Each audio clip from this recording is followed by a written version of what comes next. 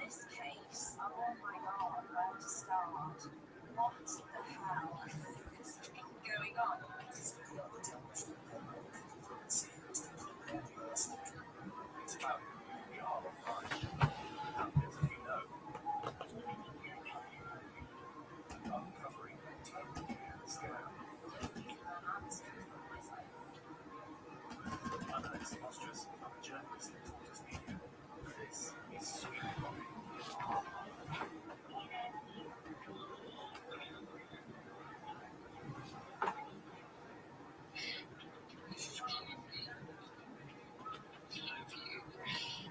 Listen and follow this podcast for free on the iHeartRadio app. Number one for music, radio, and podcasts, all in one app. Yo, dog.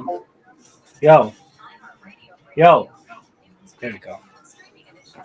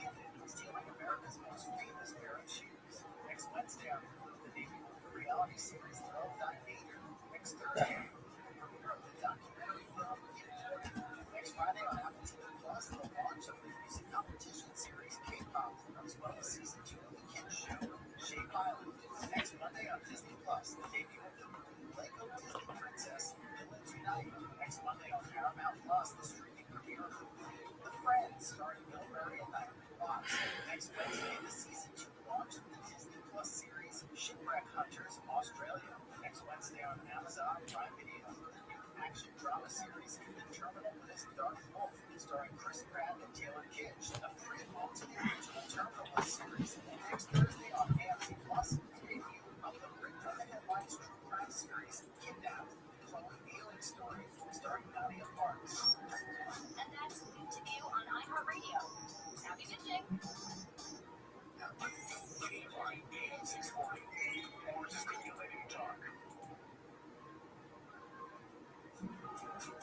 Today after 1 o'clock on the John Cobell Show, we're going to talk to Republican Congressman Kevin Kiley from Northern California. He and another congressman are calling for an investigation to find out what happened to the money, the firing money, that was supposed to go to the fire victims in the Palisades in Altadena. It's after 1 o'clock today on the John Cobell Show.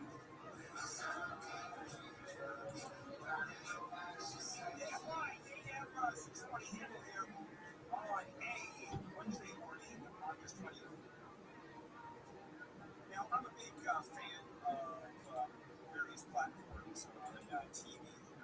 I usually subscribe to all the stuff. So I watch my main TV through YouTube TV and then Amazon, Peacock, I have them all. And like a whole lot of people, there's amazing apps, keys, passwords. And here's what I want, and Americans want. You want to sign up for streaming services to one provider. Now, by far, Prime Video is number one. I love Prime Video because through Prime Video, I happen to just pick up another platform, and it's BBC Select through Prime. And it has some of the best documentaries I've ever seen. I watch hard movies and documentaries. That's basically what I watch. And so, and occasionally Shark Tank. But you can only do that with YouTube TV. I become a football fan. Games, some are on Prime, some are on NBC, some are on CBS, some are Peacock. I mean, it's all over the place.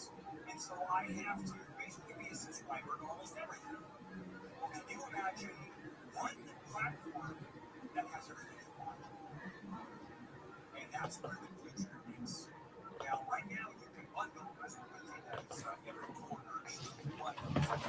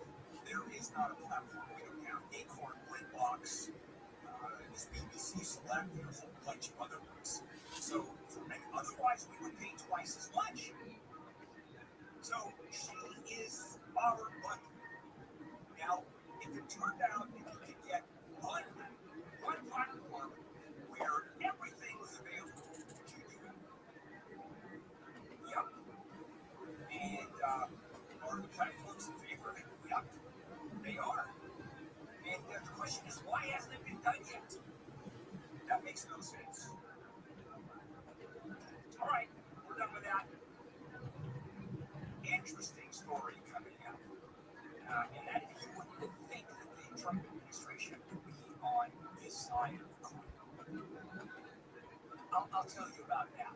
You're going to go, really? That is kind of hard moving, but it is. It's happening right now. KFI AM 640. KFI. KOST HD2, Los Angeles. Ford County. More stimulating talk. Here comes the heat. I'm Amy King, live in the KFI 24-hour newsroom. The National Weather Service has issued an extreme heat warning that starts this morning and runs into the weekend. Triple-digit temperatures are in the forecast across Southern California.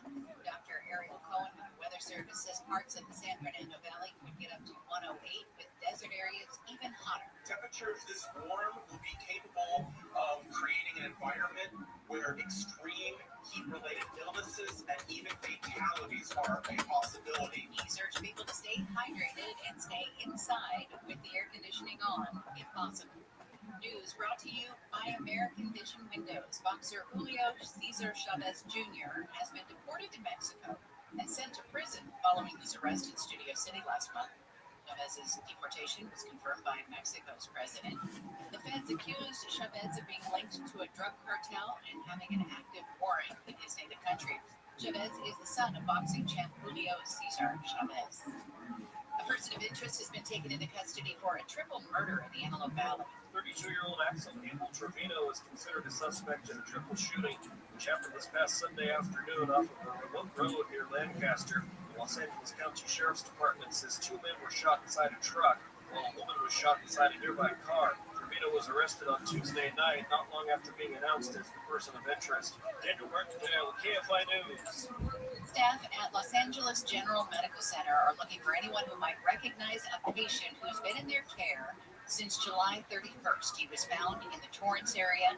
He's 5'7", 166 pounds, and is possibly about 35 years old. If you know anyone who's missing and matches that description, they're asking you to call LA General.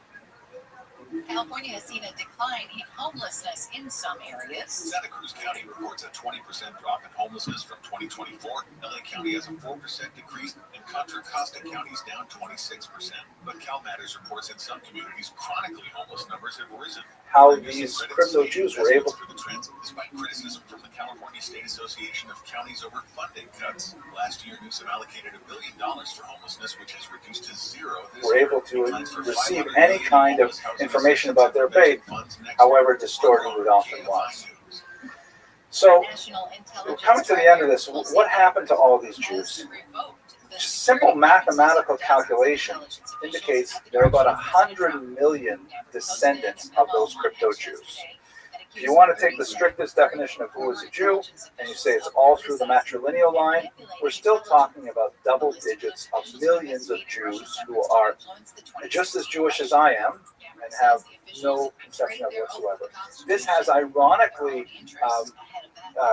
resulted, well, actually, what has been happening in the last few years with the advent of DNA testing services like Ancestry.com and 23andMe and things like that. Many people have discovered that they actually have Jewish Sephardic roots. And in fact, they can do some distinctions, whether it's a mitochondrial DNA or there was Y type, haplotypes, things like that, whether it flows through the matrilineal or the patrilineal line.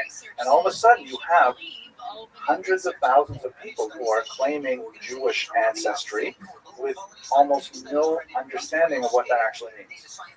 From the 19th into the 20th century, there were various travelers who would go way into the back villages, including, if any of you are going to come on that trip with me on the Douro this year, including villages off the Douro River in Portugal, of whole communities who say, yeah, we're all descended from the crypto Jews. They're completely Christian in just about everything they do, but they have a consciousness of being essentially descended from converts.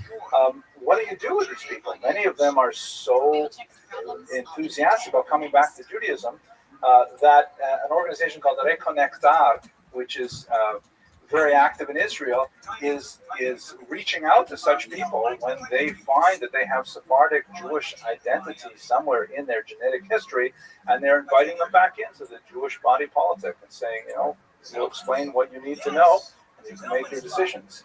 According to DNA testing, it appears that 1 in 20 males in Spain is of crypto-Jewish stock, and 1 in 15 American Hispanics in this country.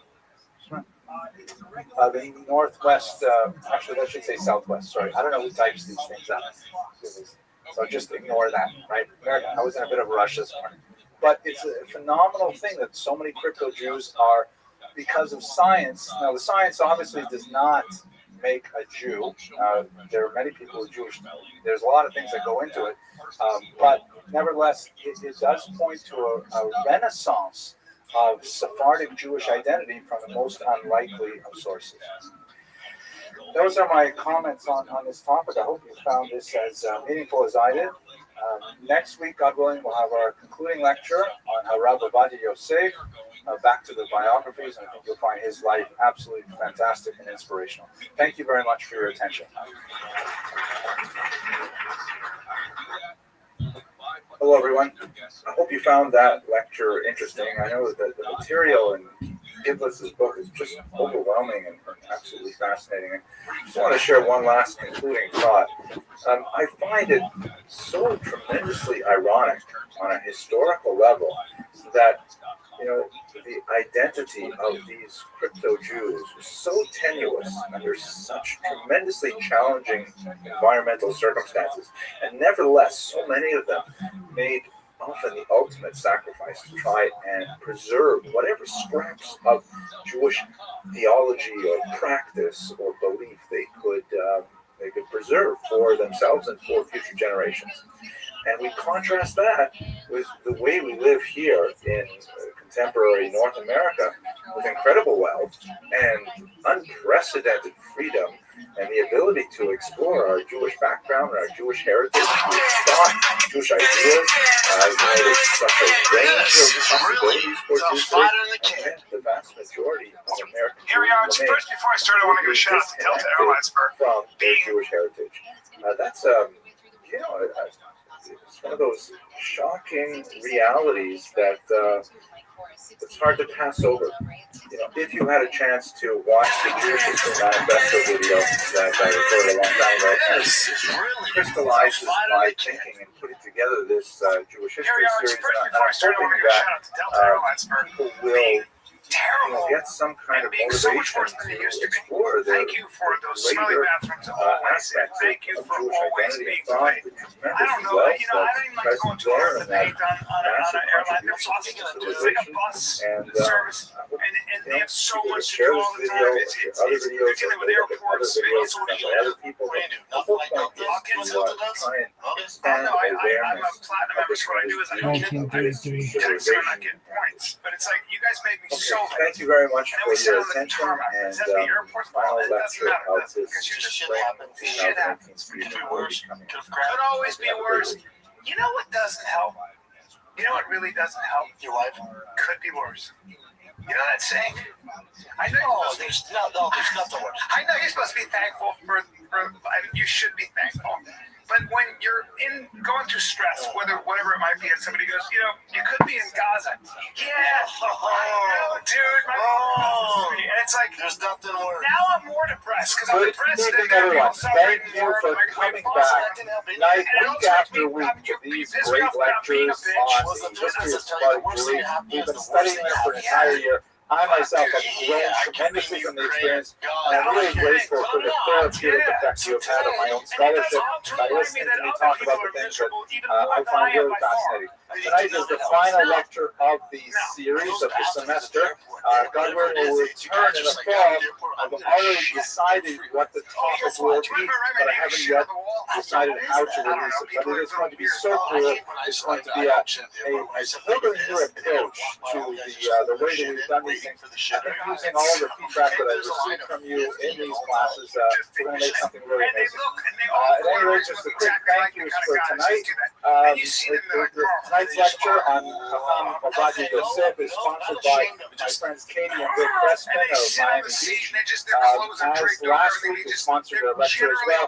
It's in honor of the 6 million and all who were killed just for being Jewish. A couple of interesting notes wrapping up the semester. I like to have a look at the metrics online just to let you know that we're not alone in this room. This is Everything is what touching me. the Your mouth fucking daily fast. viewership And he's was pissing. I'm like, back you are in fucking 2013 disgusting. when I started giving these lectures, and back when I lived in Florida. And this is what they looked like when I came to Brooklyn in 2015. And thank God they're going up pretty steadily. These are when it dips, that means I was telling jokes, and it goes down. And this is when the Sephardic Jewish History series began. So thank God we're enjoying continuing popularity on the web, and I'm glad that so many people find these lectures meaningful. Also, because I really want to raise money for our students, we are ongoing with our long-range goal to reach $100,000 in scholarships. Don't laugh. We want to reach way more than that. But right now we have $13,596, including the occasional donation from the pushka on my desk. So if you are so motivated, if you enjoy the lectures, I love having you here. Your participation is sufficient sponsorship. But if you want to support our students, because they're really why this all happens, here's the website, and you can donate online. Okay. The topic for tonight, of course, is a fascinating figure, Maran Ovadia Yosef. Maran, as we shall see soon, is a uniquely Sephardic way of referring to our master. It's actually an Aramaic form that you see occasionally in the Talmud, like Rabban, our rabbi. Maran would be our master. He's also known as a Chacham, as a wise person, which is a uniquely Sephardic term for a well-known rabbi. I will probably bounce back and forth between these various titles. My main source for tonight is a rather large work, about 600-odd pages, but I have to say I read it with so much interest. Every single page was a delight, by a scholar named Yehuda Azulai, who's actually not a professional scholar, but is quite gifted in collecting materials and in relaying them in a very appealing fashion. So I highly recommend this work if you want to go deeper into the life of Rabbi Yosef, and it is where I take most of my material for tonight. So this was Rabbi Yosef. The short version is he was a famous Sephardic rabbi, originally from Baghdad, who spent most of his life in Israel. He eventually rose to the position of chief rabbi until he passed away in 2013. He is, however, a uniquely gifted individual. In my humble opinion, I would think he is the most important Sephardic person of the 20th century. Remarkable contributions specifically to Sephardic culture and to world culture. I myself, long before I gave these lectures, I was a big fan of Rabbi Yosef. I own a set of his Gabia Omer, just to give you a sense of his output. This is one of 8 volumes, and if I can balance it while I'm holding the microphone, it's like really small double-column print on every page. Phenomenal memory. Even his critics are loath to say that his memory was not verging on supernatural. An incredible eidetic or photographic memory that allowed him to retain incredible amounts of material. And a very creative scholar. He was able to bring together that material in often quite innovative ways to solve difficult problems. He was not a scholar who lived alone in an attic somewhere. He was very much a man of the people, very involved with the daily struggle of Jews all over the world, but particularly in Israel, and particularly Sephardim, for whom he felt a unique and powerful drive to return them to their earlier state of glory. And in a large way, that is in fact what he achieved. So what I'd like to do over the next 15 minutes or so is go through his biography, highlighting a few elements of his life and work, and hopefully we will leave at the end of this series with a better appreciation of what he did for Jews in general, for Sephardim in particular, and for the world at large. Here's a picture I should mention, by the way. He's also known for his rather amazing fashion sense. I tell you, I myself am Lithuanian, so I don't qualify, but if I had half a chance, if they let me dress like this, I would be Sephardic in a heartbeat. I just think that the turban looks so cool with this kind of Nike swoosh on the side, and the Elvis style embroidery It's just amazing. Now, he also, when he was in his 50s, he suffered from an eye ailment that nearly left him blind, but for the rest of his life, he was sensitive to light. So he was always appearing with these shades. So you put together the turban, the shades, the embroidered gown, and like, my gosh, what a look. Now, I should mention, he himself detested the robe. He referred to it as his work clothing, and he refused to wear it on Shabbat, which is, when you think you would dress up. He would refuse to wear it on Shabbat unless he had to make some kind of official appearance as the chief rabbi. He preferred to wear just simple black robes, but nevertheless, this was a garment of office that indicated he was a Rabbi Rothschild, or the Rishon LeZion, the first one in Zion, and he donned it when necessary for the purpose of fulfilling that exalted role. But that's his classic, really iconic look that characterized much of the cabinet in the 20th century. So let's go to his background. He was born in Baghdad in 1920. Here he is with some of his younger siblings and his parents. You can zoom in on him there. This is without the beard and the glasses and everything. His father was a simple grocer, and they struggled desperately to make ends meet. While he was really a very young child, what up, pimp? How you living, big dog? Emigrated to Israel from that. What's good? Trying to figure out what's going on with his guts. Get to fucking Mexico. Get to Mexico. I got a dog and a mom to take care of, man. It ain't just about me. Well, you're not going to be able to take care of him in a couple months, my friend. So at least I can have my shit set up before I have to go, man. Dog. All I have in the clothes, my mom and my dog. Dog. You take him with you.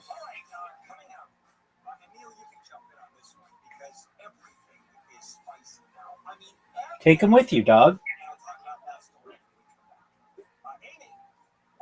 In what car? Do you have a vehicle? Not allowed to drive. I'm not allowed. All right. Is your mom allowed to drive? Yeah, he's gonna help me with that shit. Just say, Mom. Everything I do, either my mom wants nothing to do part of. I mean, couldn't you say, Mom, let's take a vacation to Mexico, and then just never come back? You have the money for it? I mean, if you sold everything that you own and put it in a car, then you got the money for it.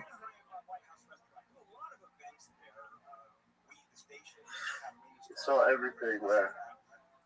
On Craigslist? If you just have a moving out sale. Yeah, you just have a yard sale.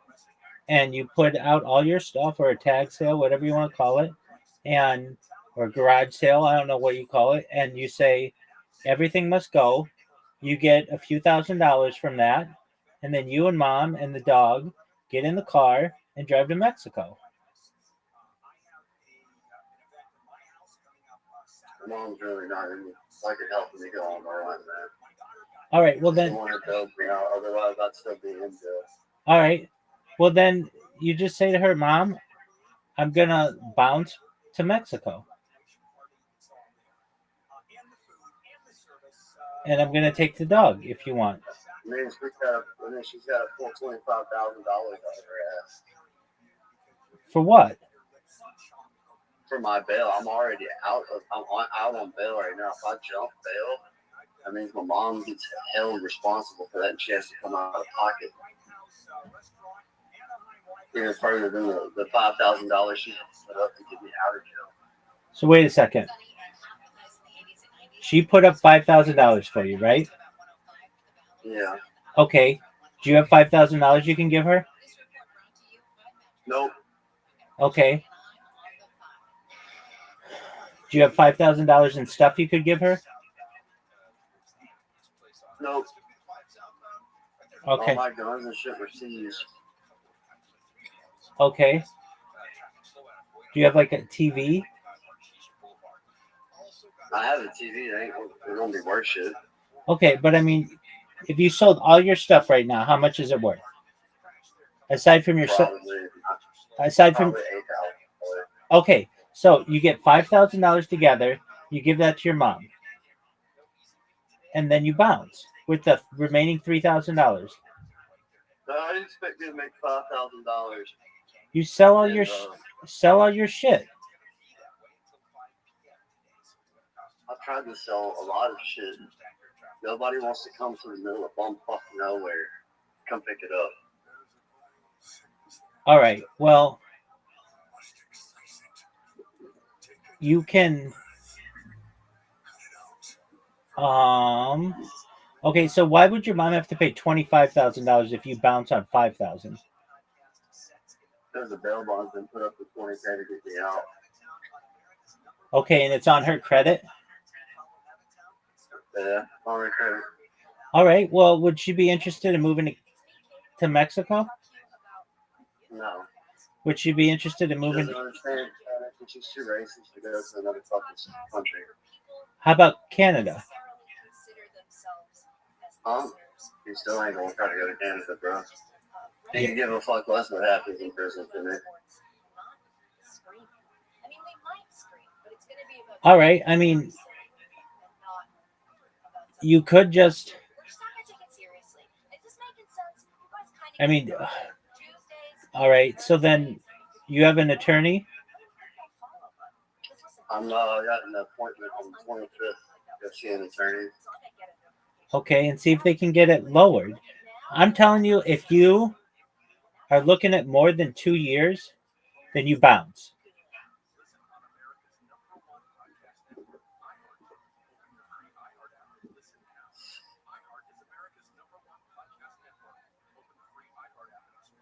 And basically, you can say to your mom, I'm going to go to Mexico, and I'll start working there, and I'll send you money as I can.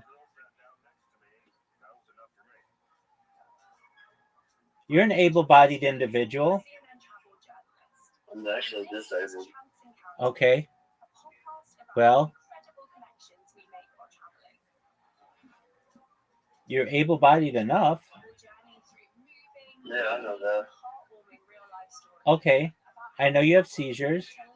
But dude, you could go live in paradise. Go get yourself a Mexican wife. They won't chase you to Mexico over that.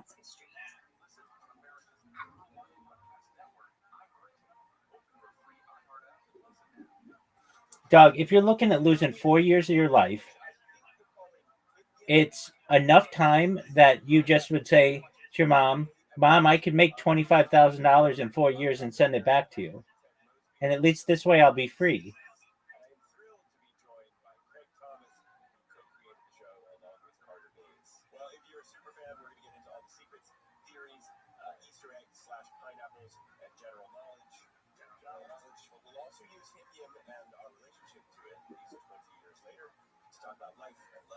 I know it's not ideal.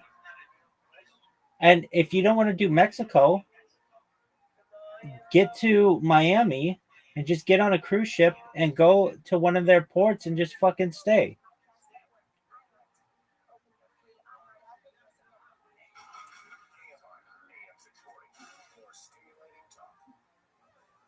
Did they take your passport? I don't have one. Okay. Well, you could. I mean, just get to Mexico. Once you get to Mexico, let's see where you can go. Where can an American live in without a passport outside USA? All right. So you can live without a visa in several countries outside the United States for extended periods, though a passport is still required for entry. Okay, so you need the following countries allow U.S. citizens to stay for up to 180 days without a visa: Antigua and Barbuda, Belize, Dominica, Mexico, and Peru. The Dominican Republic allows indefinite stays without a visa, but has a high crime rate, making it unsuitable for long-term stays. Other countries offering visa-free stays of up to 360 days include Palau and Marshall Islands, with Palau offering job opportunities, especially for teachers, and the Marshall Islands providing opportunities for biomedical engineers, firefighters, and cybersecurity officers. Georgia allows stays of up to 360 days, but most jobs require knowledge of the Georgian language. Mauritius permits a 6-month stay without a visa, ideal for a long holiday. Additionally, U.S. citizens can live in U.S. territories without a passport, including. Dude, why don't you go to Puerto Rico? It's getting to Puerto Rico is my issue. Okay.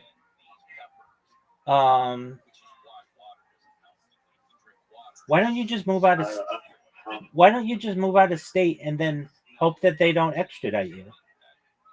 I did that before. I was on the run for 6 years. But weren't you in the same state? I've done the whole. Hold on. You were on the run. Hold on. I get it. You were on the run for 6 years in another state? No, I had to come back to this state after I shot myself in the head because I'm sick of fucking living. Okay, that's another issue. But like, let's see if there are any states that don't extradite.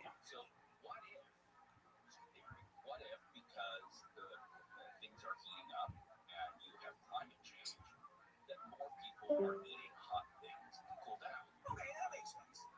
However, outside of climate change, and this is a story out of the Atlantic,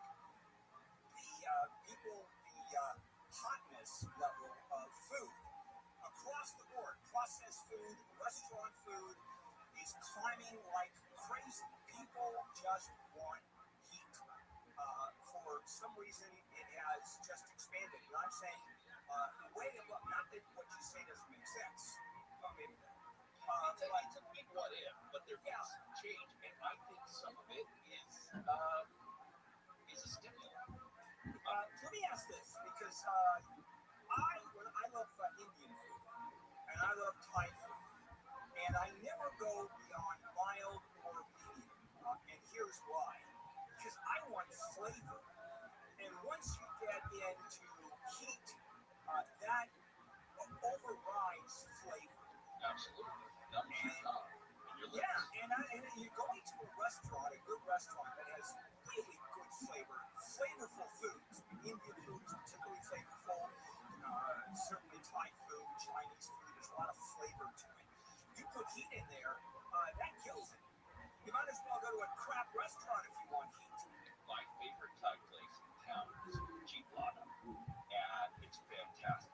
However, they have a part of the menu that you have to sign a waiver to consume because it is that hot. Another thing is food tech. It used to be for heat's sake, maybe a novelty for people that really wanted that stimulant, but now it's gotten much better. They've balanced. The peppers have gotten more flavorful, more floral. The flavors have changed, and so it's not just about the heat per se. The dish has gotten better. However, everywhere you look, chocolate, ice cream, all kinds of things have something now. I think there's a dozen or so different types of, chips that you can get. And I'm trying to think of the brand now, the Cheetos. But Flamin' hot Cheetos. They have 17 different kinds of Flamin' hot Cheetos. you think of just hot Cheetos. Where my Latinos at? With their bright orange, red fingertips. So it's not going anywhere. It's getting more. You went from like 30 some odd percent of the population enjoying heat to 50 plus percent now of consumers really loving the heat in their food, and it doesn't seem to be backing down at all. And everybody's on board, every chip, everything. Yep. Although I haven't changed honestly, a little tiny bit, kind of nice. A nice little tank is kind of nice. Beyond that, flavor. Which is why I don't think Tabasco sauce. I never understood that. Why would you do that? I know people who put Tabasco sauce in their lots of soup. That is a tough one. That's actually smart. No. Put it in your Bloody Mary. No. Yeah, I don't drink, so you put it in your Bloody Mary all you want. I don't care. But I like mozzarella soup. I have actually been to Gwen's Deli, of course, my favorite deli in the world, and I saw someone put Tabasco in their mozzarella soup. And I happened to be talking to Ronnie, who owns Gwen's Deli, who's a good friend. And I looked at him, I go, throw that person out right now. You have the right to refuse service. Throw him out. Do you think that person was Jewish? No chance. None. All right, we are done. Coming up, Jim Keeney, and I forgot what we were going to talk about, but we are. Oh yeah, we're going to talk about why I forgot what we were going to talk about. That's coming right up. KFI AM 640. I think that's the station. Amy. It's gonna be hot. The heat is on the way. The National Weather Service says we've got an excessive heat warning in effect starting later this morning and lasting till Sunday night with temperatures in the valleys and inland empire expected to top 100 for the next several days. The LA City Council has approved a series of measures for safer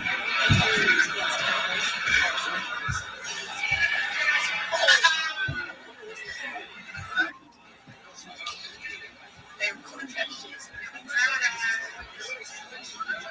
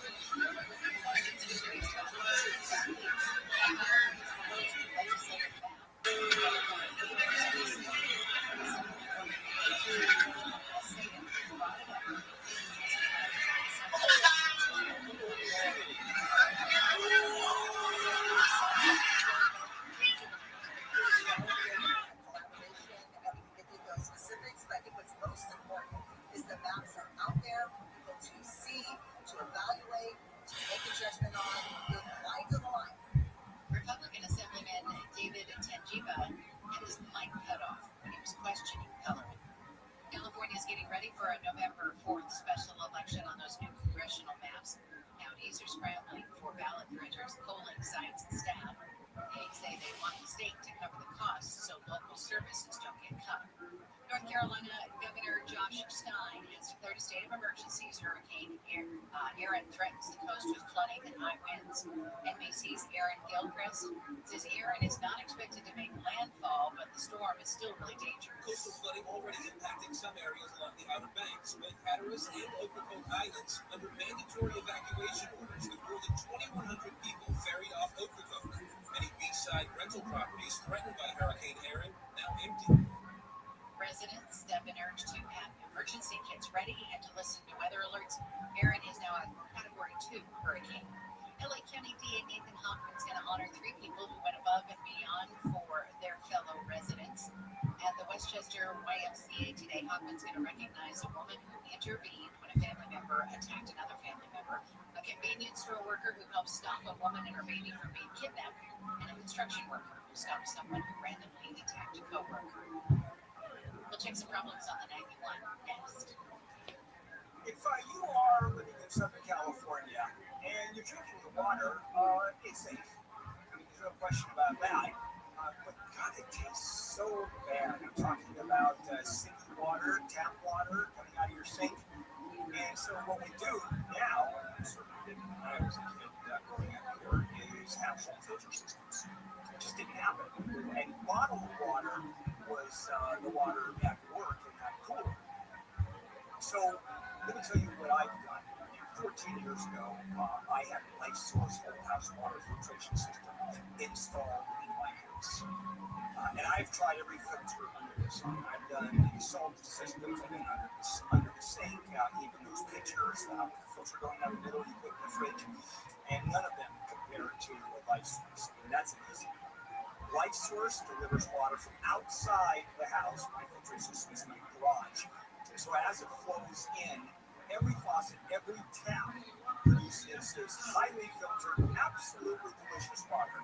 And you don't get better than this. It's as good as bottled water. And it's all over the house. You're washing your dishes, you're doing clothes, you're bathing, you're drinking this water, as good as bottled water. Call 800-WATER-99, 800-WATER-99. Visit LifeSourceWater.com, LifeSourceWater.com. Southbound weather from KFI. Heat advisories in effect later this morning through Saturday evening for inland areas.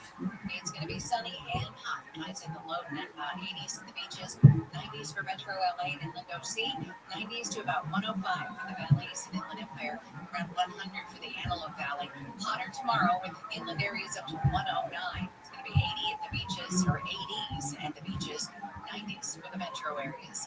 It's 80, no, it's not that warm yet. It's 68 in Garden Grove, 67 in Yorba Linda. And we've got a crashing right park on the 91. This one's on the east side of 91 and not happening. Such a ridiculous involved in a wreck there. Such the right lane is what's affected. And traffic kind of slow off and on as you get away from the 710.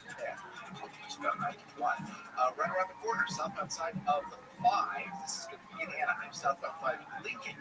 Crash, possibly some injuries, 3 vehicles all tangled up. And that's got traffic jammed up from before Beach Boulevard. Melissa Chris checks out an issue on the 110 freeway. As you head into Alicia Park, you stall in the left lane of the 110 southbound before you reach the 5. And that's going to have you doing reduced speeds all the way from Avenue 60. Also, some reduced speeds on But he did make it to the majors. The Major League Baseball player. Yeah. Damn. You know, so if I, you know, if you can redo it, To redo it, I guess your dad, have your dad be not a pro baseball player. No, I'm just saying, not make all that money. Have your dad. I think the dad's going, oh, I'm sorry. Did you like play for the Chicago Cubs? You're a regular guy. Was I too hard on you?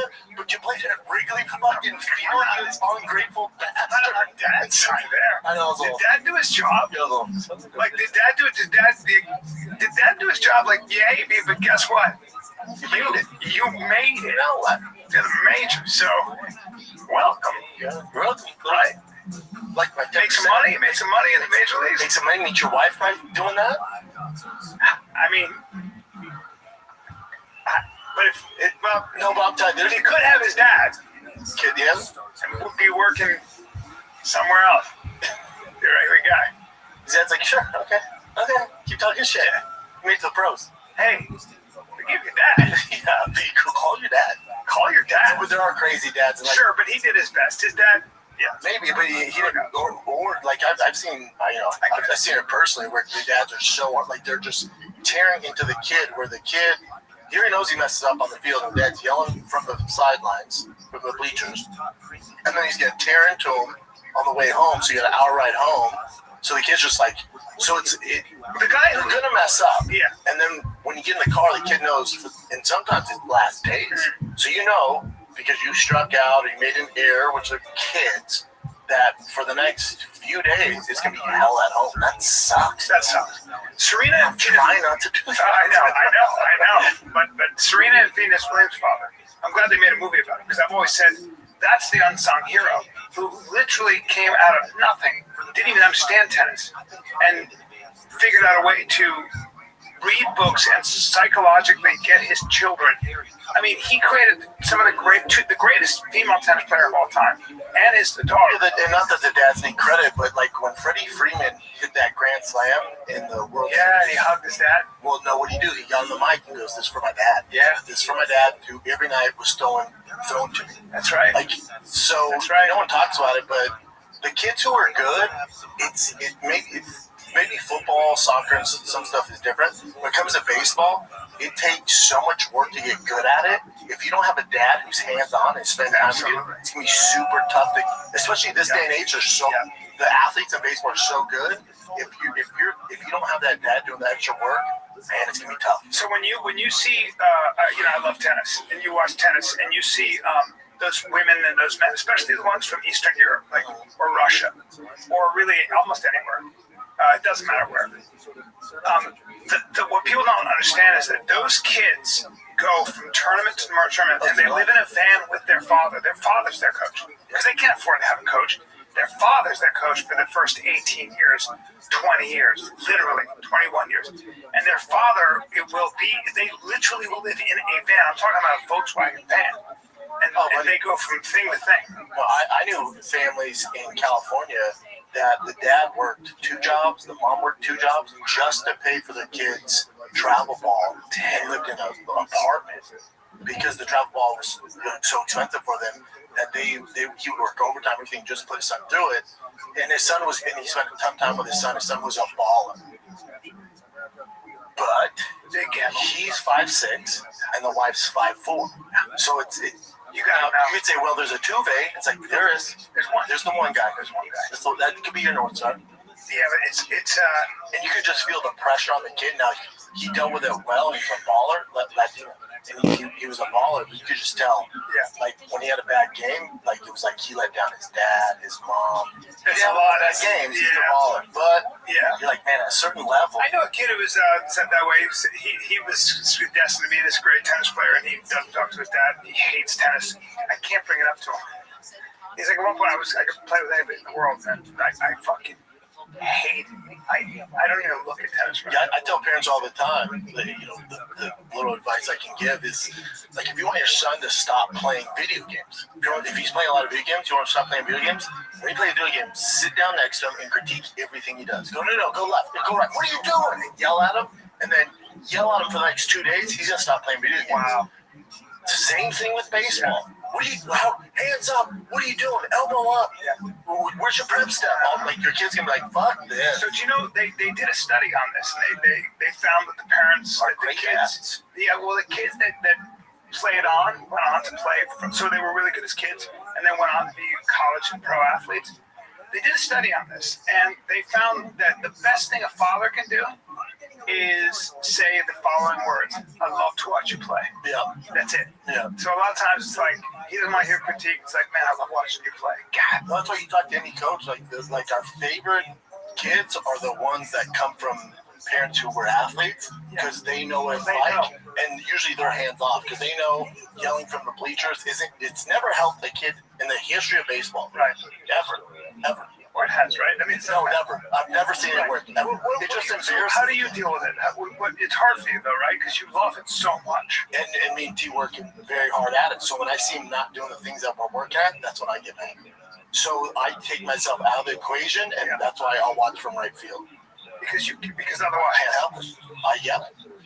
I yell, but he can't hear me out there, and the parents can't hear me.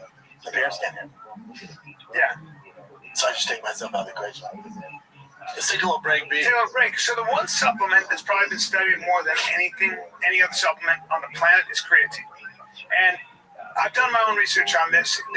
If you're looking for more power, better recovery, the ability to push through, most people are gassed. If you train seriously, if you're an amateur, if you're a pro, whether it's lifting, running, competing, or just staying dialed in, creatine is probably the best place to start. It's the number one supplement. It's the number one supplement. Every single good for day. Literally everything. Recovery, muscle building. It's great for your brain. There's so many benefits to creatine. So not all creatine is created equal, and this is where Beam comes in. Okay, this is exactly why people switch to Beam creatine. Okay, they send me a package. They got a little. It comes with a mixer. It's awesome. I started using their creatine, and it's been for me. I mean, I love it. I love creatine, man, but you can't just trust any creatine because it's not created equal, right? That's exactly why we switched to Beam creatine. And I recently started using creatine. I've been using it for a hot second, but it has to be good creatine. And Beam creatine is clean, it's effective, and you can trust them, all right? But like everything else, the quality matters. Beam creatine is just that high quality. They don't use fillers like most companies. They don't use sugar, nothing synthetic. I mix in my pre-workout or in my coffee because I'm a psychopath. Just clean, pure creatine backed by science, used by people who care about staying mentally sharp and strong. With Beam creatine, you get the strength benefits, the endurance, the recovery, and putting something, you're putting something in your body you can trust. 1 scoop a day, simple as that. I use 25 grams, so I use a little more. So if you use too much, it's literally good for everything. Oh, yeah. Gut health, your brain, everything. Creatine, number one supplement. Everything else is smoke and mirrors. Creatine actually works. And it's true that every time I go to buy creatine, there's always something else. People are always asking what creatine use. Yeah. So right now, Beam is giving you guys 30% off for a limited time. Just head on over to ShopBeam. That's BEAM.com/fighter. Use the code fighter at checkout. That's ShopBeam.com/fighter. That's ShopBeam.com/fighter. Use the code fighter to get up to 30% off your first order. What an amazing thing. Yeah, it's great. It's great. Love it. And then I follow the rules. We don't talk baseball when we get in the car. Really? If you had a great game or a bad game, I'll take him to get ice cream. Yeah. But when he first started, I would only take him to get ice cream when he had a good game. That's not the way to do it. Right. Because then it's all based off his performance all the time. Right. So he's going to be like, okay, Dad's only happy when I do really well. Well, it's baseball. You're not always going to do really well. He goes, so if he does really bad, he's already embarrassed. But then he has to worry about coming home with Dad, and you don't want that. None of my kids are going to be pro athletes, obviously, but the one thing about my son is that, I explained to my his mother, my son Finn, I was like, he'll get so much out of the sports regardless. Like, he'll get so much for showing up every day, from practicing. Oh no! If you're only putting your kid in sports, you think he's going to go pro, you're doing it crazy. wrong. You're doing it wrong. Do it for the less than 1% are even going to play college. I think it's something like 90% of kids stop playing baseball at the age of 13. Because at 13 it gets super serious. Yes. 13 it ramps up another level. So most kids quit at 13. Yeah. Yeah. Already at 9, trouble is pretty fucking serious, dude. But even the head coach, and I love it, he goes, I love that ball. Because they asked him, they go, he's like the head honcho, right? And he's won he's won everything. He's like a big deal in Texas.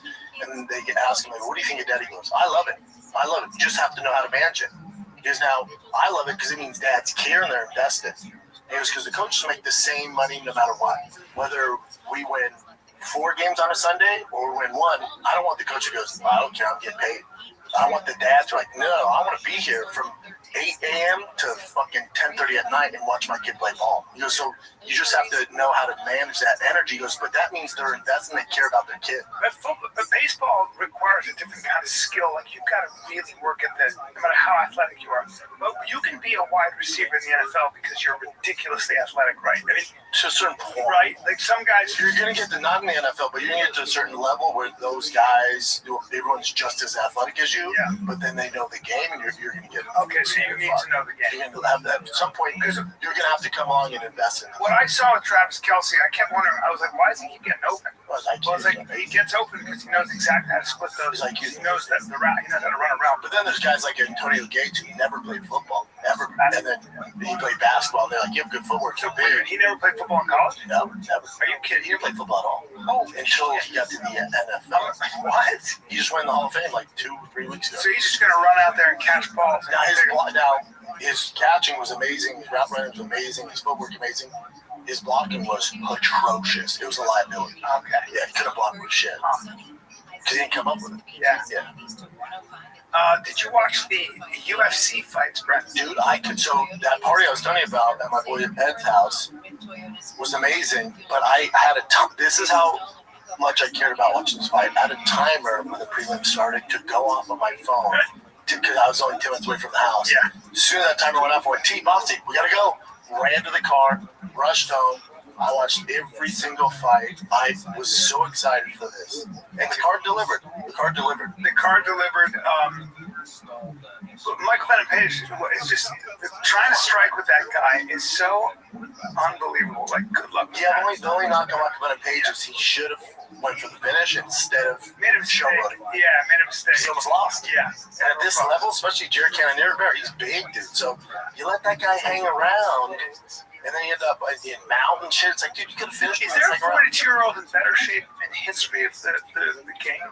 Like 42 years old and just stupid shred. Fought at heavyweight, light heavyweight, middleweight. Yeah, body the fuck up. 42. But Michael Venom Page is ready to get to work. made a different shit. How about your boy Aaron Pico? I was so impressed with him. I was like, damn, this kid is the new blood. Just boom, body shots coming in, wrestling.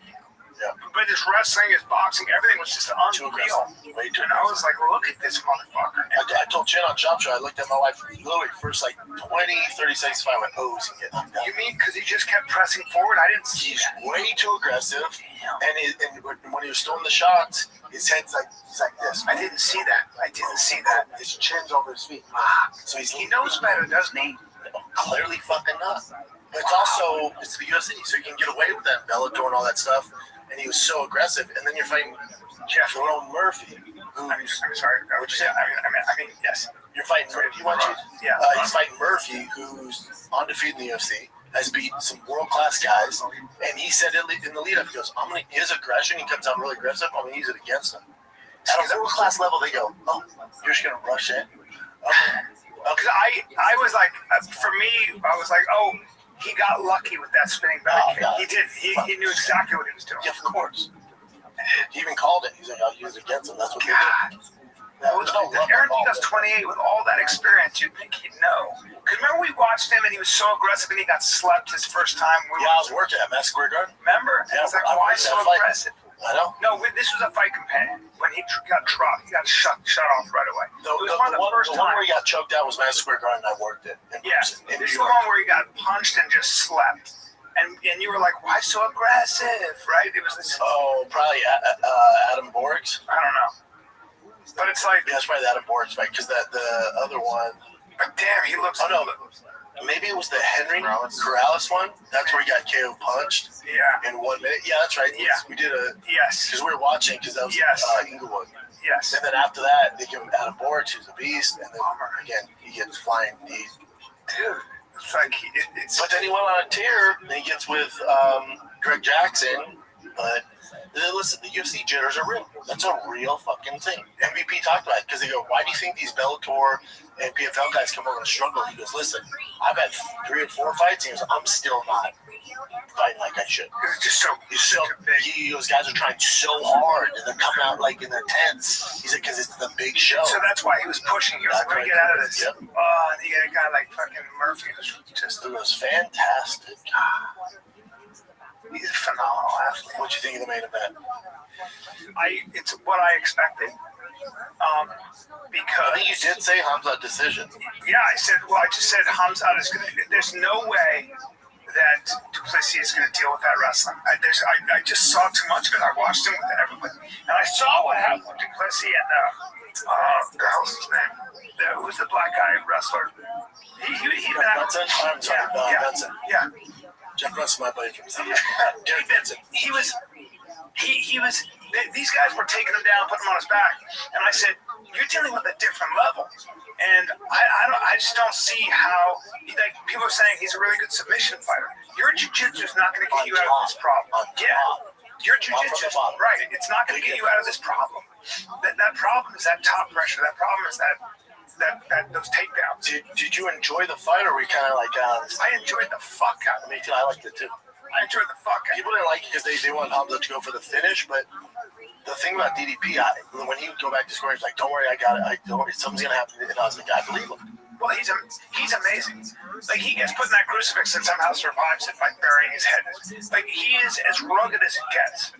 But physics is physics. Physics doesn't care about how rugged you are. It doesn't care about your technique. Doesn't care. The physics, yeah. The technique. And he said it. He goes, "What's his strength? It's his incredible technique."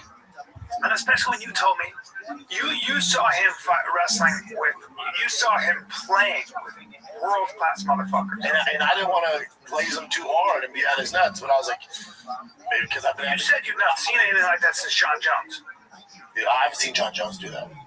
I'm telling you, I didn't want to glaze him too much, but I walked away and be like, Hulk Hogan. I was like, dude, yeah, this fucking guy is a monster. Roman's like, I know. I'm like, you don't. Yeah. This dude is as good as advertised, if not more. Yeah. It's fucking scary. So now what's going to happen, here's my prediction. Everybody in the 185-pound weight class is going to hire Russian wrestling coaches and say, I need to learn how to stand up against this guy and escape. You can't. There's nothing you can do. Maybe not, right? It doesn't matter. There's not enough hours that, like, DDP will never be champion again. He'll never be able to get a couple of Russian wrestlers in there. He's too old for it. He's too old. Really? Nobody can learn the concept to beat them. You can't. You just can't. You can't. You have your skill set. You're setting your ways, and I think DDP surviving 25 minutes is going to age so well over time because I don't think these contenders coming up. I agree. The only reason DDP didn't get finished is because he had good defense with the submission, and he didn't create a lot of opportunity for Hamzat. These other kids these other guys Fluffy Hernandez Fluffy will create those transitions where Hamzat will capitalize. And DeRitter also, they're talking about DeRitter. I'm like, DeRitter's great with his jiu-jitsu and stuff when he's on the top, bottom, great. Good luck. I think RDR is the easiest fight for him. Really? Rogan thinks it's toughest because his guard. This is where I think people are mistaken. You think that Hamzat is going to come up with the same game plan against RDR as he does DDP. He's going to be like, oh, no, watch this, and he's going to fucking knock him out. Probably. He's going to knock him out. Probably. See what he's striking. Yeah, his striking is horrible. With all due respect to it's not good. No, like, you see what he did to Mershard? Yeah. There's no takedowns. He faked it. Boom, straight right. Hammer the fuck out of him. But I also would say, too, this. Like, jiu-jitsu is amazing, and it's very important. When you have that level of wrestling, and when you're on your back, no matter what your jiu-jitsu is, the advantage is always going to be with the guy that comes up. It's just too much. You can't. Let's take a little break because let's talk about Harry's, dude. Harry's. Them hairy legs. What's up, man? It's Harry's. Let's be honest. Most razors suck. They're either way overpriced or dull after a few shaves. It's a waste of time. And they leave your face feeling like it's been attacked by sandpaper. Don't get me started on overpriced refills. God, they get you. $20 for a 4-pack should be illegal in this country. Well, that's where our friends at Harry's. Harry's. It's got the best of both worlds. It's got a barbershop quality shave with German engineered blades and a sleek ergonomic handle. Those Germans, they make cars, they make blades. That's it, bro. Literally at the price of the premium razors, the precision manufacturing process measures each blade in microns. We're talking aerospace level accuracy for sharpness and consistency, reducing irritation and Here's the kicker, dude. Harry's isn't just one of the best engineered razors on the planet. It's also affordable. Yep. By owning their factory and cutting out the middleman, Harry's delivers top-tier blades for as low as half the price of the big brands. It's time to stop overpaying for a bull crap shave, right? For a limited time, you guys can get Harry's trial set for only $8 plus a free gift at harrys.com/fighter.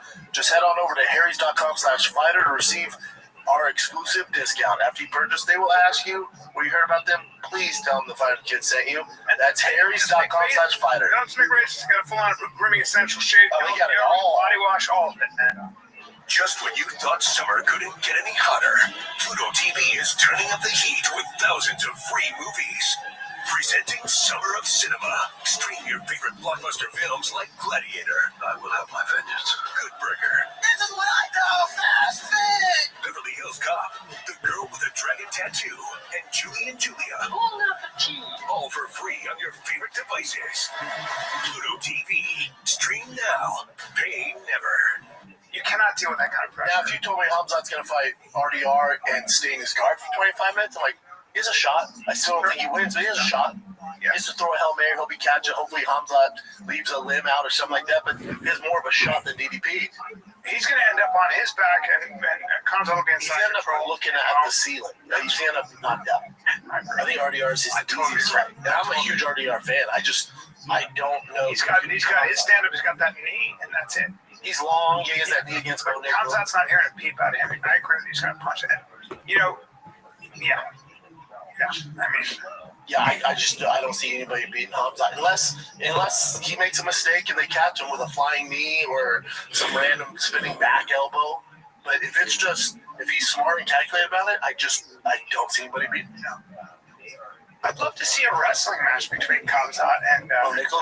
Yeah, but I still. If Bo Nickel would change his approach to the game and use his wrestling like Hamza does, now we're cooking. He might be trying. That might have been. I'm sure he watched that fight. I'm sure he took notes. How is team gonna look around and go, should we still hit this? No, dude. There's not enough hours a day for you to catch up striking wise with the rest of the division.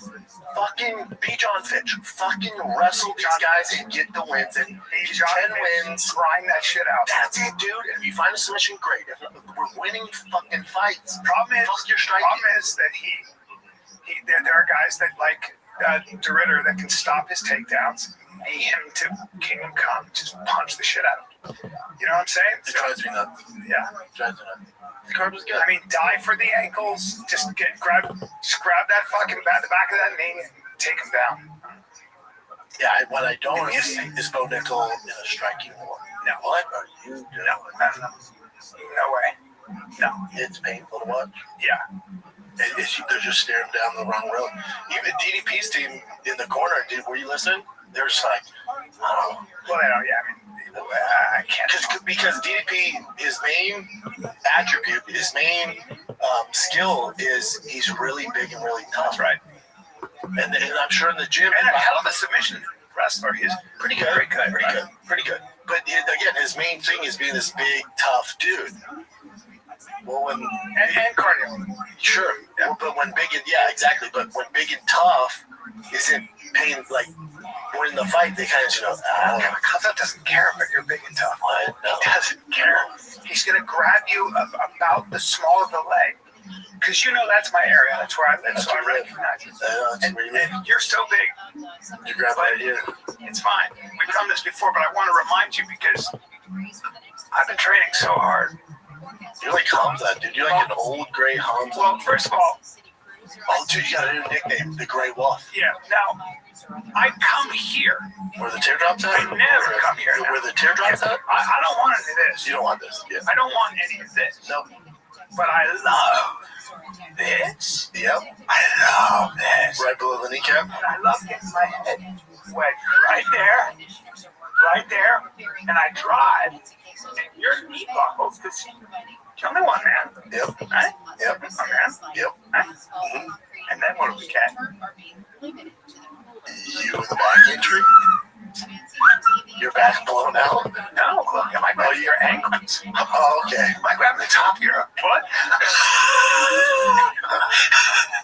Yeah. So that's where I'm the old Gray Wolf. I am. So as strong as you are, I'm always on the outside. Don't let me on the outside. You'll let me on the outside. This whole area is right where I live. Touch me, dude. Where I live. All right. Let's get back to the podcast. Let's get back to the podcast. The old Gray Wolf. The old Gray Wolf. He's got some tricky boos in his sleeve. Yeah, man. Is there anyone in the 85-pound division that you can see? Is there anyone in 205? Kamzat's going to go to 205. Eventually, he has a lot of. I'm tall. I'm a big guy. Just champ. Hopefully, he's going to have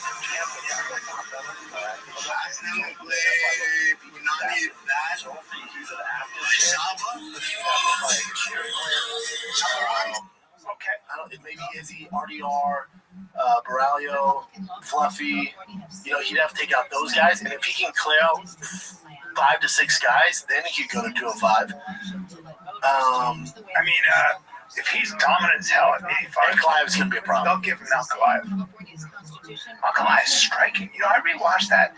Don't sleep on his fucking striking. Strike's not bad. Wow. Now, if he can counter Hamzat's wrestling, Which he probably he has a very good chance of. A better chance. I don't think so, but a better chance. Strong guy. Yeah. Who is used to that system? Who has seen a lot of those looks, right? Familiar with it? Right. So that's an interesting. I think Hamza beats up Yeri. I think he beats up Carlos Goldberg. I don't know what they do against Roundtree. Yeah. He takes them. Yo, dog. Jamal Haley beats Rakic. Hey, why don't you go to Louisiana? They have a non-extradition agreement.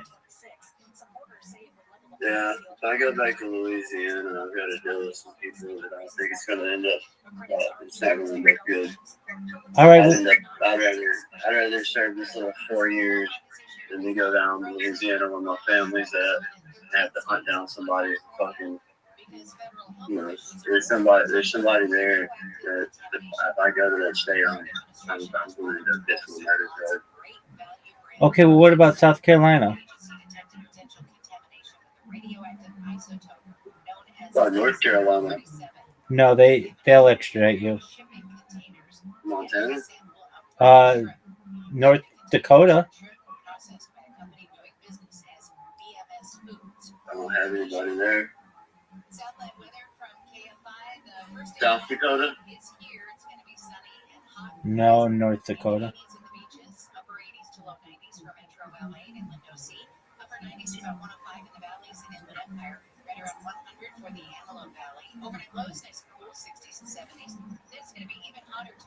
All right, what about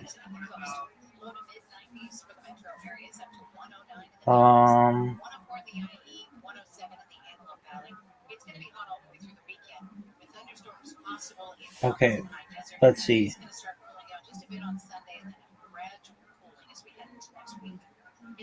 Yeah, I'll call you when I get home. I gotta leave my dog here. All right, pimp. The Dow is down 99 points. Actually, the Dow just switched, bouncing around the block. It's now down 63 points. The Nasdaq is on 251, and the S&P 500 is down 40. We've got a crash in Seal Beach, slowing you down on the 405. Yeah, this is going to be like northbound right there at Seal Beach Boulevard. It looks like 4 vehicles, all on the right shoulder. And it's kind of slow on the northbound side as you get away from Westminster Boulevard. Also affecting the drive westbound 22 from Golden West. Hey, we've got some slow traffic in South Orange County, it sounds like.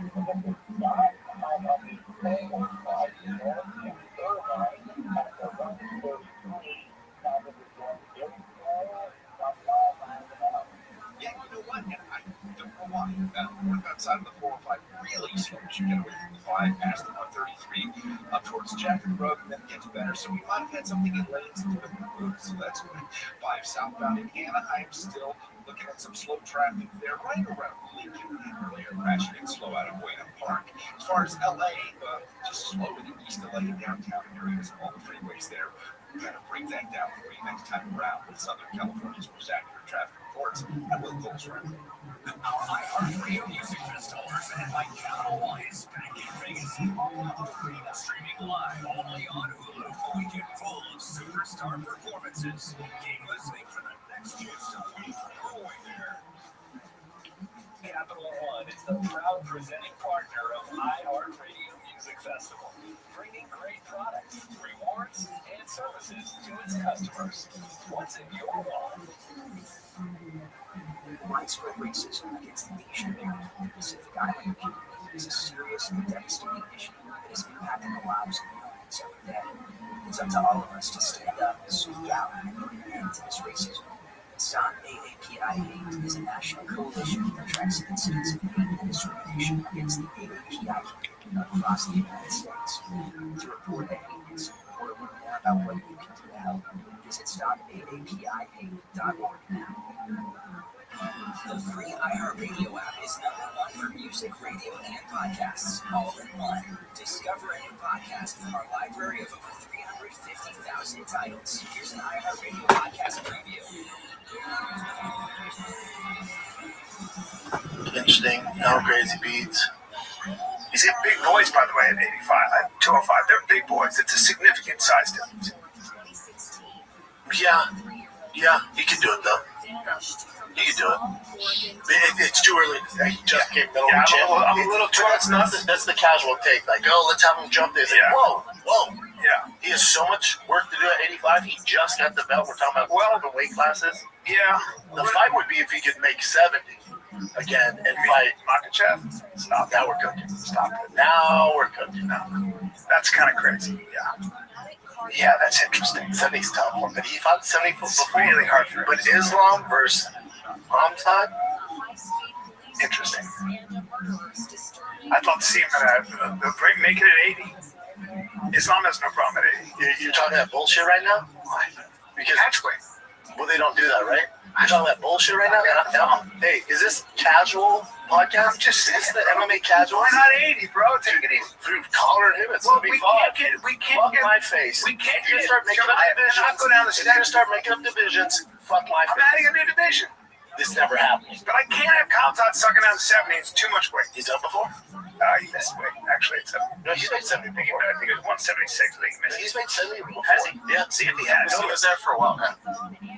I feel like he. He came in the UFC at 70, bud. Yeah. His fights that were taking place over during COVID.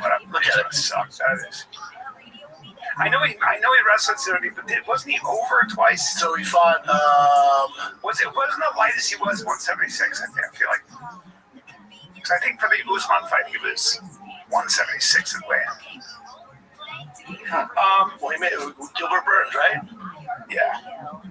That was at 170. He made 170 for Gilbert. I think he missed weight there. No, he didn't. They did a catch weight with Kevin Holland. No, I think he did. No, because look, he fought Gilbert Burns at 170, made 170, and he fought your boy, the Leech, at 70. Yeah, because it would say middleweight bout. So he fought Joe Burchard where he starched him in 17 seconds. Then he fought shortly after in October back to welterweight, the Leech. Then he fought Gilbert Burns. And then he had to do a catch weight against Kevin Holland. Yeah. And then he went back to middleweight for good against Kamar Usman. That's what I'm saying. I just said catch weight. Why you gotta be? No, he made welterweight. Let's have that catch weight. No, the only reason he catch weight is because he missed the weight by so much. Remember that? They're supposed to give him Nick Diaz. I'm sorry, Nate Diaz. Yeah, oh my god. Nate Diaz tweeted out, "Can't fight." I don't blame him. Okay. But Nate Diaz will fight anybody. But like, why? It's like fucking wrestling some wrestler like that, man. Nate Diaz has nothing to prove. It's like, no. Yeah, that would be good. God. Different weight class. He's a bigger man. Everything, you know. God. Yeah, I don't know. Yeah, I just don't see Hamzat losing for a long one. Because you got to solve that puzzle, that wrestling puzzle, and I don't know if anybody can. The answer is no. You're gonna have to catch him. And the odds of doing that aren't great. So he's just gonna reign champ for a long time. But he could get caught. There's that. Absolutely. So the same with Corey Sandhagen. It's like he's fighting Marab. Again, Marab's only gonna lose if he gets caught. Flying knee, flying elbow, something. Ankle, Maybe. heel hook. Maybe catch him in something like that, but Rob trains for that, you know. But you're gonna have to catch him with something that he can't expect, like a flying knee, like something random. It has to happen for those guys to lose. Right. So again, your odds are 1%. You know, so it can happen. Give him more than that. 1%. No, come on, Corey. You got to give Corey more. I don't like that. Don't say that. No, no, Corey's my boy. The 8 down. You know, I know it's not even about whether he's your boy or not. Sandhagen's got a 5%. no. I got to give him higher than that. To beat Marab? Yes. Yeah. Have you seen the odds? What are the odds? The big underdog. I think he's a plus 600. God, that's disrespectful. Well, it's a nightmare. But again, out of anyone to do it, I like his chances better than Sugar's. I like his chances better than Aljo, any of these guys. Okay. Plus 300. Plus 310. Yeah. All right. Now I'm going for Corey. I'll be very clear. I'm going to root for Corey. That's my guy. But very tough man.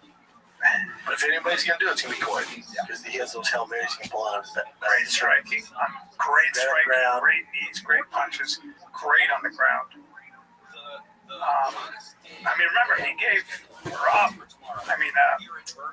Magomedov fits for a long time. He kept giving up his back there. Remember that? That was weird. Yeah. Probably capitalized on that. Yeah. Well, it's all interesting. What do you got, Jim? Right, man? Did you watch the fights, Jim? Of course. I actually met up with this is like the first time I actually went out since I moved. Holy shit! You left the house? I left the house. I went to a place called Menchaca. Have you heard of that? No, man. Menchaca. It's a sports bar, and I met up with our old Showtime guy, Daniel. That half. Oh yeah, yeah. He's out here. Who's he working for? Dude, he works for like a beverage company, you know, and it's just like completely different. Good for him, and he's happy, so that's good. That's good. So it's just you and him? Yeah. Mandate. Dude, we're watching fights, man. Yeah, it's a mandate, though. Mandate. All right, you guys have some wings and beer? I didn't eat, but I had a couple sips, yeah. All right. What? Nothing. Nothing, man. Mandate. It's funny because mandate's another word, too. But what'd you say? Because mandate's a different word as well. Oh, yeah. Yeah, so it's funny. Shakari Richardson was caught at the airport pretty much beating up her boyfriend, pushing him into like the wall. And this is at LAX, and she was arrested. So if you're doing this in public, no, this is Seattle. Seattle's Tacoma. So if you're doing this in public, you have that indoors. She beats the shit out of him. And he's also You've seen her, right? Oh yeah, she's a phenomenal athlete. So there she is right there. Where you go to the airport is frustrating. I get it. People are shitting in those bathrooms, peeing everywhere. Oh no. Bro. And she's calling him a coward? He might. Yeah, she's. Oh. He's just kind of walking away, and then she just gets. That's all you can do. That's all you can do. But this is like. That's all a man can do. This is in public. In front of security. Everything. Oh, she's a handful. She's in his face. She's on him like glue, dude. You know, she's like Marab right now. She's got him up against it. Oh, damn! God. But you're that guy, you're not going to push her in public. You can't do a damn thing. I mean, you would push her anyways, just like, get away from her. That's not, she might be like, you give her a beer hug. Hey, stop pushing me. Well, you know, this is the thing. Like, is that him? Yeah. There are a lot of cases where women will beat on men for a long time. She stated that the argument all stemmed from lies Coleman had told her. Sorry? She said it came from a lie. He was lying about something. But then she said she didn't touch him, which is obviously the case. We have video, girl. Well, it sounds like there's just. But also, that looks like a jealousy thing. Okay. She didn't sock him in the face. They shouldn't be touching people, but. You know, it's one of those. Are they good now? Relationships. I don't know if they're good now. Even their kids will be fast. The fastest kids in the world. Are they going to be part of the crowd over there? Would be? Yeah, hopefully. I think so. Remember this interview with Hunter Biden? That guy? Yeah. Andrew Callahan? Yeah. Channel 5 News. So apparently Melania Trump has threatened to sue Hunter Biden. She's such a classy for woman. over $1 billion. Melania Trump is a very classy woman. Okay. But because of defamation and whatever, so I'll just play this clip for you. She threatened to sue. What's her apologize? Yeah, well, there's no evidence that Melania Trump, like this rumor that's where. Yeah, that's the reason why. It's just that people love to say it, and I'm sorry I even brought her up on the podcast because I felt queasy about it. I heard it from you. She's a classy woman. Yeah, hey, I heard it from you before anybody. No, but they I don't heard it to the ground. Like, the reason, you know. I'm like, no. But it came out that was a rumor. Like they said that she met Trump through. It's a delicious rumor. People love to. That's a good one. Like Melania Trump didn't need to do any of that shit. She's one of those women when she was younger and even still now who was so beautiful. You'd be like, oh my God. Like she had the world. You'd be like, oh my God, get to my island. I mean, that's whatever. You don't think the richest people in the world get hotter chicks than her? Richest people. She's very attractive. Buddy, that island, I'm sure they had the primo of primo. She was a primo. I am not. She is. According to Hunter Biden, good chance she's willing to put her money where her mouth is. That says a lot. God, what is it? She just wants an apology. Yeah. Lawsuit time. In my hand is a legal demand letter addressed to Mr. Hunter Biden from the First Lady of the United States, demanding a retraction of Channel 5's video called Hunter Biden Returns, in which Mr. Biden here makes some speculative comments about the relationship between Jeffrey Epstein That's daddy's Melania money, Trump and Donald bring it, Trump. bitch. Okay, they knew each other well. They spent an enormous time together. According to his biographer, is that Jeffrey Epstein introduced Melania. That's how Melania and the First Lady and the President met. Really? Epstein made the intro. Yeah, according to Michael Wolff. And so I only can go by what people are saying, and I don't know. What people are saying. Out of nowhere, they come from another journalist named Michael Wolff, who was a biographer that actually spoke to Jeffrey Epstein. But now here we are.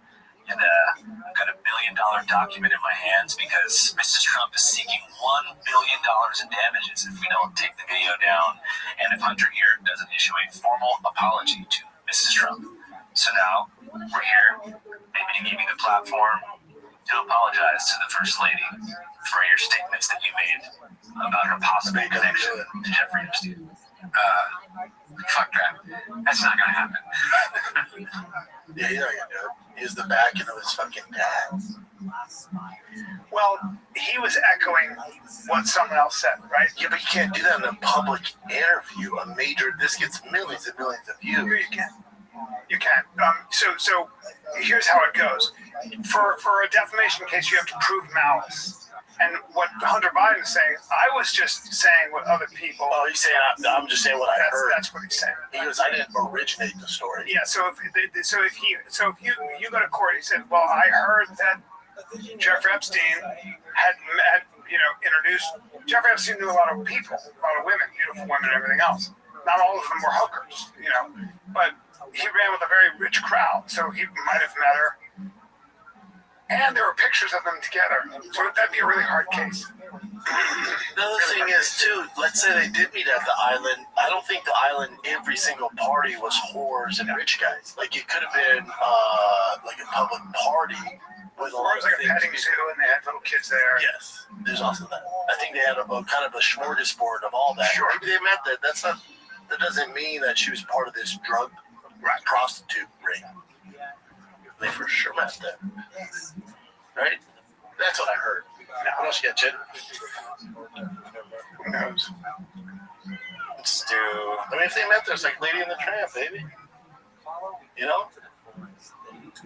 This video kind of went viral. This is a guy throwing a sandwich at a. This is so funny. You saw this already? I haven't seen it. So, but then I'll get into more details afterwards. This is Sean Dunn, who used a Subway sandwich that was our missiles.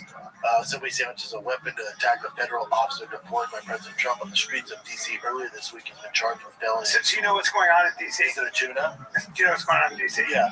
So Trump has just tired of driving to the White House and seeing homeless encampments. Also, just so everybody knows, I lived in D.C. when it was the murder capital of the world. And when they talk about D.C.'s crime wave is lowest it's been in 30 years. 30 years ago, you dummies, it was the murder capital of the world. Okay? So I will tell you this. When you go to D.C., they lock up the toothpaste in the Walgreens. Hey, bro. I'm listening. I just got breaking news. What? Oh, keep going. I got breaking news. No, the toothpaste in D.C., dude. No, That's breaking news. I had the mayor from D.C. text me. I love that Brian called you out on this. This is perfect. Hey, bro. I'm sorry, man. It's a late pod. I get shit going on All right. in the family. Take it easy, Jack. Keep going. Take it easy, Jack. Holy shit. I mean, you're best. What the fuck is going on over there? I bet Jim was on the single shot, Oh, man. I guess he should be. But, Keep going. I get it. But it's like DC's a shithole right now, and he's like, I don't want to deal with this anymore. It's my city, so no. You guys are, I'm going to take this over because the police are hemmed in by the, city council probably and all this stuff.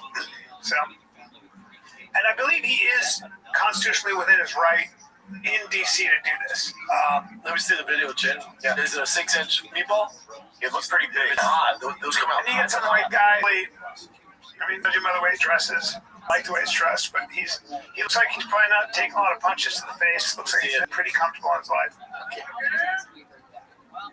Oh, Look at the way it runs. Look at the way it runs. Look at the way it runs. Fire in January, according to Karen. This is a significant. This is not a power line issue. Despite wait, did he get arrested after this? Yes. And by the way, he also got fired from his job. And guess what his job was? What? He's an attorney for the Department of Justice. Yeah, so just so everybody knows, okay? Drunk? No, let me just say this. This is an exact example of an asshole, this generation that's never been punched in the face. I would never do that to cops. If I saw a bunch of cops, forget, even if I didn't like them, and I saw a bunch of cops like that, dressed up like that, that is, you gotta know that you're gonna take a fucking beating and should when you get that car. Are we in the paddy wagon? The boys, you know. It's like, but I just would never do that. I'm not gonna go fuck you unless I'm really willing to take, unless I'm willing to fight. Yeah, unless you're willing to really fight, and then you're gonna throw a sandwich at the guy. Also, those guys are just doing their jobs. They might not agree with it. They're just doing their job. I'm calling him a fascist. Yeah, you don't know what fascism is, you fucking dummy. You live in America, you privileged American. So he got fired from his job first? Yeah, after that. His girl dumped him to her, man.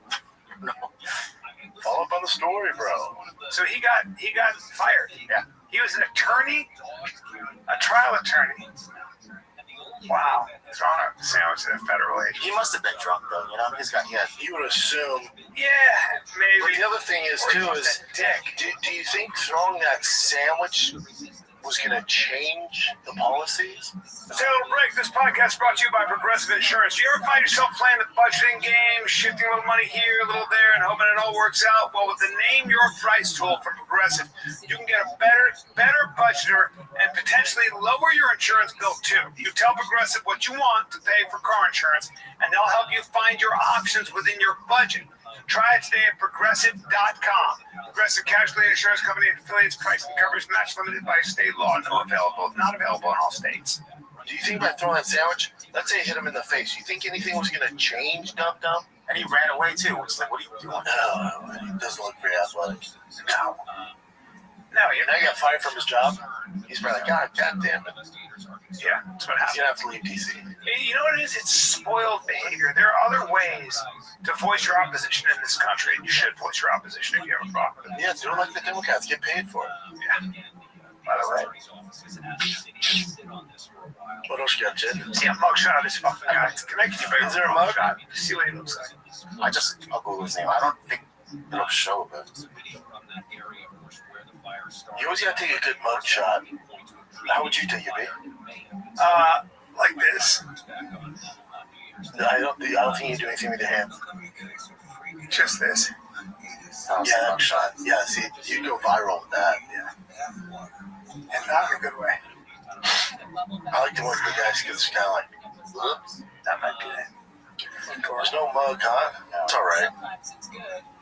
That's not him, right? Is that him? That's Brian Callen. I know. Way too That's fast. not him. Come on.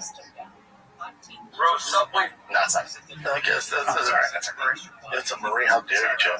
I'm just the guy breaking it down. That's all right. Oh, look, he's a runner. No, this is David Goggins. I guess he finished the Bigfoot 266 hours. I have no idea what reference this is. Do you know that his knees, they've had to do experimental surgery on his knees? Experimental? Yeah, that bad. He's lost like all cartilage and stuff. Like he should. It doesn't make sense he can run. It looks like he's not running great.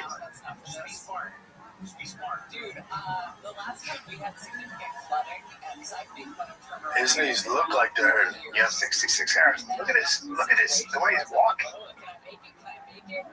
He's missing like cartilage and shit. They're so knock-kneed, too. They're all. Yeah. You know what he does for motivation? He reads the haters' comments and then records it, and then he plays the haters' comments. Okay. The current record for the Bigfoot 200-mile ultra marathon run in Washington State is 44 hours, 57 minutes, and 16 seconds. The race features over 44,000 feet of elevation gain, descent, making it a challenging event. So 44 hours is the record, basically 45. And what did he finish it in? 66. Still. That's insane. 66 hours. Placed 23rd overall. So average is 106 hours. Holy shit, he's cooking this. Yeah. My lord. Wow, that's impressive. All right, what do you got, Jim? I think Just a man pretending to be Justin Bieber tricked XS nightclub at Wynn, Las Vegas, and the legend performed. Everybody fell for it. And this is hammered. Let me see.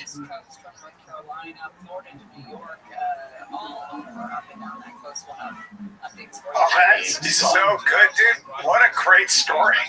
These kids are all like, I feel like that bodyguard's not buying it, though. oh, man. Wait, something look at it. Let me see this. Apparently, all of the Win actors got duped by a fake Justin Bieber last night. He performed everything. They performed everything before they realized it was an end. Keep going down, Chin. Keep going down. Yeah, can someone explain why this is a thing? Going this far to look like somebody, or him and Justin working together to promote something? Not going to lie, he almost had me fooled. Clearly had all these other people fooled. Play it? That's so It doesn't even look like it. It kind of does, though. Not really. I mean, not at all. I wouldn't know. I'd be like, I would. And those young kids, come on, dude. kind of looks like embassy at the same time. I mean, like a tiny little bit, but I guess they have this. Justin doesn't have a beard like that. His beard's not that thick. No, that's so Yeah, but to me, they're totally different.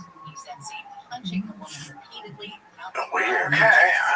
I like to think I wouldn't be duped by that. You would, 100%. You take pictures of your kids and shit, trying to promote your shows and shit. Oh wow! So I took a picture of the baby. and he doesn't even wear glasses like that. If he wore like regular sunglasses, it would probably look. Yeah, those are terrible. Yeah. That guy's hilarious. Great story. Yeah, that's funny. Um, That's not real, is it? Is this confirmed? It says WNBA players turned down a deal that would have quadrupled their pay, minimum 66K to 250K, maximum 250K to $1 million. let's go ahead and play this quick. We got a proposal from the league, which was honestly a slap in the face.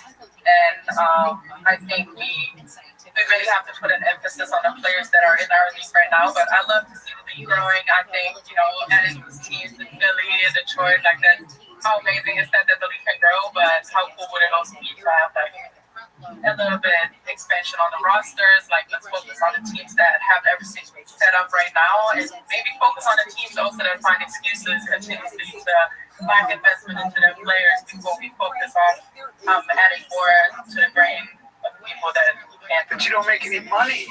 Nobody wants to watch. I wonder if they actually did. I wonder if that's just a rumor, because obviously WNBA, I don't fucks with it either, but people, I don't think there's any official reports. They offered him 250K minimum. I would doubt it. How could you offer more money when you're losing money? You're losing money. Why doesn't anybody want to watch the WNBA? Just saying. You know what? I'll watch Caitlin Clark. Yeah, but hey, good. The rest of them aren't very good. good level of skill is But if I'm going to sit down and watch a basketball game, I want to see the very best man or woman. I want to see the best of who's better. Oh, the Chicago Bulls are the best basketball team in Chicago? Oh, the LA Lakers are better than the LA Spark? Well, I'm going to spend my fucking time watching the LA Lakers. Yeah. That's right. But I wonder if that's a real story.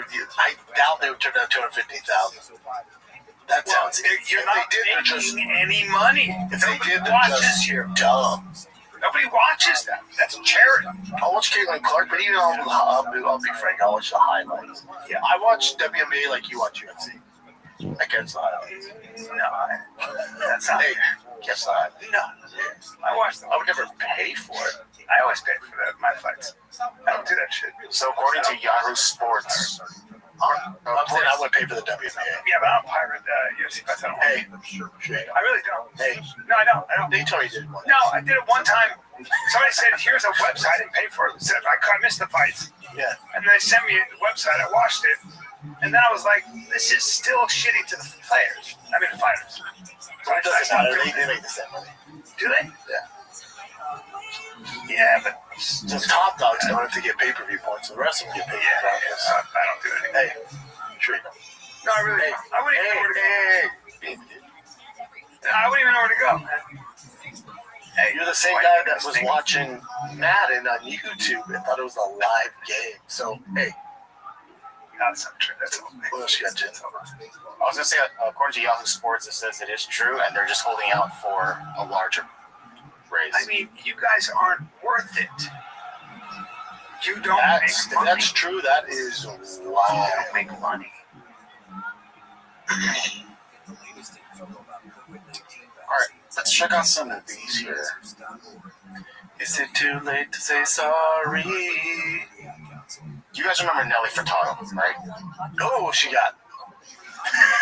Oh, I know where you're going. Nelly Furtado got. Do you remember her? She was not binary for a while. Bro, she got stupid thick. Like, hey, you know me, I like thick girls. No, she got fat. truck driver. Hey, It's not even like she's fat. It's kind of She's weird. wearing flannel. yeah, no, she got power slap thick. She got power slap thick. You ain't lying. Yes, sir. You ain't lying. She power slap thick. That's a She was different. not binary for a while. Sure. Someday she wake up, she'd be a guy. So, I want to go. Hey, excuse me, ma'am. Did you eat all your feelings? well, she was in a coma. She's had a history of drug issues.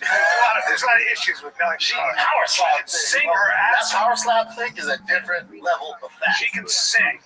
She can Yeah. sing. Let me see what's going on here. Yeah, so I saw her pop up recently, but so, I thought I honestly thought Was this that her now?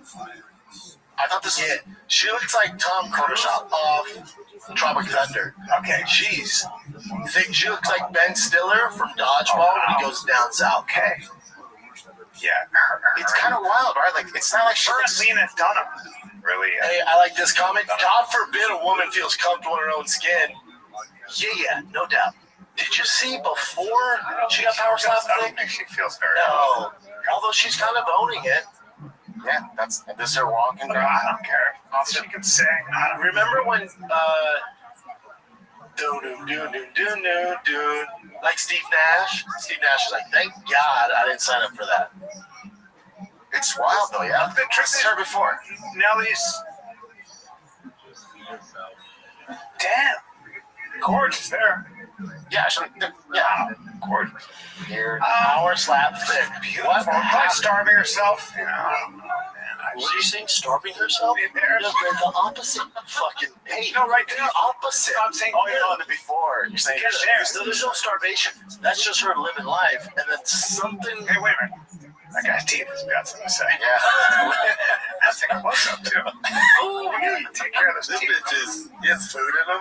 Yeah. Video. Hey, that's Timbaland, baby. Video here. He does have food in there. Yeah, he does. It's disturbing. Okay, that's all right. Small It is what it is. Now she. Do we know what happened with her? That looks like Give us some other Bobby Knuckles' pictures. teeth after Jemiah. Yeah, it does. That's what it looks like. Yeah, it does. Now she's had a tough time of it. It's tough when you're a performer. Well, she generally has a tough time. She's coming out as this, she's coming out as that. She's Go to the orange one. Yeah.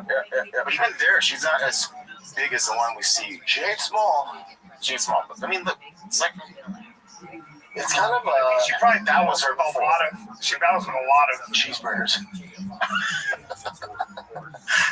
She's starving there. She's starving there. I can't even One imagine. piece of cheese in 2 days, right there. Did she get kidnapped in a Burger King and eat her way out? That's the only way to explain this. She just Power slap thing. It's called yo-yoing.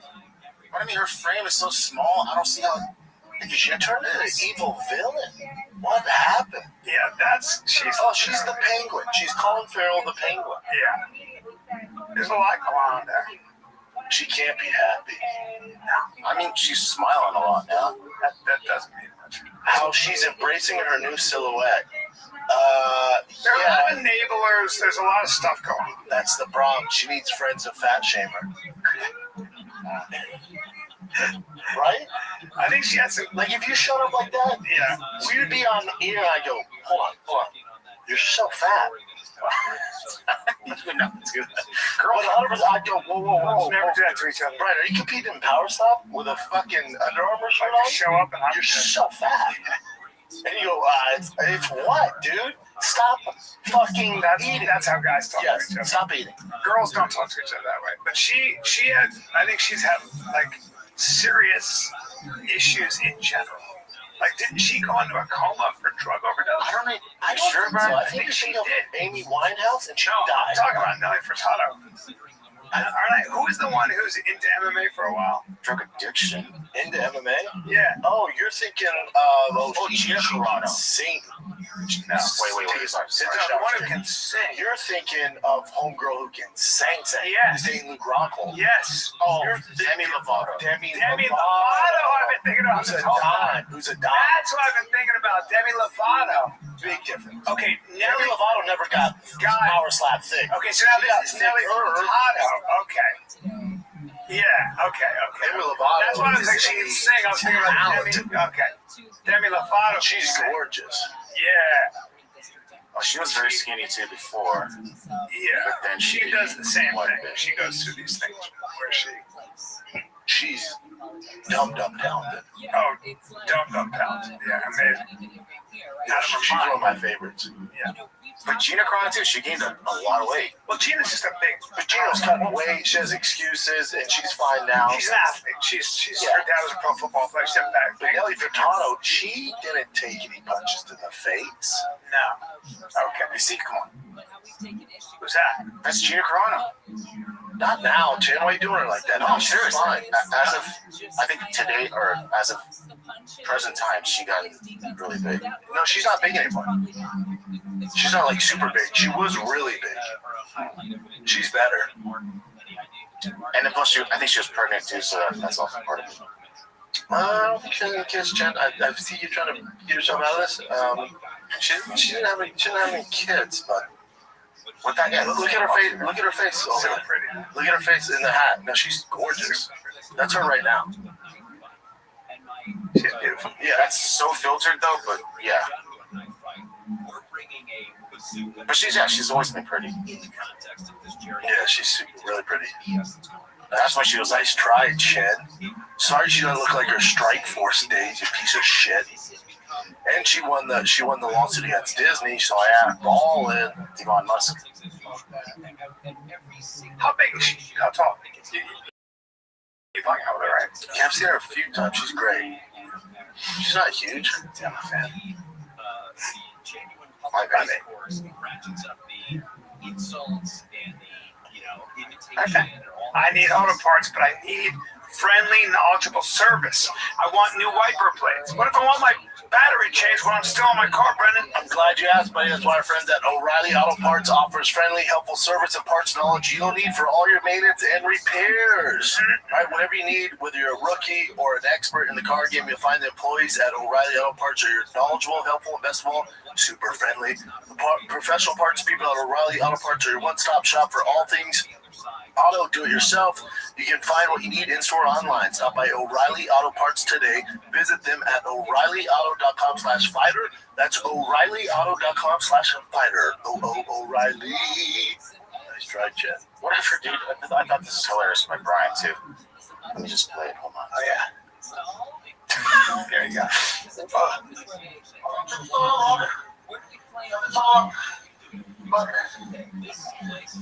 What are they doing? I know.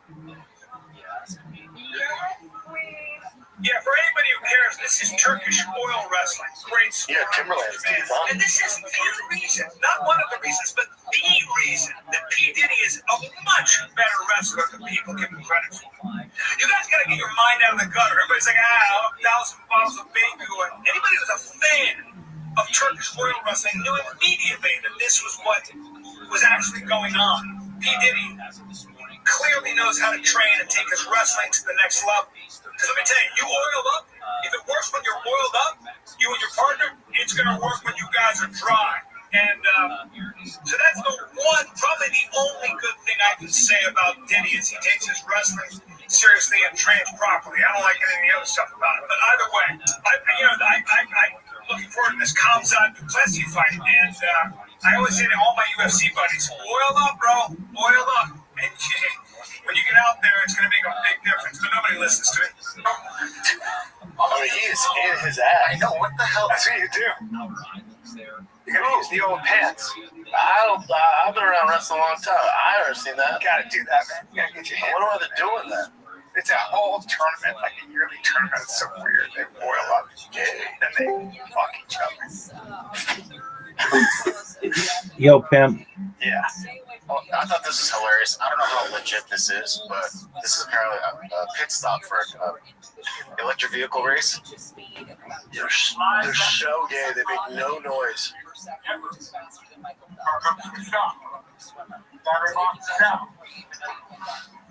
Money comes on when it hits down. The water itself is going to do anything to you. It's just Body up. you are trying to Some more braces to hold the body. end up wearing yourself out, and that's where Backing out the bolts on the battery packs. Jack the car up. Battery packs hook over the side rail. Jack. preventing people from going into the water. They say you can't go on. Oh no. Underneath. Cover the battery so the terminal is safe for a electrical contact. What about the tires? Taking a long time. Well, what about the tires? There's so many things. The batteries die before the tire. They need to switch tires? Yeah. I'd rather watch Nelly Furtado eat a fucking 6-inch sub. Guys, like, this hurts to watch. Yeah, I'm with that guy. Watch this. This is not as straight as that oil wrestling. Ugh. And it just takes forever. It's taking forever. Takes a long time. Yeah, because that pit crew is probably not a professional pit crew. Because it's EV. The governor's called for reinforcements. Come on. Fires, sending fire engines, bulldozers, cameras, Drop the car. and some U.S. citizens with in high streets. He's already lost There the race. has to be a better He's way. lost the race. Lost the race. Took way too long. Someone said, the main thing says, hopefully they will get faster. Yeah. And to hold the body on. Man. All right, guys. You guys, a couple cheetahs out there. Look at this. 10 minutes later, you boys ready? Race is over, bud. Get going. Start the computer. I hate it all. It's so boring. All right. I hate it all. Yeah, fuck that. This is installing updates 1 of 20. That's fucking Eric Griffin's car every time we get in it. Yeah, it's always updating. We get locked in there. I hate that thing. Took a Waymo. I don't know what the fuck. I took a fucking Waymo. Is that? Oh, the self-driving? Yeah. It's by Google. And let me tell you something. I literally. Can you grab the steering wheel? Doors wouldn't open. And then it drove away from me, and I had to run after it. And then it takes a long way. It goes super slow. That's what you get. That's literally the history where nobody's gonna be driving. What's this? Creepy Crawly creeps out her performance? This is Jennifer Lopez, and how would you guys react if this actually happened to you? I want to do something that really lights me up. I love it.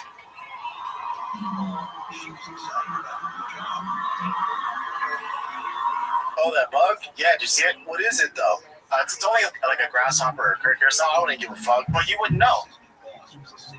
Like if you felt that on your neck. Oh, dude, that's a locust. She tossed it, though, right? Dude, she's like a Nice badass. job, Jennifer. She's a professional. He's trying to get to that ass. So you threw him away. Good for her. She was like, nice throw, too. She kept it going. I'll show you a clip on Wednesday, right, about some EV stuff as well. But this is part of the last one for today. Have you guys seen this? This has gone viral. Now, the homesick Aussie punter going viral. Australian teenager Archie Wilson broke down when discussing being away from his family while chasing his American football dream. So he's trying to do what? Oh, he's at Nebraska. He's an Aussie kid playing for the Big Red. Okay, so you just played for him? Oh, I turn 19 tomorrow. So I'm 18 right now. So, like, first time you're away from them? Yeah, that part's hard. I mean, I'm sorry. Oh, man, get him home. Oh, man. Yeah, I love them a lot. Poor kid. Yeah, it must be tough. Yeah, I have 2 little brothers and a mom and dad. And Oh, that's tough. yeah, that's the tough part about being here. I love them a lot and I miss them. But it's, I mean, they know this is what's best for me, and it's good I can still talk to them on the phone, and they're coming in to see the first few games, so I'm looking forward to that. Oh, that's him. Good kid. Yeah, good kid. Good fucking kid. And he has 2 little brothers. Yeah, Dude, he missed the shit out of your family. Dude, and Australia is so far away. So far. It's not like they're in Florida. You can just fly over. Australia is so far. Where are you going to be at, B? I'm going to Australia to see his family. I'm going to Australia to see his family. Because I missed them too. It's so far. Oh, man. I'm terrible for him. Jesus. San Diego, bud. Mike Drop Comedy Club. I'll see you this weekend, Friday, Saturday. I can't wait. And then Covina, Laugh Factory, September 12th, 13th, 14th. Let's go. Charlotte, North Carolina, September 19th and 20th. And I got Albuquerque, New Mexico, man. We're packed. I'm loving this. A long ways away. Yeah, baby. All right, so we'll see you in a bit. 10 days left. There's 10 days left. We are finally giving away the TRX with over $50,000 in mods. I'm sick of staring at this thing. I'm looking at it right now in the shop here. It's all going down. You have 10 days to enter to win the TRX with over $50,000 in mods and $10,000 cash. You got Kibby Tech, you got King Shocks, FiberWorks carbon fiber, Lock Off-Road wheels, Toyo tires, Sig Motorsports built. This thing is wild. You have 10 days to enter to win this badass ultimate dad rig. Go to drivefastallgas.com. 10 days. I can't wait to see who wins this bad boy. Anything you buy on the site automatically enters you to win. So head on over to drivefastallgas.com. That's it, kids. We love you guys. Thanks for watching. This is the Fire Kid. We're out.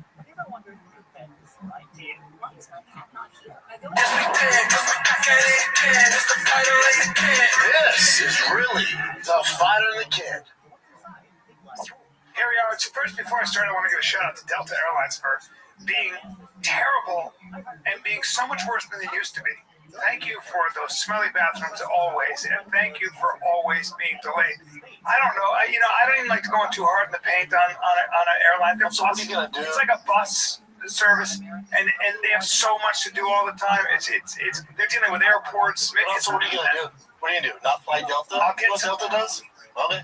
No, I'm a platinum member, so what I do is I don't care. I text them and I get points. But it's like, you guys made me so late.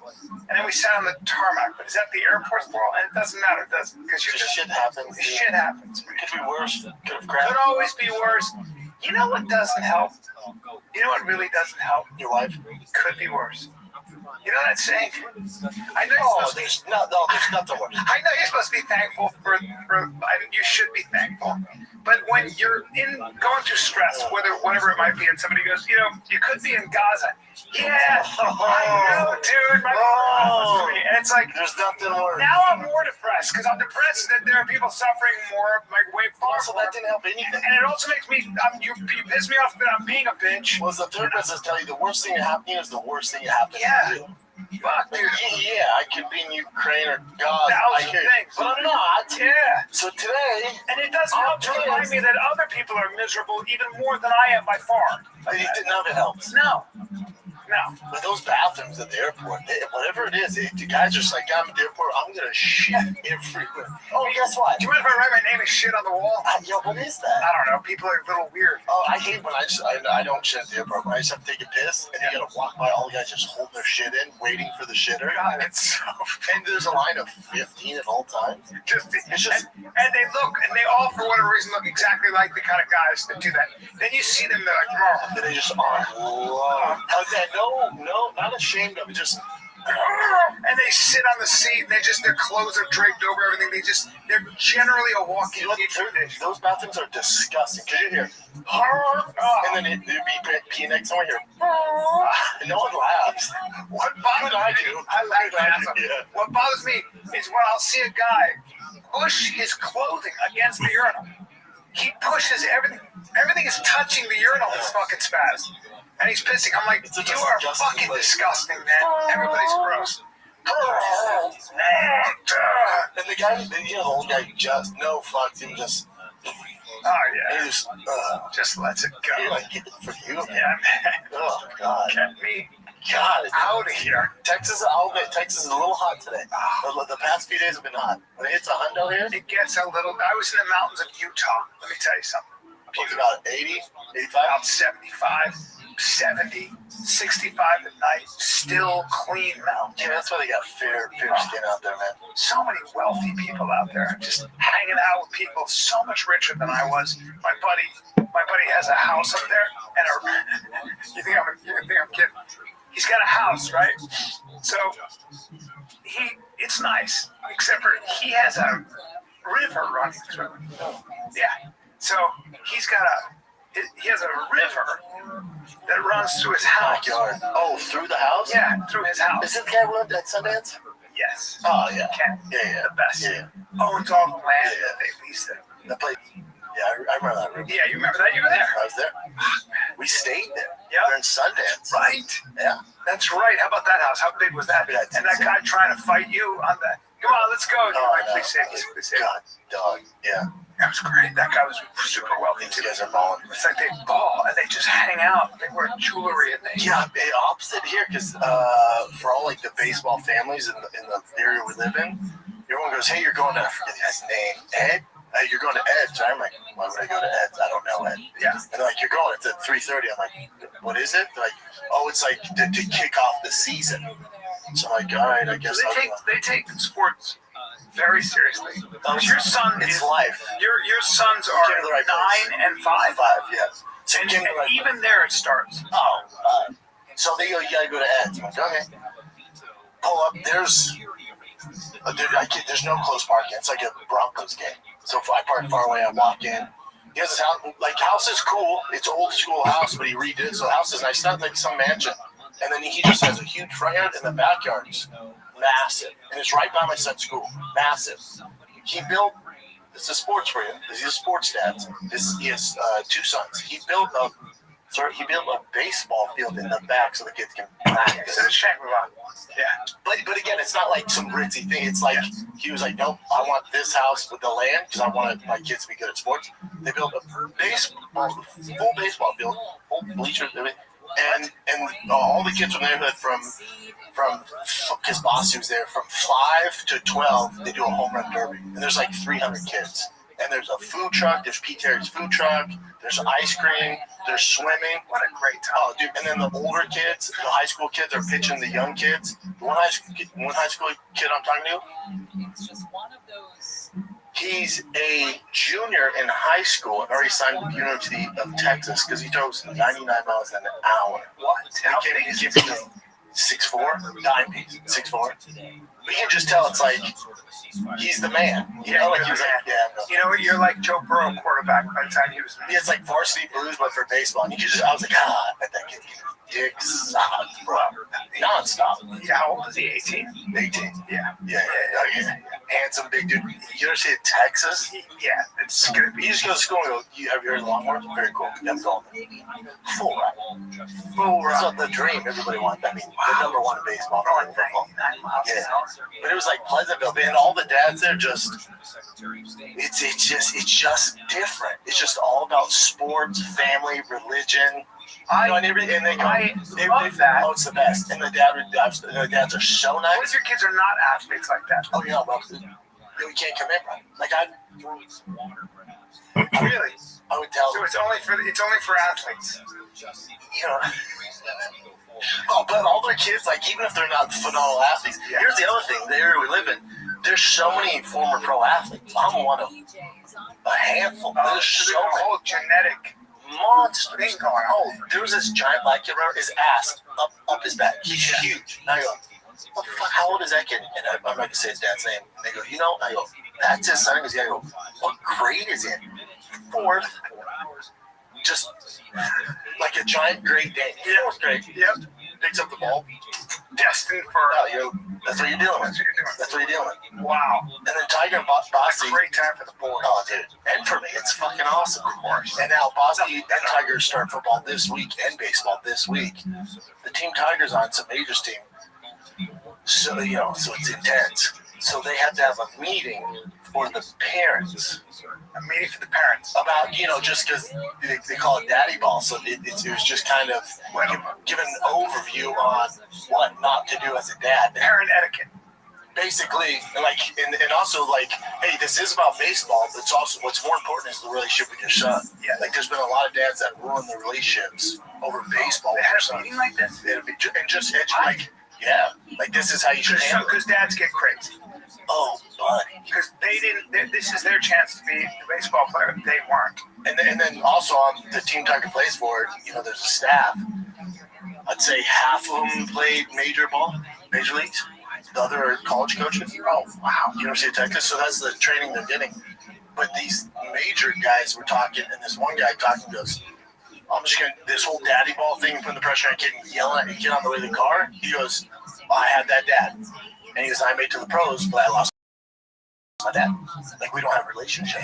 He goes, so I made the MLB, and, you know, he brought me to the cages, and we did all that work. He goes, but we don't even talk to him. Damn. He lost his dad. Because dad was so hard on him. But he did make it to the majors? Majors. The Major League Baseball player. Yeah. Damn. He goes, so if I could redo it. If you do it, I guess have your dad be not a pro baseball player. No, I'm just saying, not make all that money. I think the dad's going, oh, I'm sorry. Did you like play for the Chicago Cubs? You're a regular guy. Was I too hard on you? But you played at Wrigley fucking Field, you ungrateful bastard. Dad's side there. I know. Did dad do his job? Like, did dad do his job? Like, yeah, but guess what? You made it to the major, so welcome. Yeah, welcome. Right? Like, make some money in the major leagues. Make some money, meet your wife, right? Doing that? I mean, but I'm telling you, he could have his dad. Yeah. Would be working somewhere else. You're a regular guy. His dad's like, sure, okay. Keep talking shit. Wait till the pros. Hey. Call your dad. Call your dad. But there are crazy dads. Like, sure, but he did his best. His dad, yeah, maybe, but he didn't. Or like I've seen, I've seen it personally where the dads are so like they're just tearing into the kid. Where the kid, despite expectations to the contrary, often with a slightly amused or ironic feeling of wouldn't you know it, or of all things of all people, etc. So it's definitely or exactly stated. And then specifically wiser just to annoy, just to be contrary day, school Jewish, grade school, where students learn both Jewish and secular subjects. The general name given to private Jewish schools in the United States and Canada Jades dialect are Abeshahada. Don't try to find prizes. Liner dating a rabbinic judge who may directly question and cross-examine witnesses. A judge. Daphne Lit. Page of the day refers to the program of study. Conservative Judaism. Get his children. I mean, he created some of the greatest female tennis player of all time, and his daughter. And not that the dads need credit, but like when Freddie Freeman hit that grand slam in the World Series. Yeah, and he hugged his dad. Well, no, what did he do? He got on the mic and goes, "This is for my dad." Yeah, this is for my dad. Who every night was thrown to me. That's right. Like so, that's right. No one talks about it, but the kids who are good. Maybe football, soccer, and some stuff is different. When it comes to baseball, it takes so much work to get good at it. If you don't have a dad who's hands-on and spends time with you, it's gonna be super tough. Especially this day and age, the athletes in baseball are so good. If you don't have that dad doing the extra work, man, it's gonna be tough. So when you see, I love tennis, and you watch tennis, and you see oh my God. those women and those a long life used to grieve a mourner after someone has died. Or really, A net tiger talk not on your life. and impossible occurrence. What people Forget don't about it. understand is that those kids go from tournament to tournament, and they live in a van with their father. Their father's their coach because they can't afford to have a coach. Their father's their coach for the first 18 years, 20 years, literally 21 years. And their father, they literally will live in a van. I'm talking about a Volkswagen van. And they go from thing to thing.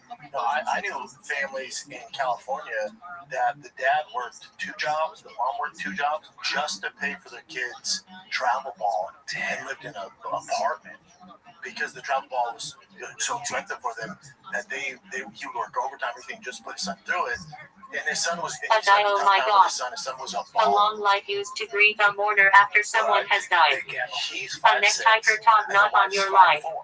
So And impossible occurrence. it's Forget well, about there's a it. duvet. It's like Who there's is he there's trying not just to one kill? guy, there's one guy. It's Father, that could be father, an outside. dad, daddy, I'll be present as long as you're just feel healthy. the You pressure on can the be kid. happy. He dealt with it. A churn, chubby, the very last one is beloved. Last but not least. When he had a bad game, like it was like Ethno slang adjective, interjection. Awesome, excellent, great, the best apparent, latter-day religious authorities. Scholars of the Renaissance and later times liner. Acts out now, immediately at K that I catch so much. Has it gone this far? Why, sir? Expression of wonder regarding the extent or intensity of something. At Nabi Esra Mayuki, she lived until 120, often used as a birthday wish for long life, or when mentioning a person who is getting on in years. Filipino, the Ladino Cuban term for a slowly cooked stew of meat and vegetables, similar to the Ashkenazi cholent. Same thing with baseball. What are you doing? Hands up. What are you doing? Elbow up. Certainly, Where's by your all prep means. step? Like your kids can be like, fuck I this. But you know, they did a study on this. contrary, They found that the parents, the kids, the kids that played on, went on to play, so they were really good as kids, and then went on to be college pro athletes. They did a study on this, and they found that the best thing a father can do is say the following words: "I love to watch you play." Yeah. That's it. Yeah. So a lot of times it's like he doesn't want to hear critique. It's like, man, I love watching you play. God, Well, that's why you talk to any coach. Like our favorite kids are the ones that come from parents who were athletes because they know what it's like, and usually they're hands off because they know yelling from the bleachers it's never helped a kid in the history of baseball. right? Ever. Or it has, right? I mean, No, never. I've never seen it work. It's just so embarrassing. how do you deal with it? It's hard for you though, right? Because you love it so much. And me and T work very hard at it. So when I see him not doing the things that we're working at, that's when I get mad. So I take myself out of the equation, and that's why I'll watch from right field. Because I otherwise, can't help it. I yell. But he can't hear me out there. And the parents can't hear me. The parents can't hear me. yeah. So I just take myself out of the equation. Let's take a little break, B. Take a little break. So the one supplement that's probably been studied more than any other supplement on the planet is creatine. And I've done my own research on this. If you're looking for more power, better recovery, the ability to push through, most people are gassed. If you train seriously, if you're an amateur, if you're a pro, whether it's lifting, running, competing, or just staying dialed in, creatine is probably the best place to start. It's the number one supplement. It's the I number one use it supplement. every single Good for day. literally everything. Recovery, muscle building, it's great for your brain. There's so many benefits to creatine. So not all creatine is created equal, and this is where Beam comes in, okay? This is exactly why people switch to Beam creatine, okay? They send me a package, it comes with a mixer, it's awesome. I started using their creatine, and it's been, for me, I love it. I love creatine, man, but you can't just trust any creatine because it's not created equal, right? That's exactly why we switched to Beam creatine. And I recently started using creatine. I've been using it for a hot second, but it has to be good creatine. And Beam creatine is clean, it's effective, and you can trust them, all right? But like everything else, the quality matters. Beam creatine is just that high quality. They don't use fillers like most companies. They don't use sugar, nothing synthetic. I mix it in my pre-workout or in my coffee because I'm a psychopath. Just clean, pure creatine backed by science, used by people who care about staying mentally sharp and strong. With Beam creatine, you get the strength benefits, the endurance, the recovery, and putting something, you're putting something in your body you can trust. 1 scoop a day, simple as that. I use 25 grams, so I use a little more. So If you use too much, research, it's literally good for everything. Oh, yeah. Gut health, your brain, everything. Creatine, number one supplement. Everything else is smoke and mirrors. Creatine actually works. And it's true that every time I go to buy creatine, there's always something else. People always ask me what creatine you use. Yeah. So right now, Beam is giving you guys 30% off for a limited time. Just head on over to shopbeam. That's BEAM.com/fighter. Use the code fighter at checkout. That's shopbeam.com/fighter. That's shopbeam.com/fighter. Use the code fighter to get up to 30% off your first order. What an amazing thing. Yeah, it's great. That's great. Love it. And then I follow the rules. We don't talk baseball when we get in the car. Really? If he had a great game or a bad game, I'll take him to get ice cream. Yeah. But when he first started, I would only take him to get ice cream if he had a good game. That's not the way to do it. Right. Because then it's all based off his performance all the time. Right. So he's going to be like, okay, Dad's only happy when I do really well. Well, it's baseball. You're not always going to do really well. He goes, so if he does really bad, he's already embarrassed, but then he has to worry about coming home with that. You don't want that. None of my kids are going to be pro athletes, obviously, but the one thing about my son is that, I explained to his mother, my son Finn, I was like, he'll get so much out of the sports regardless. Like, he'll get so much for showing up every day, for practicing. Oh no! If you only put your kid in sports, you think he's gonna go pro. You're doing it crazy. You're doing it wrong. Do it for the less than 1% are even to play college. I think it's something like 90% of kids stop playing baseball at the age of 13 because at 13 it gets super serious. Yes. 13 it ramps up another level. So most kids quit at 13. Yeah. Yeah. Already at 9, Trumbo, it's pretty fucking serious, dude. But even the head coach, and I love it, he goes, I love that ball. Because they asked him, they go, he's like the head honcho, right? And he's won all these, he's won everything. He's like a big deal in Texas. And then they get asked him, what do you think of Dad? He goes, I love it. I love it. You just have to know how to manage it. He goes, now, I love it because it means dads care and they're invested. And it was because the coaches make the same money no matter what. Whether we win 4 games on a Sunday or win 1, I don't want the coach who goes, I don't care, I'm getting paid. I want the dads who are like, no, I want to be here from 8 a.m. to fucking 10:30 at night and watch my kid play ball. He goes, so you just have to know how to manage that energy. He goes, but that means they're invested and they care about their kid. But baseball requires a different kind of skill. Like, you got to really work at that, no matter how athletic you are. But you can be a wide receiver in the NFL because you're ridiculously athletic, right? I mean, to a certain point, right? Like, some guys, you're going to get to, not in the NFL, but you're going to get to a certain level where those guys, everyone's just as athletic as you. Yeah. But then they know the game, and you're going to get. Okay, so you need to know the game. At some point, because you're going to have to come on and invest in it. What I saw with Travis Kelce, I kept wondering, I was like, why is he getting open? Well, it's like, he gets open because he knows exactly how to split those. Like, he knows that the route, he knows how to run around. But then there's guys like Antonio Gates who never played football, ever. And then he played basketball, and they're like, you have good footwork. So he never played football in college? No, never. Are you kidding? He didn't play football at all. Oh, until he got to the NFL. What? He just went in the Hall of Fame like 2 or 3 weeks ago. So he's just going to run out there and catch balls. Now, his catching was amazing. His route running was amazing. His footwork amazing.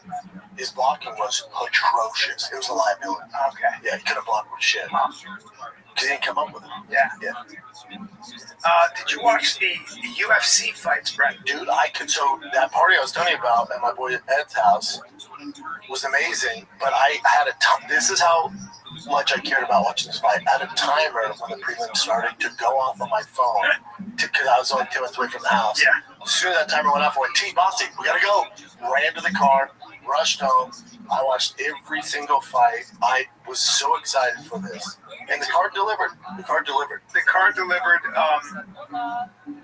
Michael Venom Page is just trying to strike with that guy is so unbelievable. Like, good luck. Yeah, the only knock on Michael Venom Page is he should have went for the finish instead of made a mistake. Yeah, made a mistake. He almost lost. Yeah. And at this level, especially Jared Cannonier, he's big, dude. So you let that guy hang around, and then you end up in mountain shit. It's like, dude, you could have finished. Is there a 42-year-old in better shape in the history of the game? Like 42 years old and just stupid shred. Fought at heavyweight, light heavyweight, middleweight. Yeah, body the fuck up. 42. But Michael Venom Page is made a different shit. How about your boy Aaron Pico? I was so impressed with him. I was like, damn, this kid is the new blood. Just boom, body shots coming in, wrestling. Yeah. But his wrestling, his boxing, everything was just unreal. Way too And I was like, well, look at this motherfucker. I told Jen on Shop Show, I looked at my wife literally first like 20, 30 seconds, I went, oh, he's going to get knocked out. You mean because he just kept pressing forward? I didn't see He's that. way too aggressive. And when he was throwing the shots, his head's like, he's like this. I didn't see that. His chin's over his feet. So He knows better, doesn't he? Clearly fucking not. But it's also, it's the UFC, so you can get away with that, Bellator and all that stuff. And he was so aggressive. And then you're fighting Jeff Murphy. I'm sorry. What'd you say? I mean, yes. You're fighting, you watch it? Yeah. He's fighting Murphy, who's undefeated in the UFC, has beat some world-class guys. And he said in the lead-up, he goes, his aggression, he comes out really aggressive, I'm going to use it against him. At a world-class level, they go, oh, you're just going to rush in? Because I was like, for me, I was like, oh, he got lucky with that spinning back kick. He did. He knew exactly what he was doing. Yeah, of course. He even called it. He's like, I'll use it against him. That's what they did. Guaranteed of 28 with all that experience, you'd think he'd know. Because remember we watched him and he was so aggressive and he got slept his first time. Yeah, I was working at that square. Remember? I was like, why so aggressive? No, this was a fight companion. When he got dropped, he got shut off right away. The one where he got choked out was Madison Square Garden. I worked it. Yeah, it's the one where he got punched and just slept. And you were like, why so aggressive, right? It was this. Oh, probably Adam Borgs. I don't know. But it's like. Yeah, it's probably the Adam Borgs fight because the other one. But damn, he looks. Oh, no. Maybe it was the Henry Corrales one. That's where he got KO punched. Yeah. In 1 minute. Yeah, that's right. Yeah. We did a. Yes. Because we were watching because that was Inglewood. Yes. And then after that, they give him Adam Borgs, who's a beast. And then again, he gets flying lead. Dude, it's like it's. But then he went on a tear. And then he gets with Greg Jackson. But listen, the UFC jitters are real. That's a real fucking thing. MVP talked about it because they go, why do you think these Bellator and PFL guys come over and struggle? He goes, listen, I've had 3 or 4 fights. He goes, I'm still not fighting like I should. It's just so big. Those guys are trying so hard and they're coming out like in their tents. He said, because it's the big show. So that's why he was pushing. He was like, let me get out of this. Yep. Oh, and you get a guy like fucking Murphy who's just. It was fantastic. He's a phenomenal athlete. What'd you think of the main event? It's what I expected. Because I think you did say Hamzat decision. Yeah, I just said Hamzat is going to. There's no way that Duplessis is going to deal with that wrestling. I just saw too much of it. I watched him with everybody, and I saw what happened with Duplessis and what the hell's his name? Who's the black guy wrestler? He Brunson? I'm sorry, Brunson. Yeah. Jeff Brunson, my buddy from Derek Benson. He was. These guys were taking him down, putting him on his back, and I said, "You're dealing with a different level." And I just don't see how. People are saying he's a really good submission fighter. Your jiu-jitsu is not going to get you out of this problem. Yeah. Your jiu-jitsu, right? It's not going to get you out of this problem. That problem is that top pressure. That problem is that those takedowns. Did you enjoy the fight, or were you kind of like? I enjoyed the fuck out of it. Me too. I liked it too. I enjoyed the fuck out of it. People didn't like it because they want Hamza to go for the finish, but the thing about DDP, when he would go back to square, he's like, "Don't worry, I got it. Something's gonna happen." And I was like, "I believe him." Well, he's amazing. Like, he gets put in that crucifix and somehow survives it by burying his head.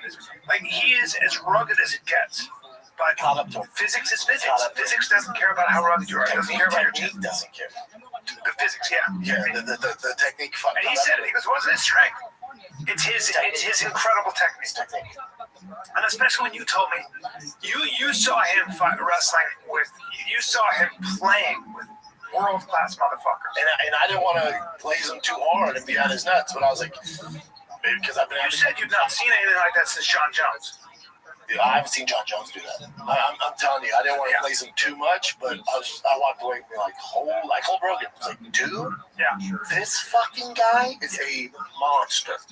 Roman's like, I know, but you don't. Yeah. This dude is as good as advertised, if not more. Yeah. It's fucking scary. So now what's going to happen? Here's my prediction. Everybody in the 185-pound weight class is going to hire Russian wrestling coaches and say, I need to learn how to stand up against this guy and escape. You can't. There's nothing you can do. Maybe not, right? It doesn't matter. There's not enough hours that, like, DDP will never be champion again. He'll never be able to get a couple of Russian wrestlers in there. He's too old for it. He's too old. Really? Nobody can learn the concept to beat the Hamzat. You can't. You have your skill set. You're setting your ways, and I think DDP surviving 25 minutes is going to age so well over time because I don't think these contenders coming up. I agree. The only reason DDP didn't get finished is because he had good defense with the submission, and he didn't create a lot of opportunity for Hamzat. These other kids these other guys Fluffy Hernandez Fluffy will create those transitions where Hamzat will capitalize. And DeRitter also, that's what I'm DeRitter. I'm like, DeRitter's great with his jiu-jitsu and stuff when he's on the top, bottom, great. Good luck. I think RDR is the easiest fight for him. Really? Rogan thinks it's toughest because his guard. This is where I think people are mistaken.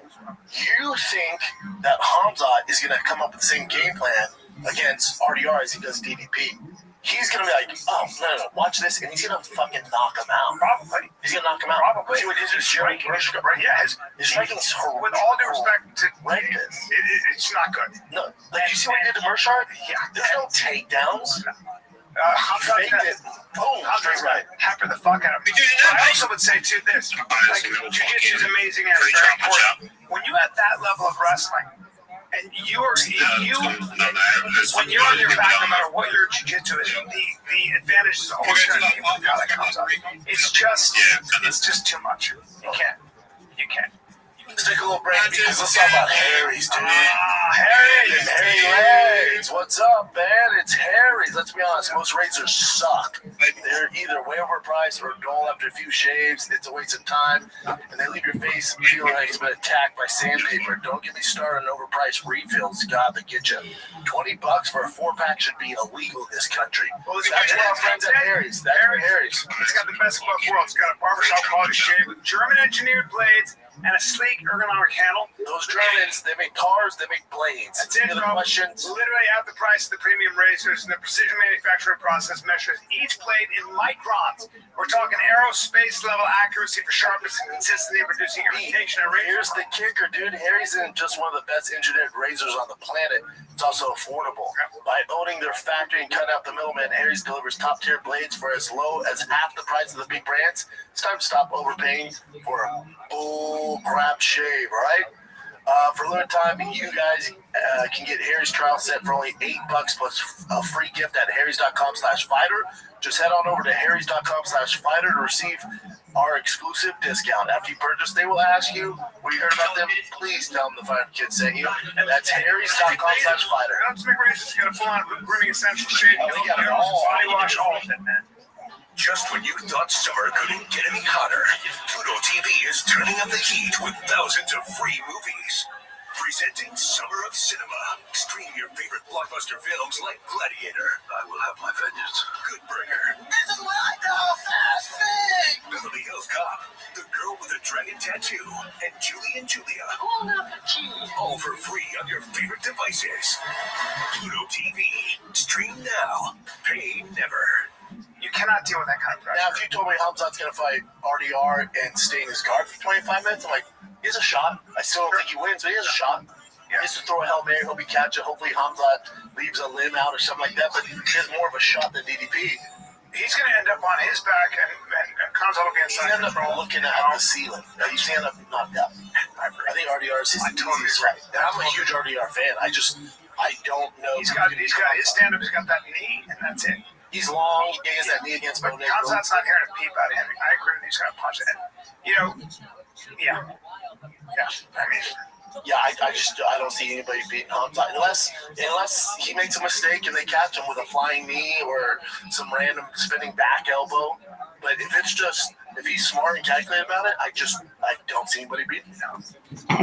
I'd love to see a wrestling match between Hamzat and Bo Nickal. Yeah, but if Bo Nickal would change his approach to the game and use his wrestling like Hamzat does, now we're cooking. He might be trying. That might have been. I'm sure he watched that fight. I'm sure he took notes. How is team gonna look around and go, shoot? He still hit this? No, dude. There's not enough hours in a day for you to catch up striking wise with the rest of the division. Fucking be John Fitch. Fucking wrestle these guys and get the wins and be John 10 wins. Grind that shit out. That's it, dude. And if you find a submission, great. We're winning fucking fights. Problem Fuck your striking. Problem is that There are guys that like DeRitter that can stop his takedowns. You need him to Kingdom Come, just punch the shit out. You know what I'm saying? It drives me nuts. Yeah. Drives me nuts. The card was good. I mean, die for the ankles. Just grab that fucking the back of that knee and take him down. Yeah, what I don't want to see is Bo Nickel in a striking war. No. What are you doing? No.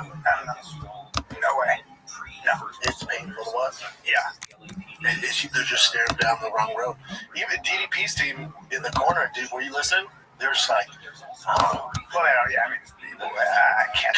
Because DDP, his main attribute, his main skill is he's really big and really tough. That's right. And I'm sure the gym. And a hell of a submission wrestler. He's pretty good. Pretty good. But again, his main thing is being this big, tough dude. Well, and cardio. Sure. Yeah. Well, but when big and exactly. But when big and tough isn't paying like win the fight, they kind of go. Kamzat doesn't care if you're big and tough. What? No. He doesn't care. He's gonna grab you about the small of the leg, because you know that's my area. That's where I live. So I recognize it. And you're so big. You grab right here. It's fine. We've done this before, but I want to remind you because I've been training so hard. You're like Hamza, dude. You're like an old gray Hamza. Well, first of all, dude, you got a new nickname, the Gray Wolf. Yeah. Now, I come here. Where the teardrops at? I never come here. Where the teardrops at? I don't want any of this. You don't want this? Yeah. I don't want any of this. No. But I love this. Yep. I love this. Right below the kneecap? And I love getting my head wet right there. Right there. And I drive. And your knee buckles. Because you only one man. Yep. Right? Yep. A man. Yep. And then what do we get? You with a back injury? Your back blown out? No, look, am I grabbing your ankles? Oh, okay. Am I grabbing the top of your foot? Yeah. So that's where I'm the old Gray Wolf. I am. So as strong as you are, I'm always on the outside. Don't let me on the outside. You'll let me on the outside. This whole area is right where I live. Touching me, dude. Where I live. All right. Let's get back to the podcast. The old Gray Wolf. The old Gray Wolf. He's got some tricky booze in his sleeve. Yeah, man. Is there anyone in the 85-pound division that you can see? Is there anybody at 205? Kamzat's going to go to 205. I think eventually he has a lot of work to do because he just became champ. Hopefully he's an active champ. That's the one knock on him. He's not active enough. So and that's why I love DDP because he's active. So hopefully he's an active champ. But he would have to fight Strickland. I don't. Maybe Izzy, RDR, Borralio, Fluffy. You know, he'd have to take out those guys. And if he can clear out 5 to 6 guys, then he could go to 205. I mean, if he's dominant as hell at 85, Clive's going to be a problem. They'll give him Clive. Clive's striking. You know, I rewatched that. Don't sleep on his fucking striking. He's not bad. Wow. Now, if he can counter Hamzat's wrestling, which he probably has a very good chance of. A better chance. I don't think so, but a better chance. Strong guy. Yeah. Who is used to that system? Who has seen a lot of those looks, right? Familiar with it? Right. So that's interesting. I think Hamzat beats up Yuri. I think he beats up Carlos Olberg. I don't know what they do against Roundtree. Yeah. He takes them John down. would be interesting. Jamal Hill he beats. Rakic, interesting. Donald Gracie beats. He's got big boys, by the way, at 85, at 205. They're big boys. It's a significant size difference. Yeah, he could do it though. He could do it. It's too early. He just came middle of the champ. I'm a little too. That's the casual take. Like, let's have him jump this. Like, whoa. Yeah. He has so much work to do at 85. He just got the belt. We're talking about the weight classes. Yeah. The fight would be if he could make 70 again and fight Makachev. Stop. Now we're cooking. Stop it. Now we're cooking. That's kind of crazy. Yeah, that's interesting. 70's tough. But he fought 70 before. It's really hard for him. But Islam versus Hamzat, interesting. I'd love to see him make it at 80. Islam has no problem at 80. You're talking that bullshit right now?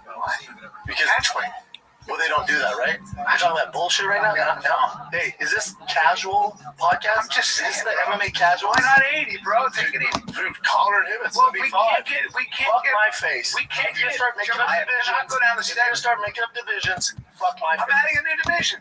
This never happened. But I can't have Khamzat sucking down 70. It's too much weight. He's done before?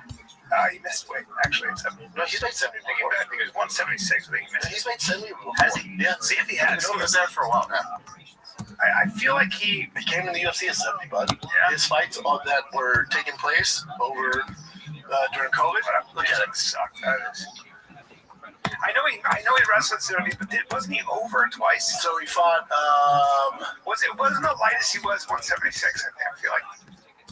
Because I think for the Usman fight he was 176 at weigh-in. Well, he made Gilbert Burns, right? Yeah. That was at 170. He made 170 for Gilbert. I think he missed weight there. No, he didn't. They did a catch weight with Kevin Holland. No, I think he did. No, because look, he fought Gilbert Burns at 170, made 170, and he fought your boy, the Leech, at 70. Yeah, because it would say middleweight bout. So he fought Gerald Mearshart where he starched him in 17 seconds. Then he fought shortly after in October, back to welterweight, the Leech. Then he fought Gilbert Burns. And then he had to do a catch weight against Kevin Holland. Yeah. And then he went back to middleweight for good against Kevin Holland. I'm saying, I just said catch weight. Why you gotta be? No, he made welterweight. Let's just have him at a catch weight. No, the only reason he catch weight is because he missed the weight by so much. Remember that? They're supposed to give him Nate Diaz. Yeah, oh my god. Nate Diaz tweeted out, "Can't fight." I don't blame him. Okay. But Nate Diaz will fight anybody. But like, why? It's like he's fucking some wrestler like that. Nah. Nate Diaz has nothing to prove. It's like, no. Yeah, that would be good. God.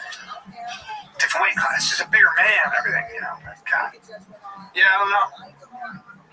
Yeah, I just don't see Hamza losing for a long one. Because you got to solve that puzzle, that wrestling puzzle. And I don't know if anybody can. The answer is no. You're going to have to catch him. And his odds of doing that are great. So he's just going to rank champ for a long time. But he could get caught. There's that. Absolutely. So the same with Corey Sandhagen. It's like he's fighting Marab. Again, Marab's only going to lose if he gets caught. Flying knee, flying elbow, some ankle, maybe. Heel hook. Maybe catch him with something like that. But Marab trains for that.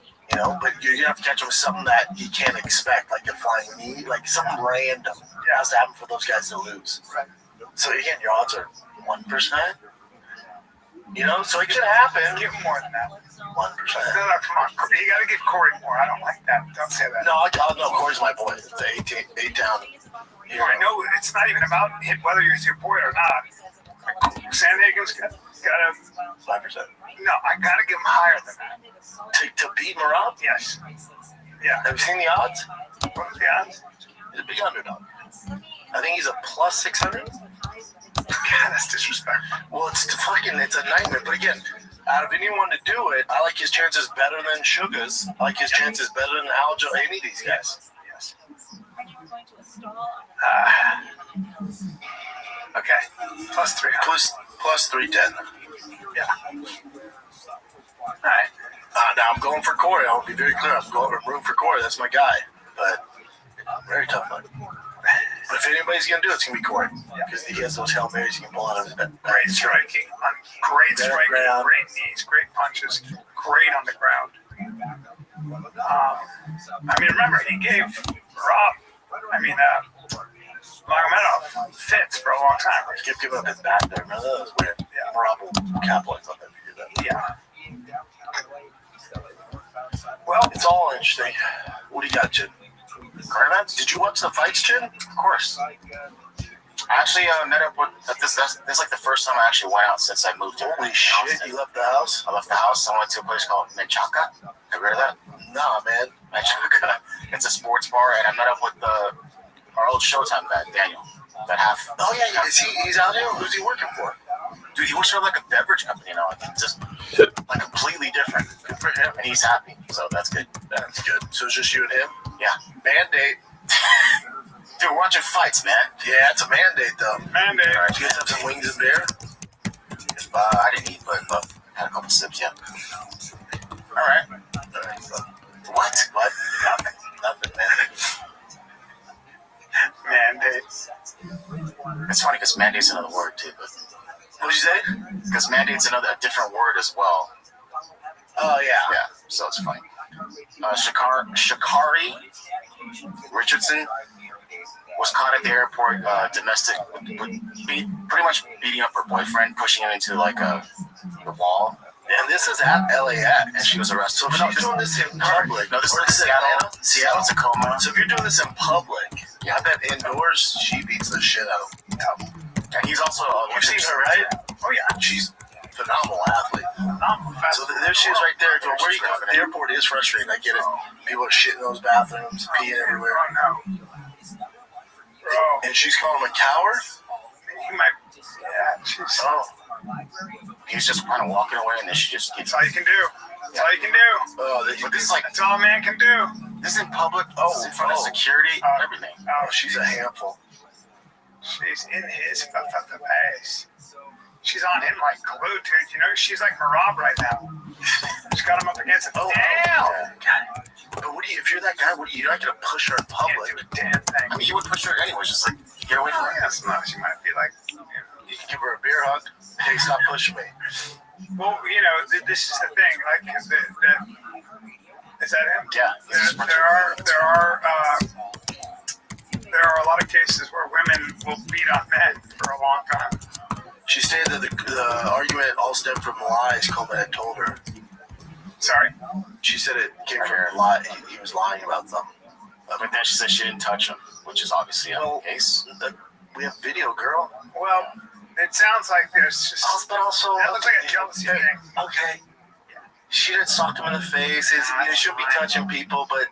Hey, you know, it's one of those. Are they good now? Relationships. I don't know if they're good now. You think their kids will be fast? The fastest kids in the world. Are they going to be part of the crowd over there? With me? Yeah, hopefully. I think so. Remember this interview with Hunter Biden? That guy? Yeah. Andrew Callahan? Yeah. Channel 5 News. So apparently Melania Trump has threatened to sue Hunter Biden. She's such a classy woman. For over $1 billion. Melania Trump is a very classy woman. Okay. But because of defamation and whatever, so I'll just play this clip for you. She threatened to sue apologize. Yeah, well, there's no evidence that Melania Trump, like this rumor that's where. Yeah, that's the reason why. It's just people love to say it, and I'm sorry I even brought it up on the podcast because I felt queasy about it. I heard it from you. She's a classy woman. Yeah, hey, I heard it from you before anybody. No, but they no, I know, I'm ready to the ground. Like, the reason, I'm like, no. But it came out that was a rumor. It's like they said that she met Trump through. It's a delicious rumor. People love to. That's a good one. Like Melania Trump didn't need to do any of that shit. She's one of those women when she was younger and even still now who is so beautiful. You'd be like, oh my God! Like she had the world. Like, oh my God, get to my island. I mean, that's whatever. I'm out of your mind. You don't think the richest people in the world get hotter chicks than her? Richest people. She's very attractive, buddy. That island, I'm sure they had the primo of primo. She was a primo. I am not. She is. According to Hunter Biden, good chance she's willing to put her money where her mouth is. That says a lot. God, what is it? But she just wants an apology. Yeah. In my hand is a legal demand letter addressed to Mr. Hunter Biden from the First Lady of the United States, demanding a retraction of Channel 5's video called Hunter Biden Returns, in which Mr. Biden here makes some speculative comments about the relationship between Jeffrey Epstein and Daddy's money, though. Bring it, bitch. Okay, they knew each other well. They spent enormous time together. According to his biographer, is that Jeffrey Epstein introduced Melania. That's how Melania and the First Lady and the President met. Really? Yeah. Epstein made the intro. Yeah, according to Michael Wolff. And so I only can go by what people were saying, and I don't know. What people are saying out of nowhere. They come from another journalist named Michael Wolff, who was a biographer that actually spoke to Jeffrey Epstein. But now here we are. And I've got $1 million document in my hands because Mrs. Trump is seeking in damages if we don't take the video down, and if Hunter here doesn't issue a formal apology to Mrs. Trump. So now, we're here, maybe to give you the platform to apologize to the First Lady for your statements that you made about her possible connection to Jeffrey Epstein. Fuck that. That's not gonna happen. Yeah, he's not gonna do it. He was the backing of his fucking dad. Well, he was echoing what someone else said, right? Yeah, but you can't do that in a public interview. This gets millions and millions of views. You can. So here's how it goes. For a defamation case, you have to prove malice.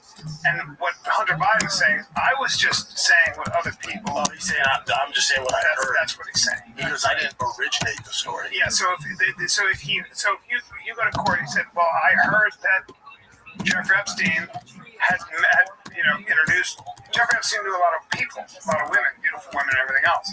Not all of them were hookers, but he ran with a very rich crowd, so he might have met her. And there were pictures of them together, so that'd be a really hard case. The other thing is, too, let's say they did meet at the island. I don't think the island, every single party was whores and rich guys. Like, it could have been like a public party with all like a petting zoo and they had little kids there. Yes, there's also that. I think they had a kind of a smorgasbord of all that. Sure. Maybe they met that.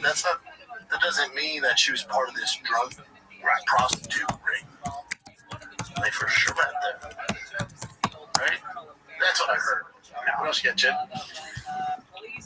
Who knows? Let's do... I mean, if they met there, it's like Lady in the Tramp, baby. This video kind of went viral. This is a guy throwing a sandwich at a... This is so funny. You saw this already? I haven't seen it. So... But then I'll get into more details afterwards. So it says Sean Dunn, who used a Subway sandwich. Those are missiles. Subway sandwich is a weapon to attack a federal officer deployed by President Trump on the streets of D.C. earlier this week. Has been charged with felony. Since you know what's going on in D.C. Is it a tuna? Do you know what's going on in D.C.? Yeah. So Trump has just tired of driving to the White House and seeing homeless encampments. Also, just so everybody knows, I lived in D.C. when it was the murder capital of the world. And when they talk about D.C.'s crime wave is lowest it's been in 30 years. 30 years ago, you dummies, it was the murder capital of the world. Okay? So, I will tell you this. When you go to D.C., they lock up the toothpaste in the Walgreens. Hey, bro? I'm listening. You just got breaking news. What? Oh, keep going. I got breaking news. No, the toothpaste in D.C., dude. No, That's breaking news. I had the mayor from D.C. text me. I love that Brian called you out on this. This is perfect. Hey, bro. I'm sorry, man. It's a late pod. I get shit going on. All right. Family. Take it easy, Jack. Keep going. Take it easy, Jack. Holy shit. Yeah. I mean, the story.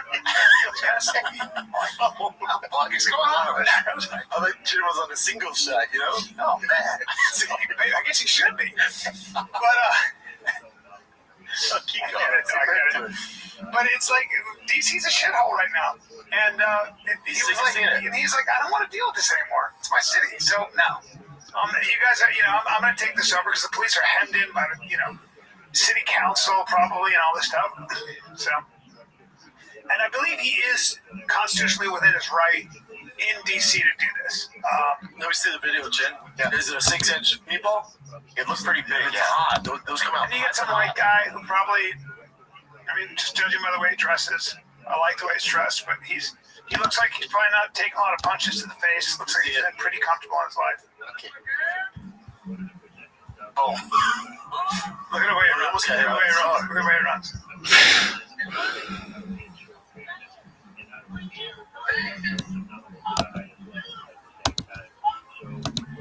Wait, did he get arrested after this? Yes. And by the way, he also got fired from his job. And guess what his job was? What? He's an attorney for the Department of Justice. Yeah, so just everybody knows, okay? No, let me just say this.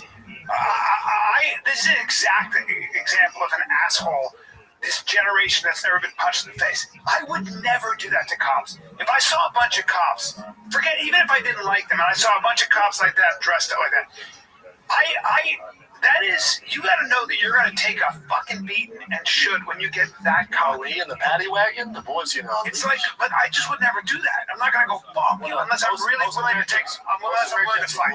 Yeah. Unless you're willing to really fight, then you're going to throw a sandwich at the guy. Also, those guys are just doing their jobs. They might not agree with it, but they're just doing their job. I'm calling him a fascist. Yeah, you don't know what fascism is, you fucking dummy. You live in America, you privileged American. So he got fired from his job first? Yeah, after that. His girl dumped him to her, man. Follow up on the story, bro. So he got fired. Yeah. He was an attorney, a trial attorney. Wow, throwing a sandwich at a federal agent. He must have been drunk, though. This guy, you would assume. Yeah, maybe. But the other thing is, too, is do you think throwing that sandwich was going to change the policies?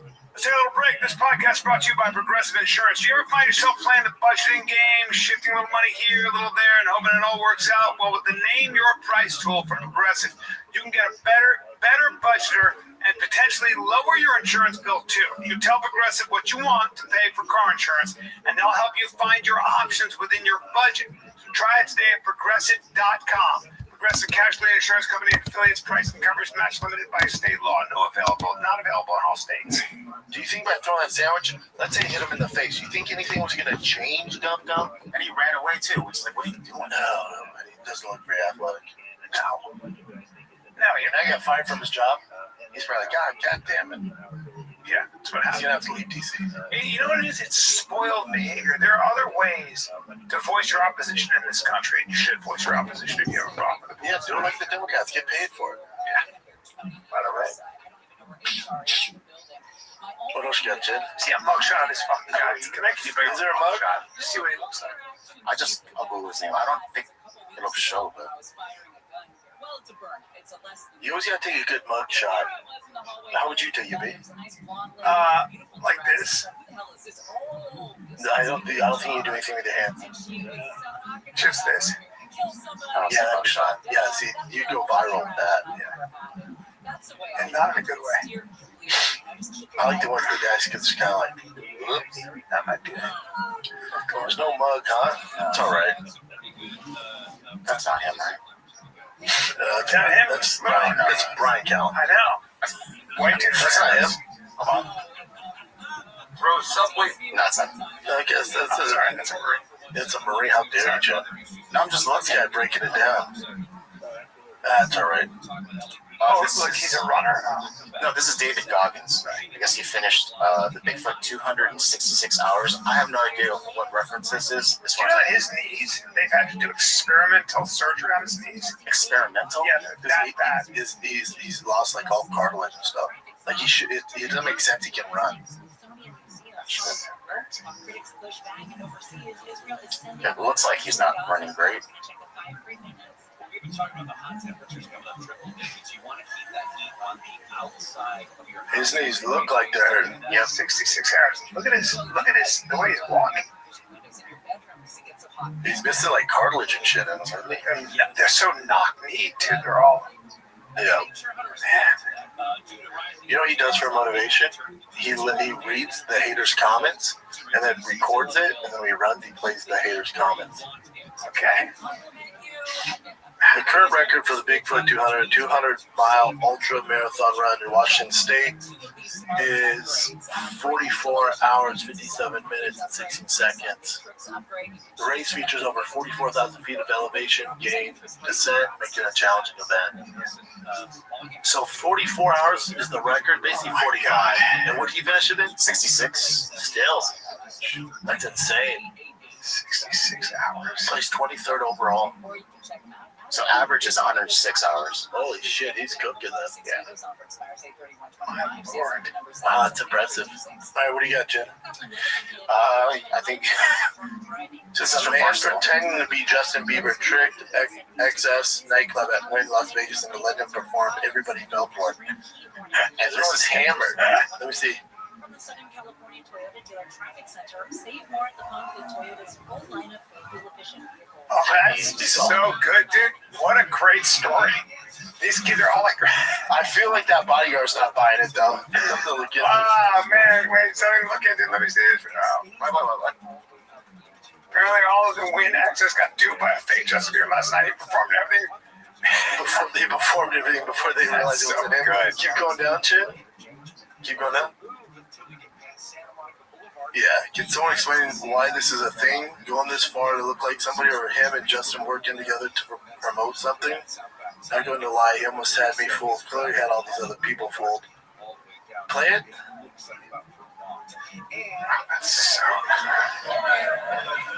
It doesn't even look like it. It kind of does, though. Not really. I mean, not at all. I wouldn't know. I'd be like, I would. And those young kids, Like, come on, dude. kind of looks like Amnesty at the same time. I mean, like a tiny little bit, but yeah, I guess that Justin doesn't have a beard like that. His beard's not that thick. That's yeah, but to me, they're totally weird. okay. I like to think I wouldn't be duped by that. You would, 100% would be. You take pictures of your kids and shit? Yeah. Try to promote your shows and shit? Oh, wow. So take a picture of the baby?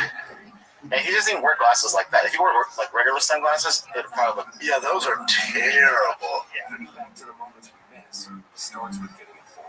That guy's hilarious. Hilarious. Great story. Yeah, that's funny. That's not real, is it? Is this confirmed? It says WNBA players turned down a deal that would have quadrupled their pay, minimum $66K to $250K, maximum $250K to $1 million.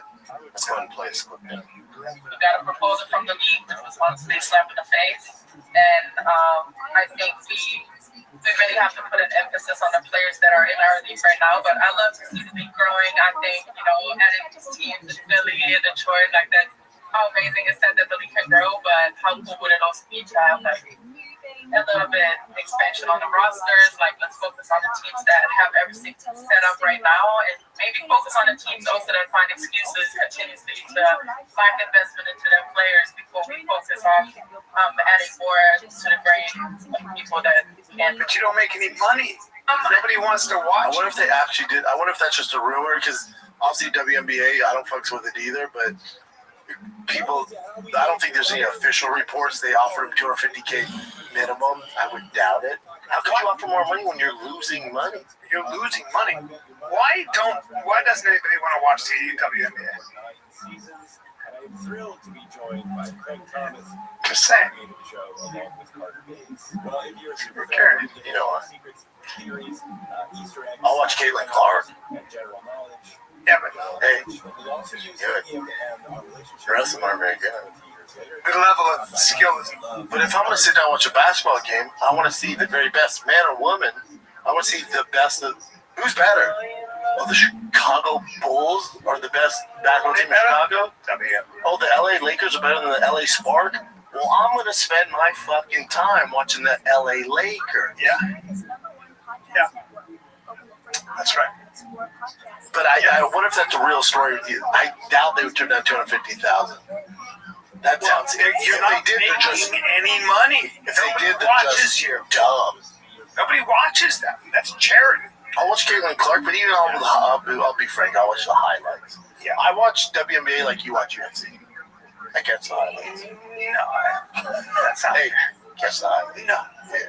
I watch them. I would never pay for it. I always pay for my fights. I don't do that shit. So according to Yahoo Sports, I would pay for the WNBA. Yeah, but I don't pirate the UFC fights. Hey, I really don't. Hey. No, I don't. They told me you did one. No, I did it one time. Somebody said, "Here's a website," and paid for it. Said I missed the fights. Yeah. And they sent me the website. I watched it, and then I was like, "This is still shitty to the players. I mean, the fighters." So it doesn't matter. They make the same money. Do they? Yeah. Yeah, but the top dogs don't have to get pay-per-view points. The rest of them get paid. Yeah, I don't do it. Hey, sure you don't.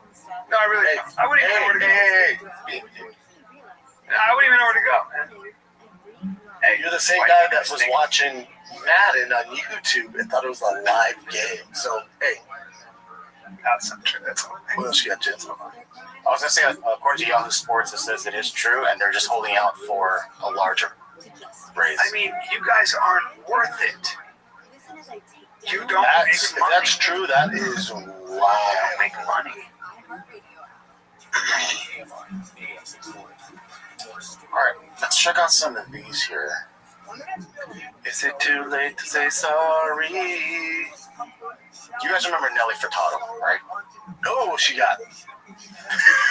Oh, I know where you're going. Nelly Furtado got. Do you remember her? She was non-binary for a while. Bro, she got stupid thick.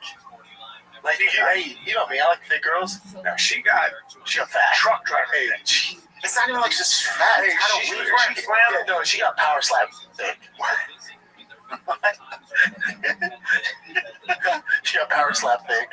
You ain't lying. Yes, sir. You ain't lying. She power slap thick. That's a different. Non-binary for a while. Sure. Someday she wake up, she'd be a guy. So I want to go. Hey, excuse me, ma'am. Did you eat all your feelings? Well, she was in a coma. She's had a history of drug issues. There's a lot of issues with Nelly. She power slap. She can sing her ass. That power slap thick is a different level of fat. She can sing. She can sing. Yeah. Let me see what's going on here. Yeah, so I saw her pop up recently, but I thought I honestly thought was that her now? I thought this was she looks like Tom Cruise of Tropic Thunder. Okay, she looks like Ben Stiller from Dodgeball when he goes down south. Okay. Yeah, it's kind of wild, right? Like it's not like she looks Lena Dunham. Really? Hey, I like this comment. God forbid a woman feels comfortable in her own skin. Yeah, no doubt. Did you see before she got power slap? I don't think she feels very. No, although she's kind of owning it. Yeah, this is her walking down. I don't care. She can sing. Remember when like Steve Nash? Steve Nash is like, thank God I didn't sign up for that. It's wild though, yeah. The trick is her before. Nelly's. Damn. Gorgeous there. Yeah, gorgeous. Here, power slap thick. What? Starving herself? I don't know, man. What are you saying? Starving herself? In there? The opposite. Fucking. Hey, right there. The opposite. I'm saying. Oh, you're on the before. You're saying there's no starvation. That's just her living life, and then something. Hey, wait a minute. That guy's teeth has got something to say. Yeah. I'll take a close up too. Oh, we gotta take care of this bitch he has food in him. Yeah. Video. Hey, that's Timbaland, baby. Video here. He does have food in there. Yeah, he does. It's disturbing. Okay, that's all right. Small. It is what it is. Now she. Do we know what happened with her? That looks like Give us some other pictures. teeth after Jemiah.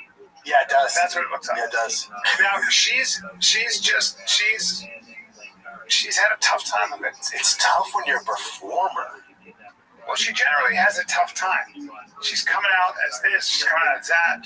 Go to the orange one? Yeah. But even there, she's not as big as the one we see. She ain't small.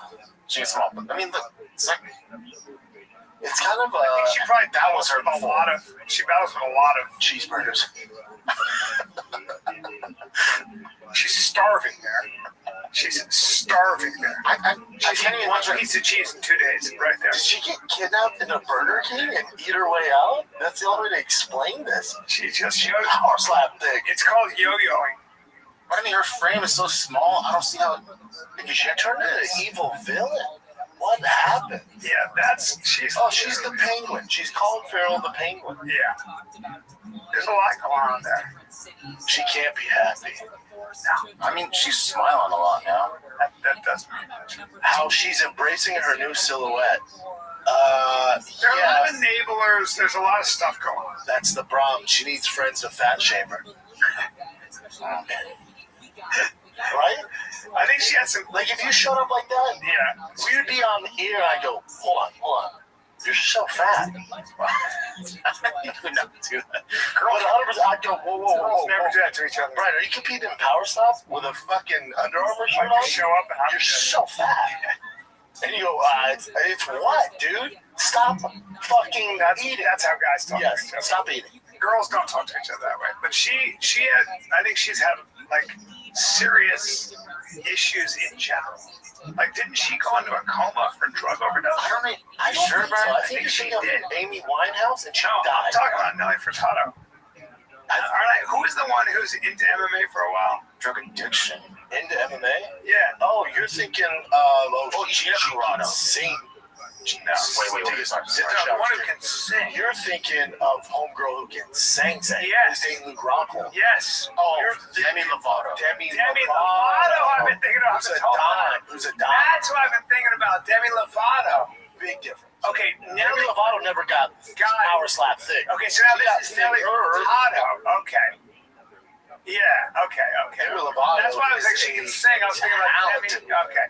Demi Lovato. She's gorgeous. Yeah. Well, she was very skinny too before. Yeah. But then She does the same thing. She goes through these things. Where is she? She's dumbed up talented. Oh, dumbed up talented. Yeah, amazing. She's one of my favorites. Yeah.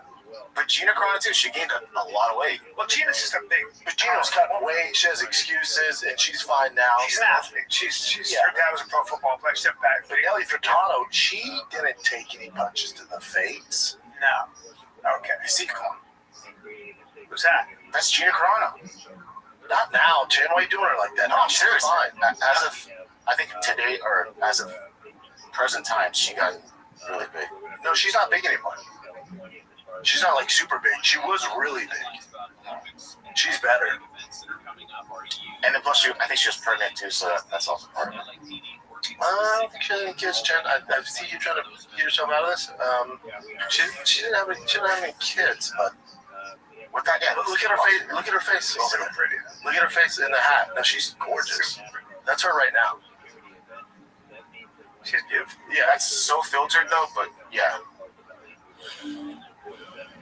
But she's always been pretty. Yeah, she's really pretty. That's why she was like, "Stride, Chet." Sorry, she doesn't look like her Strike Force days, you piece of shit. And she won the lawsuit against Disney, so yeah, ball in Elon Musk. How big is she? How tall? You fucking held her, right? Yeah, I've seen her a few times. She's great. She's not huge. Yeah, I'm a fan. I mean. Okay. I need auto parts, but I need friendly, knowledgeable service. I want new wiper plates. What if I want my battery changed when I'm still in my car, Brendan? I'm glad you asked, buddy. That's why our friends at O'Reilly Auto Parts offers friendly, helpful service and parts knowledge you'll need for all your maintenance and repairs. Right, whatever you need, whether you're a rookie or an expert in the car game, you'll find the employees at O'Reilly Auto Parts are knowledgeable, helpful, and best of all, super friendly. Professional parts people at O'Reilly Auto Parts are your one-stop shop for all things auto do-it-yourself. You can find what you need in-store or online. Stop by O'Reilly Auto Parts today. Visit them at O'ReillyAuto.com/fighter. That's O'ReillyAuto.com/fighter. O'Reilly. Nice try, Chet. Whatever, dude. I thought this was hilarious with my Brian, too. Let me just play it. Hold on. Oh, yeah. There you go.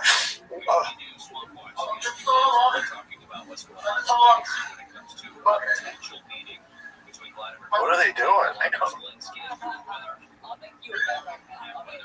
Yeah, for anybody who cares, this is Turkish oil wrestling. Great sport. Yeah, Timberland's team, huh? And this is the reason, not one of the reasons, but the reason that P. Diddy is a much better wrestler than people give him credit for.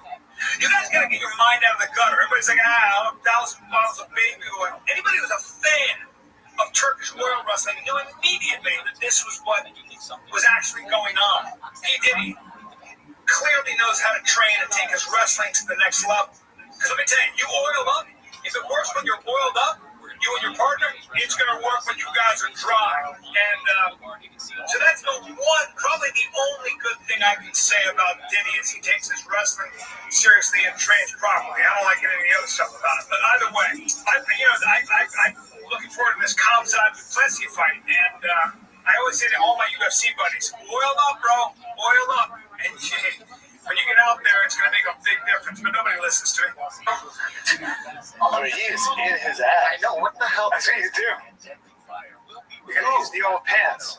I've been around wrestling a long time. I've never seen that. You got to do that, man. You got to get your hands. What are they doing then? It's a whole tournament, like a yearly tournament. It's so weird. They boil up. Gay. Then they fuck each other.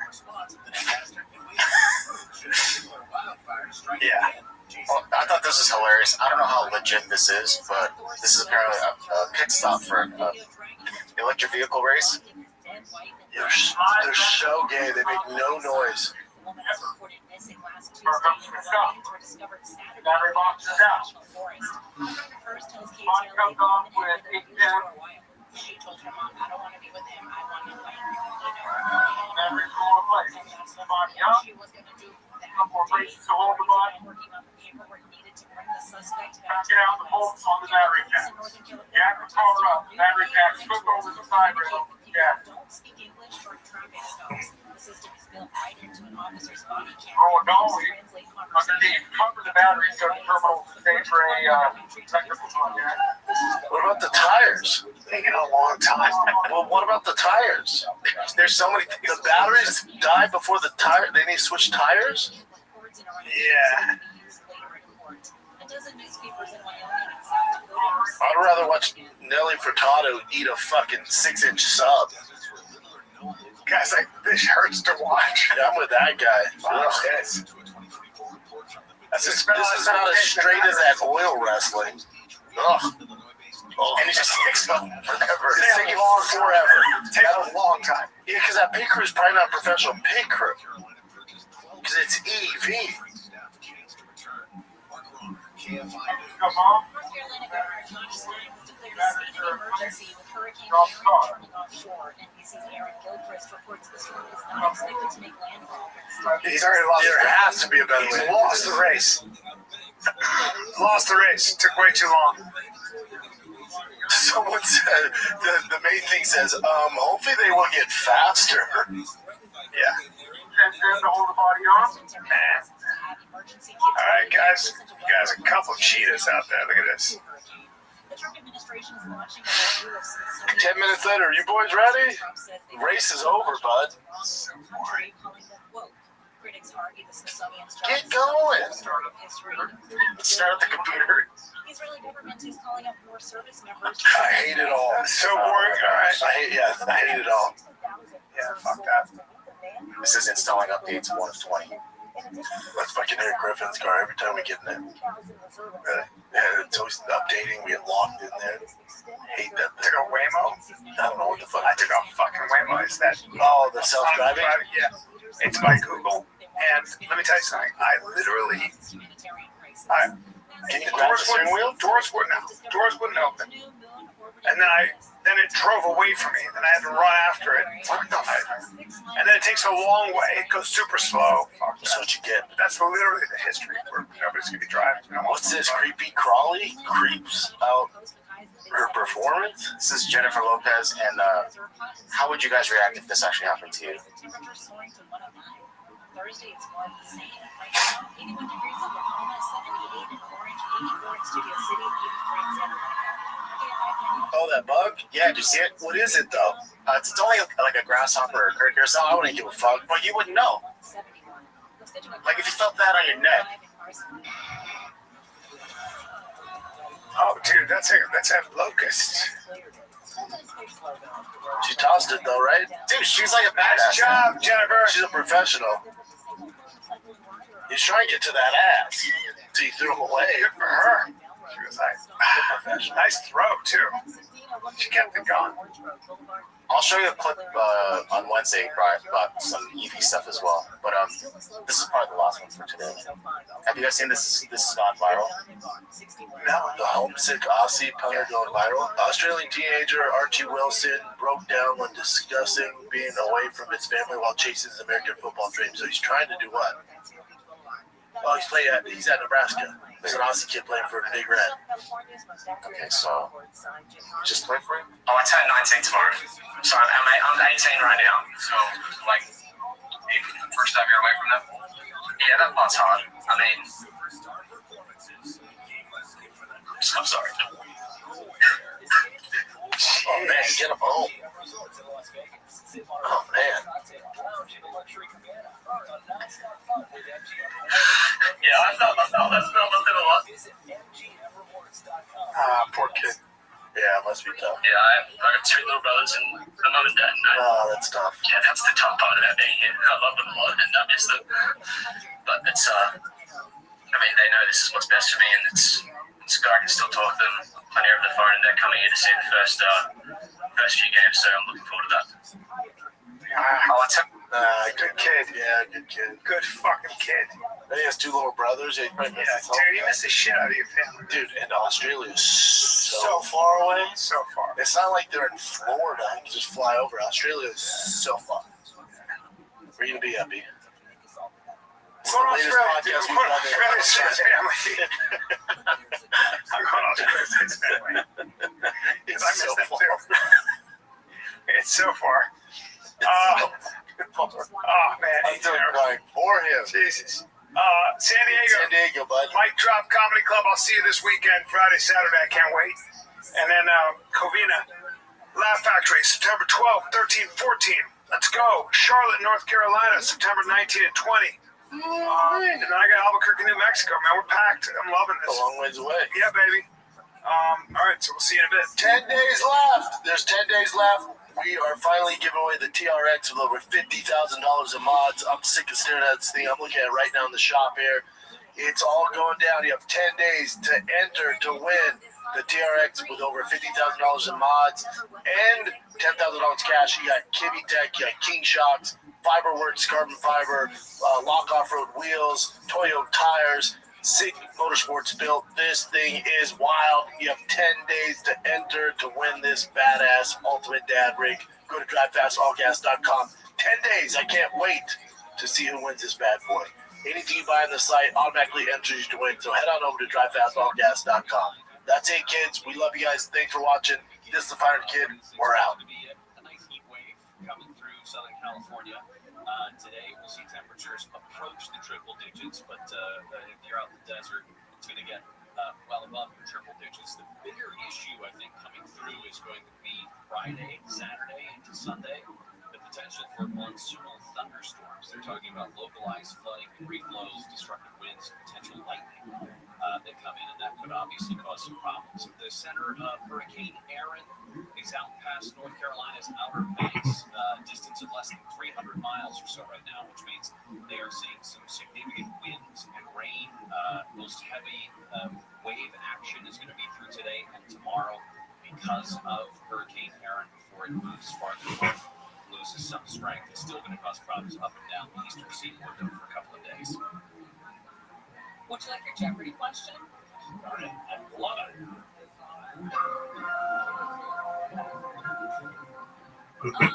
What's that idiom for $1,000? A different way to say from one place to another is the expression from pillar to this support. What is post? Yes. I'll kick you up. We are just getting news, by the way, that former chief of the LA Fire Department, Christine Crowley, has filed a formal tort claim against Mayor Bass. The claim sets out a pattern of dishonesty, scapegoating, and unlawful retaliation that destroyed the career of a 25-year public servant, not because of any failure in her duties, but because she told the truth. This statement came out from her attorneys. The tort claim makes clear that Chief Crowley did her job. She told city leadership and the public that Mayor Bass's budget cuts and the city's decades of neglect had left the LAFD underfunded, understaffed, and ill-equipped to handle the rising demands of a growing city, especially one at risk of dangerous wildfires. Instead of addressing those concerns, Mayor Bass retaliated. Briefly, sounds like Tahoe resident has tested positive for the plague. No, they think that the person got this after being bitten by an infected flea while camping in South Lake Tahoe, which we've all done. Yeah. In this room. Yeah, the plague, that one that killed 25 million Europeans in the Middle Ages. It's back. Welcome to the 1700s. It's not for 1600s. Yes. There's a competition between some cheap and online.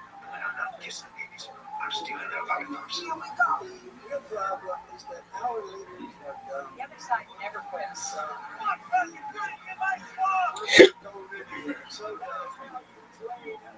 I can imagine what can be. I'm hungry by what has been. Americans have always been dumb. A political blunder is when a politician actually tells the truth. Swamp Watch. Our Swamp Watch segment brought to you by the good people feed store. If you're looking for foot pain, have been diagnosed with plantar fasciitis, you can visit Good Feed Store and learn how you can find relief without shots, surgeries, or medications. The Good Feed Store. So the biggest issue out of D.C. continues to be what sort of brokering President Trump is going to be able to do between Vladimir Putin and Vladimir Zelensky. U.S. and NATO military officials are set to meet today to talk about the potential for security guarantees for Ukraine, because the White House is at least a baby step closer to some sort of a summit between Zelensky and Putin. President Trump had made clear that this, whatever security agreements we come up with, would not include American boots on the ground, but might see American airplanes in the sky as part of that agreement. The Kremlin said it's ready to discuss a settlement with Ukraine, including security guarantees, but any talk that does not include Russia, like the ones today, would be a road to nowhere. It also is in no rush to actually sit down with Zelensky. You mentioned this yesterday. One of the biggest stumbling blocks is Vladimir Putin doesn't see Ukraine as a country. Vladimir Putin does not even see Volodymyr Zelensky as the president of a country.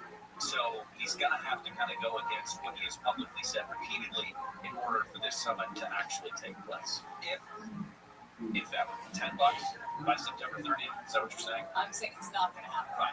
You say it. I say they will meet before September 30th. Okay. I love that for us.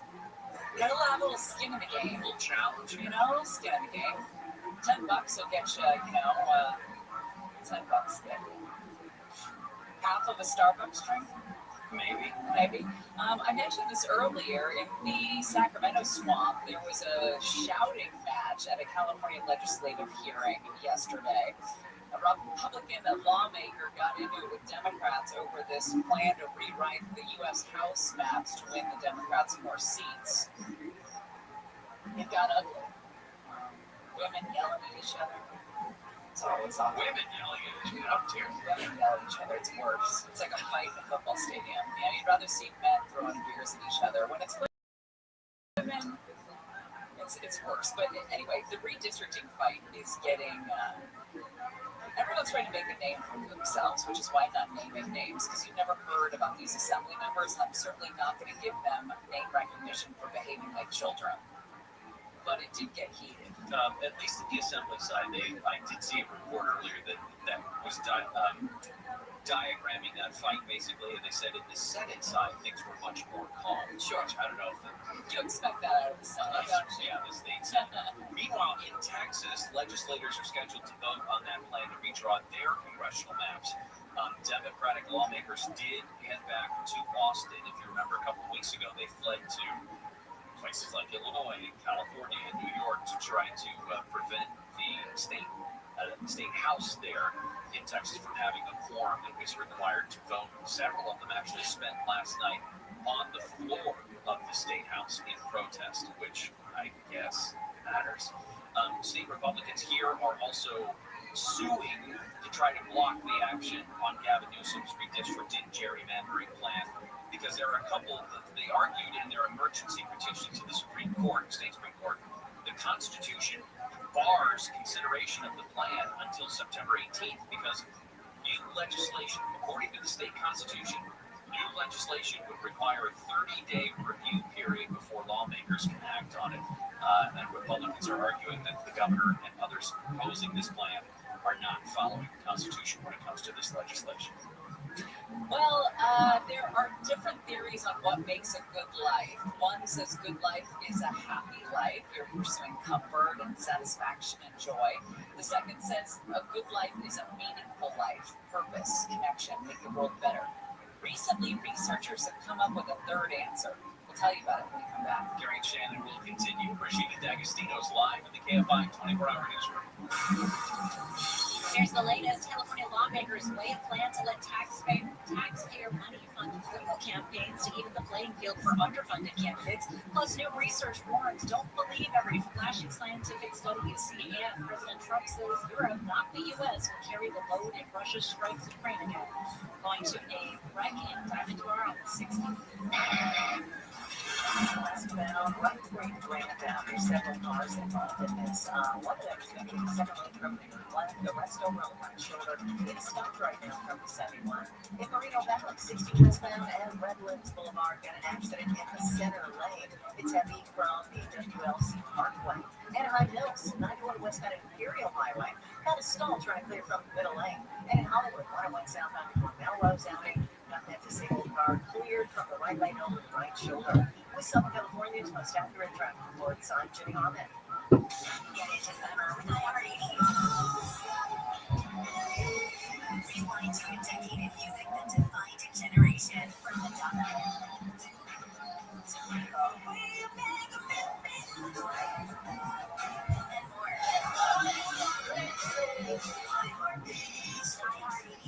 commercial free this weekend and every weekend. Open the free iHeart app, search iHeart80s, and make it your next preset. Here's some demand from you guys. Strangers cough at me, someone spit towards my direction. All the stereotypes that we work so hard to break are just going to be reversed. And I won't let that happen. We all have to play our part. With plasma, I've been making boss. you deserve respect as much as everybody else. I'm a nurse. I'm a delivery woman, chef, a neighbor artist. Bus driver. I'm a doctor. Fight the virus. Stop the spread of anti-Asian racism by visiting iHeartRadio.com/fightthevirus. Brought to you by Love Has No Labels, the Ad Council, and iHeartRadio. iHeart is America's #1 podcast network. Open the free iHeart app and explore podcasts like this. We all love a good jailbreak. The elaborate schemes, the close calls, the moment when it all goes wrong, Oh my god, the twists and turns. and when things finally click into place.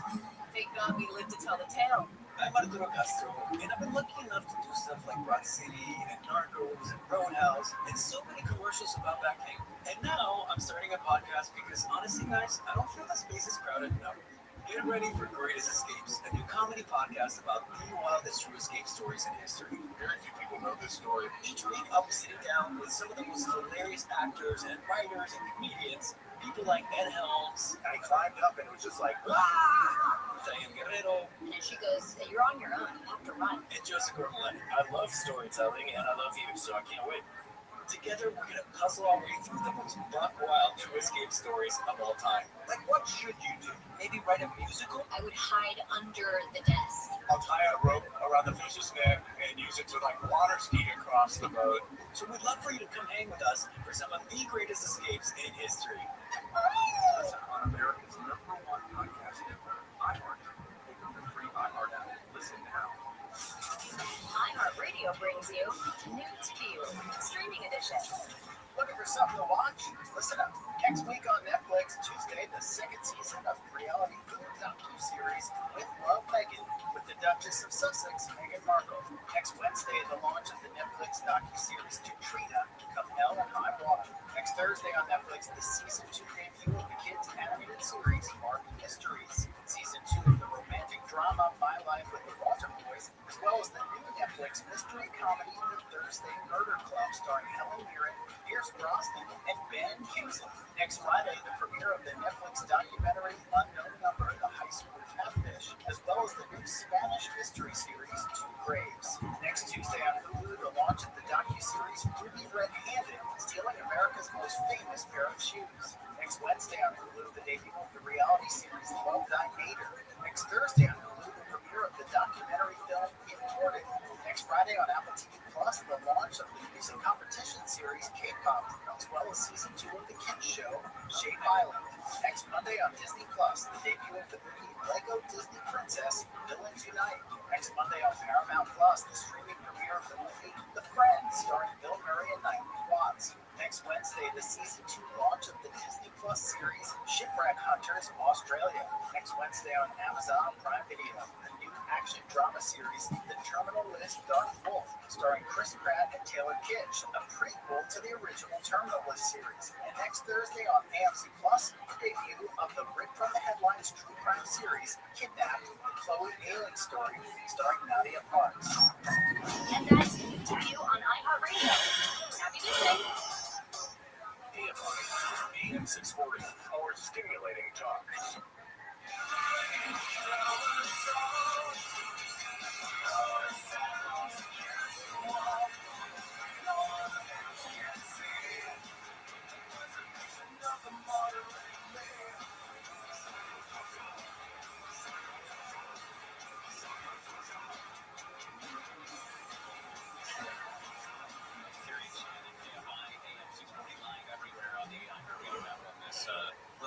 Sunday it's already the 20th, but I believe it's Wednesday.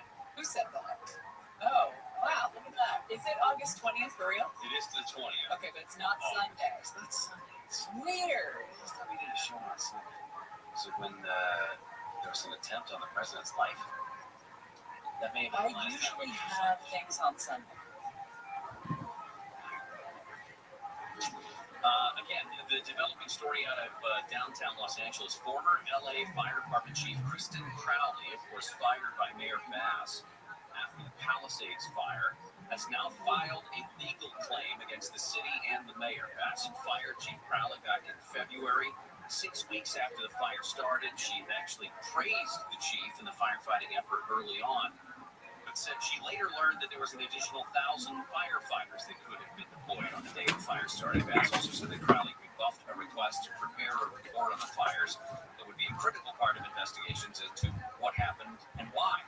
The legal claim that was filed today by the former chief demands immediate retraction of all false and defamatory statements, a formal and public apology to former Chief Crowley, and to end all ongoing retaliation. If you remember, the big deal, the big nail in her coffin, so to speak, was the interview that she gave with Gigi Graciette from Fox 11, asking whether or not the city failed the chief and the fire department. It's my job to stand up as a chief and exactly say justifiably what the fire department needs to operate to meet the demands of the community. Did they feel you? That is our job, and I tell you, that's why I'm here. So let's get us what we need so our firefighters can do their jobs. Did they feel you? Yes. Yes. So, Chief Crowley suing the city and the mayor. Researchers have proposed a new way for you to have a good life. We've always heard about a happy life driven by joy, a meaningful life driven by purpose. That's 40 plus years of research on those two, but now we've got a new third answer. A good life is a psychologically rich life. What is it marked by?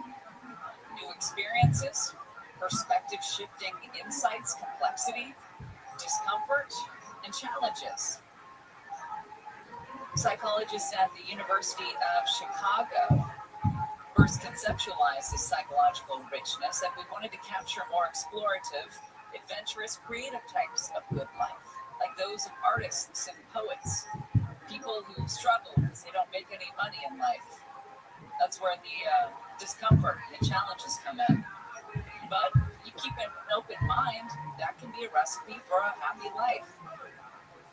I said, the psychologist said happiness can be thought of as a batting average. It goes up and down with good and bad experiences. Psychological richness, on the other hand, is more akin to career highlights. How many interesting stories and experiences we have over our lifetime. Travel, meeting interesting people, reading books, overcoming challenges. I love that. What a full life that is. It asks us to leave our comfort zones, being open to changing our mind. It is cognitively and emotionally uncomfortable to realize that the world is one way and then realize it is another way. That I'm thinking it's one way and realizing it is not. I fully agree. I do too. Totally. So, is it suggesting then that discomfort is okay? Yes. Because like it's so new. many people fight discomfort. Because we've been telling people that discomfort's not okay and you need to take drugs to fight it. Discomfort needs change most of the time. And if you're not changing, if you're not growing, you're boring. Facts. This is the worst motivational speech I've heard in a while. Well, that's because, well, go on. I know what you're going to say. What was I going to say? You're going to say, I don't like change. You don't like change. But I also know that discomfort is the only way to grow. Yes. I think that you are an example of a person who lives acceptably a meaningful life. But I also believe that your mind is not closed to leading a more psychologically rich life. You know that you are a person who doesn't like change, for instance. Sure. And you're willing to open your mind to new things within reason.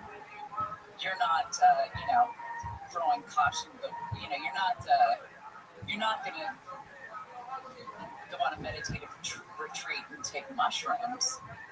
But you were willing to try a sip of that matcha the other day. And that was a difficult step for me. Baby steps.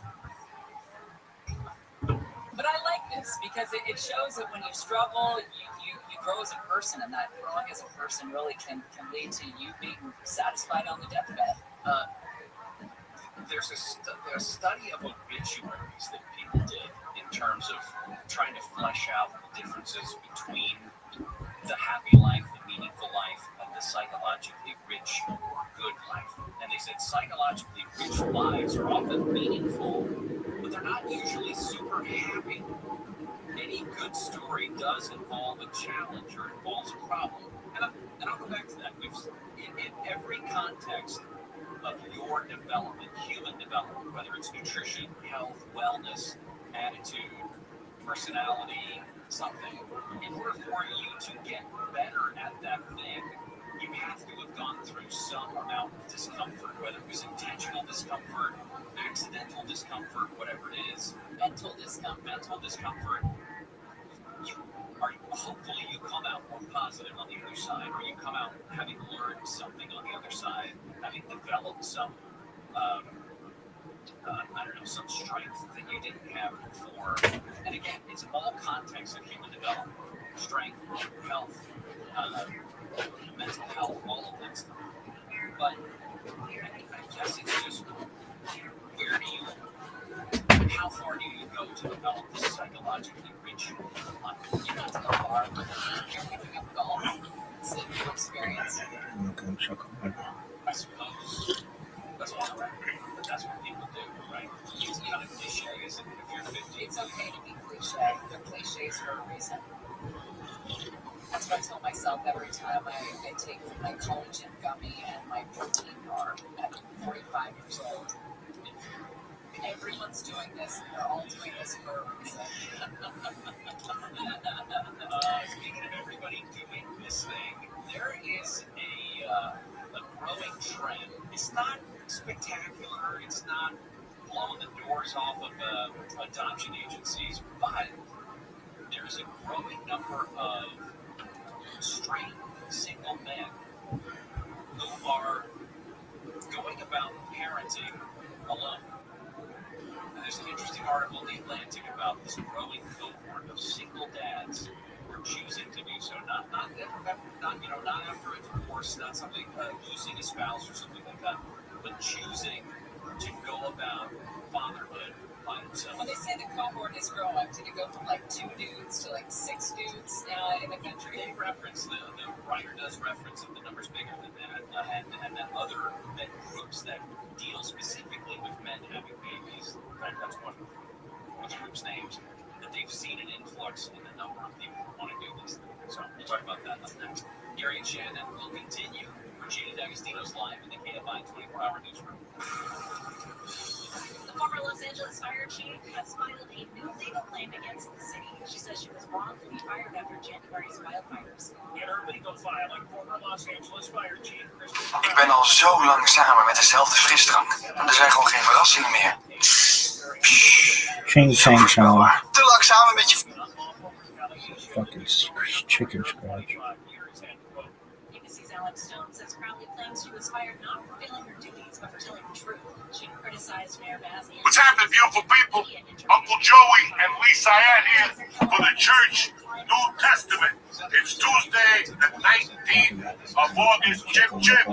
Labor Day's around the corner. You can't dress in white no more and all that stuff. But anyway, we're here for another fun-filled episode. Also, today's 5 years ago today I moved to New Jersey. What a nightmare. Don't clap. We'll be right back. Oh, Uncle Joey's back. I gotta talk to you about something. If you're sick and tired of always being sick and tired, listen up. Viola is here to fix all that. with the blend of pre, pro, and postbiotics that'll get you back into the zone. Taking these smooth shits again. Your mood, your digestion, your energy, basically your whole life revolves around your gut health. How many times have you felt bad? You take a big fucking shit, and next thing you know, you're feeling like a king. All the time. This is what I'm talking about. Biola probiotics. I was just on antibiotics for 3-4 months at a time. I was walking around with a little gut like I was pregnant. I took a couple of these biomas. I took a shit, the toilet broke 2 times. You understand me? So when you're looking to drop some weight, take care of your hair, skin and nails, or need to get your feminine health on track, Bioma has what you need. Like I said, I love Bioma with all my heart. I've taken other probiotics, but this one changed the game for me. Look at my teeth, I got none. Antibiotics. Look at my ears, I got none. Antibiotics. My whole life has been antibiotics for last year. Bioma finally brought me back. I got some color to my face. I got energy. Listen, your gut is the foundation of overall health and vitality. If you want to be a motherfucking savage, you better keep it in check. So do me a favor. I'm going to take 15% off Bioma order when you press in code CHURCH. CHURCH at gobioma.com/church. CHURCH. That's 15% off with code CHURCH at gobioma.com/church. Or just click the link in our show notes. Enjoy. This is going to change your life and your stomach and your toilet and everything around you.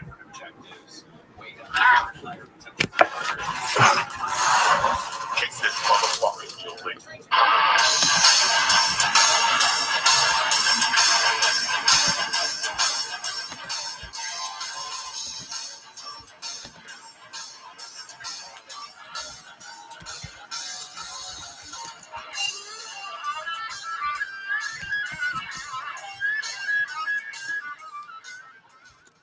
What's happening, you savages? Uncle Joey here. What's happening, Tarzan? I'm doing good. Are you taking Labor Day off? I don't know what I'm doing. What's wrong with you?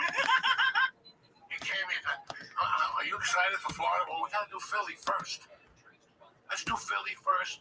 Then you got Labor Day, and then we'll burn that bridge when we get to it. I'm not even thinking of Florida. No. I don't know how you care the fuck less about Florida. I got a show Wednesday. I got a show Friday. I got a show Saturday.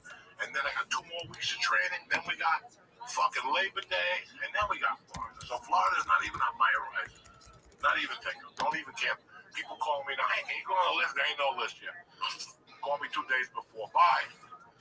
I've been getting Facebook from all my friends in Miami that I went to McKinley with. And I'm like, I ain't taking no requests right now.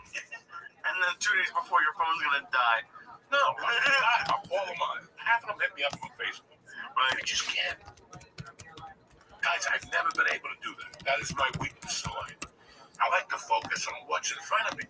Because if you start, you ever say, and you know, all of us like sports. How many times you gotta play the Bulls, but you're talking about Golden State in the finals, and you're like, I'm betting against these motherfuckers because they're not focused. It's so weird how people do not focus on what's in front of them. That's it. Today is Tuesday. Today's Tuesday. All I care about today is Tuesday.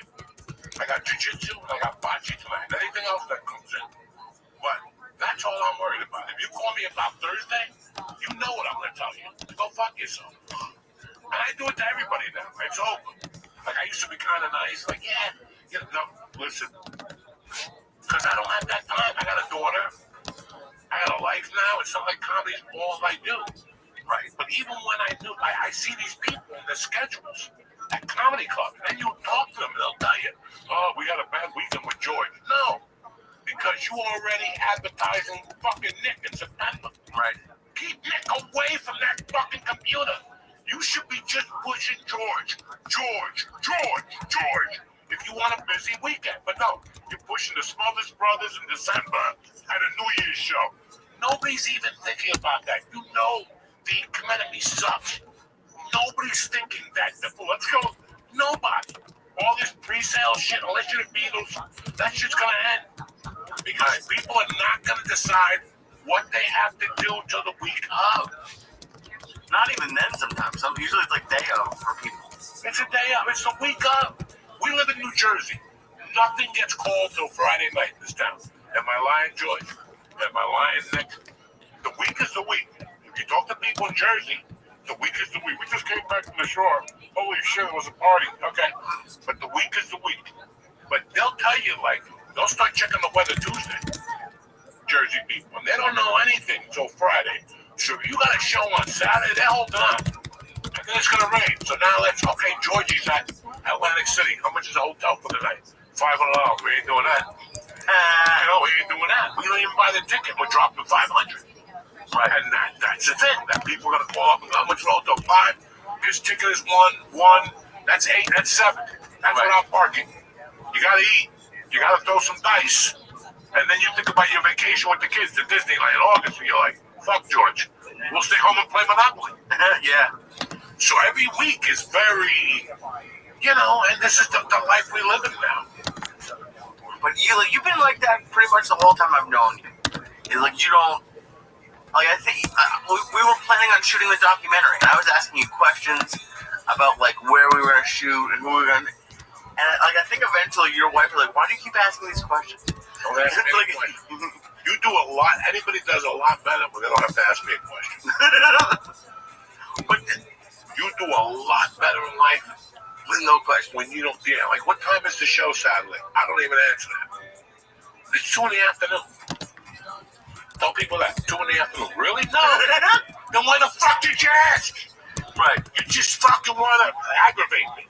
Right. Or give me conversation. There's no conversation. Look straight ahead. Look straight ahead. I know, it's tennis. Make believe you're watching it. Just make believe. Give it a hard fucking try. Do you do that now that like you're hearing? So you just pretend like you can't hear people all the time? No, I'm to the point in my life that I can't hear it all. So you can talk to your green in the fucking face. And it's so funny because people say things to me and they look at me because maybe I replied differently to them. But that's what you got. You hear music, you look at my face. Look at somebody's face. So whatever your fucking stupid story is, you're focused on it without looking at my face and the pain that this conversation is bringing me. Do you show it in your face when you're like just dying on the inside? Think of your face when somebody's talking to you and you don't know what the fuck they're talking about. If I secretly tape you talking to an Arab that just pulled in front of you, what's the brothers halal? You don't know what he's saying. And same thing if you sent somebody from Israel here and stood in my face and just started going off. That's the same thing when you're deaf. Right. So it's not that I'm deaf. There's music on. It's over. That's it. We didn't come here to chit chat. I came to buy you a drink and hopefully you suck my dick. That's it. That's the bottom line. Am I lying? But no, like it's just I can't hear if there's music. Right. No, I know that. And then if you're 3 people away from me, I just stare at you. Yeah. Good. No shit. Come on. I got the same thing I'm recording. It's like a button. I press. Come on. You're like Woody from Toy Story. They just keep pulling the string. Yeah, I pull a string and it's the same conversation. Really? Wow, nice to hear. Come on. So I think they're asking me something else. I'm like, come on. And they're like, okay, you can't even talk to this guy. He's an idiot. No, I don't know what you're saying. I gotta be honest. And even if I tell somebody, here's the funny thing. If I embarrass you and go, can I talk to you for a second? I can't hear a word you're saying.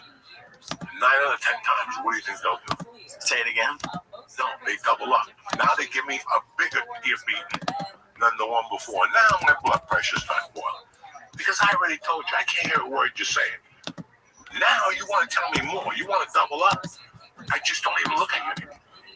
I stop looking at you. I just look straight at the bar, like I was doing.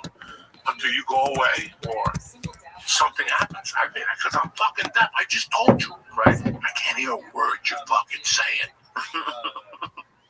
And they just want to say it. They don't really care. New Year's, I went out. Some guy kept talking until I just got up and walked away. And his brother-in-law came up to me. He's like, dog, I'm sorry. He's on shit. And then he gave me a gram of coke. And I gave it to my friend. That's why he was talking to me like that. And he didn't care. It was the same story over and over. I saw episode number 300. You and Lee were fun. And then he'd have a drink. And I saw episode 300 8 times. I gotta go to the bathroom and take a shit and stick it in my mouth. I smell, so you don't talk to me no more. Oh. I'm very envious of like how you will just like yell at people or just like I just let it happen. I feel I let it happen. You've all judged me. I've let it happen. You've witnessed me let it happen, and then it just doesn't end. It's like a bad rape. It just doesn't fucking end. Like this guy hasn't come yet. 22,000 people come in a minute. This guy's been fucking me for 18 hours straight. You know what I'm saying? It's the same fucking thing. Right. Like, it's just, after a while, the thing is, guys, even in my fucking cocaine days, I don't remember lighting people up like that. Like, I shut the fuck up. I did coke. Really? I didn't say, yeah, because at that point, I didn't say much. It was like the first 10 years, then I burned that dopamine, whatever the fuck that is, and then I just got, after a while, you just shut the fuck up and let people talk. I just let, if I was with a girl and I was trying to get in the pants, I knew she would, it was like only jiu-jitsu with a fat guy. Just run around him. He's going to gas out eventually. Just give him more coke. They keep talking. But then you got to watch because their jaws might be tired. So you got to control the fucking. I don't know. Like you, it sounds like you did coke. Like no, like every time you describe you on cocaine, sounds like no one else on cocaine. You gained weight. You didn't really do much. You did it by yourself. Like yeah, like maybe it's like some women sometimes, but like no. But you got to remember, I was up to 99. That road stuff was great. But after I started dating Terry, it was like I had to do it by myself. Right. I do it by myself unless I had a guy friend and who wants to start coke with a guy. Really? Look at your titties at 4 in the morning. Welcome. What up? How are you? Oh, do guys do coke? Really? Good evening. I'm kicking ass, taking names. What's good in your neck of the woods? How are you? So what? I'm kicking ass and I'm taking names. How are things in your neck of the woods? How are you? Yeah, I'm fine. Fine. How'd you find out about me, pimp? You said what? How'd you find out about me? Yeah, I just log into server. I know. How'd you? I saw you, the video. How'd you find out about me, though? In this server. I know. How did you find this server? Okay, you sent me an invitation. Oh, okay, cool. How's your day going? Yeah. Oh, fine. Excellent. Are you the guy? You had a picture in front of a mountain or something? No. Okay, that might be somebody else. I'm younger than that. How old are you? 26. Oh, okay, that's good. I just want to make sure 18. All right, so do you mind if I tell you about myself? Yeah, absolutely. Thank you for the opportunity. I'm Rabbi Rothschild. I stream my life 24 hours a day, 7 days a week, 365 days a year for world peace. I've been doing so for more than 3.5 years. I have more data online than any person ever. Data, according to The Economist magazine, is Earth's #1 resource, more valuable than food, water, gold, air, petroleum, and I have more data online than any person ever, which may make me an influential person someday. And if that happens, my friend Pascal, I'm going to make sure that you, your friends, your family, all are made financially independent if you're not already. I'm going to make sure that you have enough money to have generational wealth. And most of all, I want you to be able to start charities and philanthropic organizations of your own to help the world. How does that sound? Incredible. Nice. Excellent. Thank you. I really appreciate that. Absolutely. So what are your hobbies? What do you like to do? Actually, I like to play football. Like soccer? And yeah, soccer. And actually, I'm a graduate. Oh, you're a graduate? I'm an engineering graduate. Oh, that's great. Congratulations. Yeah. What kind of electrical electronics engineering. Oh, you're a smart person. Good on you, man. That's great. So, what do you are you an electrical engineer?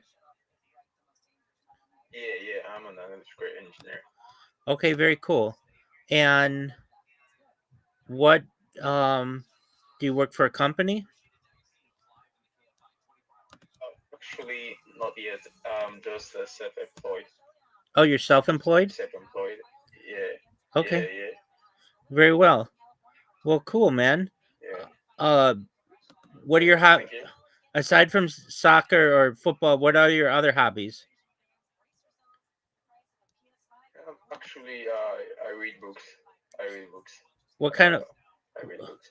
what kind of books do you like? Uh, I think novels they're not too bulky because they get boring when it's too much. Word dog. All right, very well. Do you like any other sports aside from soccer? Yeah, absolutely. Uh, Basketball, baseball, volleyball. I Oh, love them. that's I play them amazing. as well. Oh, excellent. All right, so in soccer, what position do you play? I play as a number 11 and 7, No, no, no, and no. sometimes I'm deployed to. What position? Oh, okay. I play as an attacker, a forward. Oh, okay, good. So you like to score. Yeah. Absolutely. Excellent. Are you good at it? Sure. Amazing. I bet you can watch me. Very good at it. Okay, excellent. And now basketball. Yeah. What position do you play? Actually, I just play random basketball, not too serious about it. You get. So I don't actually have any sure position. That's okay. And what about uh the other sports you named? What else did you name? Oh, volleyball. Oh yeah, what do you play in volleyball? Volleyball. Is I play the defense Oh, in okay. volleyball. Yeah. Okay, very well. Do you like board games? So what? Do you like board games? I play games. No, yeah, okay. What kind of games do you like? Uh, COD, soccer, uh, many of those mission games. Finger research, brain thinking games, anything that has to do with the intellectuality. Good on you, man. You're a smart person. Okay. I'm live on 22 different YouTube streams, 24 hours a day. So if you ever need anybody, you ever want to talk to anyone, I'm always here for you. And I'm just chilling right now. And you should know that I'm always here to be a positive person in your life. I'm here to have an optimistic view on the world. Absolutely. And just most of all, I just want to give people hope. So if there's anything you ever need from me, I'm here for you. Okay, big dog? Okay. Thank you very much. You're welcome, my So friend. do I call you Robbie? Yes, you do. Oh, thank you. You're welcome, my friend. Yeah. I'll be going offline. Then I'll come back and probably come talk to you. Excellent. Sounds like a plan. I'll be here, my friend. Okay. Thank you. You're welcome. Take care, my friend. Thank you. Pleasure to meet you. Take care. Yes, sir.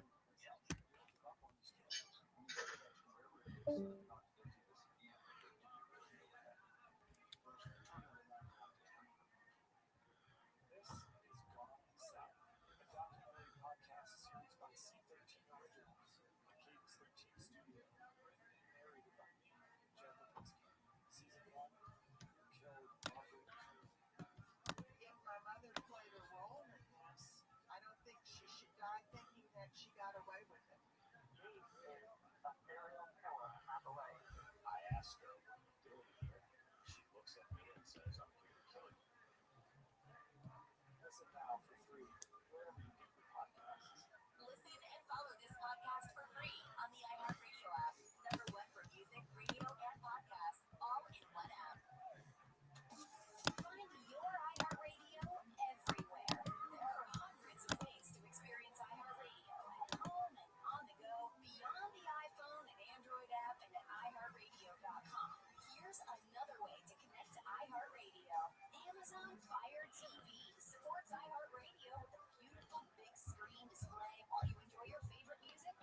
stations and podcasts. Make sure you link your iHeartRadio account and use voice controls for easy navigation between content on iHeartRadio. iHeartRadio on the big screen is easy to control from the remote or with voice controls, and it provides large cover art on the screen. You can sync with your iHeartRadio account for seamless listening between your devices. Your iHeartRadio music, radio stations, and podcasts now on your big screen TV, Amazon Fire TV, and the Fire Cube. Check it out for free now. iHeartRadio. Anywhere you want to listen, iHeartRadio is there. iHeartRadio brings you News View, Streaming Edition. Looking for something to watch? Listen up. Next week on Netflix, Tuesday, the second season of the reality docu-series With Love Megan, with the Duchess of Sussex, Meghan Markle. Next Wednesday, the launch of the Netflix docu-series Katrina, Come Hell and High Water. Next Thursday on Netflix, the season 2 debut of the kids' animated series Barney Mysteries. Season 2 of the romantic drama My Life with the Walter Boys, as well as the new Netflix mystery comedy The Thursday Murder Club, starring Helen Mirren, Pierce Brosnan, and Ben Kingsley. Next Friday, the premiere of the Netflix documentary Unknown Number, The High School Catfish, as well as the new Spanish mystery series Two Grades. Next Tuesday on Hulu, the launch of the docu-series Ruby Red-Handed, stealing America's most famous pair of shoes.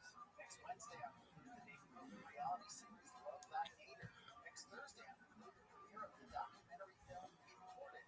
Next Friday on Apple TV Plus, the launch of the music competition series K-pop, as well as season 2 of the kids show Shape Island. Next Monday on Disney Plus, the debut of the new Lego Disney Princess Only Tonight.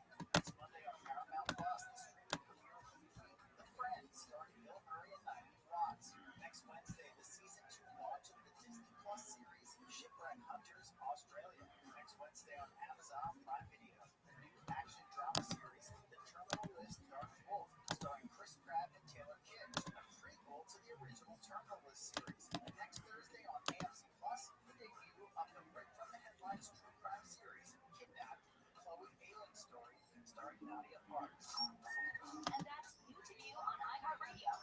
Happy binging. KFI KM 640, more stimulating talk.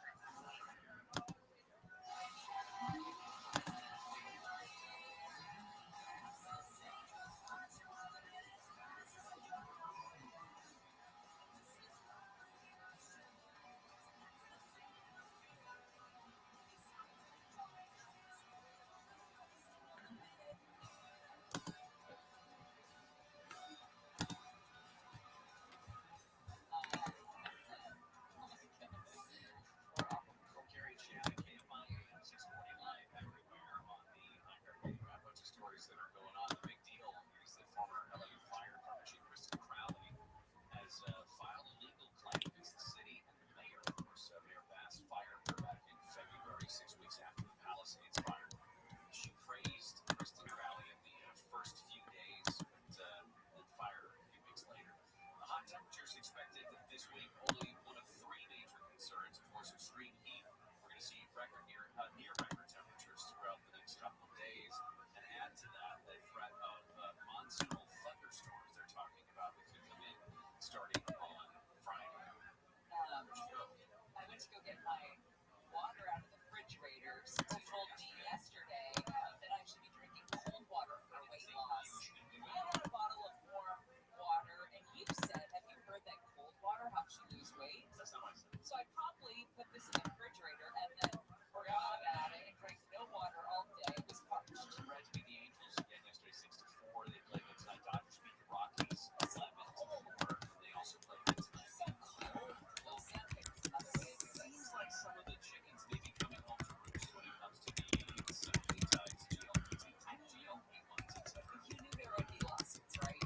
I mean, everything comes with a lawsuit. But just how indicative are these two true side effects? These lawsuits add up to about $2 billion so far. Patients that are on the Ozempic are claiming stomach paralysis, vision loss, and lasting health damage. I don't know why they don't just throw in a couple of testicular bleeds in there too, just for I love that side effect because you said it's just a Tuesday. sometimes. I mean, it's When's been a the long last time. time you felt pain in your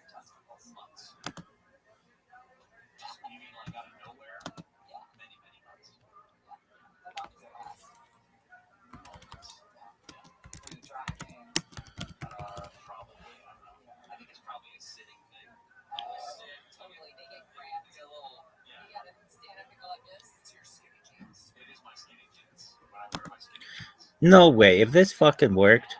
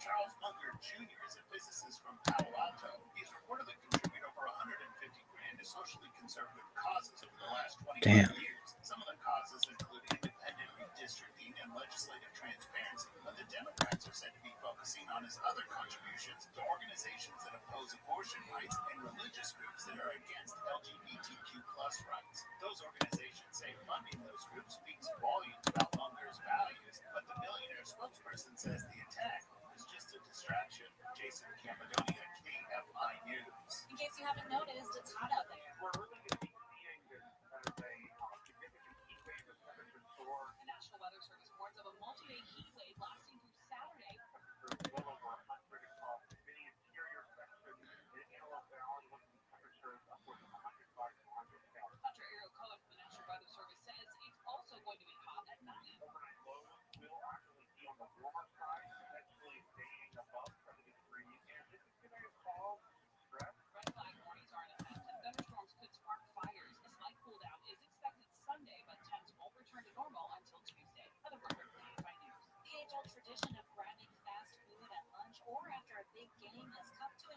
Chick-fil-A near Dayton, Ohio. The restaurant near a middle and high school has put a new policy in place to, as it put it, ensure a safe and respectful environment for all guests. Anyone 17 and under must now be accompanied by a parent, guardian, or adult chaperone to dine in. The policy is similar to restrictions put in place at Knott's Berry Farm on certain days. On social media, some are complaining that all are being punished for a few minors getting out of line. Others support the new policy put in place a week ago, saying nobody there makes enough to constantly remove disruptive teenagers who are unruly and disrespectful. Amy King, KFI News. The border wall in New Mexico is getting a new coat of paint. During a visit to the southern border, Homeland Security Secretary Kristi Noem said the president wants it painted black. In the high temperatures down here, when something is painted black, it gets even warmer, and it will make it even harder for people to find. Noem said the cost of the wall renovation was included in President Trump's One Big Beautiful Bill Act. Sony is raising the price of its PlayStation 5 gaming console. Starting tomorrow, the cost goes up $50 in the US. The standard model will now sell for $550. Southland weather from KFI today in Metro LA and Orange County. It's sunny inland, partly cloudy on the coast with highs in the mid-70s to 90s. In the valley's IE and high desert, hot and sunny with an extreme heat warning and temperatures soaring to 109. On Thursday, it's more of the same. Right now, it's 85 in La Palma, 85 degrees in Orange, 88 in Studio City, 87 in Santa Monica. The KFI financial report, the Dow is down 4, S&P 500 down 22, and the NASDAQ down 171. Right now we're going to a crash in Ontario on the 10. So on the 10 westbound, right before you get to the 15, try to clear this from the center minor area over to the right shoulder. Marino Valley, 60 westbound Red Lakes Boulevard. That accident clearing from the center lane over to the shoulder as well. In the Good Hills, on the Continental Ventura Road, got a disabled car going to be blocking at the right shoulder area. They just got that moved. Still pretty heavy though from Oso Parkway. Glenwood, 105 westbound connector to the northbound 710. Got that accident virtually in the left lane of that transition. And good news in Downey, 5 southbound before Paramount Boulevard. They cleared that detached trailer from the center lane. With Southern California's most accurate traffic report, I'm Jenny Norman. There is a viral sickness in this town. Plastic something. Take a deep breath. Let it out. For iHeart Podcasts, including this is a new fiction podcast set in the Bridgewater Body. Listen to Habitown on America's #1 podcast network, iTunes. Follow Habitown. Start listening on the free iHeartRadio app today.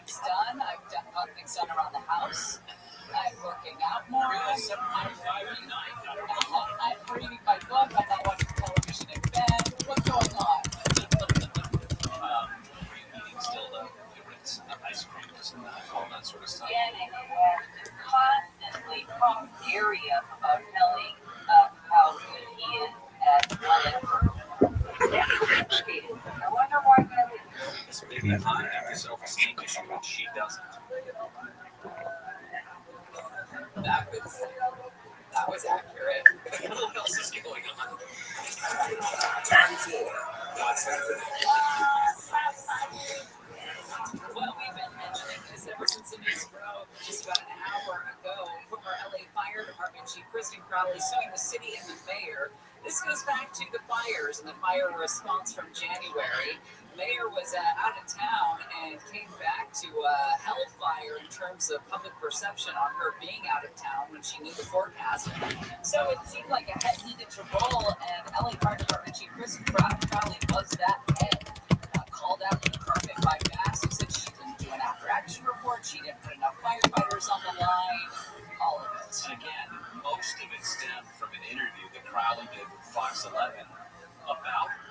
was responsible, and did the city let down the department? It's my job to stand up as a chief and exactly say justifiably what the fire department needs to operate to meet the demands of the community. Did they fail you? That is our job, and I tell you, that's why I'm here. So let's get us what we need so our firefighters can do their jobs. Did they fail you?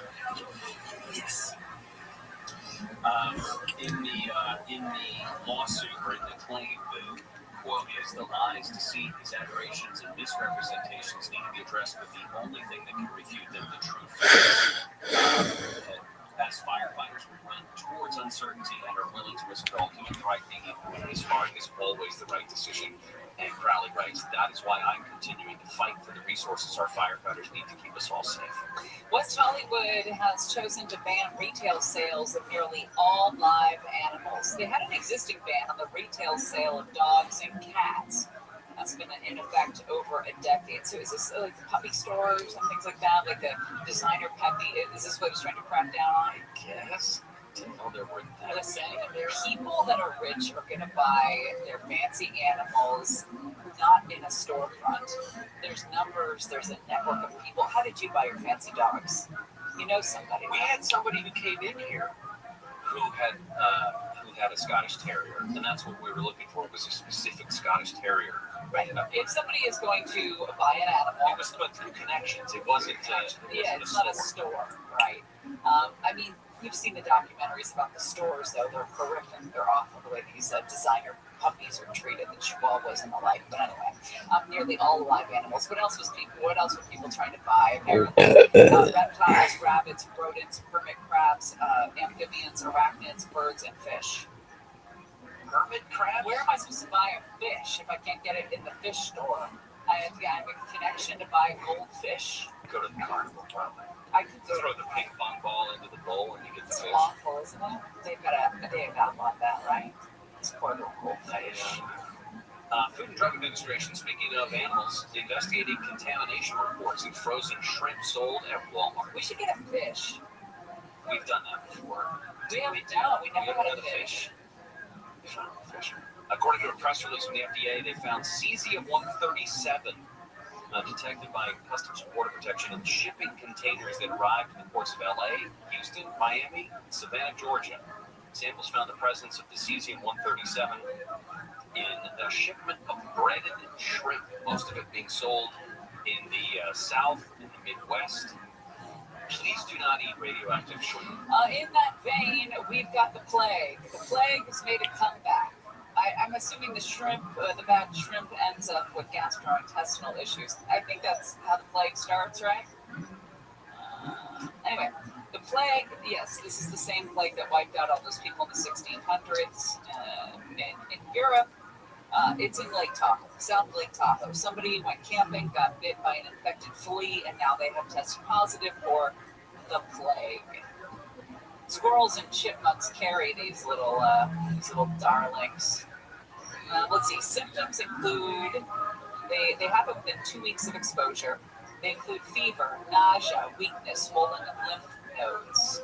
You can take antibiotics and you'll be fine. The plague is much more sexier to say than it actually will kill you. Swollen buboes. What's a swollen bubo? Isn't that what they call them?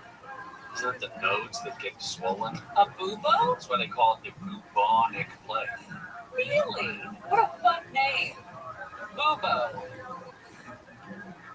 You can do a Labubu knockoff and call it a bubo. You're reading my mind. Disneyland and resort hotels are going to change their early theme park entry program. This, if you were lucky enough to have stayed in one of the hotels, they used to allow you 30-minute early access before everybody else, the tours, were allowed to go to Disneyland. So now, instead, starting January 5th of next year, if you have a valid hotel reservation, you'll receive one complimentary Lightning Lane entry for a Lightning Lane multi-pass attraction during the day. Not all of them have it, but you can always go check it out. Disneyland's the early entry program was not widely used. Which is strange. It's just that you get in 30 minutes before everybody else does. Why are they called the bubo nodes? The bubo nodes and not the lymph nodes instead. Bubos is so much more fun to say. Maybe somebody thought it was too fun and science gave it.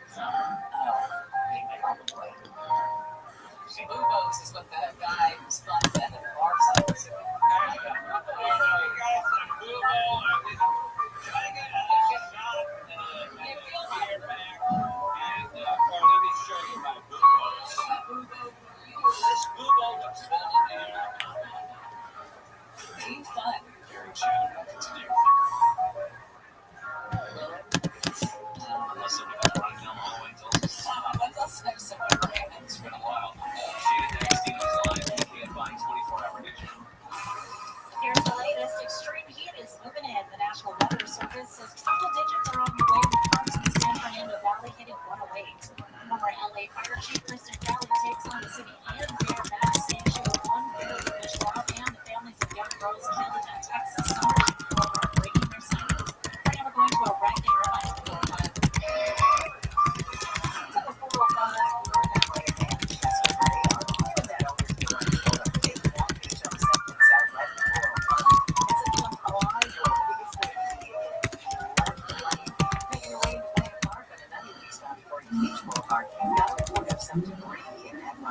Also, southbound, debris in the right shoulder, and Linwood on the Waterfront westbound connector from northbound 710. Still in that crash on the shoulder of that transition.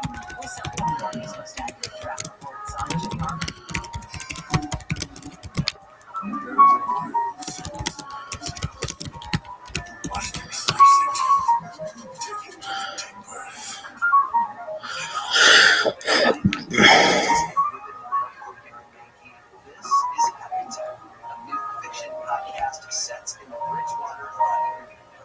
Listen to Habitat on America's #1 podcast network.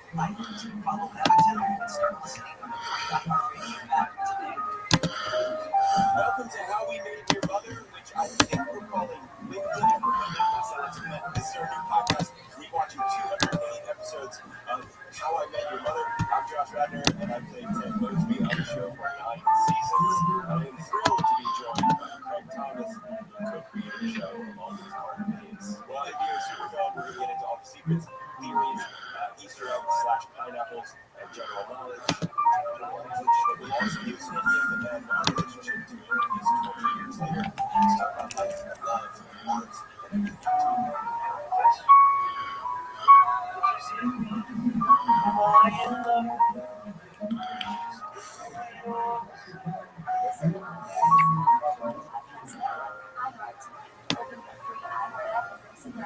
iHeart is America's #1 podcast network. Open the free iHeart app and explore podcasts like this. Hey everyone, I'm Amy Cole, and I'm launching a new podcast called Good Camp. And in preparation, I asked some of my friends to send me some videos and goodies. Just be yourself. Well,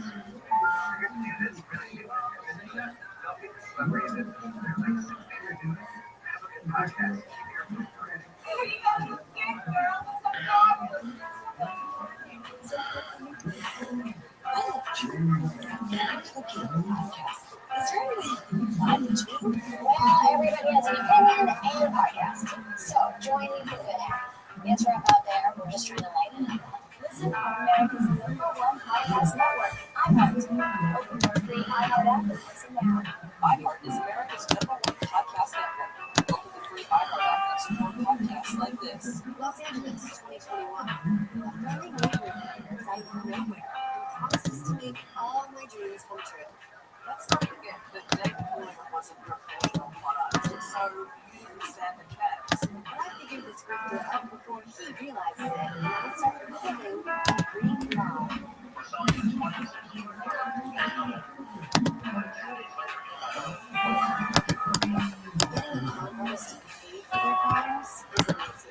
And I'm not going to stop until I bring this con man to justice. I'm Caroline Duvall.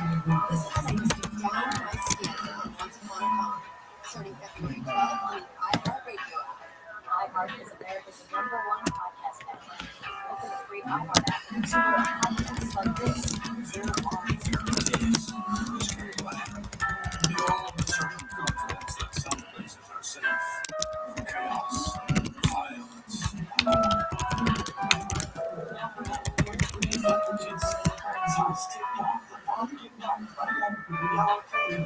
Those very crimes are the worst I've ever seen. Careful what risks you choose to rely on. I'm Keith Morris, and this is Murder and Gunfire, an all-new podcast from Big Time. You can listen to all episodes now. Listen on America's #1 podcast network, iHeart. Open the free iHeart app and listen now. TMI chance exhorting all stimulating songs. I want to tell you about some Cowboy Jr. later today on the Cowboy Show. Beth and Curry will start sharing all the answers to love, chance,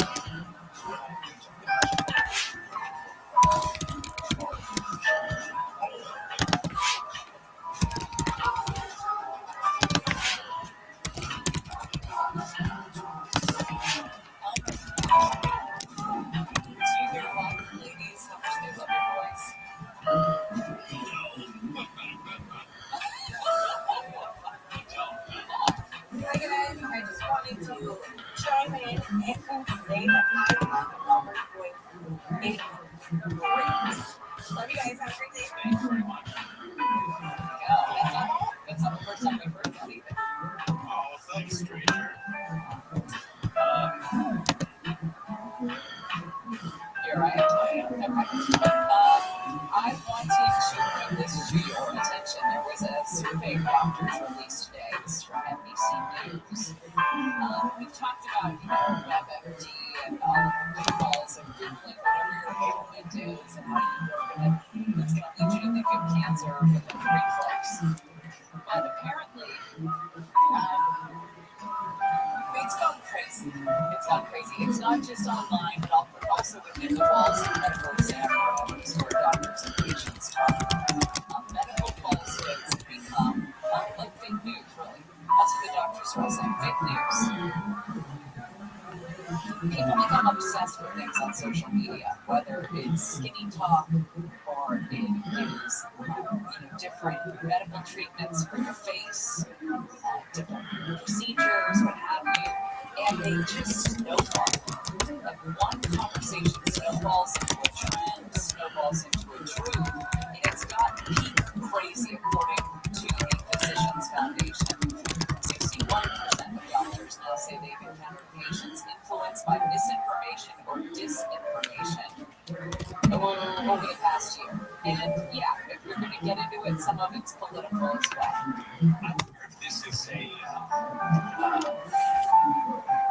I wonder how much of an impact social media has on this. Obviously, it's significant, but I want to know how significant. Because 40 years ago, your grandma had a remedy for everything. Yes. Was it based in science? No. It was based in trial and error. She put oil in science, but was it oil in Malay?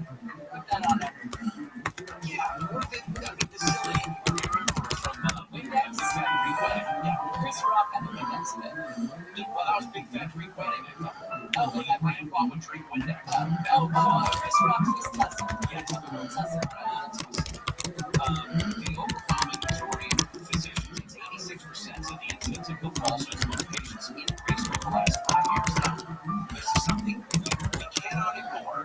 How absolutely botched up the public health community screwed everybody during COVID. But it's been screwed up for years. Like the food pyramid we grew up with, Good example. is baloney. And when it came to a head at COVID, when everybody looked to public health for clear, unadulterated, scientific guidance, we all got slapped around like children. I mean, we were taken advantage of because so many people were afraid of what we were told. We were told that children were dying in the streets from this random factory. It wasn't just fear, it was people using COVID for political gain and for power. It was a power grab. Yeah, you can't tell me that Gavin Newsom didn't love everyone running to their television at noon to hear what he told you to do. He loved having that godlike power. A lot of politicians, they use it for their own benefit. So there's that. There's the social media knows more than your doctor. It's the politicians know more than your doctor. And it's got to be frustrating as hell to be a real doctor and then put up with people coming in thinking that they know better than you. So of course, the food pyramid that we had didn't say to eat bread like all the time, all day, eat bread. And we did.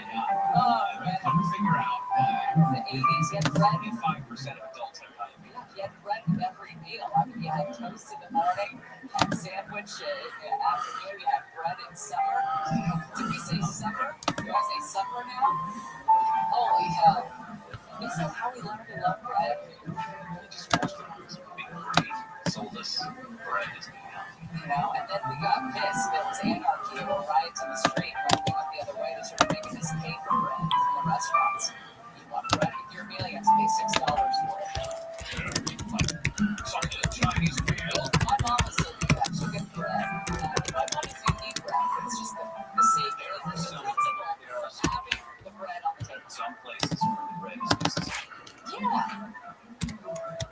All of them are. Here's a question. You need the breadstick. You have diagnosed yourself at stage 2. I left work because I thought my PhDs were good enough. I was convinced my mind was so freaking powerful. And I went to the whole of WebMD and Oscar said it. You're in office and said, you're going to get yourself cancer. Click, click, click. Immediately, I'm out of here. I totally remember calling our boss at the time on the way. On the chit chat. I called her. I'm like, yeah, I'm not going to get a show today. She's like, okay, what's wrong? And I was like, I think I have kidney failure. I'm going to need urgent care. And she said to me, in the most calm voice that is only reserved for the craziest of crazy people that you're basically taking to their 5150 situation. Oh, that sounds really scary. Like she used that tone, that verbiage. That's what you say to somebody who's nearing a break-in. She called that line drive with softness. It was masterful, and it worked in the moment. I didn't even know what she was doing. I was like, thank you. Yeah, okay, I'll let you know. Bye. And I zoomed in the urgent care. She telling us that my potential transplant donors. The woman in the urgent care saw that line drive, and she caught it, and she threw it back at my head. She said, what are you talking about? Basically, so to be like, I'm saying dumbass, well, dumbass is complete dumbass. You may not be the right person to ask the question, but how do you keep one foot in reality if you are looking up stuff on the internet? I mean, because you're going to go to a doctor and you're going to say, oh, I saw online that if I mix 2 cups of brown sugar, some cayenne pepper, and lemon juice, it will replace my synthetic thyroid medication. That concoction will do a lot for you. Okay, this is but the doctor will the doctor catch that line drive with soft hands and say, actually, it's not a great idea. And I'm glad you brought up my thyroid condition because I was really out of commission at that time when I thought that I had late-stage kidney failure.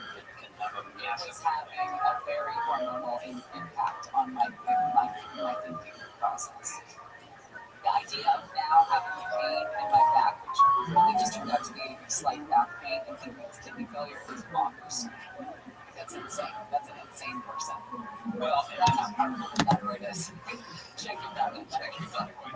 And that is important because we have to be able to find a way, especially with the amount of information that's available to us online.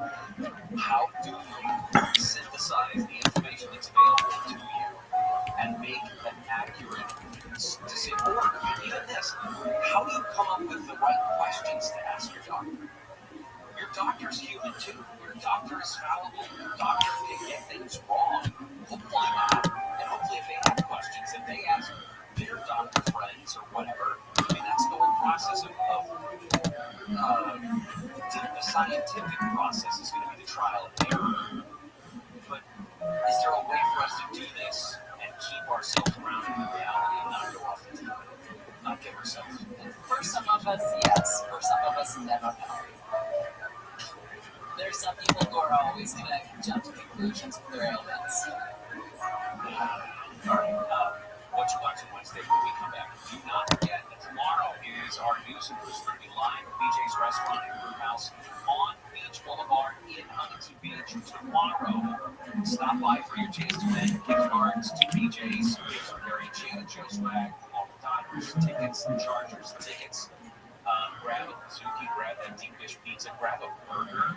They have great steaks there as well. Maybe salads or just eat everything. Just come there and say, I want everything. And make it a large. My sister just texted me, Watkins liniment oil and fixed Vago rub. Yeah. People probably have these things that works for everyone. I've never heard of Watkins with that fixed Vago rub. Does it work? I've never used it. Methylated was humongous in my house. You could solve probably 90% of medical ailments with just a quick swipe of methylated somewhere on your body. Yeah. Well, like Ben Gay, can I just rub that everywhere? You could. That works for muscles. I mean, keep away from your eyes. That combo together will be safe heavy. What is that? 7 up on your body. Crazy drinking. Gary and Shannon. Rashida D'Agostino's live in the KFI 24-hour extra. National Weather Service has issued an extreme heat warning that starts today and runs into the weekend. Triple-digit temperatures are forecast across Southern California. Under area north, the Weather Service says parts of the San Fernando Valley could get as hot as over 8 degrees. Desert areas even hotter. Temperatures this warm are capable of creating an environment where extreme heat-related illnesses and even fatalities are a possibility. He's urged people to stay hydrated and to stay inside with air conditioning if possible. Former LA Fire Chief Kristen Crowley has filed a legal claim against the city and Mayor Bass. It's the first step before a potential lawsuit. Crowley says she was scapegoated after the Pacific Palisades wildfire and was fired in retaliation for criticizing department budget cuts. Crowley is demanding an apology and retraction. Families of the girls who died in flooding on the 4th of July at Camp Mystic in Texas are speaking publicly for the first time today. In support of a state bill to protect children's camps in Texas from future flooding threats, and parents of the girls who died at Camp Mystic gave emotional testimony. Cece Williams Stewart's 8-year-old daughter, Seal, has not yet been found. 38 days later, Seal remains somewhere in the devastation of the Guadalupe River. ABC's Alex Stone says she told lawmakers her family feels betrayed and protocols were ignored. Country superstar Morgan Wallen won't be the running at the 2026 Grammys. Reports say he's not submitting his latest album, I Will Problem, or any of its songs. His team hasn't explained why, despite his huge success, Wallen is yet to win a Grammy.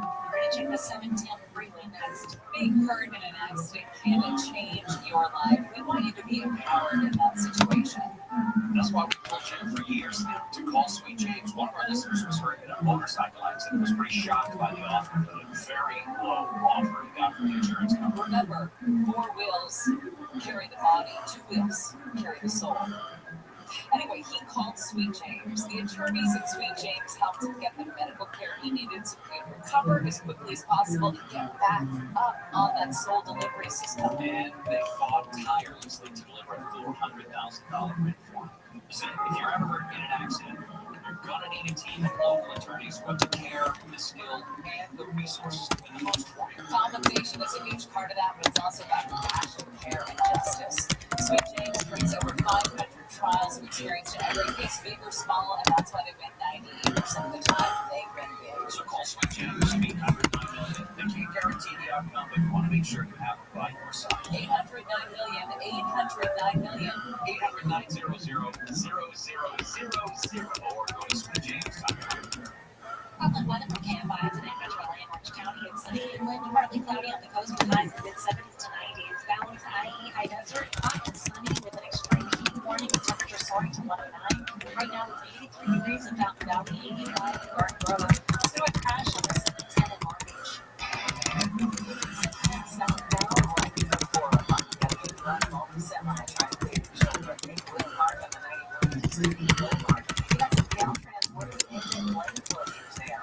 Gray at 57 North of Gray Canyon, west and Gulf Semi is moving over to that off ramp and Casino on the 101 West End Intersection. And there's some metal debris in that center minor area, partially sticking into the left lane. With Southern California's most accurate traffic reports, I'm Jenny Martin. There's a place. Buster's Isaac. Take a deep breath. Cut it out. For iHeart Podcasts and Urban Mile from Aaron Mankey, this is Hamilton, a fiction podcast set in the Bridgewater audio universe. Listen to Habitat on America's #1 podcast network, iHeart. Follow Habitat and start listening on the free iHeartRadio app today. My name is Dale Kaczynski. I'm a volunteer United Way to help the homeless in my community. With computer skills and build a basic resume. I don't just wear the shirt, I wear it to give, advocate, volunteer. Living on it. Go to livingoniit.org. Brought to you by Highway and Council. iHeart is America's #1 podcast network. Open the free iHeart app and explore podcasts like this. September 1979. Virginia's top prison band, Etcher Daybreak, is about to attempt the impossible. Recording their debut album behind bars in just 5 hours.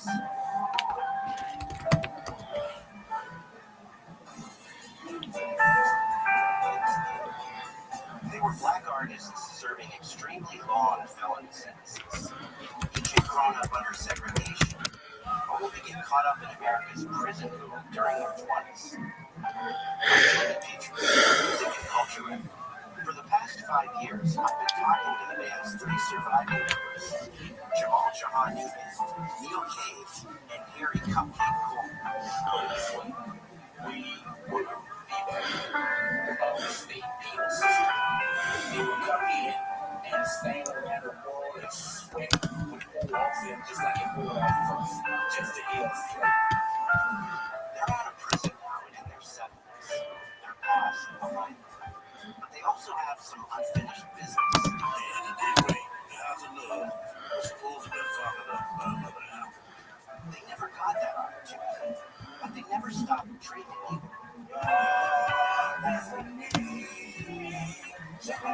Listen to Soul Incarcerated on the iHeartRadio app. Listen on America's #1 podcast network, iHeart. Open the free iHeart app and listen now. iHeart is America's #1 podcast network. Open the free iHeart app for podcasts like this. We all love a good jailbreak. The elaborate schemes, the close calls, the moment when it all goes wrong. Oh my god, the twists and turns. And when things finally click into place. Thank God we lived to tell the tale. I never knew best through. I never lucky enough to do something privacy and narcos, roadhouse, and so many commercials about that. And now I'm starting a podcast because honestly, guys, I don't think this place is crowded enough. Entertaining the greatest escapes and a comedy podcast about the wildest escape stories in history. You can go on the story. Each week I'll be sitting down with some of the most hilarious actors and writers and comedians. People like Ed Helms. I climbed up and was just like, wow! And she goes, you're on your own. And Jessica Love. I love storytelling and I love you, so I can't wait.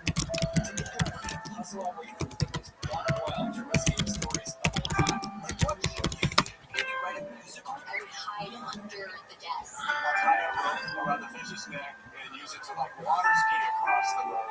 So we'd love for you to come hang with us for some of the greatest escapes in history. Listen on America's #1 podcast network, iHeart. Open your free iHeart app and listen now. Nobody covers it like the KFI. Questions are swirling over who actually drew California's proposed legislative plan. The reality is it was a collaboration. I don't want to go while New Mexico's getting a fresh coat of paint. It's a high temperatures down here. When something is painted black, it gets even warmer and it will make it even harder for people to color. To keep some camps at flood zones requiring emergency plans and weather radios and warning signs. We did not send them to a war zone. We sent her to camp. We trusted she would be safe. KFI AM 640, your #1 reset for breaking news in Southern California. KFI AM 640, or stimulating time.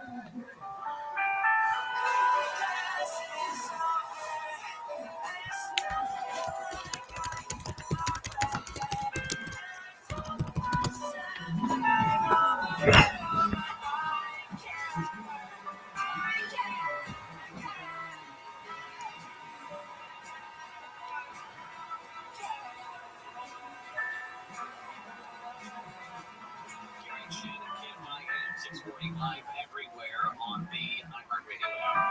It's going to get warm the next couple of days, but the bigger issue could potentially be monsoonal moisture that comes in. There's a chance we see some thunderstorms beginning Friday, which could bring lightning and maybe even some localized flooding, depending on how much moisture is in there. Did you know it's National Radio Day? Do you see did you see John Caldwell's picture? Yeah, It's the best one. Everyone's posting pictures of their radio career, and I love them all. But John wins the day. How long ago was this? It says it's John's first radio job in back east in Canton, Pennsylvania, working at 100.3 WKAD-FM from 1983 till 1985. Come on, are you out there? It's not. Sounds like a lie. Anyway, check it out. It's on his Instagram at John Caldwell's Radio. It's a great picture. It's actual turntables. Just the outfit, the glasses. That's the best part about looking at some of those old pictures is the amount of equipment that existed in that old radio studio. Real equipment. From mid-80s, late 80s. Yeah. At least 2 turntables, sometimes 4. You had reel-to-reel machines, you had cart machines. You did not have computers. You did not have these stupid TVs. No. When I first got into radio, they had computers, but it was very rudimentary. It was like the first computer in your elementary school, or my elementary school from like 1985, right? And those were the computers in the radio stations. They didn't have like the latest technology or programs or anything like that. And that was the late 90s. There were not every song now is obviously digital. Think about your Apple Music, Spotify, iHeartRadio, everything is digital. You could have digital commercials back then when I started, but you didn't have digital songs. It would take way too much space for you to record a song digitally. So the extent of how advanced the computers were, I told the story before about when I met my wife. She saw that I had a pager on my head. I made a joke about me being a drug dealer, but that was hooked up to our transmitter at the radio station I worked at, so that if the transmitter ever went down, I could on a touch-tone phone beat the right combination of numbers and reboot the transmitter. That's how that works. That's very cool. It is cool. Like if you love radio and the way it used to be, you also had a nice buggy that you took to work. Horses. Donkeys. You weren't fancy enough for horses. Right now,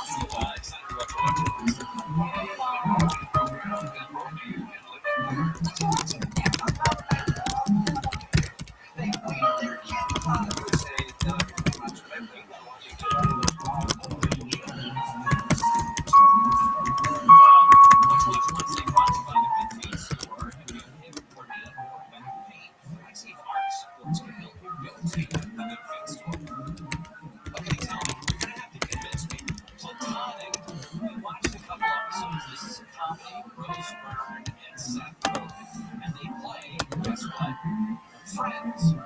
The premise is this. They were friends 20 years ago. And she goes on, she gets married, she has 3 kids, she's 40-ish, I want to say in the show. He is the same.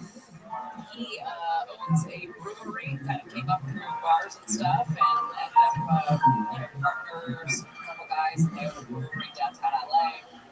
And they were friends. They were the best of friends. He was like the best man, or the maid of honor, or wedding, or what have you.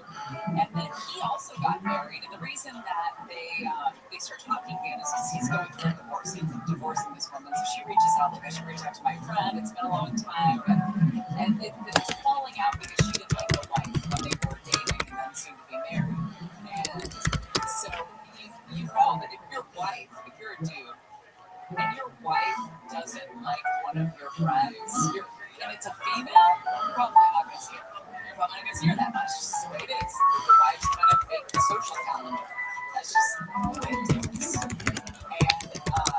that's what happened. And so now he's divorcing a woman that didn't like Rose, whose name I can't remember in the show, Sylvia, which is kind of a funny plot point as well. Anyway, and so they pick up their friendship again, and they're great friends, and it is funny, and it's fun to watch somebody who's our age-ish, and what that friendship looks like, especially because we're all in that same boat.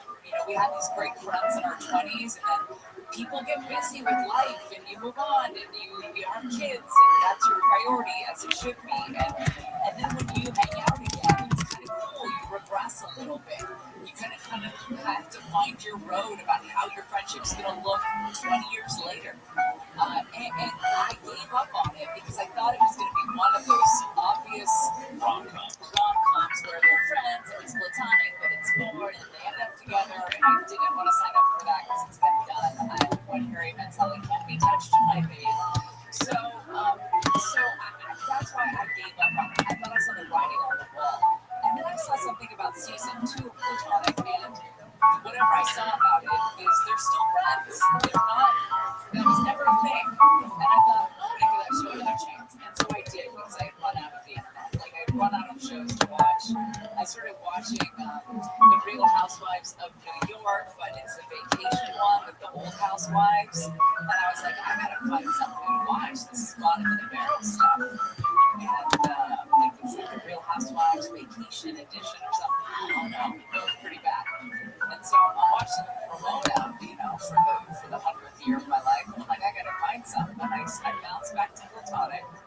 And I loved it. And I liked it. Episode 6. The second season just came out a couple of weeks ago. So there's 10 episodes in season 1. There's 10 episodes in season 2. The first, I think it's 4 episodes of the second season are out now. There's some strange, I can't figure out exactly who it is. There's a strange Saturday Night Live connection to this. There's a handful of recurring cast members on Saturday Night Live. Kyle Mooney and Brian Bennett. So I don't know.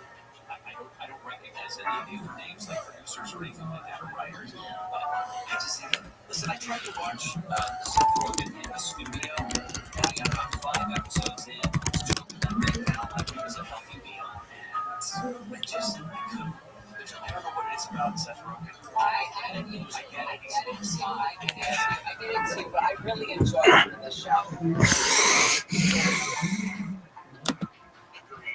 Okay.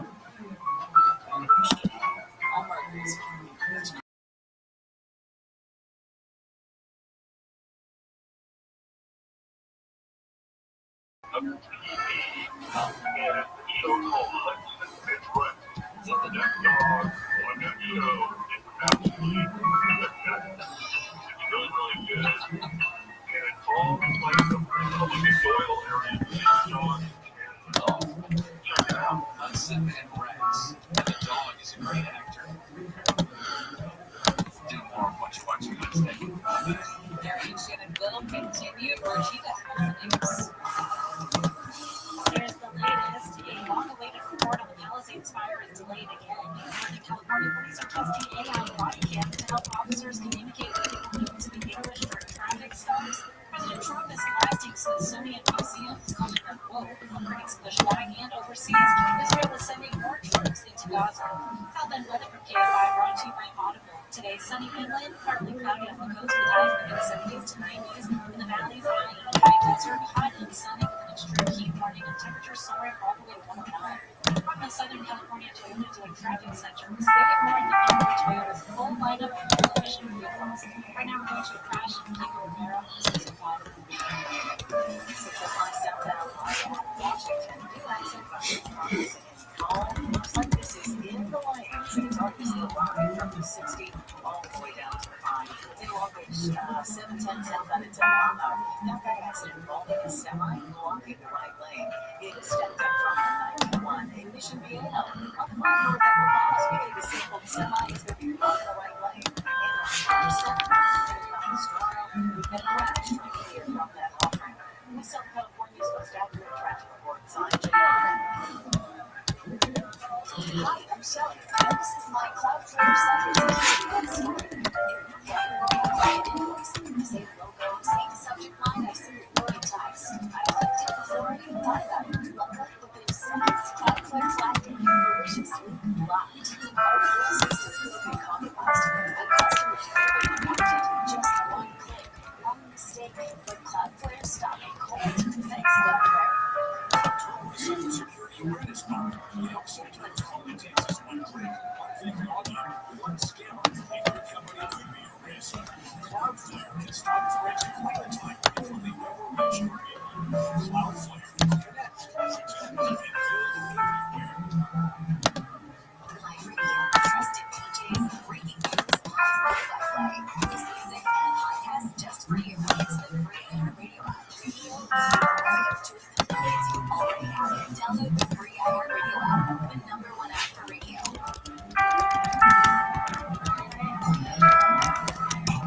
That is me. Hugs with family.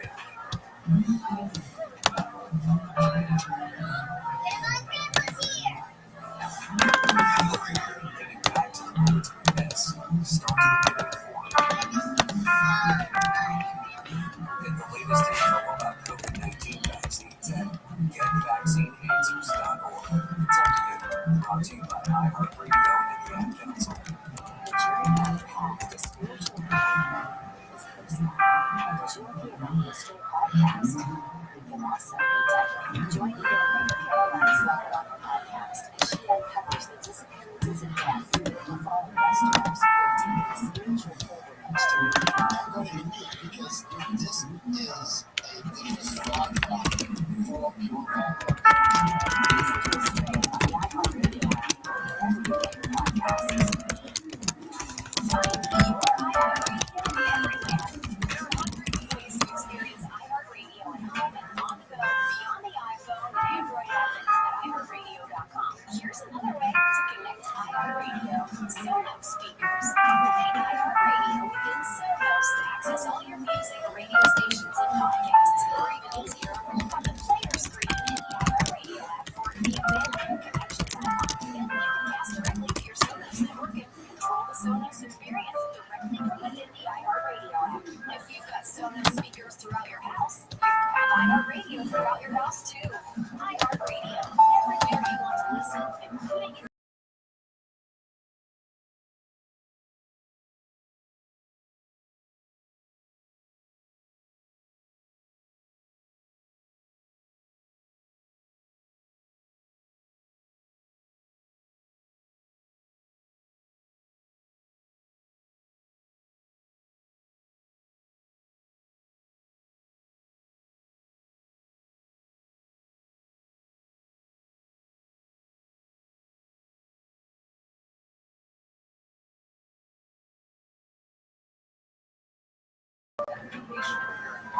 in squirrels bring loops and horns to big spot throughout the U.S.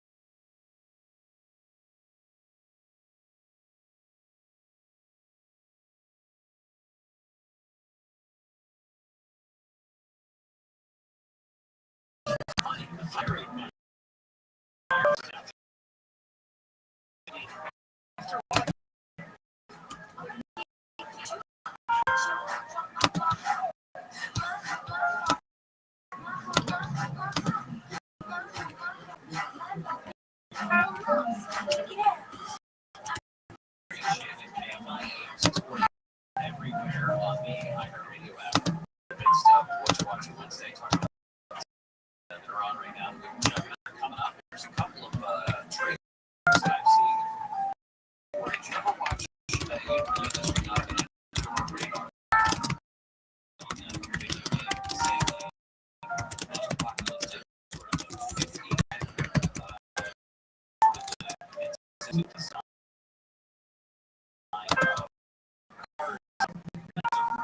fantastic show. Season 2 is coming out in December. They just released the trailer for season 2.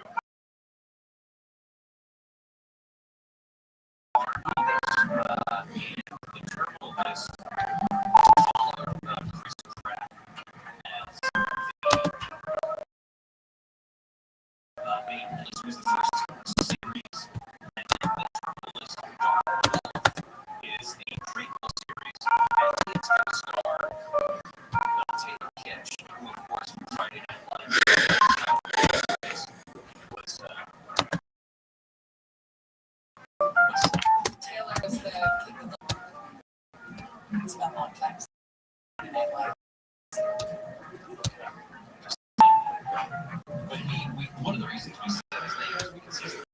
coming back to the Friday Night Lights preview.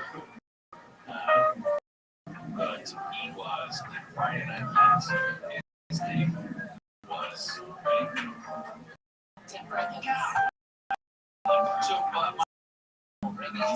we also fell into that thought was a time without so we started watching on Alex Chief of War.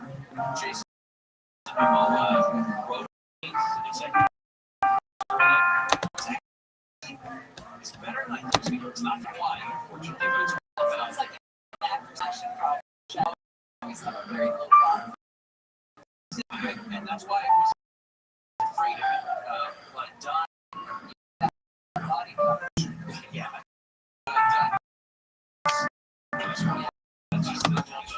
It's great, isn't it? Subtitles. Subtitle of FX, which was a this one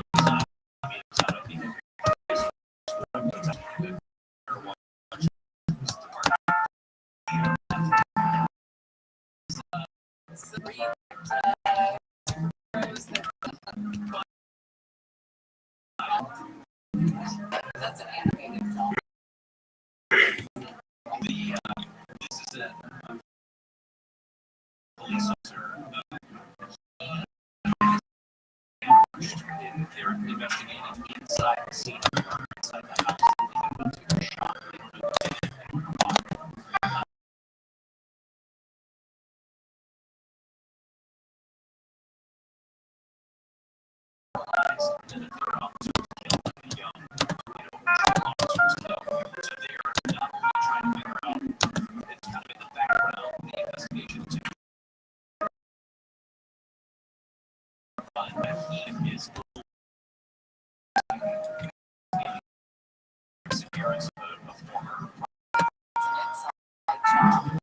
Well, they're looking to some things early show. I do think they're obviously they're going to be connected. Put both of them in there if they weren't connected, but it's somewhat hard to follow because the access gets they're speaking a more great action. That's what I like. I look captions. We've got a big day tomorrow. Come see us. It's going to be nothing but fun. We promise you fun. We can promise you days on Huntington Beach. That's our music and sports. So we're doing to get out there. And guess what? Tomorrow's going to be hot as summer. So come to the we are going to be giving away Dodgers tickets, Chargers tickets. You get a chance for a BJ's gift card. Great time. Gary's wearing a new shirt. Steve might come out. I'm sure. That'd be interesting. I don't think so. So extra points if you bring friends. I don't know if points go towards, but actually points. Yeah. So proceeds to BJ's restaurant in Brew House on Beach Boulevard there in Huntington Beach. John Cobell next. Oh yeah. One. The American people, because that was horrific. Gary. I find it like what I was going to that was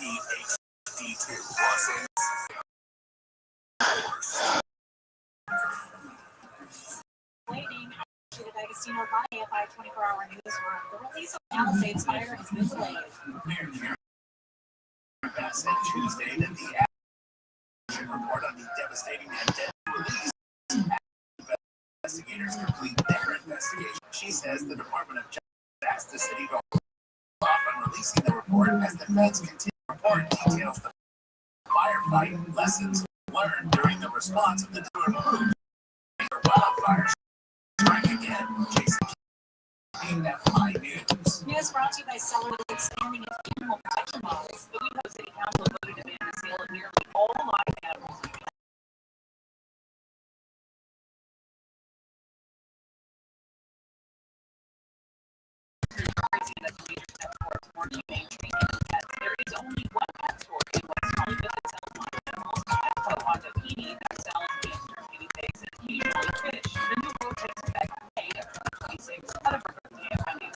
man seen on video tracking what turned out to be the body of his dead wife in Lancaster is now in Peru with their 3 sons. The woman was reported missing last Tuesday, and her remains were discovered Saturday in the Adams National Forest. A friend of hers tells KTLA the woman had been abused for a while. She told her mom, "I don't want to be with him. I want to, report him." And that's what she was going to do that day. Authorities are working on paperwork needed to bring the suspect back to the U.S. The Campbell police in Northern California are testing a new AI tool to help communicate with people who don't speak English during traffic stops. The system is built right into an officer's body camera and helps translate conversation. And this is the first department in the country to use the technology.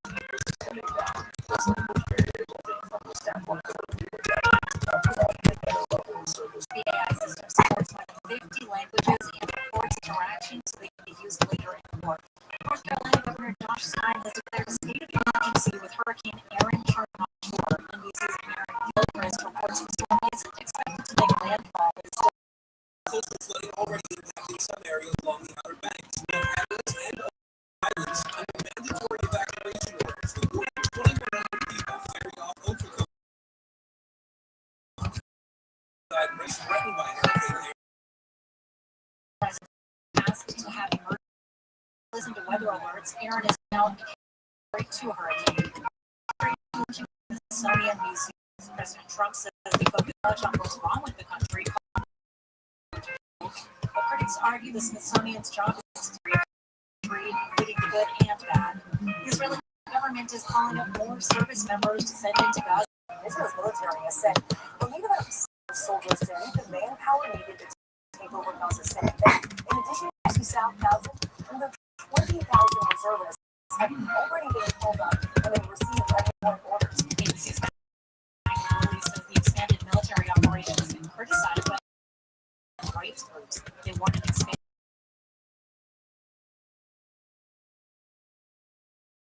Today, Metro County, it's sunny inland. Tonight in the valleys, IE and high desert, hot and sunny with an extreme heat. 109. The same right now in Tarzan degrees. Newport Beach 97 in Valencia, 9 in Mission Viejo. KFI financial reports the Dow up 16, S&P 500 down 15, and down 142.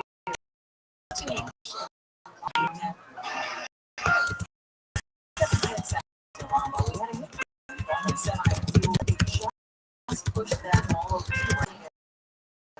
that fuel spill. From the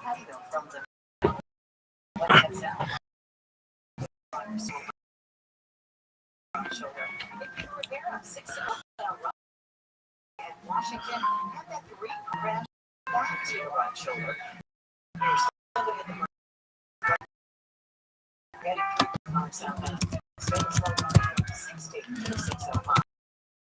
In East 710 north of Pond. Semi-trailer. Still kind of slow from the 73. With some California Jimmy Army.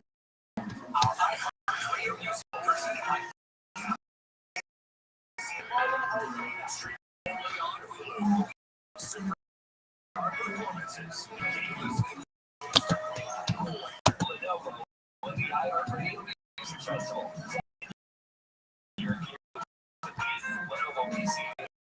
Drivers and fans don't get cause. Visit Lenovo.com. Why don't class what you did this weekend? Well, my dad and I went to church and found a million of them in the street.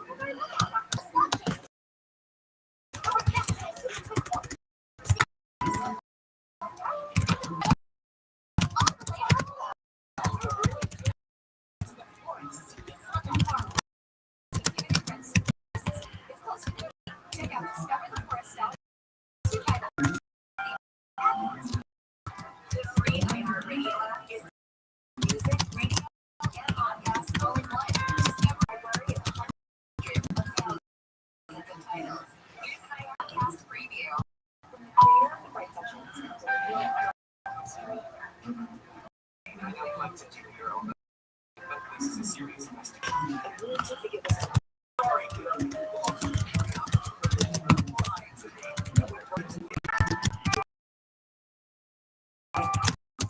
discovered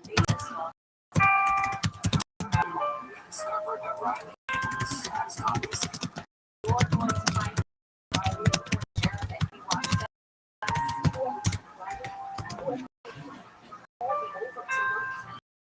I mean, this is entirely your problem to fix. It's not even a problem you can fix.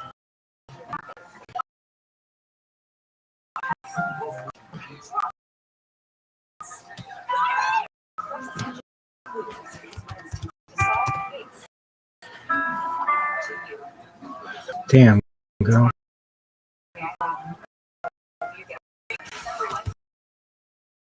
Music, radio, and us all in one app. And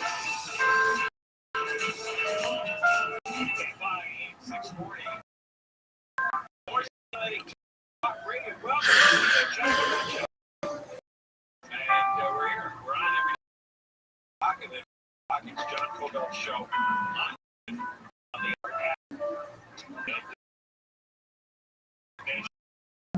which I'm sure people are celebrating all over the states right now. Our little treat for Day had nothing to do with this.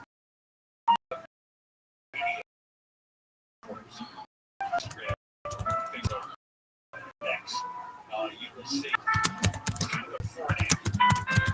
And my first job that's weighted, and then me over 40 years later. It's like a before and after.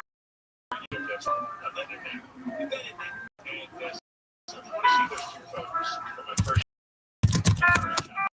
I don't know if it's the last one, but you can go to X, go to Instagram, and see that it's like national radio. Six of us that are left in the district. We all hope it's national radio.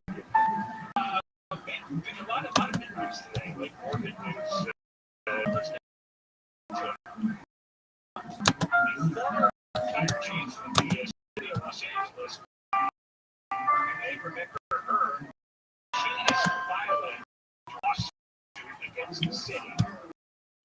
Some of Washington Bass is a stinking liar. Kristen Crow.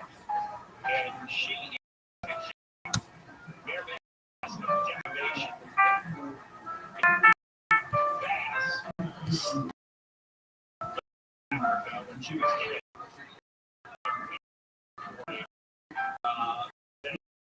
everybody else in this honest. And she threw the African party and said that. As soon as she realized this, I thought, oh, God, destroyed my grandmother. Oh, this is bad. Everybody was shocked when she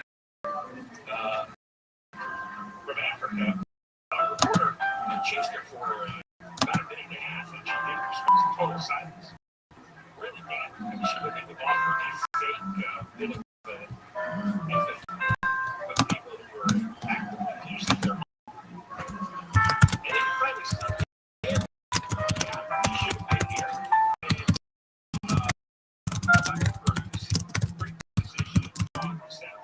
Especially South Alice Hollywood Hills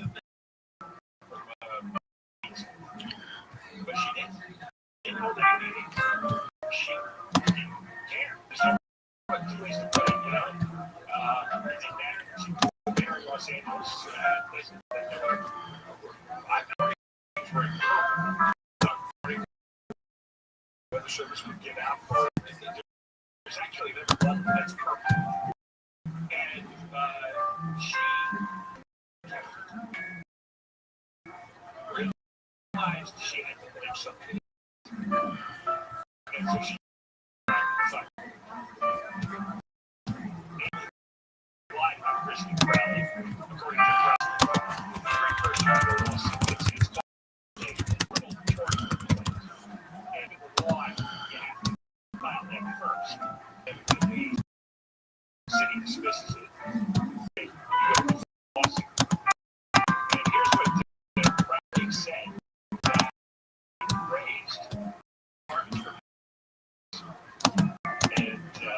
But as Chris has amounted to Crowley, stating that was not really anticipated, but false mistake. 70,000 firefighters could fall place, and this represents the crux of when everything went haywire to a vast crowd because had fire department, but the crowd went on Fox 11.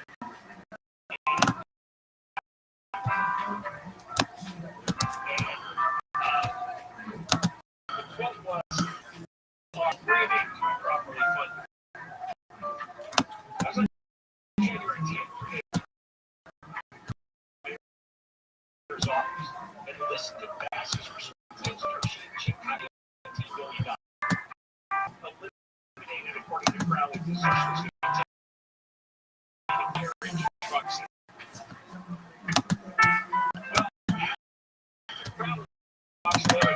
They're screaming properly funded. Small Crowley and his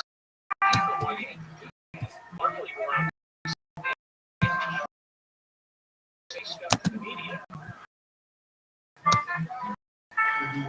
We talked to and because you did cut the funding, and you cut the funding in ways print fire department's response. And the public in the media is the Congress' first reaction is to tell everybody. You didn't have to tell everybody that budget. You do that. Now I'm sure they were drawing up fake public relations statements to fog up the fact that the fire department was funded at a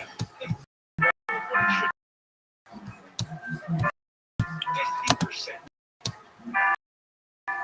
You're supposed to have, I believe, the recommendation is to fire.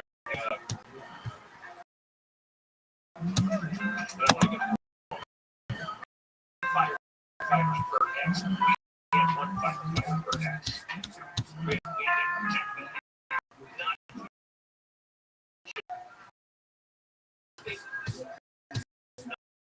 we didn't have repair people. Obviously, water and gas never become that big. The media are all worried about the fire damage. Well, Texas, I think fire season's coming. We have enough firefighters. I know the reservoirs have gas. Gas is one of them. Should not be. She should resign now.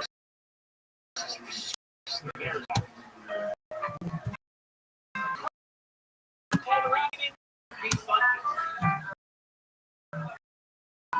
In her plan, said she would the fire department worsening and staffing crisis before the fire, and said the aging infrastructure and the surging emergency call drinking staff risk. She didn't do that. She's right.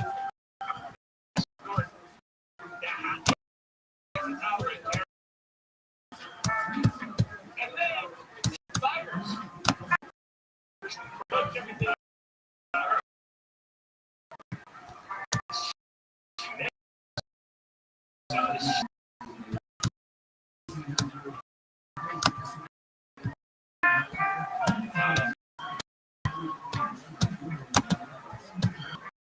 She's going to have my son next out.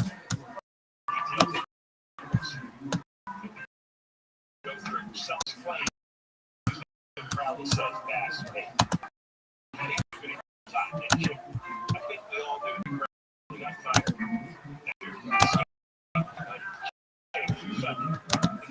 She couldn't talk around being champion and percent on television. Sorry, see this.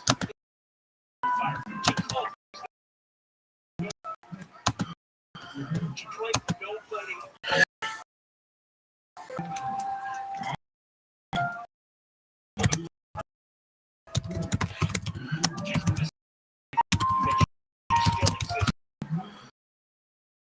Astonishing. And what it said about much of the public collectively has their hand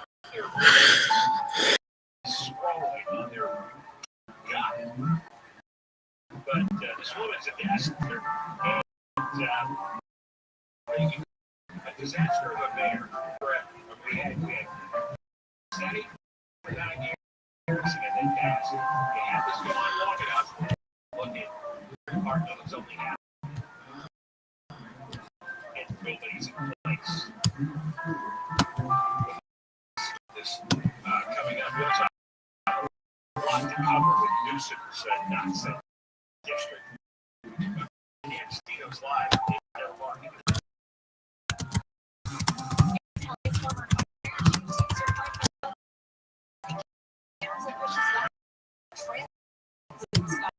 Overseas.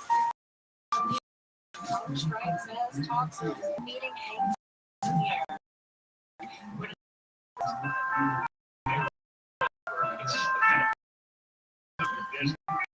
Guardian Emerald is not a call center.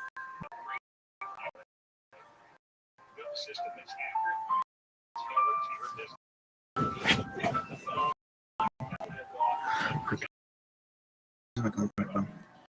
You'll save money with mistakes or get the actual trust. Go to Guardian Payroll Services. Build it right from the start. The Southern California Toyota dealer traffic. This full lineup of fuel-efficient vehicles. Right now we're going to a crash video session.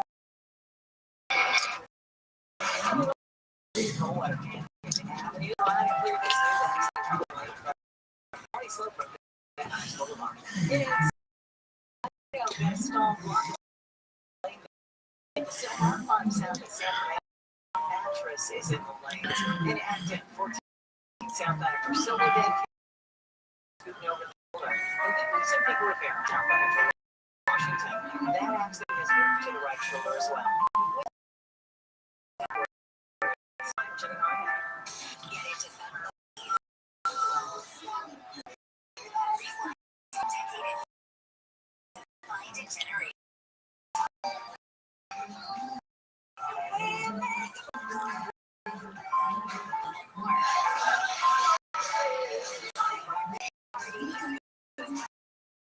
Free this weekend and every weekend. Only this weekend. IRAs and making your next.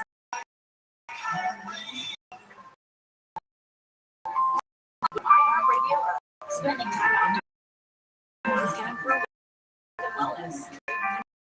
Take advantage of nature's health benefits of responsibly to yourself and others.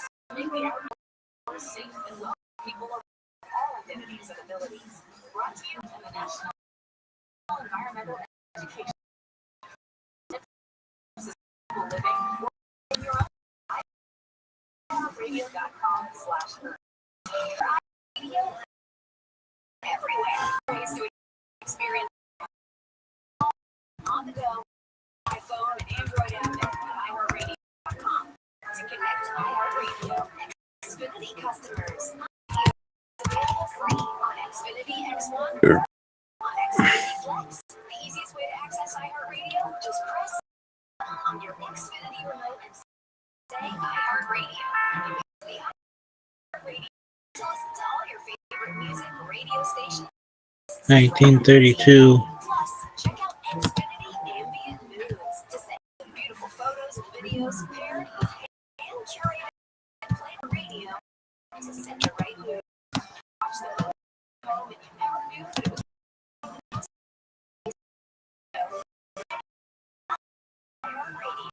Where you want to listen.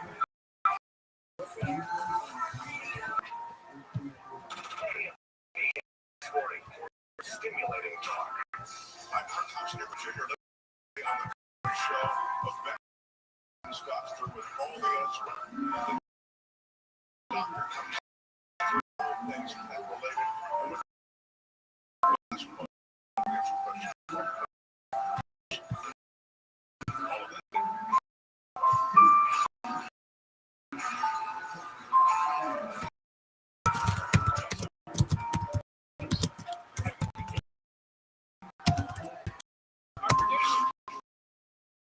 Happy birthday to him. Well, he hates that. Just realized right now the work is left. This is career to that's his judgment. He's decided. Anyway, happy birthday. Now,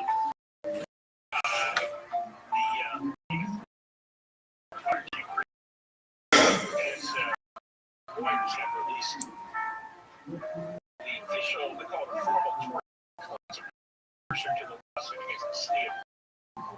Because that's accusing Cass of massive defamation, retaliation, scapegoating, unlawful retaliation to destroy her career, not because she did wrong, but told the truth. We're going to play this here. Mentioned in the last segment.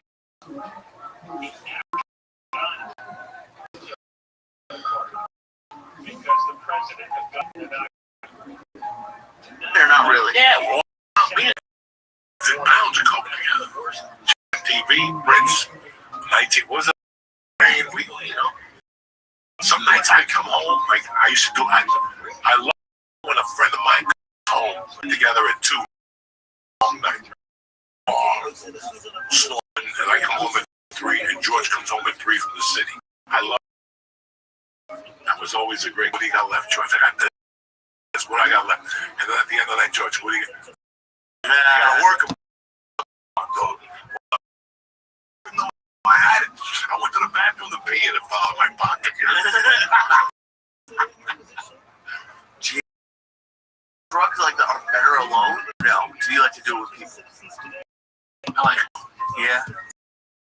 I like that some of the shows are a lot better when people do something. All of a sudden, you spit it. Yourself, you're fucking high, but I'm around 20 people giggling, and nobody's gonna this. Even if now it's over, you just laugh in their face. You should start laughing. I love laughing in people's faces. Oh my God. When they come over, they're like, yeah, and you're like, yeah, that's an important thing for an actor. Like I love because people don't understand this in life. Our first scene is arguing about the business. What'd you do with that truck last week? I fucking washed it. You washed it. It was supposed to be a transmission. And when you look at okay, in that scene, arguing with Lee, he just said hello to George, sandwich, whatever. The scene before, and you look for the page, it's not there for an audition, because you wanted it in mind. Right before he walked into that, I don't know if this guy, I don't know if he found this, I don't know if he found it, and this is the same you have to think about. I know when George walks off, I might go up to George, he's doing, go, what's up, cocksucker, hit him, and he'll go, fuck you, I'm George. Got hit by, and they sit walking around with a wooden foot. I don't know. And when you're driving, and that guy comes, and you home and throw a pencil at him, go, fuck you, and the guy pulls over and they shoot you. Maybe it's a car accident, she was pregnant with it. Yeah. So you like make all that stuff up for the. But you also want to see where he walked in from. I don't know what he walked in from. I don't know if I'm working on a fucking piece of 5 stitches. I don't know when he dropped his daughter off. She told him she forgot he had to go all the way back home. And now he's 55. All those things. People should be considered life.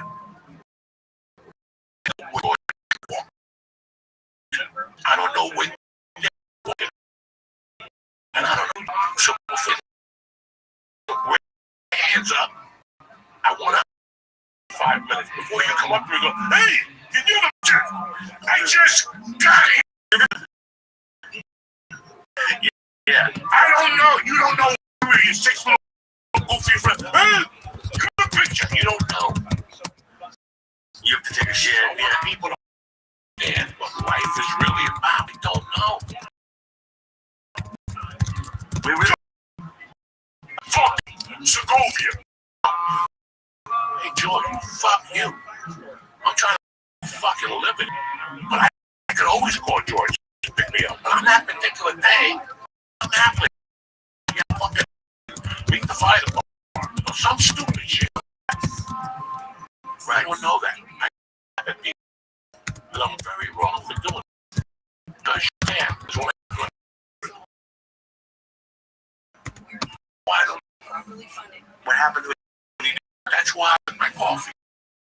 I relax my life. When I think about my life, what I want to do, what I'm grateful for. And on that, right? And then to see if I go fucking stick together. Every end of the week, like 2,000 weapon rounds. I want social media. That's the fun stuff. Hey!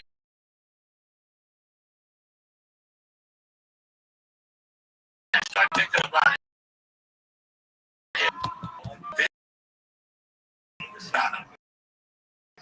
To the time when he was a little big motherfucker, but he got fired a job. Suicide. So you always gotta what they're doing is why are they doing that way? I tell George all the time, don't. Yeah. Instantly. You know what? 20% of it is good, but there's always percent of people that get a job that day. They want to be a stand-up comic, and now you are. And fuck you fuck! You know. Okay. Just did the garden 3 weeks ago. When I saw on this, when I saw, that's what you think about where that guy was walking. What happened to this thing? To this monkey, this fucking Lego? You know, his mom found his Legos. He's 38, he lives at home, and that's the assumption you make. Right, you're like, no, guys like you and I, somebody said something back to them, and now you have success area or no success in there, but they feel dumb. I don't have to tell you. I just know the podcast comments. I can tell you what they are. Oh yeah, put this guy on, put that guy on, do this, do that, who's giggling, who's this. When you do a podcast and you do 10 years and you last, then you're done. Oh, you should put a carpet. Oh, your fucking mouth. But you can't say that. I don't know where that comes from. Right. You were saying you were talking before the podcast, but I think you're 1,000% right. Is that something shipped over to when Kobe died? Kobe died. When the world changed. A month later, we got hit with COVID. Yeah. Look at the 29th. One of those. The world. I got a 405 that lived in California for 23 years, and I never saw the 405. And there was leaves of me I had never saw. And as a 405 at home, and I heard all the ambulances and fires. And I didn't know what it was. My year old 5 next street there where you have the there. No, before that. Oh, okay. My daughter and my wife, I walked into the back. Yahoo computer on it. The Yahoo page just said, right, down the hell. You can still hear it. Yeah, you can still. And I just remember the way the sky looked. It was landed at LAX. It was cloudy. And very weird. That was a very significant for me because I kicked out in November, which we were going to Atlanta, right? And we had to remake the date. So I said, you know what, ground and not make the date. Just give. I'm just doing that. No, I can't do that. You listen. I'm just doing fucking Atlanta. So I'm leaving. I come back fucking Sunday, and that's it. We're gonna focus on Atlanta. I own. As a man, I own the date. I do it. Steve left Friday night. Airport was fucking weird. That I think I got a favorite story. And a lady came in mangled, Asia, mangled. Her hair was pulled. No, there was something I didn't know about COVID, which was the Valentine's Day. That was the first time I heard COVID because Kimo was there. And he's security for Guns N' Roses. And he said cancel all their days except one date in Mexico. That will not get canceled. That the Mexicans do not get COVID because they have right. Oh, that can't happen. That can't happen. From there is when our COVID is real. This is real. He told me, you're not going to take the next fuck. She came in the elevator. We get the fuck out. But that was on the way out. But on the way back, we got to Atlanta. To myself, am I tripping on acid? Because first of all, this is chocolate city. Why all these Asians landing? And then when I got home was when, and then we got on the phone when we found out Kobe is done. But they took a shift and, like, remember everybody all of a sudden, lady, Judge, Mouth, had a fraternity 2 years earlier. Fucking Me Too. Started, I remember 1955, Joe D. Elevator. Insane. I'm sitting there, what's going on? Like the world, which is changing.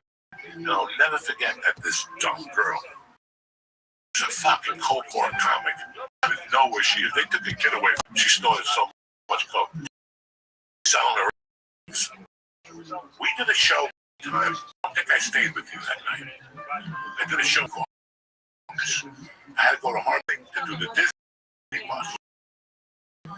At that so they wanted you, if you did something at Disney and you did the parking ride, they wanted entertainment for the buses. Bucks. $5 each way. You went home. You had to be there at 8 in the fucking morning. Well, guess what? I was out all night with a package. And when I showed up to the job, I had a package. So I'm sitting down on the back of the bus because they said the comics. I will put the microphone. The bus is moving. You got to do comedy. A horrible. Just fucking. You were standing. Bus moving. Oh no! Let's get to the fucking story at hand here. The bus, and I meet this. And I'm talking. And she knew what time it was. She's like, "Are you partying last night?" And she's like, "Oh my God, what were you?" She grabbed me like, I go, "Yeah." I couldn't. I wasn't until I met this broad. So I go, "Hold on 1 second. I'm gonna go in the bathroom, do a line, and then you meet me, go in there." What was the other way around? They will take the package, go in there. When you come out, give me the package, and I'll follow you in there. You get out of the package. So fucking bus. Two people even stink in the fucking package once. So I go to the package, and me and George go. 5 minutes go by. Now 10 minutes goes by.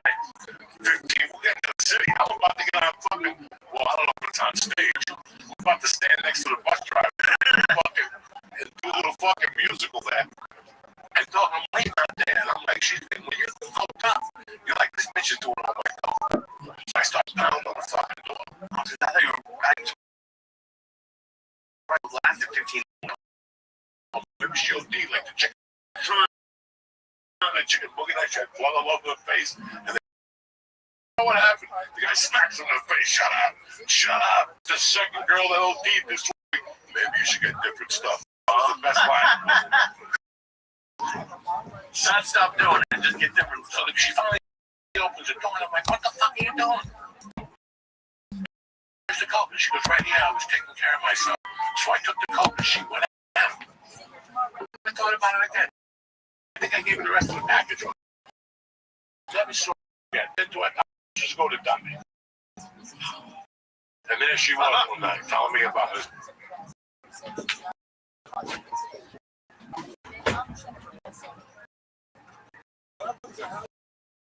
Your mother, we just call it. We're watching 208 episodes of I Met Your Mother on the show. I know my Craig Thomas along with Carter Bates. Well, if you're a super fan, we're getting into all the secrets, theories, Easter eggs, / pineapples, and general knowledge. Also, you add to it what's in your ear. It's time for love, art, and everything.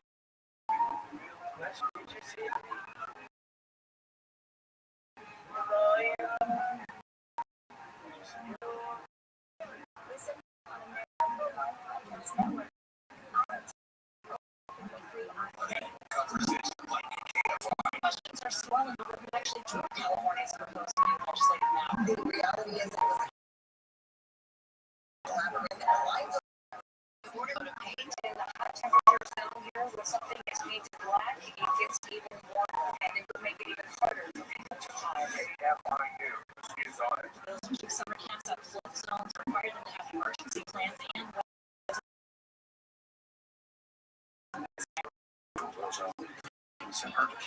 AM640, your one preset for breaking news in Southern California. KFI, AM640, more regulated. AM640, it's 4 o'clock, after 4 o'clock, John Koval show on demand on the podcast. So in Texas,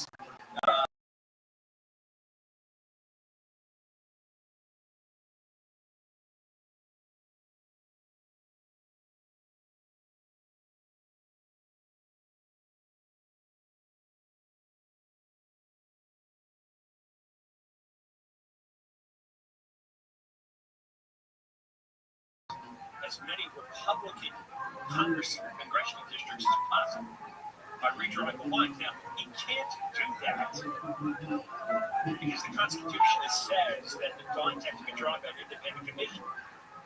So his idea is to put on this November's ballot a referendum to redraw the districts to overturn the Constitution, or at least those amendments, and give the Democratic legislature the power to redraw the districts as they see fit, as Newsom sees fit.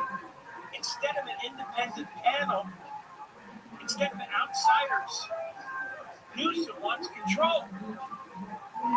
And he thinks if he whips up enough anti-Trump hysteria, that he'll win, even though 2/3 of the state doesn't want this system touched. 2/3 of the state, as of last week, wants congressional districts to be drawn by an outside panel. And the Republicans are now filing a lawsuit against Newsom's redistricting plan. Because when you produce new legislation, you're supposed to give the public 30 days to review it. We're getting 3. So that is a violation too. But in case, the judges are quite biased to progressive governors that appointed Brown and Newsom. So if the Supreme Court fails at its job, then we're going to have to vote. Now the question is, who specifically wrote these redistricting to who's drawn them? First approach in drawing itself is pretty complicated. You have to draw a zigzaggy border to try to reach, pull in as many Democratic votes as possible while eliminating Republican votes in any given district. Their goal is to get 48 of the 52 districts to vote Democratic. In other words, no matter what Republicans put up as competition, no matter if there's any independent candidates, independent and Republican voters will almost never have a choice. In 48 out of 52 districts, it's going to be drawn so the Democrats always win.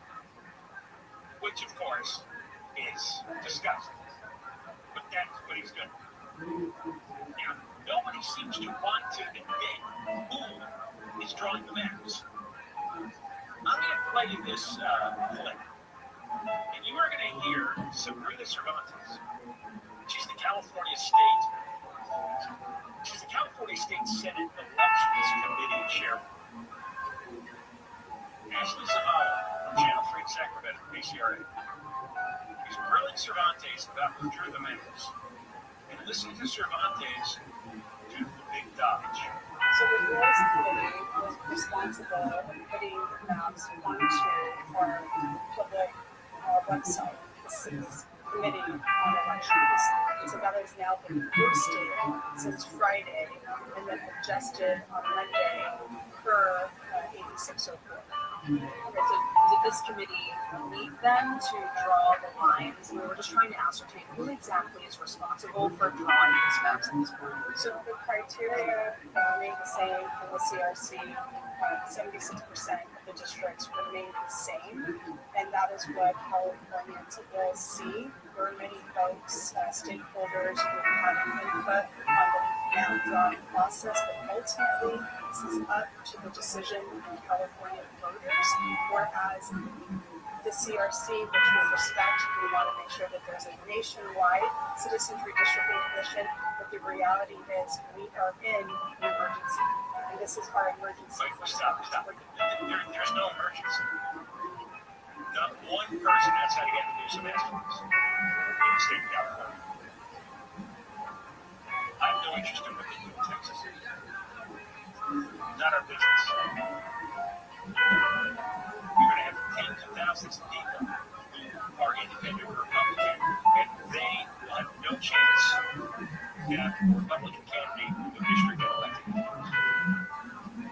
What in God's name does that have to do with Texas? That's their business. The Texas people don't like it, they can have their own revolt. Why are tens of thousands of people getting punished? And they're going to get their choice denied. The Democrats were pro-choice. Apparently not when it comes to picking Congress people. We got a lot of stuff here. Let's try a little more of this. And this is our emergency response. We're giving Californians over 2.5 months to review these maps thoroughly and make a decision on whether or not moving forward. Right, stop. There's not going to be any reason scholarly analytical process going on here.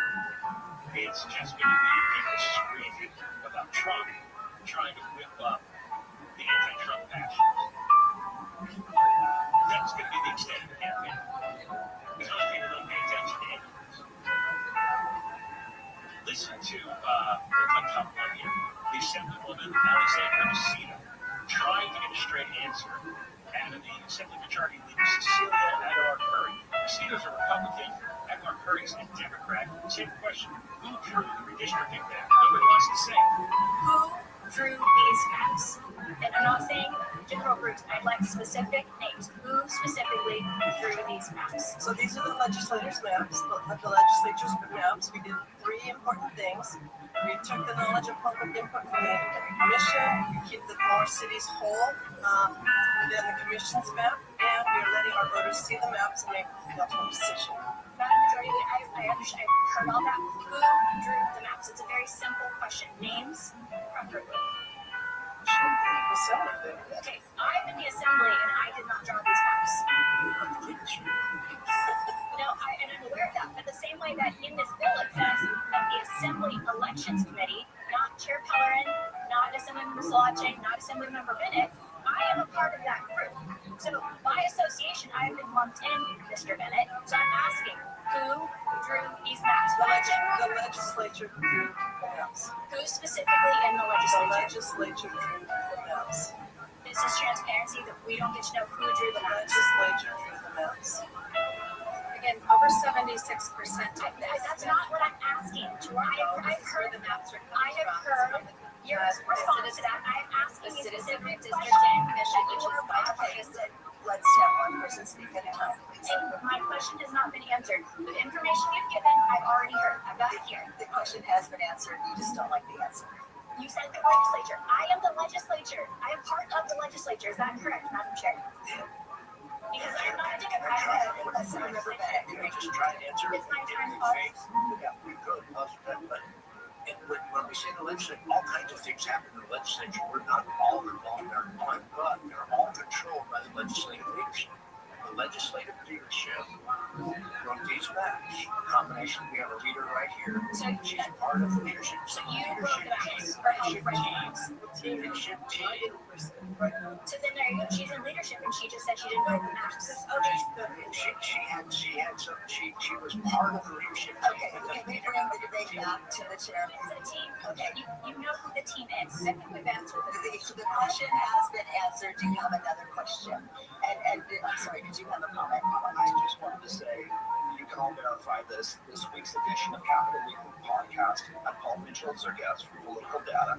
He spoke about the fact that he will go on an Italian vacation with his family in order to work on redrawing these maps. Fantastic. Why can we not have Paul Mitchell here then to testify? Some mystery guy. Do you have other questions about it? Let's go ahead and move forward with those questions. Okay. So some mystery guy named Paul Mitchell. While these people were lying, I'm not saying it's the leadership, it's not the leadership.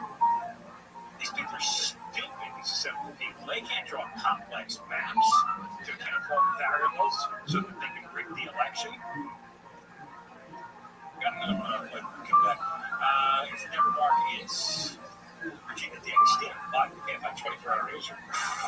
Here's the latest. LA's former fire chief says she was scapegoated by Mayor Bass and is taking legal action. In San Bernardino County, the search for a missing baby takes a new turn as the parents stop cooperating with investigators. A federal judge shuts down the Justice Department's push to unseal Jeffrey Epstein's grand jury records, and a new poll shows most Americans want the UN to officially recognize Palestine. We're going to check the 210 freeway next. GetMeTheBid.com is already the best place to sell your car. Now it's even better with GetMeTheBid.com's big cash giveaway. Give Me the Win, Give Me the Bid is giving away $25,000 in cash every month. You get 1,000 chances to win if they buy your car. For more details, go to the website GetMeTheBid.com. At that site, enter your car's VIN number or license plate number. You'll get an offer on your car in minutes, well above any dealer quote. GetMeTheBid.com is America's best car buy. Sell us your car. GetMeTheBid.com. So easy you can do it in your brand new way. Southland weather from KFI brought to you by Life Source Water System. Today, sunny inland, partly cloudy on the coast with highs in the mid-70s to 90s. The valleys, IE and high desert, hot and sunny with an extreme heat warning and temperatures soaring to 109. Let's go to a crash on the 210 in Fontana. Well, just outside in 210, right before Citrus, had a car hit some metal debris. Now they're trying to get over to the right shoulder. Now in San Bernardino, 259 south before Highland. Got a report some mulch catching fire over on the shoulder. It's also reported on that 215 southbound, right before you get to the 210 in San Bernardino. In Anaheim, 91 westbound before Brookhurst. Still an installed van in the second lane from your left. And in Fullerton, 57 south of Yorba, boulevard, some metal debris in the left lane. With Southern California's most accurate traffic report, signed Jenny Harmon. With the iHeartRadio app, your favorite radio station fits right in your pocket. Live shows, news, sports, exclusive music channels, voices that don't just go viral. They are the voices of your local community. Join the millions who already have it. iHeartRadio, the #1 app for radio. The free iHeartRadio app is #1 for music, radio, and podcasts all in one. Discover a new podcast from our library of hundreds of thousands of titles. Here's an iHeartRadio podcast preview. How much do you know about person you love and who they really are. This is a story about a young couple who fall for each other despite everything. How can you be so sick?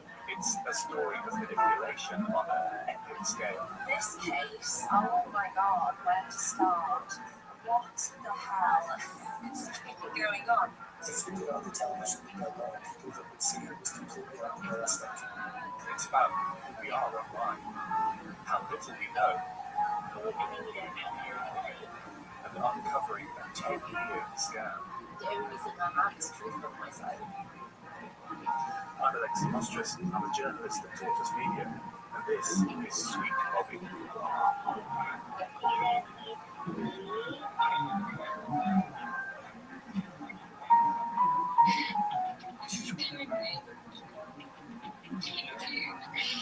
Listen and follow this podcast for free on the iHeartRadio app.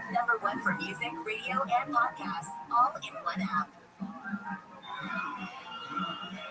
Live concerts.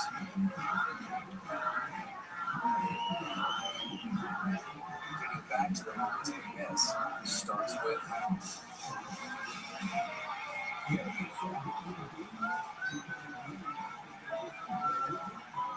the latest info about COVID-19 vaccines at getvaccineanswers.org. It's up to you. Brought to you by iHeartRadio and the Ad Council. Find your iHeartRadio everywhere.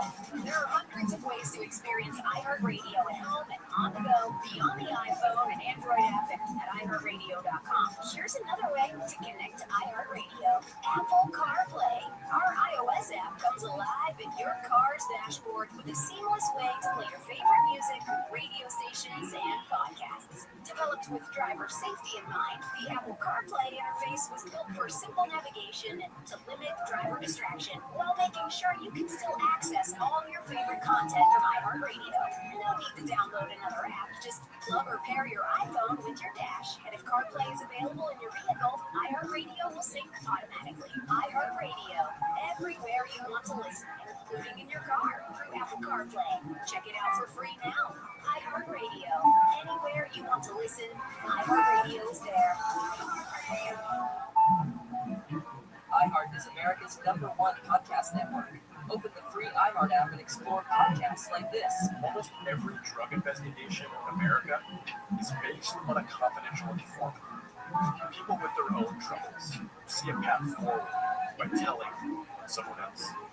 The CI system is based on blind trust. It can have deadly consequences. I'm Dugan Arnett, an investigative reporter with the Boston Globe Spotlight team. And I'm going to bring you inside this secret world through the story of one city at the forefront of America's drug war. Cops will make me away with anything, okay? They lie. They just lie. Aren't you? Better smack it up. I don't want to. You wouldn't want to be labeled a rat. Not around here. This is Spotlight, Snitch City, an investigative series from the Boston Globe. Listen on America's #1 podcast network, iHeart. Open your free iHeart app and listen now. KMI, AM 640, more stimulating talk. On the next Bill Handle show, we were thinking of the good life. Discomfort, challenges, this show aren't in the picture. Or maybe they should be. And that's coming up after 7 o'clock tomorrow morning on the next Handle show. John Cooper Show can't find AM 640 live everywhere on the iHeart Radio app.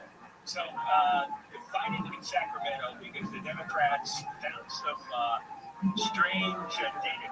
I guess his name was finally given up. Paul Mitchell, he's the guy drawing these congressional districts so that Republicans can't get elected for Congress in California anymore. And this plan works. It'll be 48 out of the 52 districts. And where the meetings go. Ashley Zavala from KCRA TV is trying to find out who it is. And so are a number of California Assembly people. And the Democrats are lying and covering up. And then finally somebody said it's a guy named Paul Mitchell who's got some data from it.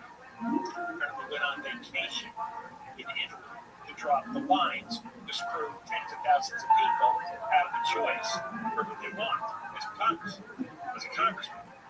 Now, here's Ashley Zavala going after another California Assembly elections chair. This is named Gail Pellerin.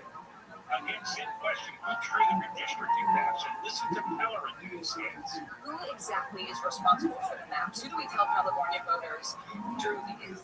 Well, so the maps have been posted on our website since 8 o'clock yesterday.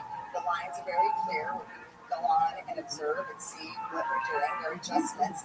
Many counties and many districts are not being touched at all.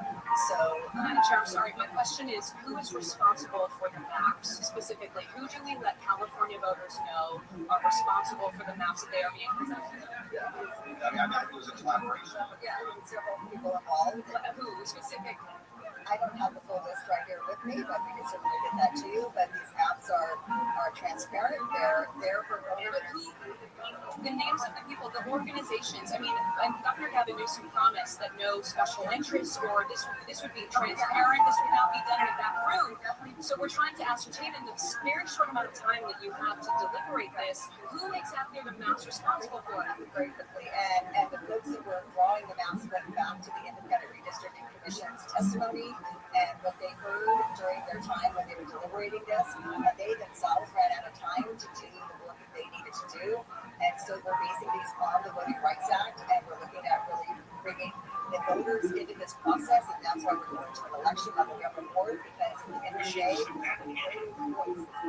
we're asking because voters back in 2008, 2010 took the power away from politicians to draw maps because they did not like it. It was an incumbent protection plan. So you just need to know. I mean, that's why we're asking. These are definitely unusual times. We are no longer governing in a democracy. We're governing in a authoritarian government. We are seeing things that we care so deeply about in California. We have education, food for children, our immigrant community, our LGBT community. They are getting decimated by this administration. This is an all-out assault on California's democracy and the rights and values. So we have to move quickly, but we are bringing the voters on to this process. We're letting them know that the maps have been posted on the website.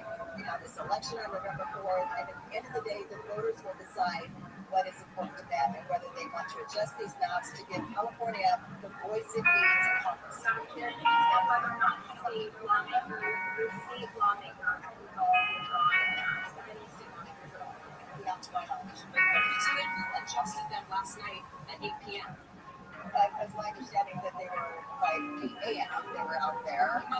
There's an collaboration between the people that actually did that work. So then why does the legislation say the detailed maps are prepared by the Assembly and State Senate Elections Committee? So the reality is that it was a collaboration, and we can get those specifics, but because most important is the maps are out there for people to see, to evaluate, to make a judgment on. Hold on. When you consume something, don't you want to know who makes it? When you are presented with something, don't you want to know where it's coming from? Don't voters deserve to know? A restaurant, I don't need to meet the chef. I just enjoy the food. If you're paying attention closely, and I know it's hard, the three clips we play, they would give different answers to the same question. First thing was always the legislation.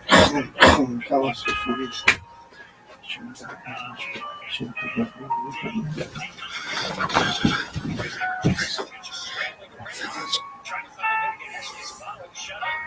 It's not nasty. They didn't want to admit it. Legislators didn't do this. They're not smart enough to do this. It's this data they call vision. And they run through computers, and they come up with what's the way to maximize Democrat votes so that you're at 100% of the districts made it with a Democratic candidate winning. That's what it was. They probably used AI. Some advanced analysis technology. Well, it was the legislature. Well, no, it wasn't the legislature, sorry.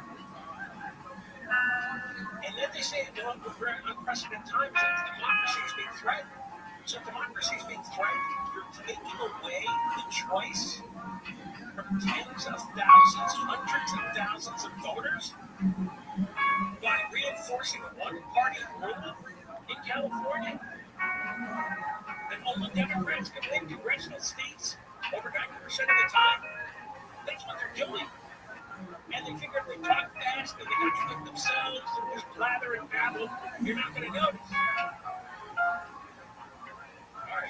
I have the 11th pick. Can you please give me the best strategy under these conditions for fantasy football team? But I think I'm going to wait to have the last two picks be a kicker and a defense because I'm going to switch them out every week. Do you think that's a good strategy?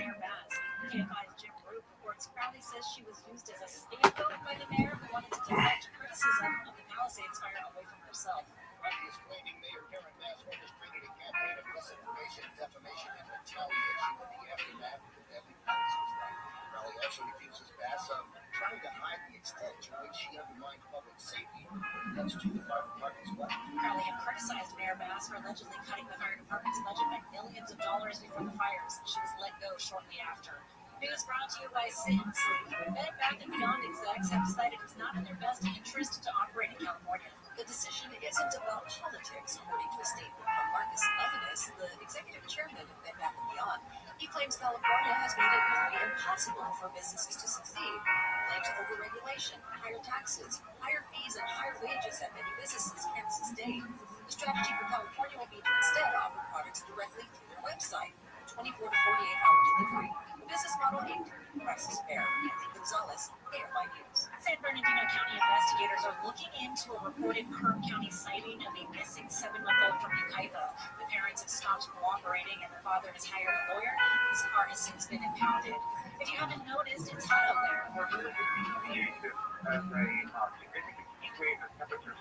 National Weather Service warns of a multi-day heat wave lasting through Saturday. Temperatures well over 100 across many interior sections. In Yellow Valley, looking at temperatures upwards of 105 to 110. Dr. Ariel Cohen from the National Weather Service says it's also going to be hot at night. Overnight lows will actually be on the warmer side, eventually being above 70 degrees, and this is going to cause stress. Red flag warnings are in effect. Thunderstorms could spark fires. A slight cool down is expected Sunday, but temps won't return to normal until Tuesday. For the record, The federal judge has rejected the Justice Department's request to unseal Jeffrey Epstein's grand jury record. ABC's Catherine Falters reports the judge says the government should release the entire set of files instead, totaling tens of thousands of pages. Notable Republican-controlled oversight committee in Congress, headed up by Chairman Comer, he sent a subpoena to the Department of Justice requesting the full unredacted Epstein files. So that would be a number of documents that DOJ and FBI have said that they have reviewed. Now, they were originally supposed to turn over the documents to Congress on Tuesday. Epstein's associate, Ghislaine Maxwell, is serving 20 years in prison after her conviction for helping Epstein sexually abuse girls and young men. Epstein died in jail awaiting trial. The new Reuters Ipsos poll shows more Americans want the UN to recognize Palestine as a state. 58% support recognition, and nearly 2/3 say the U.S. should send food aid. The results come as close allies like the UK, France, and Canada move toward recognizing Palestinian statehood. Sony is raising the price of its PlayStation 5 gaming console starting tomorrow. The cost goes up $50 in the U.S. The standard model will now sell for $550. Southern weather from KFI today in Metro LA, Orange County. It's sunny inland, partly cloudy on the coast with highs in the 70s to 90s. In the valleys, IE high desert, hot and sunny with an extreme heat warning and temperatures soaring to 109. On Thursday, it's more of the same. Right now, 101 in Northridge, 95 degrees in Laguna Woods, 75 in Rancho. No 75 way. in Santa Monica, and 92 in Rancho Santa Margarita. The KFI Financial report, the Dow gained 16, S&P 500 lost 16, NASDAQ went down 142. It's going to be a crash in Long Beach on the 710. And southbound Miami, 91, we get new accident. This one's going to be blocking the middle lanes, and it's already in front of the 105. We had an earlier crash next that on the 710 southbound YM 405. We did get that one cleared. In Anaheim, Now you're westbound approaching Brooker Street, trying to get that stall cleared from the second lane from your left. You're going to hit brakes from the 57. Now in Fullerton, 57 south at Overlook Boulevard. That earlier metal debris has been cleared from the lanes. Westminster, 22 westbound at Overlook West Street. Center lane is going to be blocked with some debris. In Fountain Valley, 405 northbound at Magnolia Street, they got that accident cleared from the lanes. And in Laguna Hills, on the 5 northbound, right on La Paz Road, clearing a stall from the lanes as well. West Southern California's most accurate traffic reports. I'm Jenny Harmon. There's a wild sickness around this town. You must exorcise it. Take it to the deep earth. Cut it out.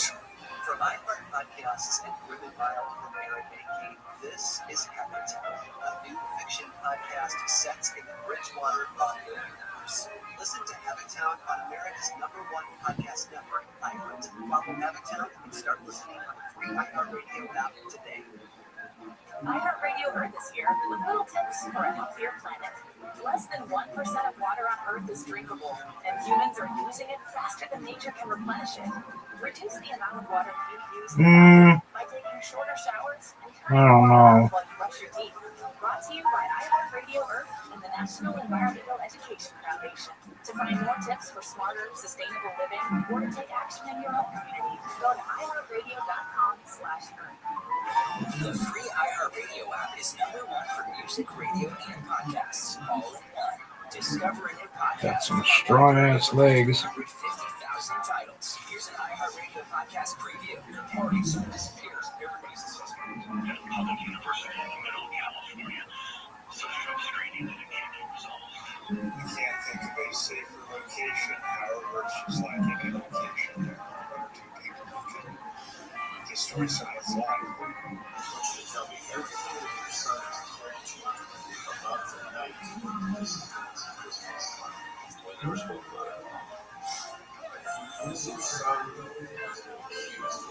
That's baller.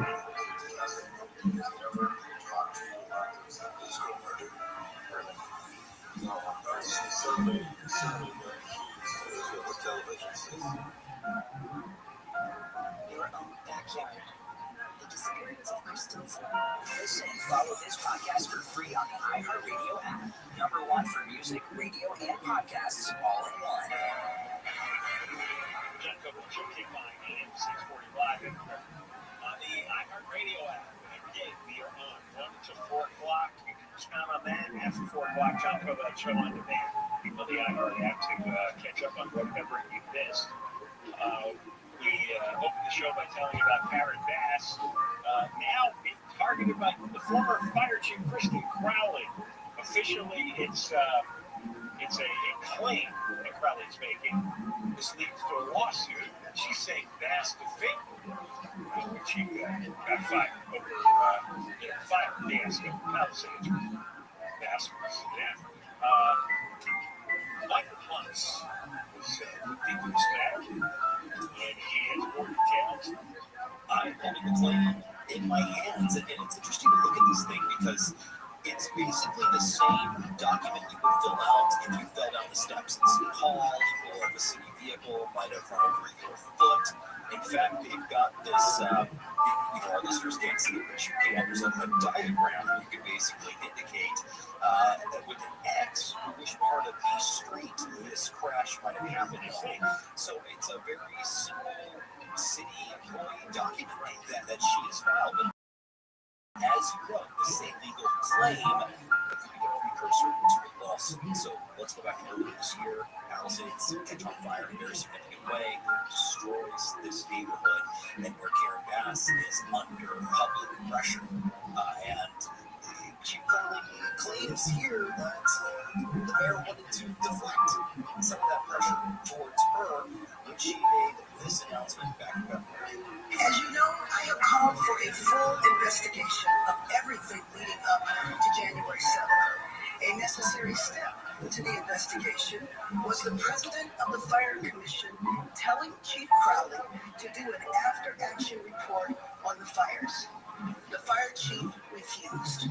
We all know that 1,000 firefighters that could have been on duty on the morning the fires broke were instead sent home on Chief Crowley's watch. These actions required her removal.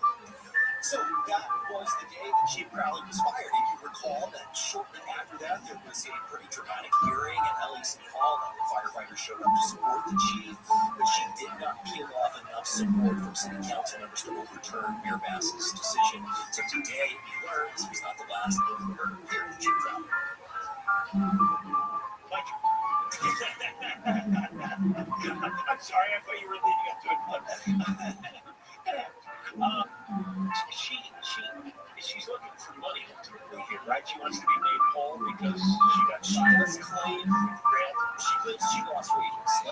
As I mentioned, this is a pretty typical city document, and so it's like, is your claim under $25,000 or more than $25,000? She checks more than $25,000. She's not fooling around. She's claiming that Max defamed her.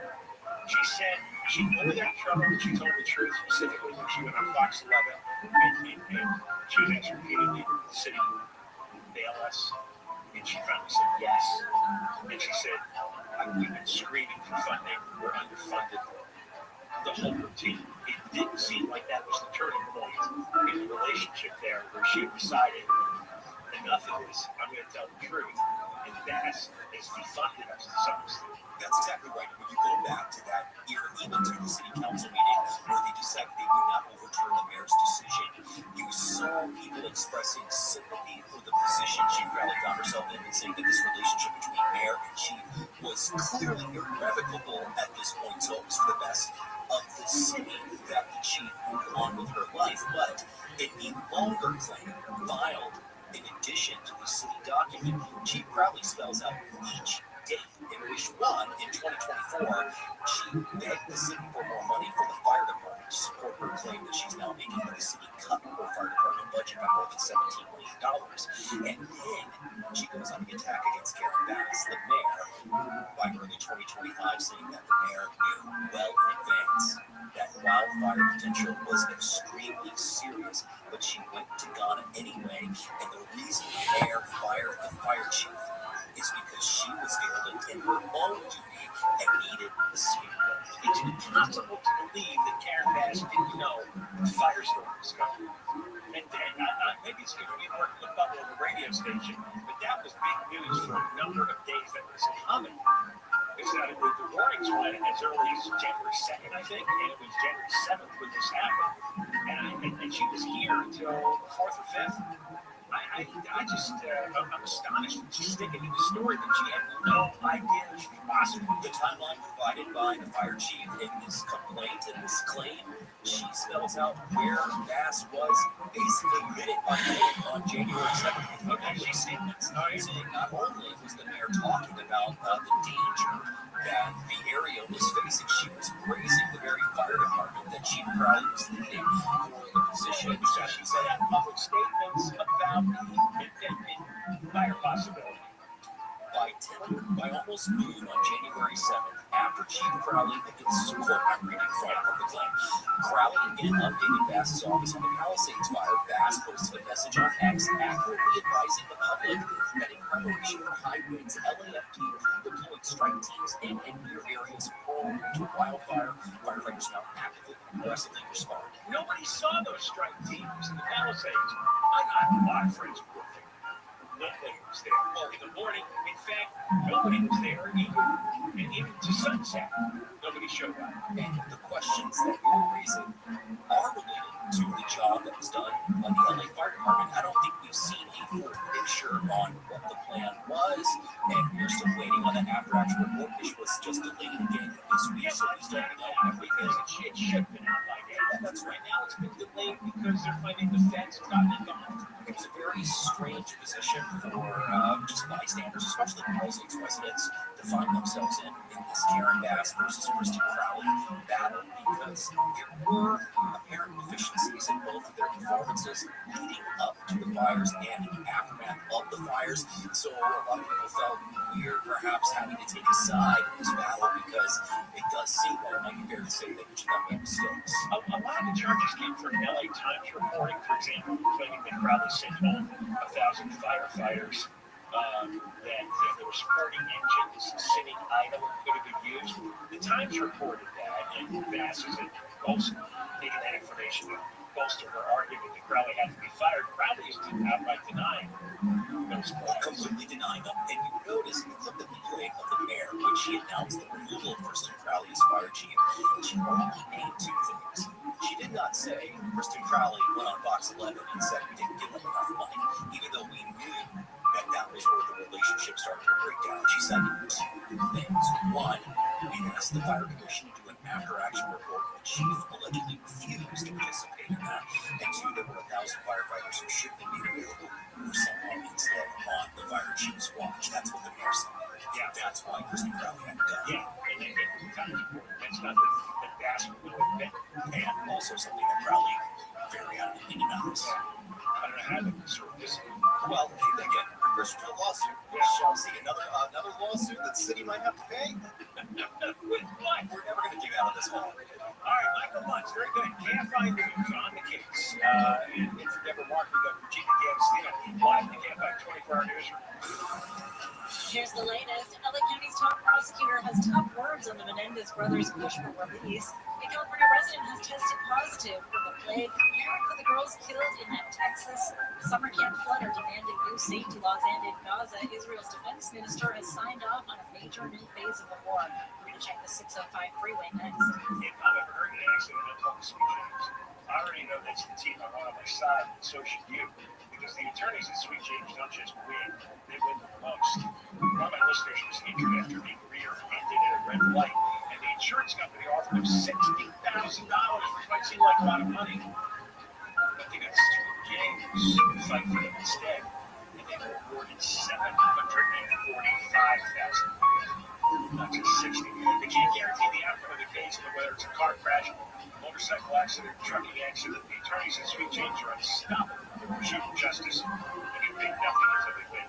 So if you or a loved one is hurt in an accident, you call Sweet James. 800-9 million, 800-9 million. Free consultation, easy number to remember. And don't wait. Waiting can hurt your case. Call the firm that wins the most.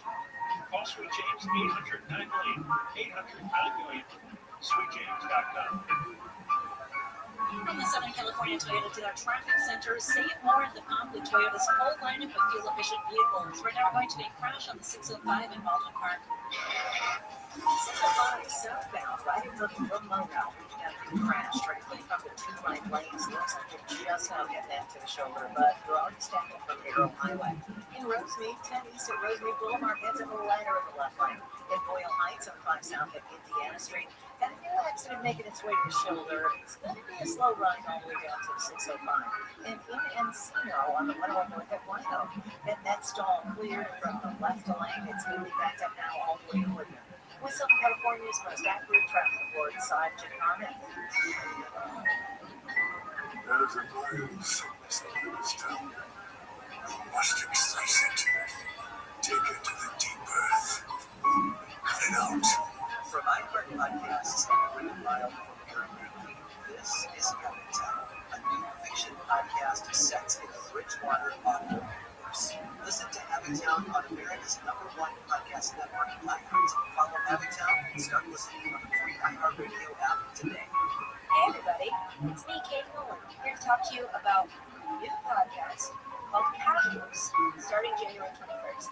It's a sports podcast, but for people who don't necessarily consider themselves as listeners of sports podcasts. It's just regular people laughing about sports, not screaming.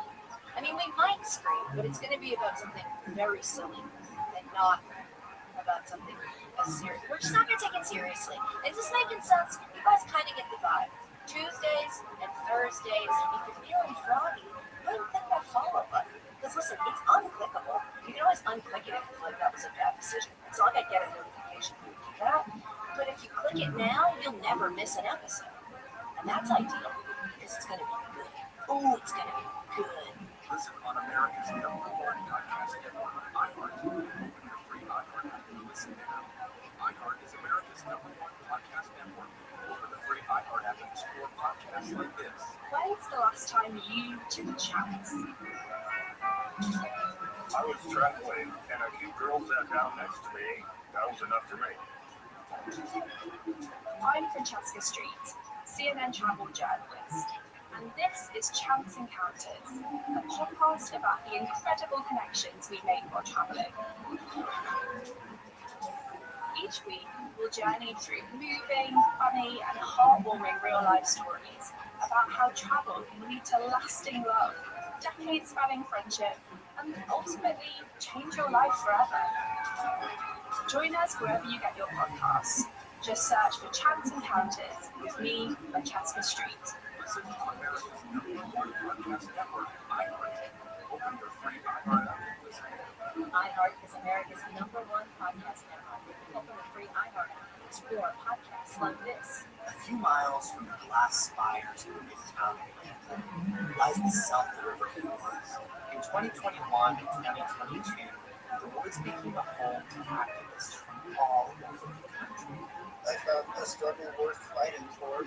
Gathered to stop the nearby construction of a massive police training facility, nicknamed Cops. There, in the forest, they built a different the forest occupation and things like that present a vision of a society where we can have what we need and support each other without being at each other's throats or being subservient to each other. Until one day, shatters. At approximately 9 o'clock this morning, as law enforcement was visiting the damaged sectors of the property, an individual, without warning, shot a Georgia State Patrol trooper. What I heard was a full clip upload. It was just like a whole mess of shots, just like blasting off. From Wondering, Campsite Media, Tenderfoot TV, this is when we came to the forest. We got about 150 to 200 protesters got busted off. There's now. I'm not Shane. Follow We Came to the Forest. So that we get into the forest. Listen on America's #1 podcast network, iHeart. Open the free iHeart app and listen now. Yes, AM 640 speed rating talk. Coming up on the next Gary and Shannon show, it's Carnage. It's going to be the first news and brews of the summer at the BJ's Restaurant and Brewhouse in Huntington Beach on Beach Boulevard. It's going to be the most fun you've had in so long. We'll be there starting at 9 o'clock tomorrow. Check out the Cape 9 AM 640 live everywhere on the iHeartRadio app. Coming up after 2:30, we're going to have Kevin Kiley on, the Northern California congressman. And two things to talk to him about. One is he is trying to get a bill passed in Congress to get rid of these middle-of-the-decade redistricting ideas, which is what Newsom wants to pull off here in California, and also stop it in Texas as well. None of this ought to go. This is wrong in Texas. This is wrong here. And it's especially wrong here because Newsom's only doing it because of what's going on in Texas. And that's not our business. It's taking away Californians' choices when it comes to voting. We're only going to have Democrats win 48 out of 52 congressional seats. Well, there's a lot of independent voters, a huge number of independent voters in the state. I think more than a third are independent, a quarter are Republican. And suddenly they're in districts where they can only vote for Democrats, even more districts. That's this, and then he's blustering around with authoritarians. But a fraud, fake, but a phony. We're going to talk to Jim Kiley about Newsom's big plan here. Also about the firing money he's got. And another congressman have said they wanted a county investigation. $100 million in firing money put out of savings, out the deal. And it went to ultimately a bunch of nonprofits. Nobody seemed to figure out if it went to any of the people who lost their homes. We'll talk about that coming up. One more thing about Palisades Fire, which is that Michael Monk's in because Fire Chief Kristen Crowley has filed a precursor to a lawsuit claiming that she was unfairly fired and defamed by Karen Bass, who lied about who proudly did turn the fire.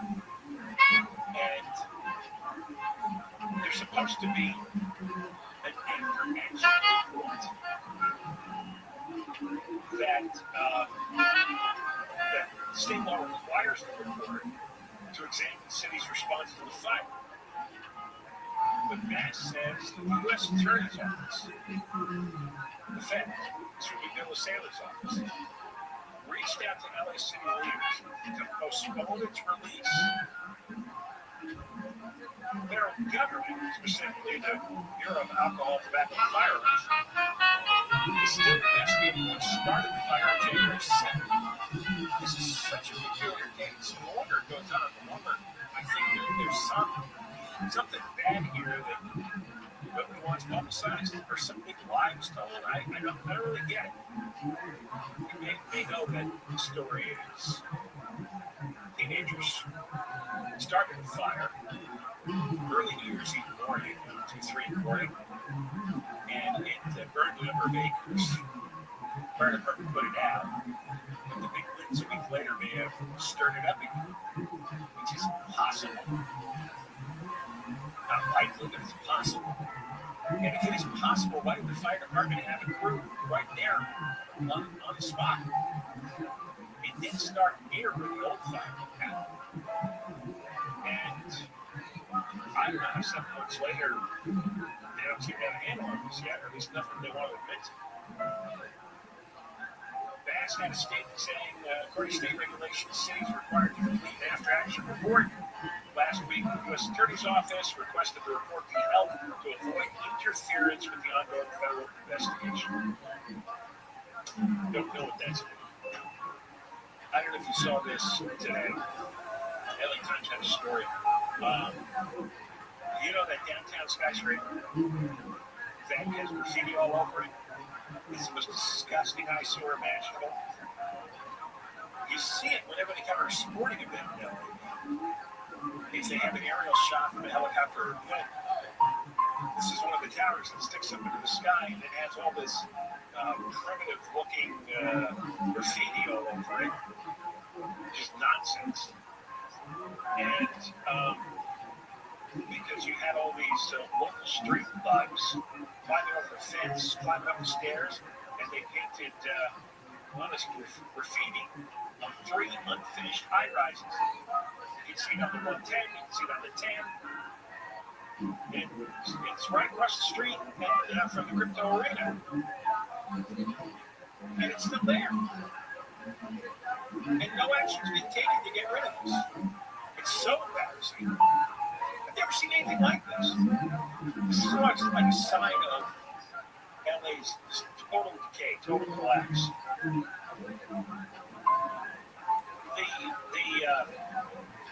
They want to get rid of it before the World Cup comes next year, and certainly by the Olympics.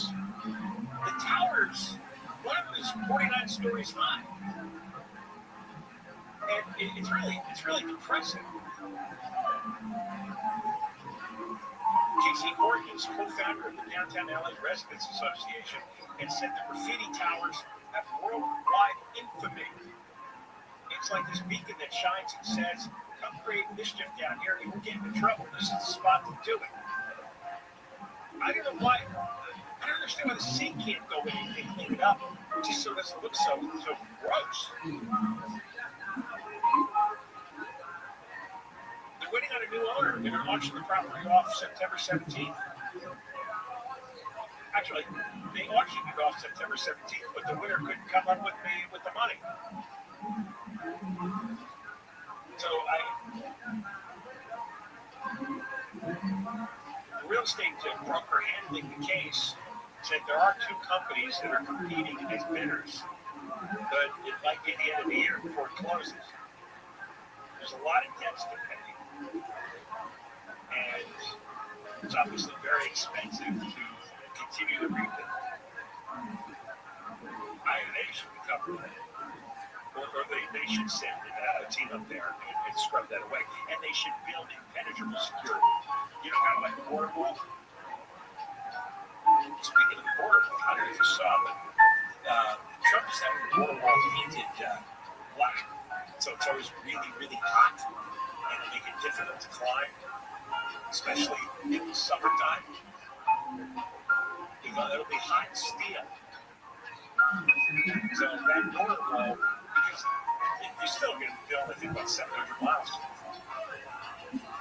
And this bike is stopping construction, but it's going to be so hot. And it kind of, they're also drilling spikes deep into the ground. So those spikes are going to be deep in the ground, and there's going to be spikes on the top. And it's 120 degrees in the desert there, so God knows what the temperature is on the steel itself. And this is the answer to, I've been hearing this for years. It's like, when you build the wall, we'll figure a way over it. No wonder. It's like, no, they won't. You build the spikes deep enough, you can't go under. You build it high enough, make it flat. If they touch it, they'll burn their hands off. That's how you do it. You can always make something impenetrable. Our prisons are all impenetrable. Nobody gets in, nobody gets out. El Salvador's got that Supermax prison. Yeah, moving through the hole. Stupid excuses. All right, we come back. Kevin Conley is the Republican congressman in Northern California, and he has a bill out to try to stop redrawing of districts in the middle of the decade, wait to the census. And he's going to talk about Newsom's shenanigans. Newsom wants to get rid of Kevin Conley. They've been at each other for years, and so they want to redraw Conley's district out of existence. Also going to talk about the fire situation, because that's $100 million, and nobody knows if it went to any homeowner in Palisades or Altadena, which a lot of nonprofits. But you know what nonprofits are like when it comes to homeless and green energy. So we'll talk to Kevin next. It's them targets with Gina Davis being alive again, like 24-hour newsroom.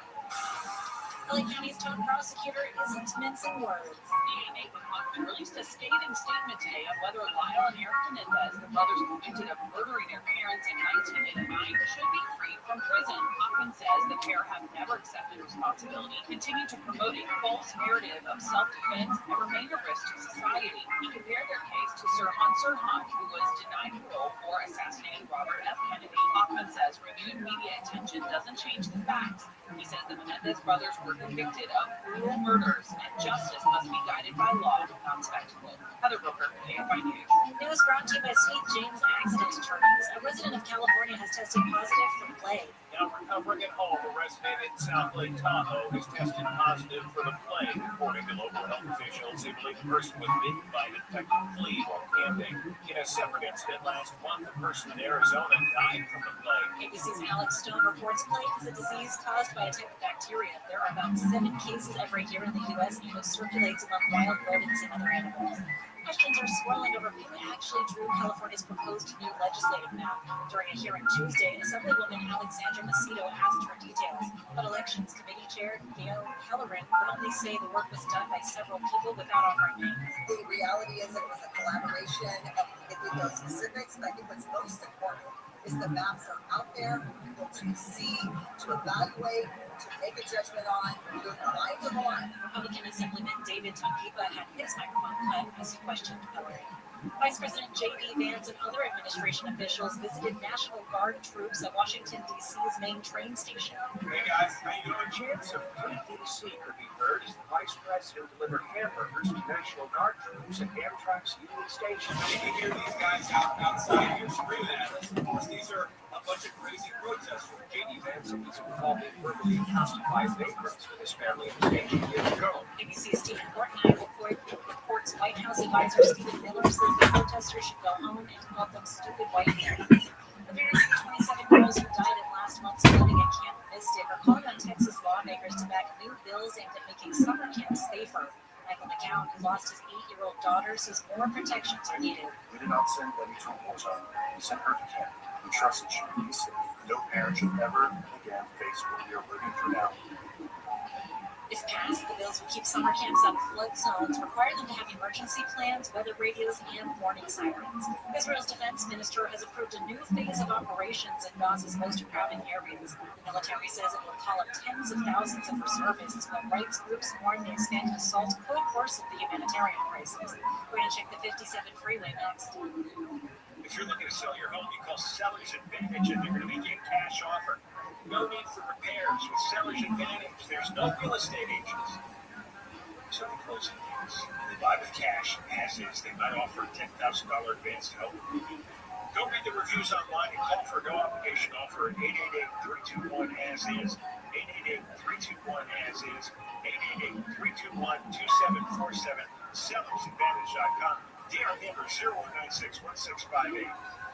Southland weather from KFI today in Metro LA and Orange County. It's sunny inland, partly cloudy on the coast, with highs in the mid-70s to 90s in the valleys, IE and high desert. Sunny and hot with an extreme heat warning and temperatures soaring to 109. Right now it's 87 degrees in Irvine, 91 in Brand. It's going to crash on the 57 in Orange. 57 southbound line at the 22. Got a new accident on the big rig. They are clearing that to the shoulder, but you've already got delays from Hall Road. In Pomona, 10 eastbound after 57 got stalled, blocking the right lane. In Baldwin Park, 605 south at Ramona, that crash cleared from the two right lanes. Still some slowing there, though. 605 north, just before the 60, got stalled in the left lane. And in East LA on 5 south at Calzona Street, a new accident sweeping its way over to the right shoulder. With Southern California's most accurate traffic report, I'm Jay Harmon. We all remember that one teacher who made a difference. Now's your chance to say thank you in a big way. iHeartRadio's Thank a Teacher, powered by Donors Choose. Nominate an outstanding teacher in your life to be among the winners of $5,000 to stock your class at iHeartRadio.com/teachers. Mix and match sets to create your own unique set combo that is as unique as you are. Mix, match, more happy with Jay. It's easy to tell if you've had way too many to drive. But what if you've had just one too many to drive? Never underestimate just a few. Bus driving is drunk driving. A public service announcement brought to you by the U.S. Department of Transportation and the Ad Council on the station. The free iHeartRadio app is now on music, radio, and podcasts all in one. Discover your podcast from our library of over 350,000 titles. Here's an iHeartRadio podcast preview. Here's something pretty disturbing I discovered while researching this podcast. This is what it actually says on the Los Angeles Police Department website. The site states that the Adult Missing Persons Unit investigates 3,200 cases a month, and 70% of those missing people are found or returned voluntarily within 2 or 3 days. It goes on to explain, and I quote here, since being a missing person is not a crime, police are given a very limited role while conducting these types of investigations.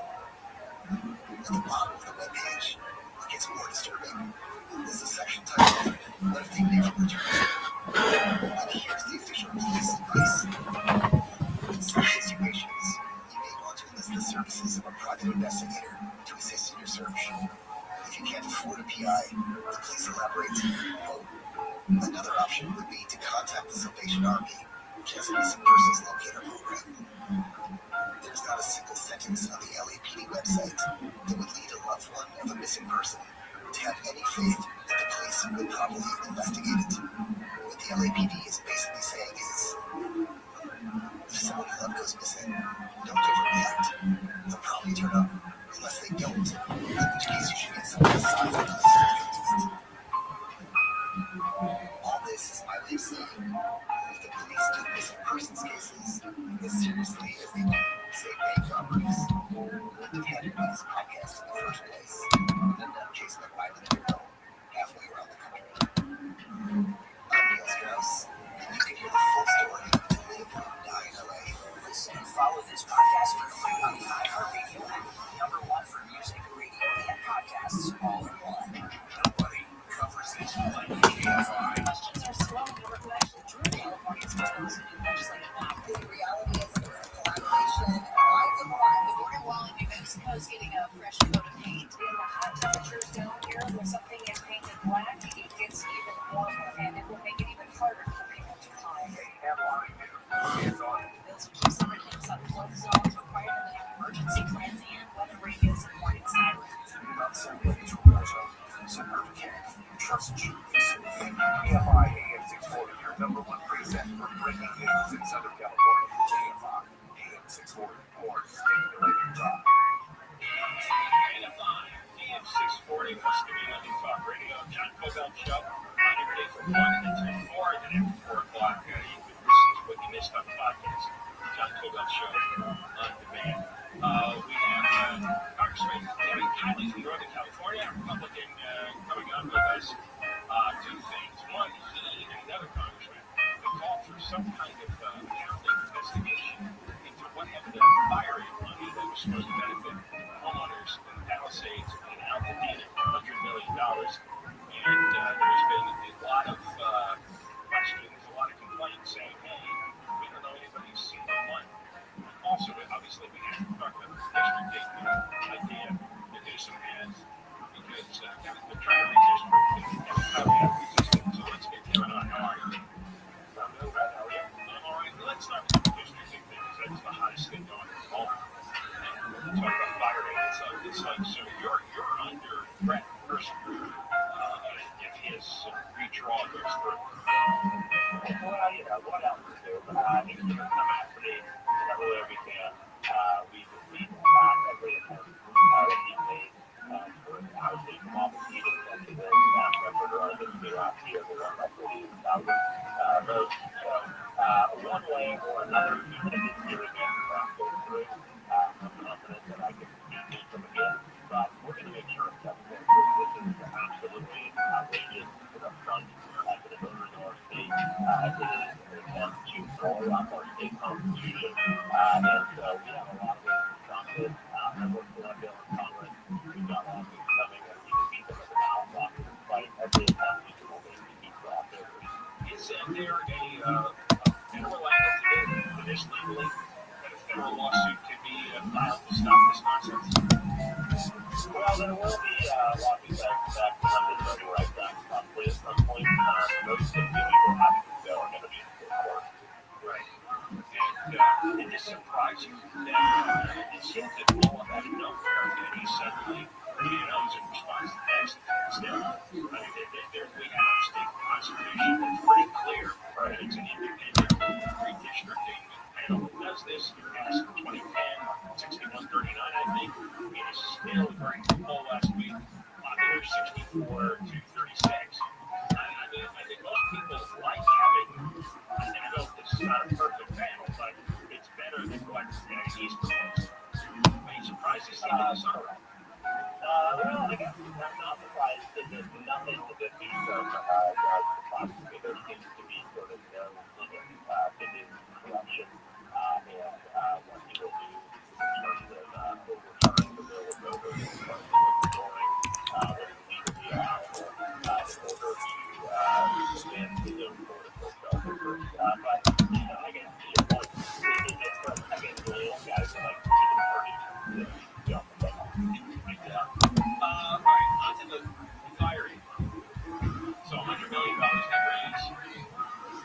Our company did a lot to publicize the concert. And because the fire was raging at the time, where details you can explain to people what was promised or what was implied as to where the $100 million was going to end up.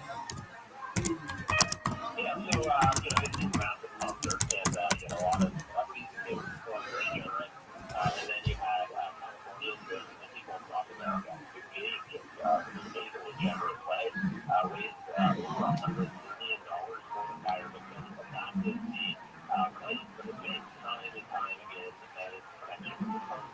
This will be their funds that are going to go to the victims. And so we now learned that actually the funds did not go to the victims. None of the money was to the victims. Instead, it was distributed to a whole host of nonprofits. So that raises the question, all right, who are these nonprofits, and what exactly did they do with the money? And,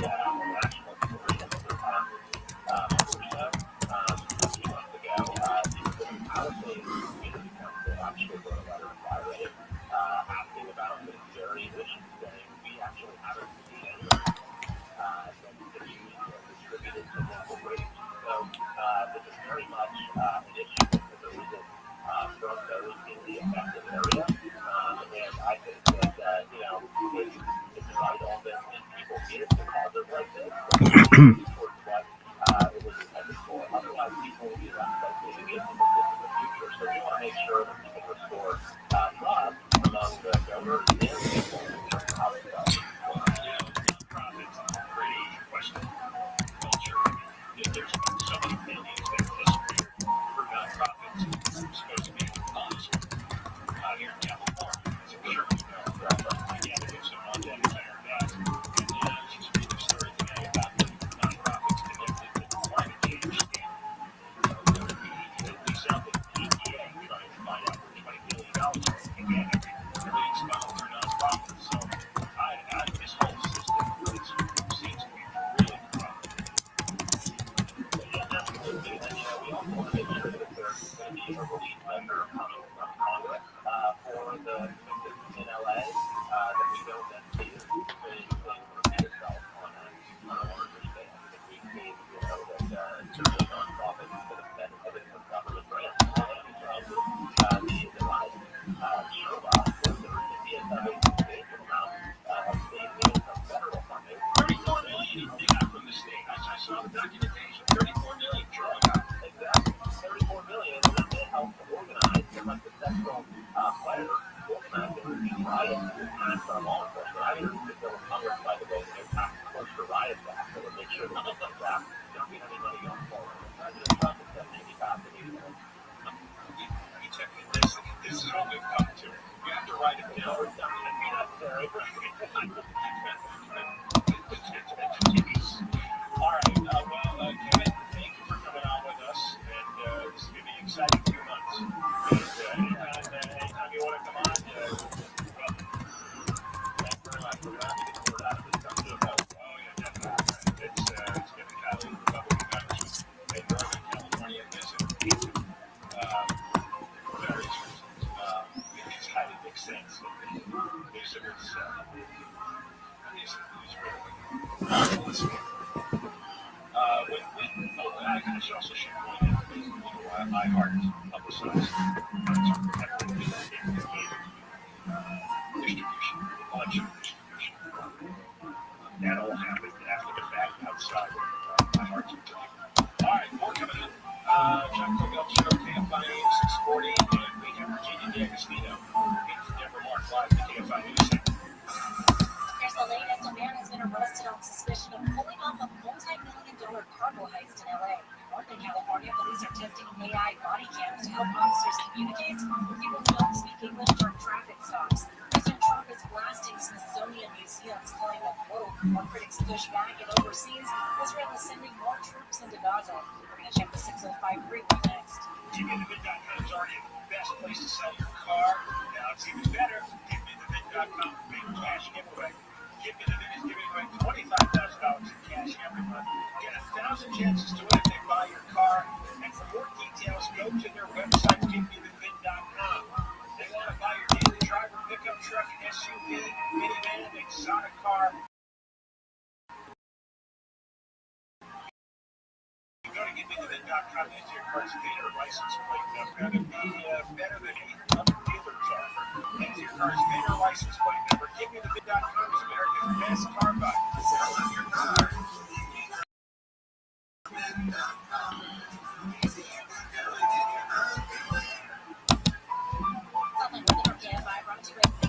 Today, sunny inland, partly cloudy on the coast with highs in the mid-70s to 90s. In the valleys, high desert, hot and sunny with an extreme heat warning and temperatures soaring to 109.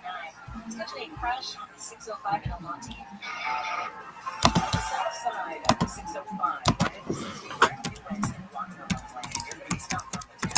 And on the 605 north, just before the 60, trying to install clear from the left lane. It's already slowed on 5. West Covina, 10 westbound Sunset, heads up Wood Valley in the left lane. Willowbrook, 105 west at Long Beach Boulevard, got an accident in the St. Minor area, and in South LA, the 110 north at the 105. And reported a stall in the fast track lanes. With Southern California's most accurate traffic report, signed Jim Harmon. Live radio, trusted DJs, breaking news, live play-by-play, endless music, and podcasts just for you. It's the free iHeartRadio app. Radio is your way. Join the millions who already have it. Download the free iHeartRadio app, the #1 app for radio. The free iHeartRadio app is #1 for music, radio, and podcasts.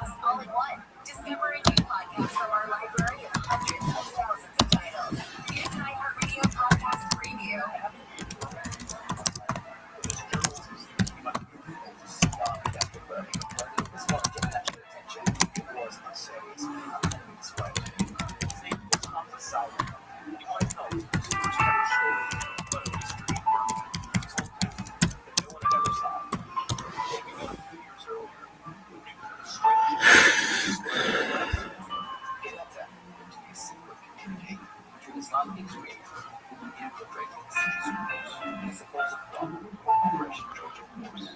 The letter was bizarre, unsigned, coherent, and if you want to, it's far from the biggest scandal in immigration history. Local investigators decided on ground that the country was not to take policy. By the time it all died down, schools were managed to teach local jobs, and all I was suspicious like this love affair. In fact, don't you better, suggesting extremists would take over our schools. Are we going to find out who built it or why? The market where they are is to try. But that's why we don't have pretty straightforward.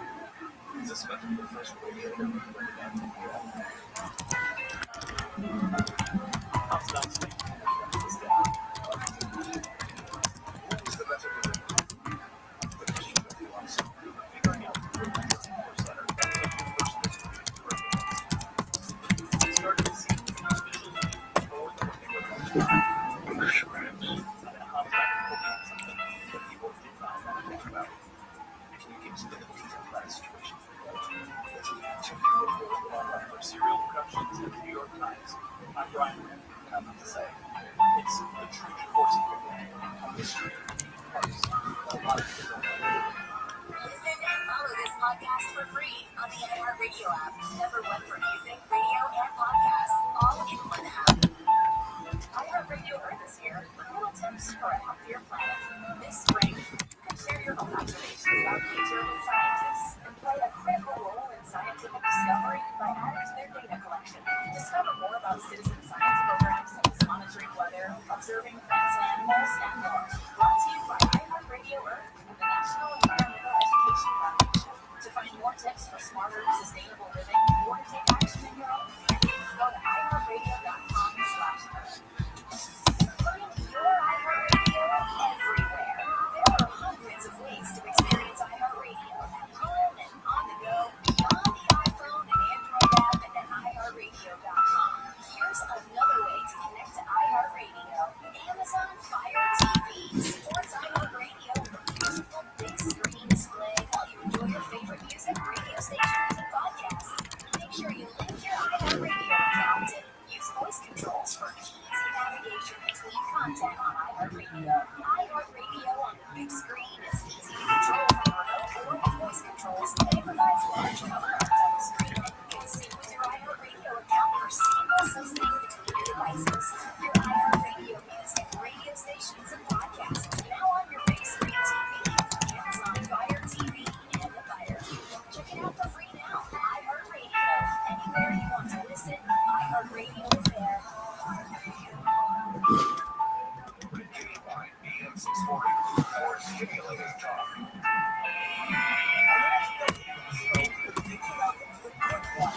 Discomfort, challenges, this show want to do. And that's coming up after 7 o'clock tomorrow morning on the next campus. Check in by AM 645 everywhere in the iHeartRadio app after 3 o'clock. I want to bring you something from one of my favorite writers, Joel Cotten. And he wrote this on a website called Spikes, my work website. Joel Cotten is, I'm sure many times, I think I'll have on again soon just to talk about this. But I want to read you some of this stuff. In a column for Spikes, he's not only a writer, he's a researcher, he's a presidential fellow in American Studies at Chapman University. Also does research at the University of Texas. And he has written the most eloquent indictment of Gavin Newsom, just by explaining what's really happening in people's lives here in Southern California in terms of how bad the economy is here, and the unemployment, and the lack of wages. Because Newsom is on a thing where he's got those strange little nerds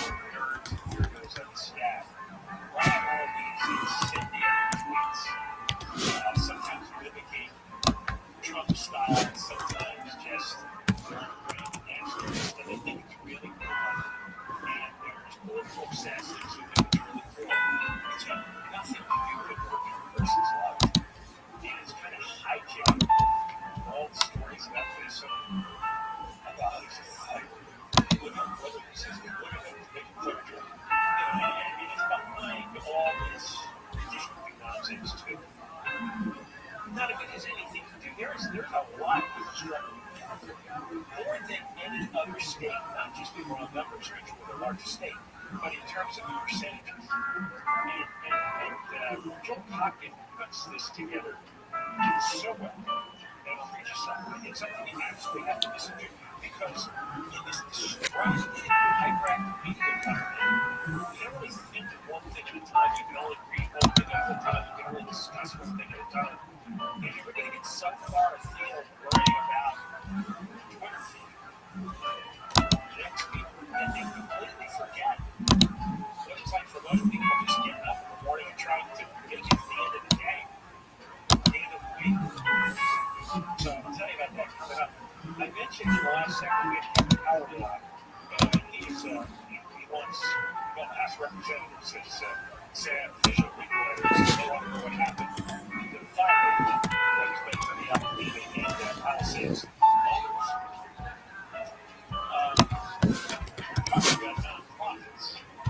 And a lot of these nonprofits are just,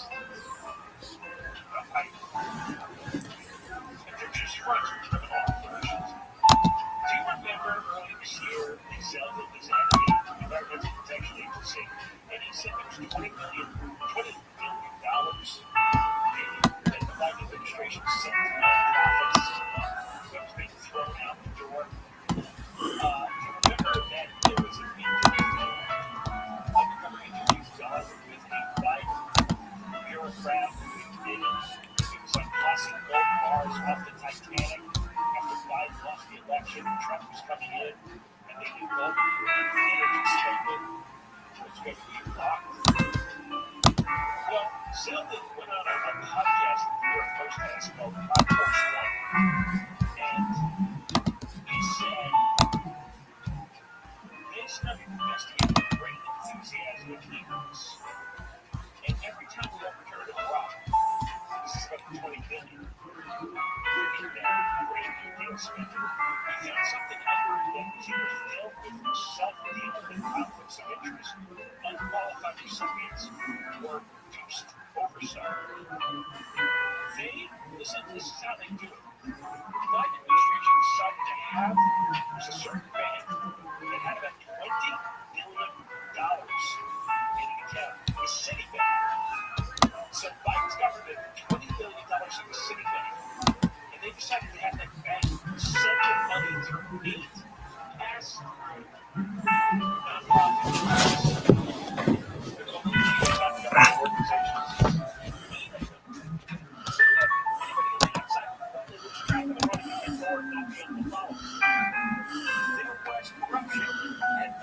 Stocks. And it was executed by former Obama and Biden officials and Democratic donors. And this was EPA climate change money that they brought in via nonprofits and stole it. They called it slush fund. For example, they had a slush fund called Power Forward Communities. It's all coalition of nonprofits. It's layer after layer after layer. It connected to a former Georgia gubernatorial candidate, Stacey Abrams. Remember her? That nonprofit was worth about $100. The Biden EPA gave them $2 billion. $2 billion. They had nothing to do with climate change, but they got $2 billion worth of funding. And Zeldin has been working for the last 8 months to try to claw this money back. This is the nonprofit scam. It is certainly infesting the entire public sector here in California. Not to mention the green energy industry. And Kevin Howard suspects there was some chicane going on with the money that was supposed to help out the fire victims, the Altadena and Dallas. So we stay on top of that. When we come back, we'll read you from Joel Cotten. He's a Democrat. And he wrote a great indictment, Gavin Newsom. If you ignore all his public hysterics, tweeting. Maybe just look what he's done. He's done to the state. It's astonishing. It's simply real. I got to agree today, and I knew what it was. The Virginia Gang steal watch and like 24-hour news.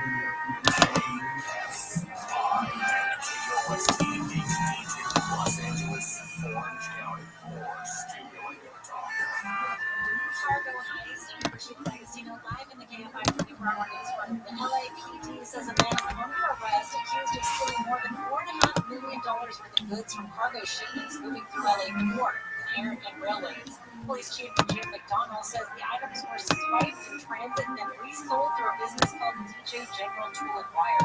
Joe Jones Park, 41 years of age, in Montebello, who was operating these store fronts, was arrested and booked for receiving stolen property.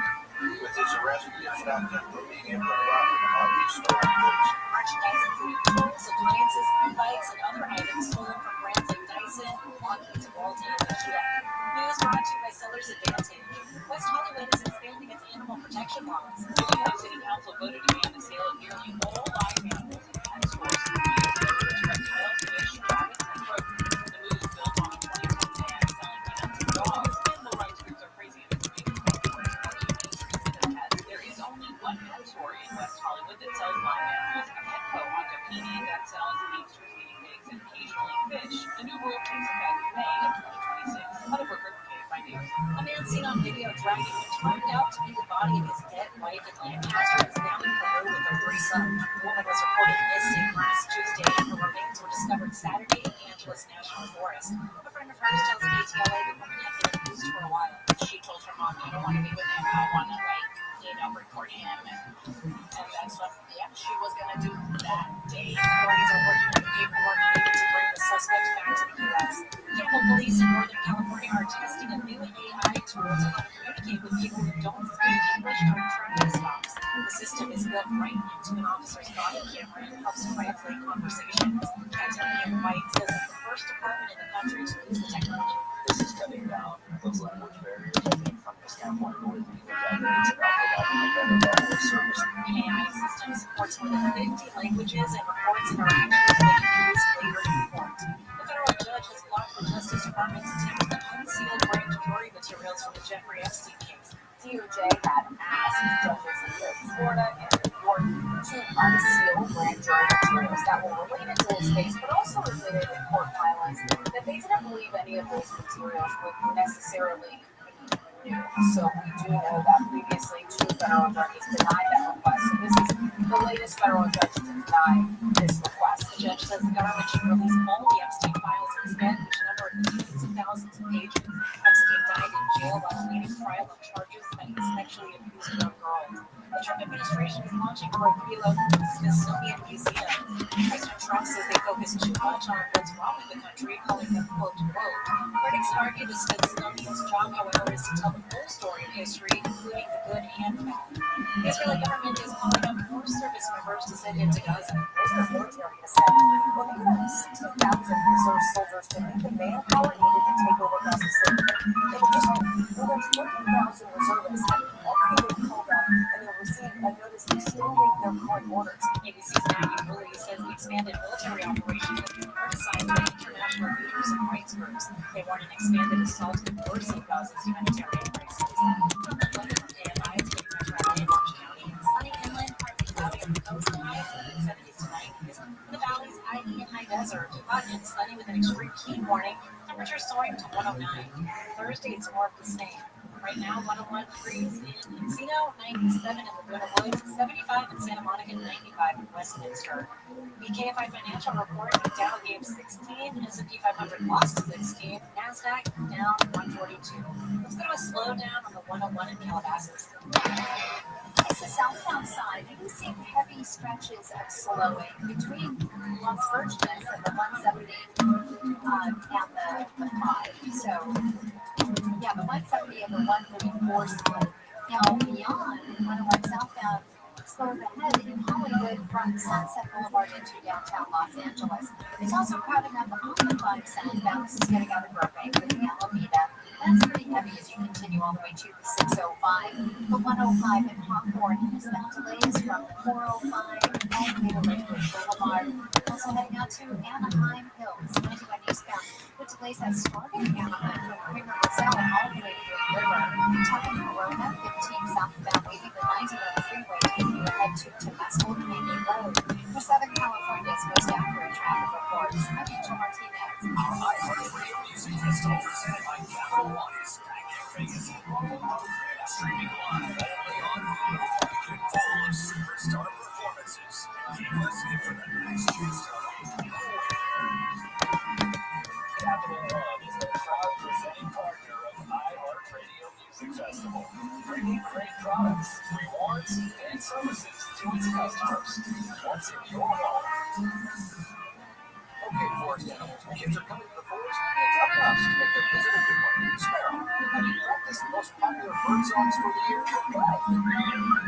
Catchy, I like it. Remember, watch the temperature to refreshing 52 degrees. Man, I love it. Jordan, he's not here yet.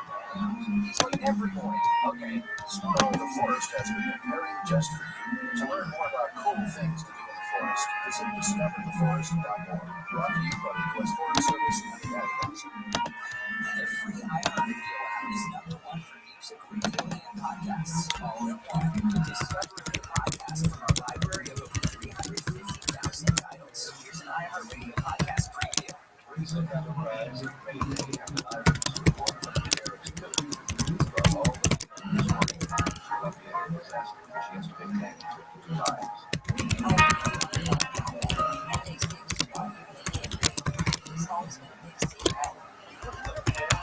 Suspects. Gamble ongoing insured for $125,000 jury The charges against him was acquitted. What?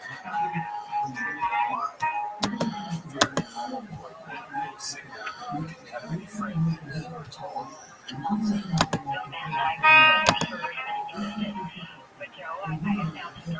The guy?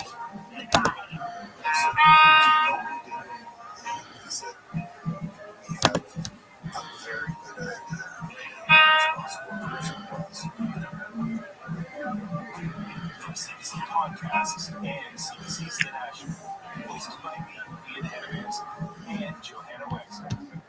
Investigating the largest unsolved mass murder in Canada. Canadian Pacific Flight 21. This was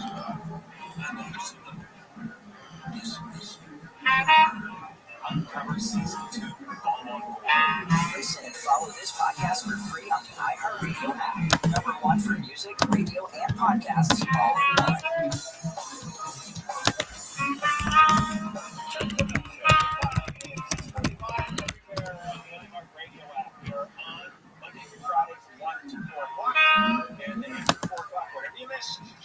Show on demand podcast, so you can pick up whatever segments are not available here live. And on social media at John Cobell Radio, headed towards 35,000 followers. And today's special treat, International Radio Day, Eric has put together two photos. One from my first job, radio job in Pennsylvania, 1980. And then a photo from today, actually yesterday. Took it yesterday, right? So this is an up-to-date, you can do an up-to-date analysis of just what 42 years can do to somebody. So I think I could come out looking okay all this time. But it's not easy. And to look at those pictures. And it's on X, it's on where is it? Instagram, Facebook, all this. I really admire the upper echelon of admiration. And one of them is Joe Biden. Presidential fellow American Studies at Jack University. He's also does senior research fellow at the University of Texas. And he writes in a lot of publications, including Spike.com. And he's been around. But he is so He wrote a column today entitled Gavin Newsom, the Chameleon for Destroying California. And let me just tell you, Joe Cockett is not right incendiary. He is restrained and political scholar. And what he does here is he lays out what he's done to and very little of this is covered by the day-to-day media or all the entire he's talking about. And he's not trying to do this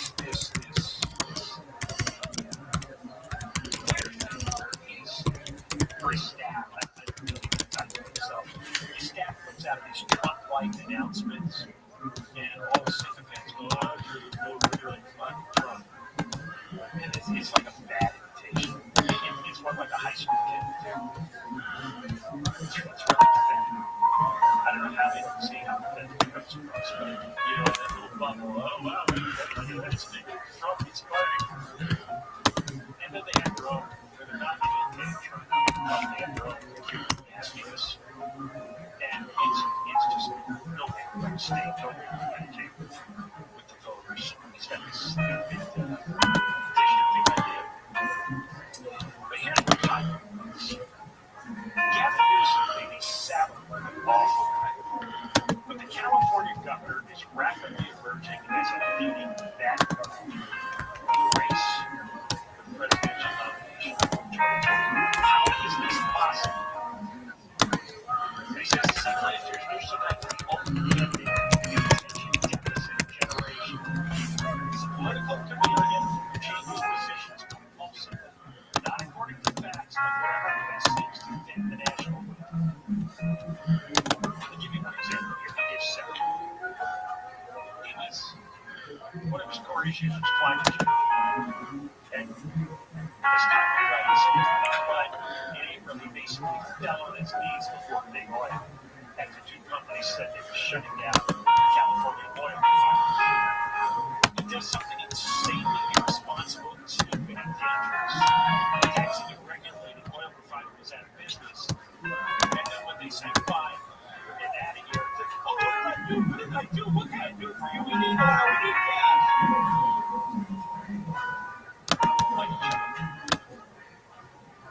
He says that trying to appeal to MAGA voters after Trump's victory is back to the system.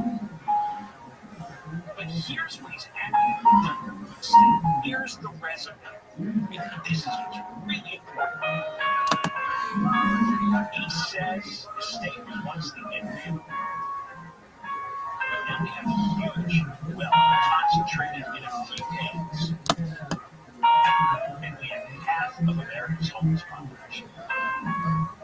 We have the highest poverty rate in the U.S. We have the highest unemployment rate in the U.S. And get this statistic. Almost 20% of Californians live in poverty, and another third live near poverty. That's 50%. 50% of the state is near poverty.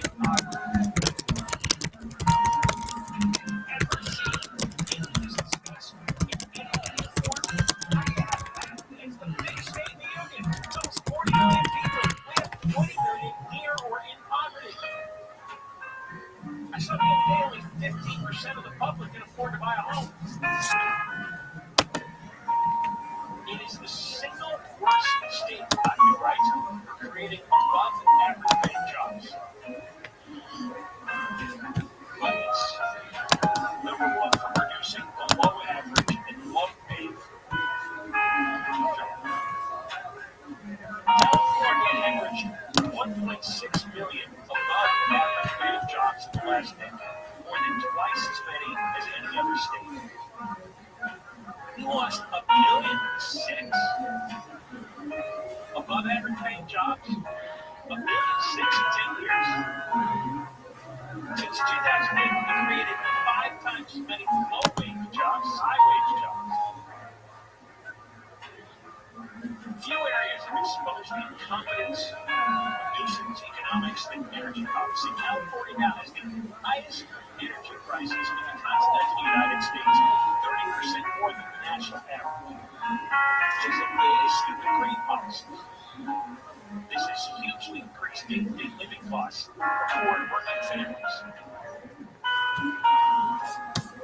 Rising energy costs have led to traditional blue-collar jobs in construction, logistics, and manufacturing have disappeared. California metro area ranks in the U.S. top 10 for well-paying blue-collar jobs, but more cities are in the bottom 10. Ventura, Los Angeles, San Jose, and San Diego, bottom 10 for well-paying blue-collar jobs. On his watch, African Americans and Latinos in California perform far worse in terms of income and home ownership than the rest of the country. Even immigrants, because there's a lack of good jobs and high housing costs, are headed elsewhere. In the last decade, Los Angeles has lost foreign-born residents. They've been going to Houston, Dallas, Fort Worth, and Miami. Migration to California, adjusted for population, is lower than virtually any other state.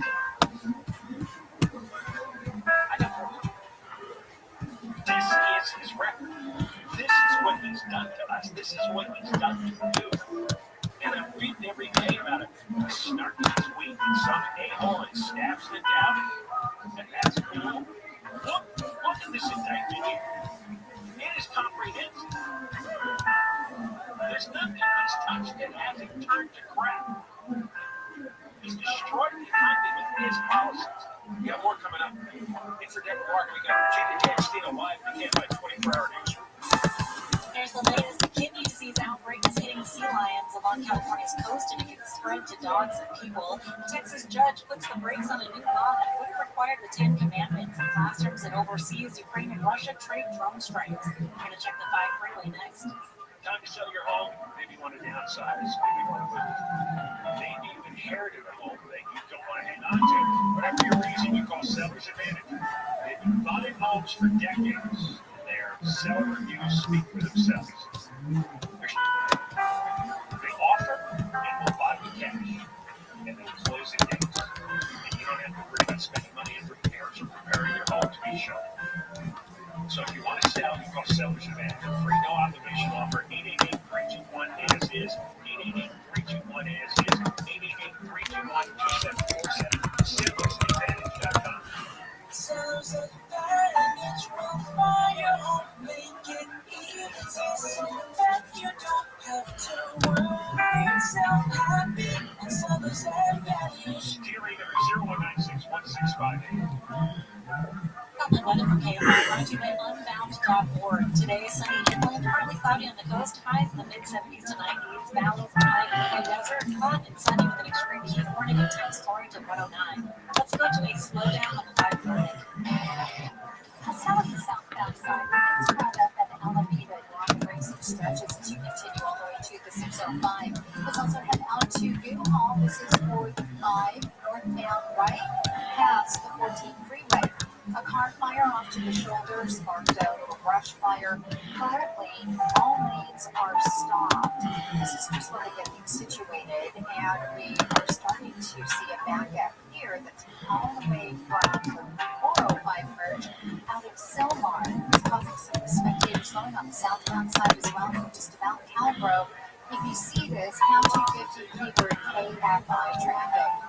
Southern California's most accurate traffic reports. I'm Angel Martinez. Get into summer with iHeartRadio. Rewind to a decade of music that defined a generation. From Madonna to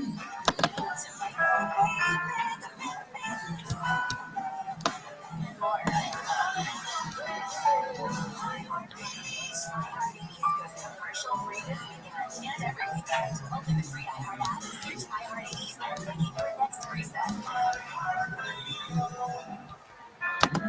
Hello everyone, this is Billy Morgan here, and welcome to my new show, The Magnificent.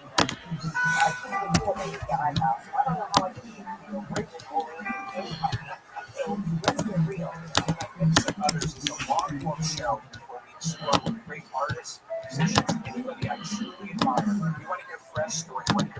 perspectives. We want to understand the times from their individuated perspectives. The most creative national connection. I love that those yeah, we're on today's show. We got big moments. We got cracking the site. Join me. I'm very curious. One of the highlight stories. America's #1 podcast network, iHeart. We're Caitlin and Tyler Volterra, and we've got a new podcast. We're trying to figure it out. Been through it all. Marriage, raising kids, work, trauma, figuring out who we are this next stage of life. Marriage isn't always easy, but it's worth it. And then there's just figuring out how to survive being 30-something years. So follow, rate, and review Kate and Ty Break It Down wherever you listen to podcasts. Listen on America's #1 podcast network, iHeart. Open your free iHeart app and listen now. Welcome. My name is Paula Guerreros, a medium and the host of the Ghost Therapy Podcast, where it's not just about connecting with deceased loved ones, it's about learning through them and giving a perspective. Listen to the Ghost Therapy Podcast on the iHeartRadio app. iHeart is America's #1 podcast network. With the free iHeart app, explore podcasts like this. Miles from the class spires of the town of life is self-reliant. In 2021 and 2022, the boys became a home to activists from all over the country. I found a struggle worth fighting for. We gathered to stop the nearby construction of a massive police training facility named Cop City. There, in the forest, we built a different community. The forest occupation and things like that present a vision of a society where we can have what we need and support each other without being at each other's throats or being subservient to each other. Until one day, everything shatters. At approximately 9 o'clock this morning, as law enforcement was moving to various sectors of the property, an individual, without warning, shot a Georgetown trail trooper. What I heard was a full clip. It was just like a whole mess of shots, just like blasting off. Wondering if that maniac this.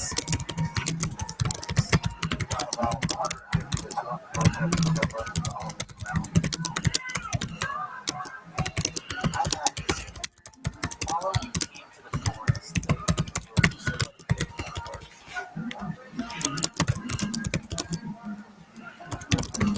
on America's #1 podcast network, iHeart.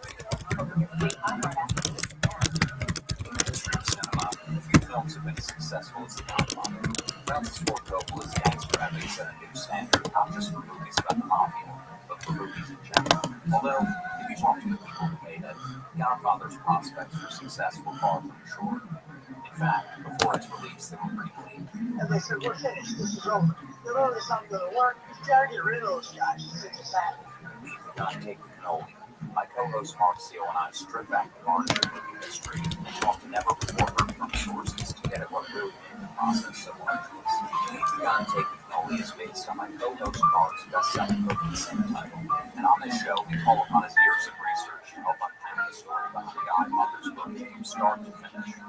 We sift through innumerable accounts, many of them conflicting, and try to get the truth of what really happened. Leave the gun, take the cannoli figures new and archival interviews.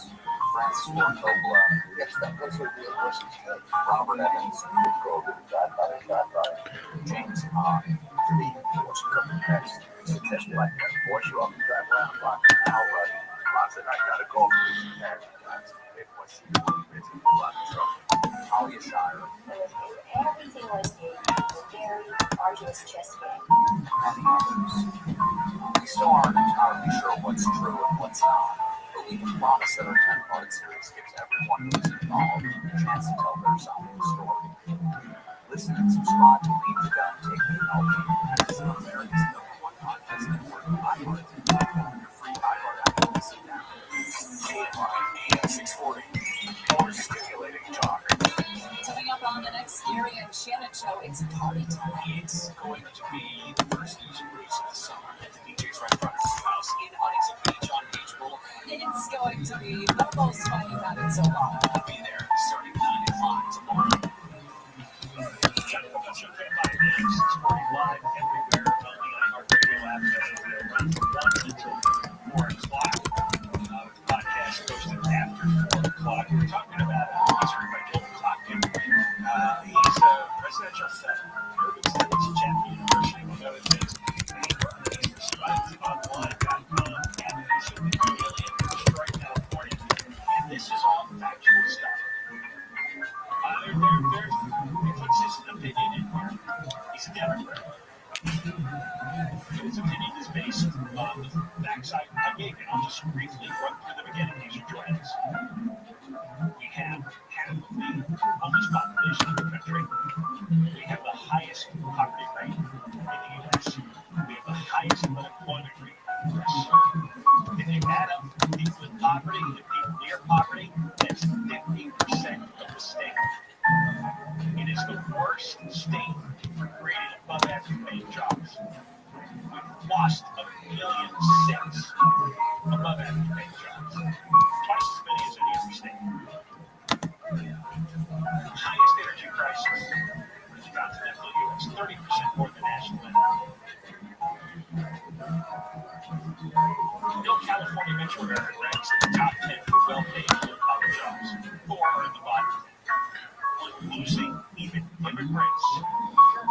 We've lost far more residents in the past decade. They're going Houston, Dallas, Fort Worth, and Miami. Even with the highest percentage of billionaires in the U.S.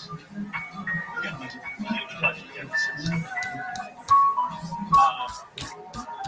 And the states that he criticizes, Texas and Florida, have large budget surpluses, generate more jobs, and have introduced tax cuts.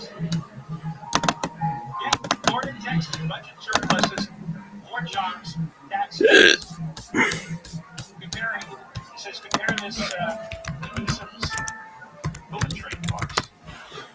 He refuses to kill this disastrous high-speed rail project, which devours billions of dollars in taxpayer dollars.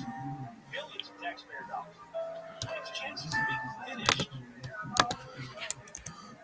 before he grows very old is increasingly remote. Pocket says far more critical infrastructure needs, such as roads and water supply, have fallen behind the wayside. He quotes a venture capitalist, Mark Andreessen, who said 3 years ago, compared California to the late decaying Roman Empire.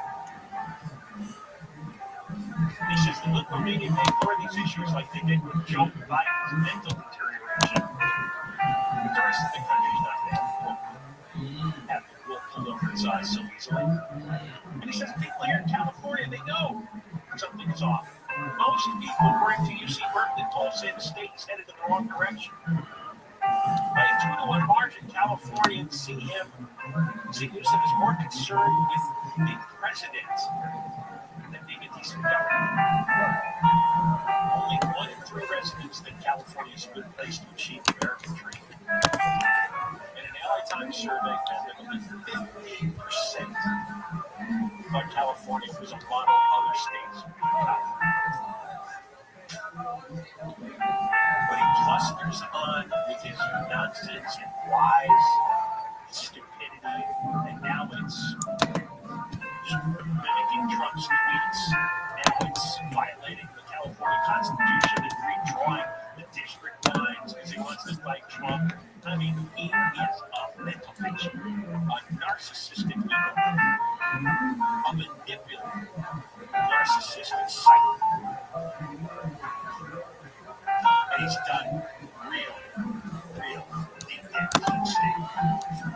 And he's like, mass. Didn't prepare for the big fire, ran off to Africa instead. It is just egregious that he is governor and she is mayor. Another bit. Unbelievable. This confidence, destructive incompetence.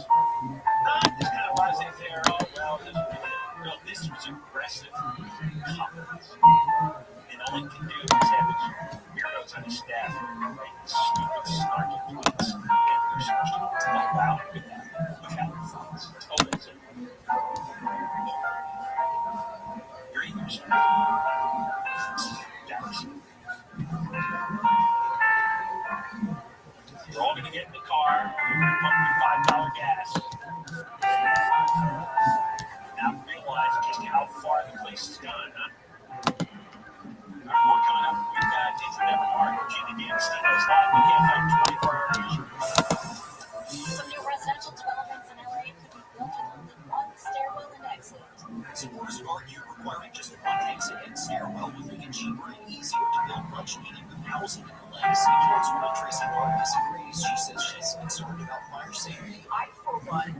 would like to hear directly from the LA Fire Department, Fire Marshal, and the Fire Prevention Bureau. Safety Councilman promoted by the state measure asking the city attorney to draft a new ordinance for consideration that would allow for one stairwell in annexing residential developments up to 6 stories. Local Bugs 25 News. The kidney disease outbreak is sickening sea lions and it can spread to dogs and people. The illness is called leptospirosis and is carried in animal urine. Wildlife centers say about 200 cases have been reported in sea lions this year, mostly along the central and northern coast. Dogs can be vaccinated against it, but people risk infection if they come into contact with contaminated water. A new Texas law that will require public schools to display the 10 Commandments in classrooms is on pause. ACLU attorney Tommy Busser Clancy says the judge sided with their argument that the law is unconstitutional.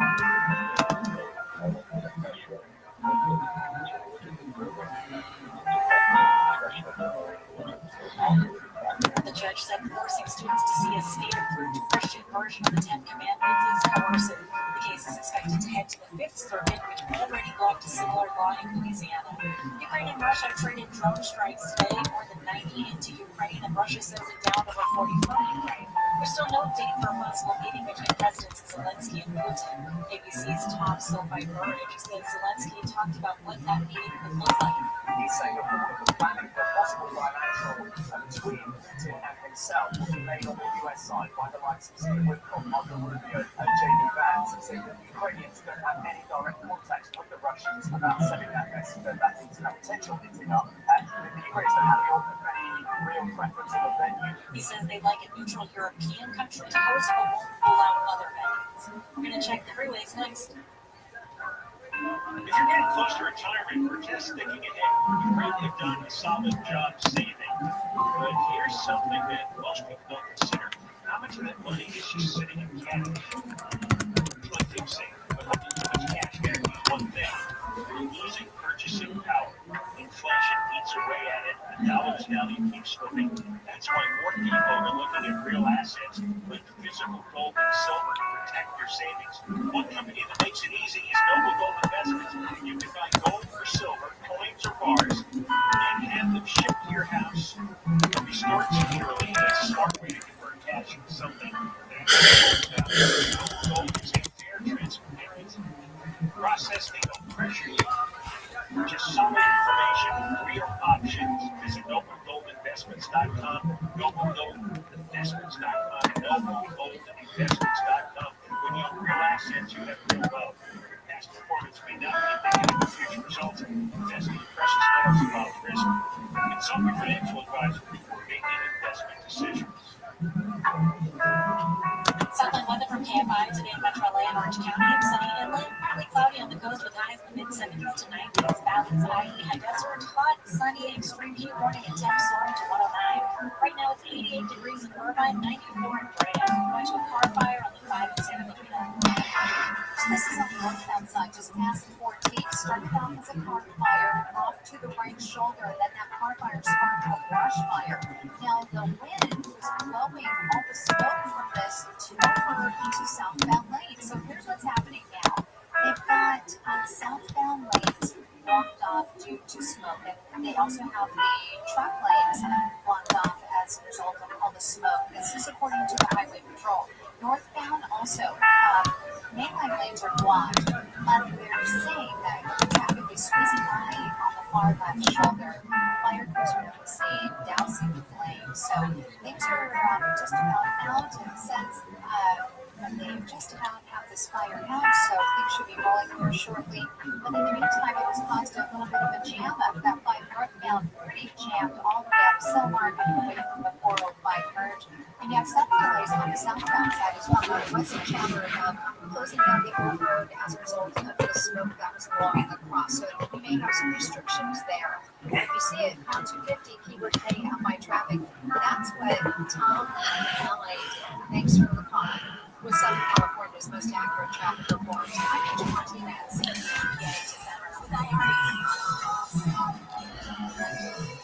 Rewind to a decade of music that defined a generation. From Madonna to Michael.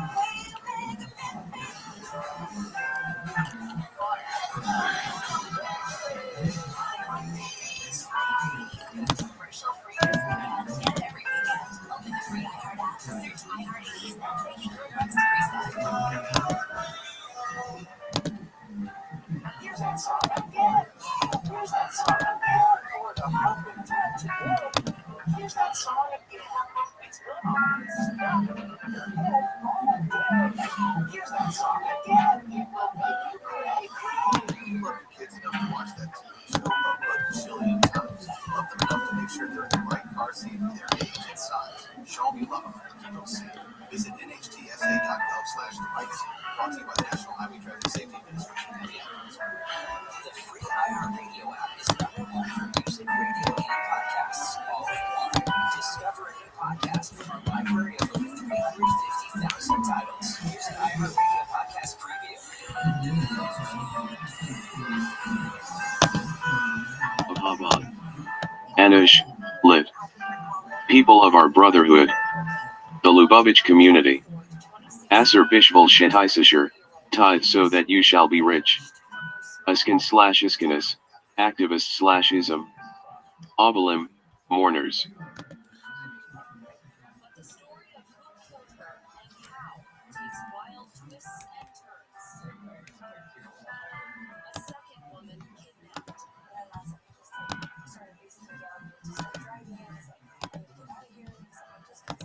A dramatic carjacking. A high-speed police chase and a murderer's disturbing urge to kill.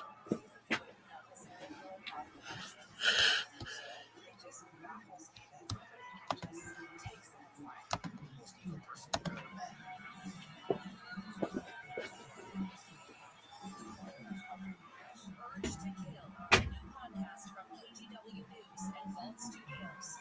Listen and follow this podcast for free on the iHeartRadio app. #1 for music, radio, and podcasts all in one.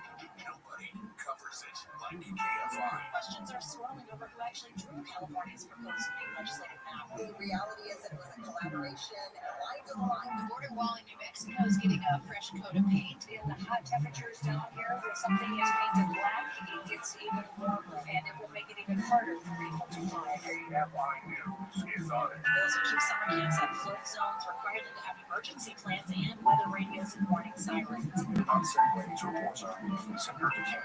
You trust and should be safe. KFI AM 640, your #1 preset for breaking news in Southern California. KFI AM 640, more stimulating talk. John Cordone Show, KFI AM 640 live everywhere on the iHeartRadio app. And also, happy birthday to Ray Lopez, our producer. He had cake. It was good cake. And Ray has been working with me and with Ken for that for now 26 years. 26 years. Half his life wasted producing this radio show. It's a lot of good work he's done. No, he has. This wouldn't exist. So I want to thank him. But accused of never saying nice things, saying something nice to me. He has been the most important person. Just to show. And happy birthday. It's soft. Just a tad. Just a little bit.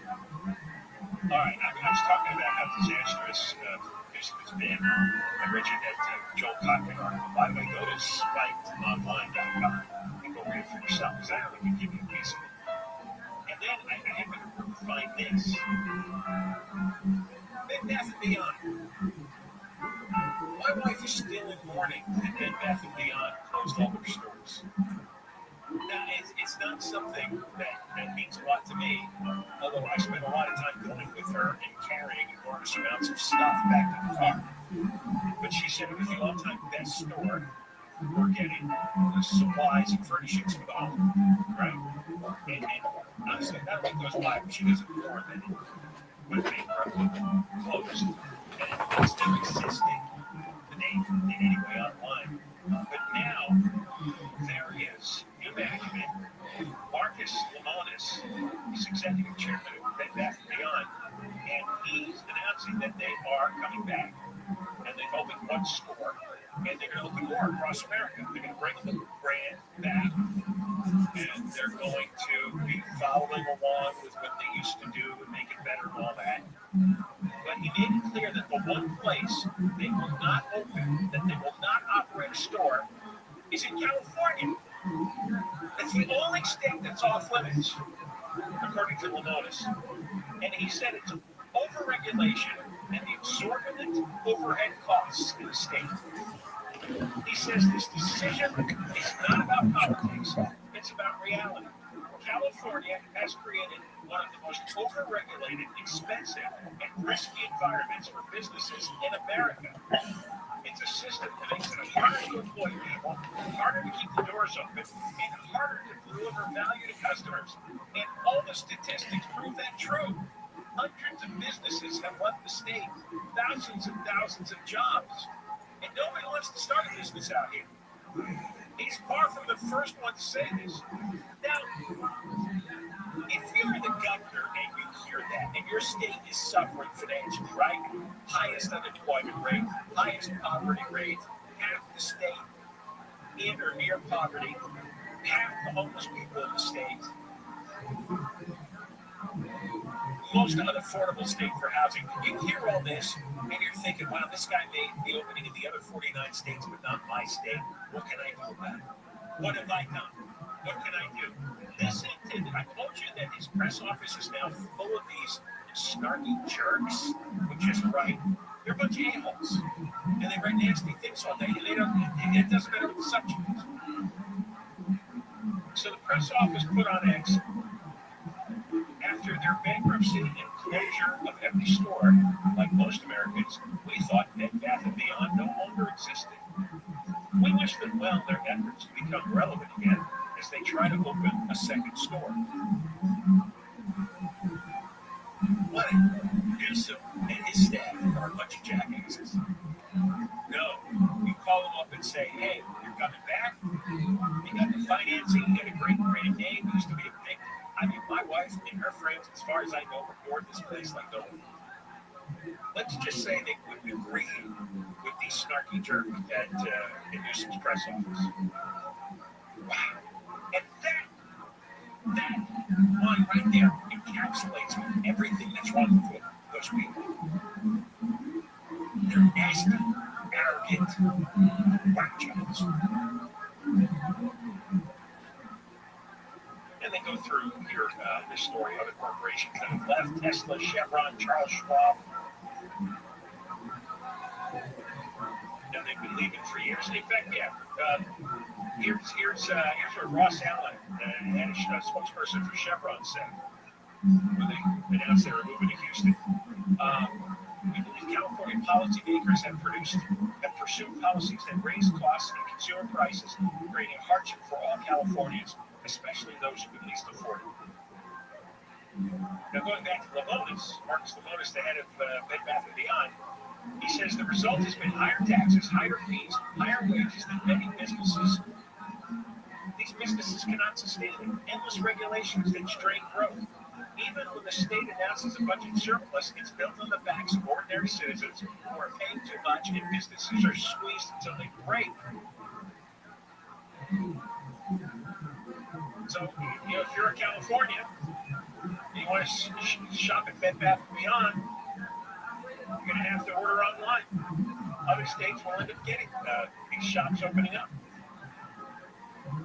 Limones said California's system makes it nearly impossible for businesses to succeed, and I won't put our company, our employees, or our customers in that position. And instead, all you're reading about is how Newsom wants to redraw the congressional districts, making it nearly impossible for Republicans to win any congressional seats. They're allowed 4, but the other 48 are going to be Democratic if this scheme goes through. Am I insane? I mean, really? Am I insane, or is this all insane? We cover some. We got Virginia D'Agostino live in the game on 24-hour news. Here's the latest. latest, police say a workplace shooting in Huntington Beach started with a dispute between coworkers. Hurricane Aaron is churning up the Atlantic with dangerous surf and flooding possible along the East Coast. And U.S. and NATO leaders are huddling today on security guarantees for Ukraine after President Trump says Europe will shoulder the burden of Russia attacks again. We're going to check the 5 freeway next. If you're a business owner, I want you to listen. You can't afford to get HR wrong in California. One bad hire, one missed deadline, one complaint. If it goes sideways, you could be staring down a 6-figure lawsuit. And that's why I want to tell you about Guardian HR, a full-service HR support team with real employment attorneys on call. Whether you've got 5 employees or 500, they're going to guide you through compliance handbooks, terminations, harassment claims, you name it. It's like having an in-house HR department without the overhead. Even get your own dedicated HR manager who gets to know your team and your business. Get the support you need with Guardian HR. Protect your business from costly lawsuits. And find out why thousands of businesses are using Guardian HR. Visit GuardianHR.com today and schedule a tour of their platform. Enjoy their services with a member of their team and tell them John sent you. Very important. Protect your business from the nonsense. GuardianHR.com, the HR compliance partner that you rely on. All right, let's go to a brush fire on the 5 in Santa Clarita. It started on the northbound side, just past the 14, and they had all northbound lanes that were stopped for a few minutes while fire crews got ahead of everybody and doused the flames. They even shut down southbound lanes, including the southbound truck lanes. Highway Patrol telling us now that truck lanes are open. That's the southbound side, so that's flowing. You may still have a restriction or two on that northbound side. From what I'm seeing, delays are pushing back out of San Fernando, getting away from Rinaldi. So looks like traffic is squeezing by on the northbound side, but watch out, you may still have a lane restriction in place. Thanks for the calls. Now 250 keyword KFI traffic. Also, the drive along the 210 in Pasadena, eastbound slowing from Mountain and stretches to Foothill with Southern California's most accurate traffic reports. I'm Angel Martinez. Get into summer with iHeartRadio. Rewind to a decade of music that defined a generation. From Madonna and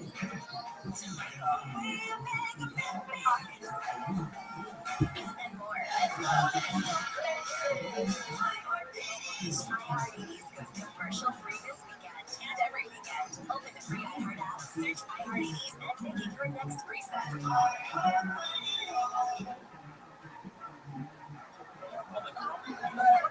Catching up after work.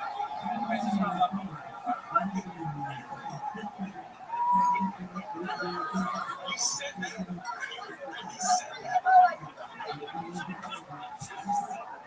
Getting back to the moments we miss starts with getting informed. Get the latest info about COVID-19 vaccines at getvaccineanswers.org. It's up to you. Brought to you by iHeartRadio and the Ad Council. The free iHeartRadio app is #1 for music, radio, and podcasts all in one. Discover a new podcast from our library of hundreds of thousands of titles. Here's an iHeartRadio podcast preview.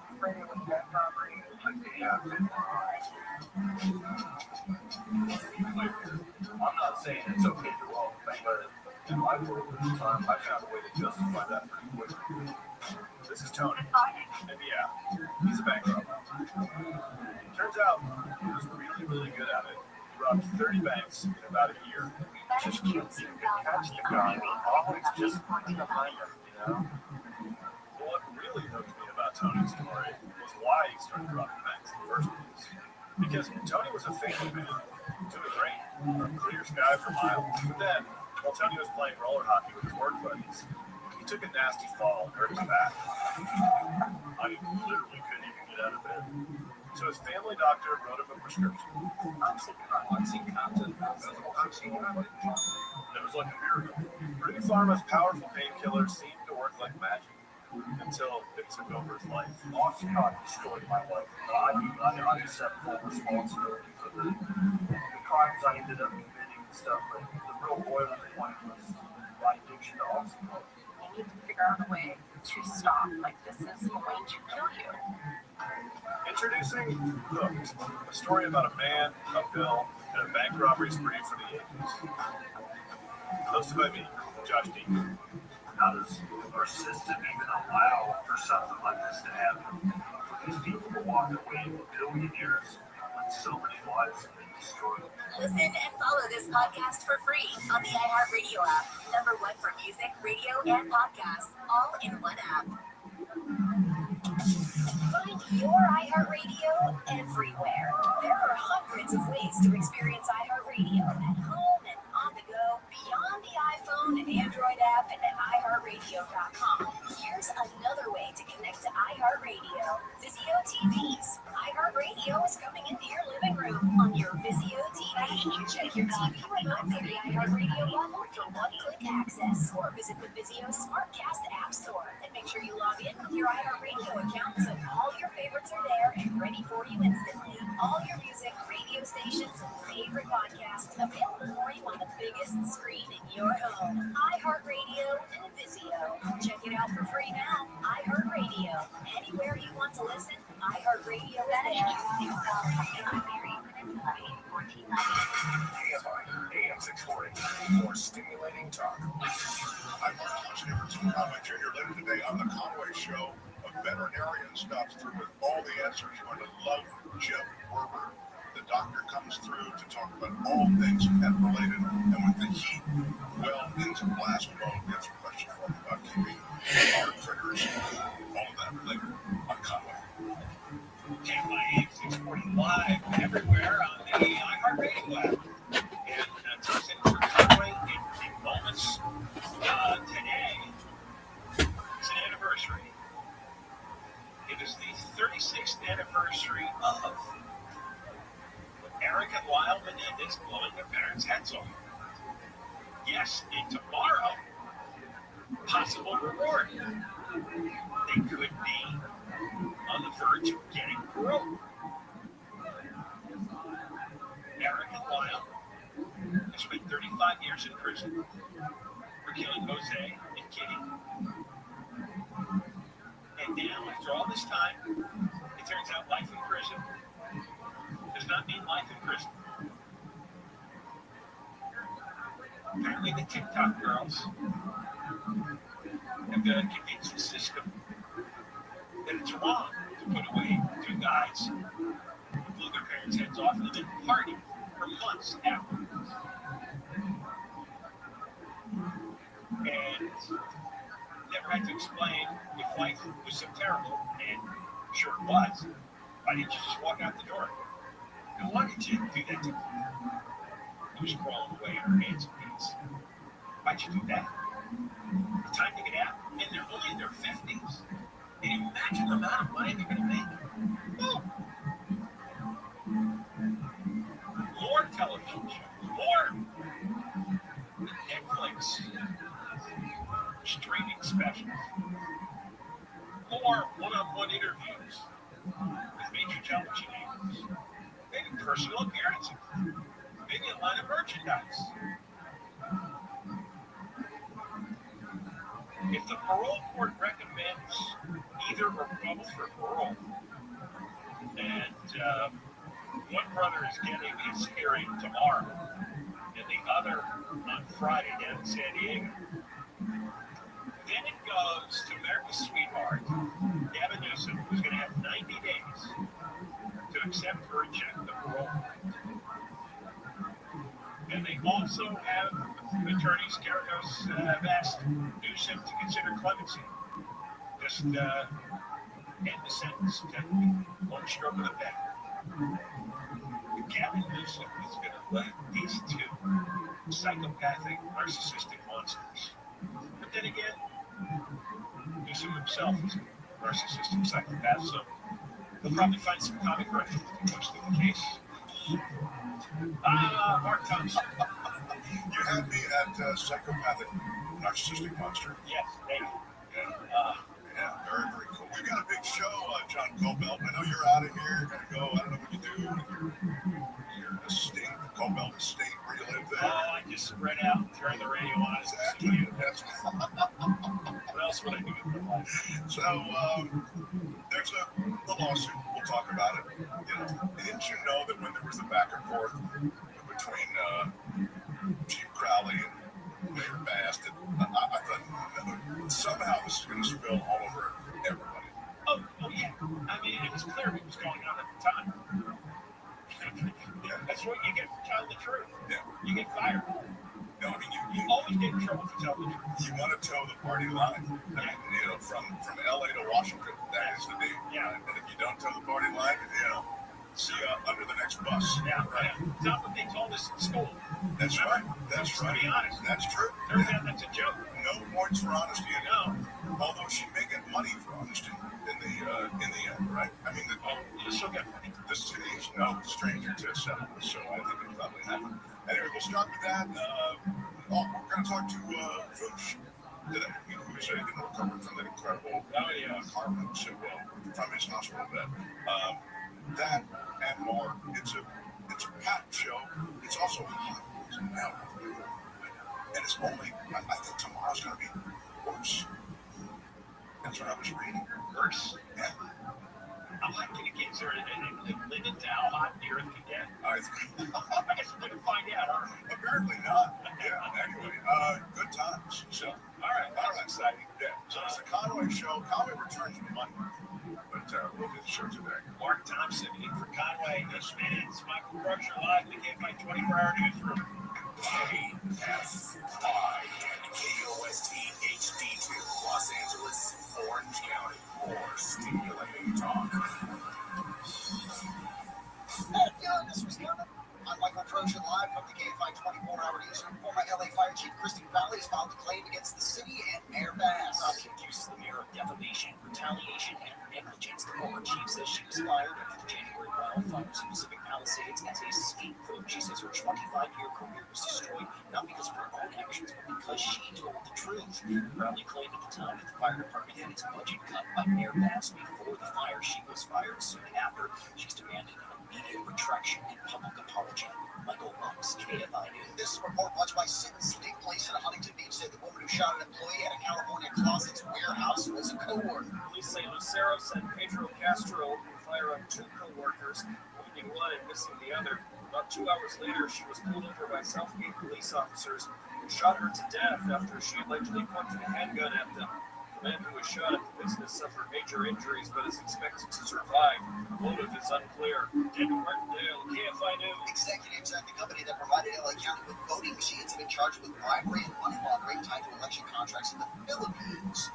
FIC Group says federal prosecutors say Smartmatic had bribery in its business model. Companies owners and 3 other company officials allegedly overcharged LA County and other customers for voting machines. In Times reports, Smartmatic Bank used the extra money to bribe election officials and declaring contracts. The LA County Registrar's Office says the county's found no evidence of surplus charges alleged by the government. Hurricane Aaron has strengthened as it creeps toward the mid-Atlantic coast. ABC's Olivia Rubin says the storm could cause high winds, dangerous surfing, and flooding in the beaches up and down the East Coast. With every single passing hour, we are seeing the effects of Aaron as it turns up north, as it gets stronger, as it gathers more wind. And we've seen some lifeguards coming out here. They pulled a swimmer out of the water. I spoke to her a bit ago, and she said she just wanted to see what it was like in there. It's expected to peak over the next 48 hours. It's unlikely to make landfall before turning farther out to sea.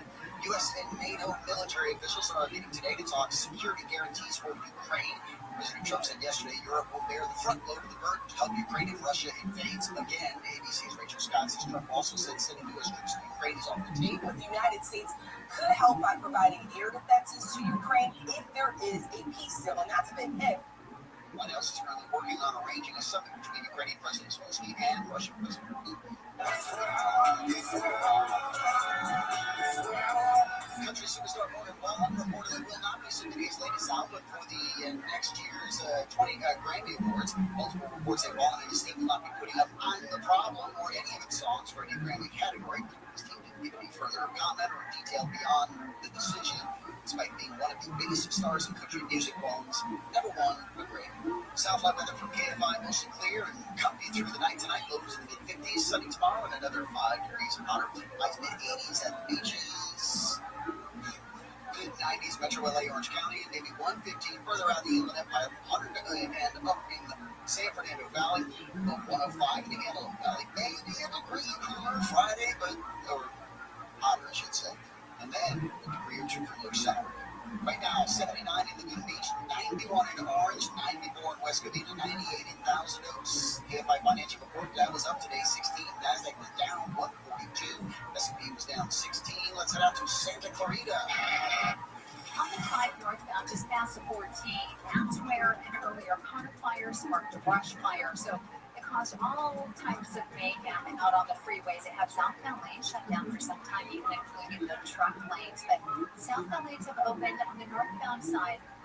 What we're hearing is that the 2 left lanes are now open for business. But usually delays as a result of the loading up off of the 118. It's affecting the 210 westbound from Yarnell and the 405 northbound slammed from the 118 northbound to 5 merge. If you see which lanes are blocked northbound, you can always give us an update. Now to community northbound following the northbound in crash. The 118 eastbound delays from DeSoto looking a lot better once you make your way past Reseda Boulevard. And in Orange County, this is the 5 northbound in Irvine. Delays leaving the 133 and Los Angeles. And the tour can be adapted for more in time.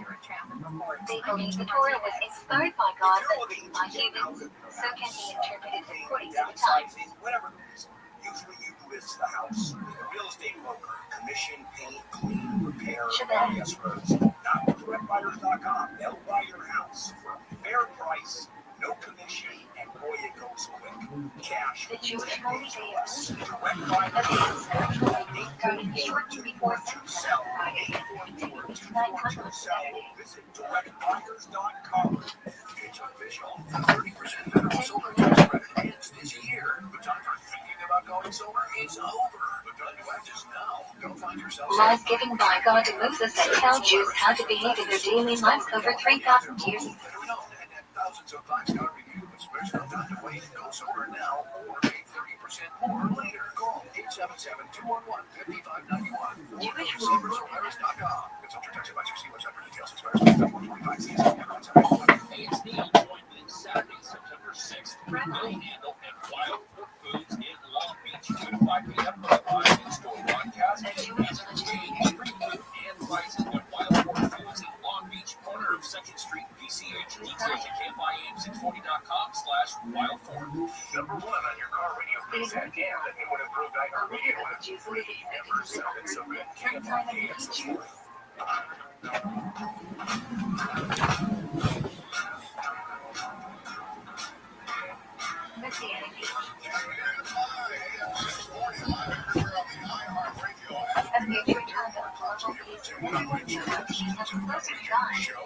All of the usual suspects are here to make the show happen. And so we proceed. I will mention those who follow the show closely know our pal and engineer Stefoosh. He's called Stefoosh, but call him Or on Bush's accident. That's right. They call him Foosh. Remember, Chambers kind of like, a very stylized way of speaking with authority. Anyway, Foosh will join us at 4:30 from his hospital bed. So that's what I'm getting to.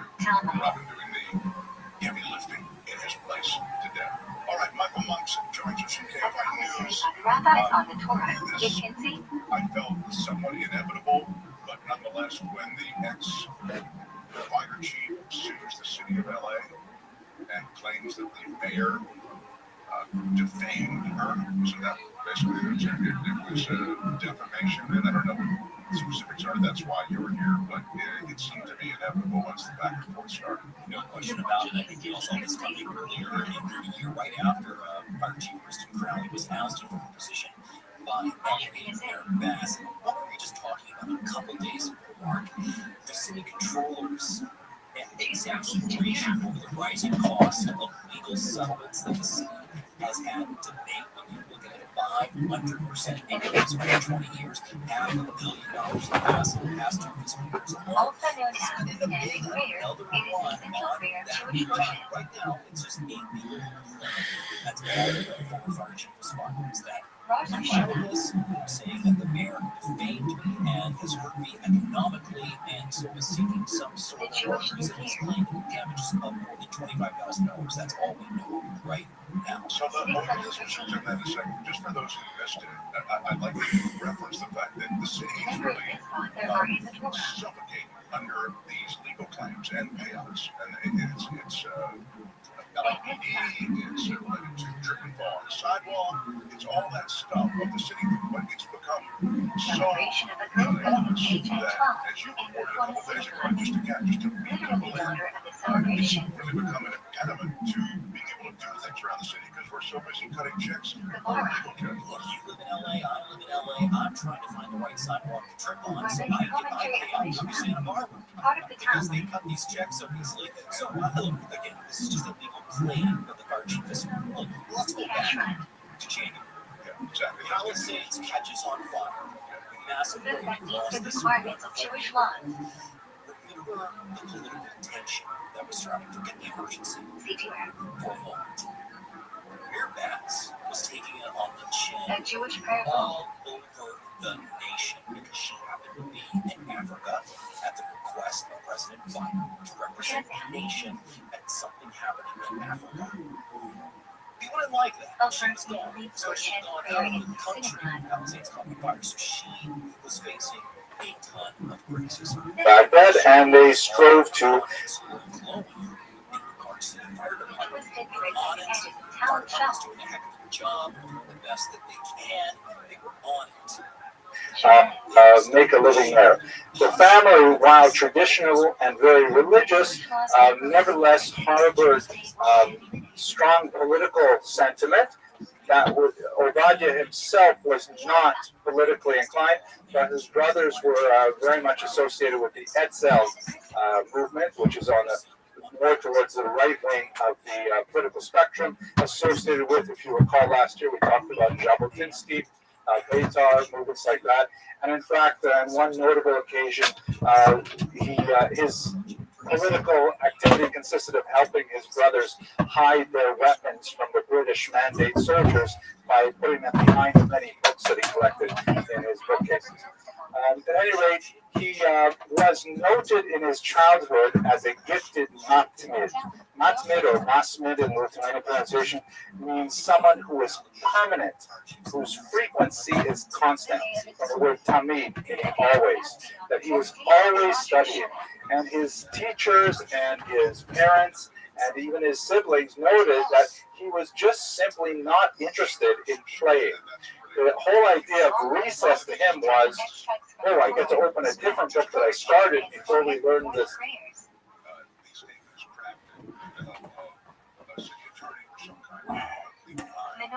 The statement that's been crafted on behalf of the former fire chief is 400 pages long. A many branched candlestick that hold either 7 or 9 candles. Timelines in 2024 and the craft of a budget.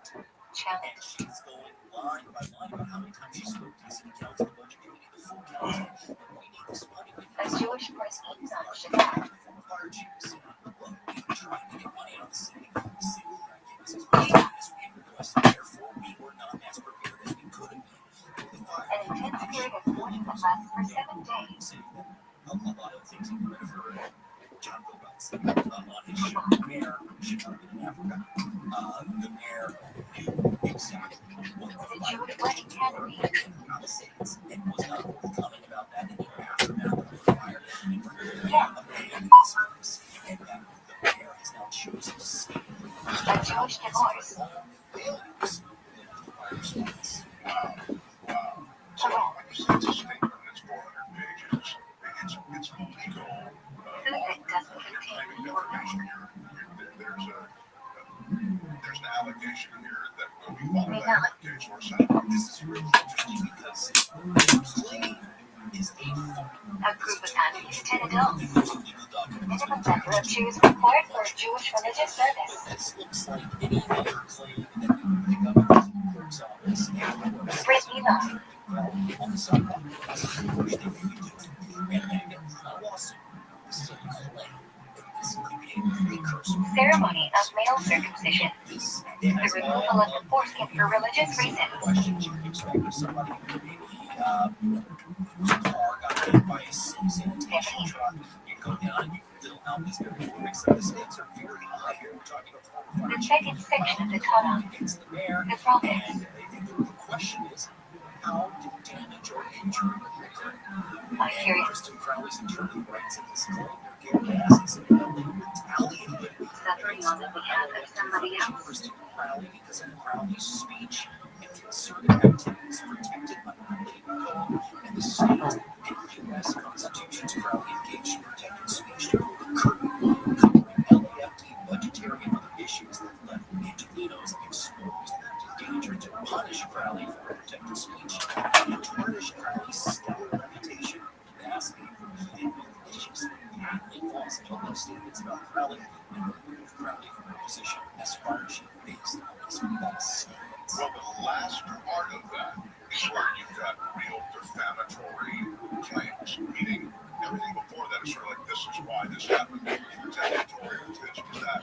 The very end, the last sentence there speaks to, you have damaged my client reputationally and in other ways, and that damage will be something that we will, I mean, it's odd, we'll be seeking something for the damage you did. And this is something that has to be, I think, adjudicated first in some sort of city hall A traditional Jewish prayer that declares faith in one God. The mayor was facing those political headwinds during the fire. She's gotten a little bit of political momentum going because she's been able to, whether you agree with her position on this or not, she's been able to assert herself more forcefully in the wake of the That's much better for her narratively because she's showing some fight. She's saying, I'm on top of this, we're fighting for Angelinos, we're here legally or not. But to get anything back in the headlines related to the fires and her position at the time, especially this combative fight that she had with the former fire chief, that's not serious. I had this very thought when I saw the headline. I thought, oh my God, if your mayor passed, somebody else is any mention of the fires or the fire chief or controversy or, to relive where she was when the fires broke out. You just want none of that. And the one who told the boy in the blackboard position. So we got no comment on the ongoing personnel thing. The mayor is focused on current potential fire danger. Yeah, there you go. This is a true to be continued. Thank you, my friend. A platform in the synagogue from where the boy is running. A triple threat, extreme heat, fire risk, and thunderstorms. That's what Southern California faces right now. That the oldest part of the synagogue, which contains the Torah's scrolls. On Monday, Mark Thompson sitting in on KFI AM 640. We're live everywhere on the iHeartRadio app now. The KFI 24-hour newsroom. Oh, no, that's not right. That's wrong. Oh, okay. What's going on? A building for Jewish public prayer, study, and gathering. It looked like, no, don't do that. And, all right, everybody remain calm. Now, the KFI 24-hour newsroom, here's Michael Crouch. He's killing 2 people inside their home. A trophy flashes to instrument user Rosh Hashanah. NASA's Webb telescope says it's found a new tiny moon around Uranus. Uranus, just 6 miles wide. The Southern California Toyota dealer traffic center saying the public told us out of fuel-efficient vehicles. It's a crashing industry. Deposits on the 605, it's northbound just before the 60 at last check. It was Jewish skull cancer and the left lane. That drive is slow moving, getting away from Whittier Boulevard. Atwater Village is southbound car on the 2 southbound before Fletcher Drive. Middle lanes are blocked, sending you a symbol of Judaism sentiments and the shield of David, who ruled Israel in the 10th century. It's the right lane that remains off limits to mop up after this earlier car fire gets sparked. Entertainment. Big delays are served up all the way out of Burbank, getting away from Buena Vista. It's affecting the 210 West light. Now. A light that is confirming in the synagogue about the hour. For Southern California's most accurate traffic reports, I'm Angel Martinez. Hey, it's Dean Sharp. Is there a problem with your home's foundation, sinking, rotating, a clear container attached to the doorway of a Jewish house? Then it's time to call My Foundation guys, Mark and James at Foundation Repair LA. Failing foundation, slabs, retaining walls, a clear set by Jewish woman in place of God and asked for peace. Nobody better, nobody I trust more. Find them at FoundationGuys.com. FoundationGuys.com. CSLB 999-247. Sarah Spain for Iron Women's Sports, presented by Capital One.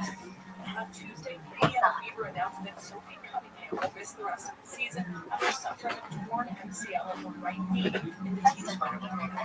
Jewish activist contingent that is celebrating its Olsen and Mary McDonald to season-ending injuries. All-star Caitlin Clark has missed 22 of 35 games this season due to various injuries. Preventions are preventing. Means As a founding partner of Iron Women's Sports, Capital One helps you stay connected to top female athletes and earn unlimited 3% cash back on dining, entertainment, and grocery stores. With the Capital One Saver Card, yours in your wallet. Terms apply. Visit CapitalOne.com. Experience adventure at Palm Springs Area Tramway. Ride the world's largest rotating tramway. Explore over 50 miles of scenic trails in pristine wilderness. Dine at 8,500 feet. According to rabbis. That perfect souvenir. Adventure at its peak. Learn more at pstramway.com. Because it actually looks frightening. I'll watch it during the day. That's all. Surely you must have like a blanket you can wrap around yourself. A commentary by rabbis on the Torah. It contains fish and egg are together in one collection. Later with Holy Miller.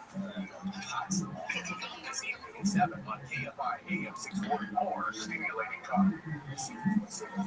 The third section of the Tanakh, the writings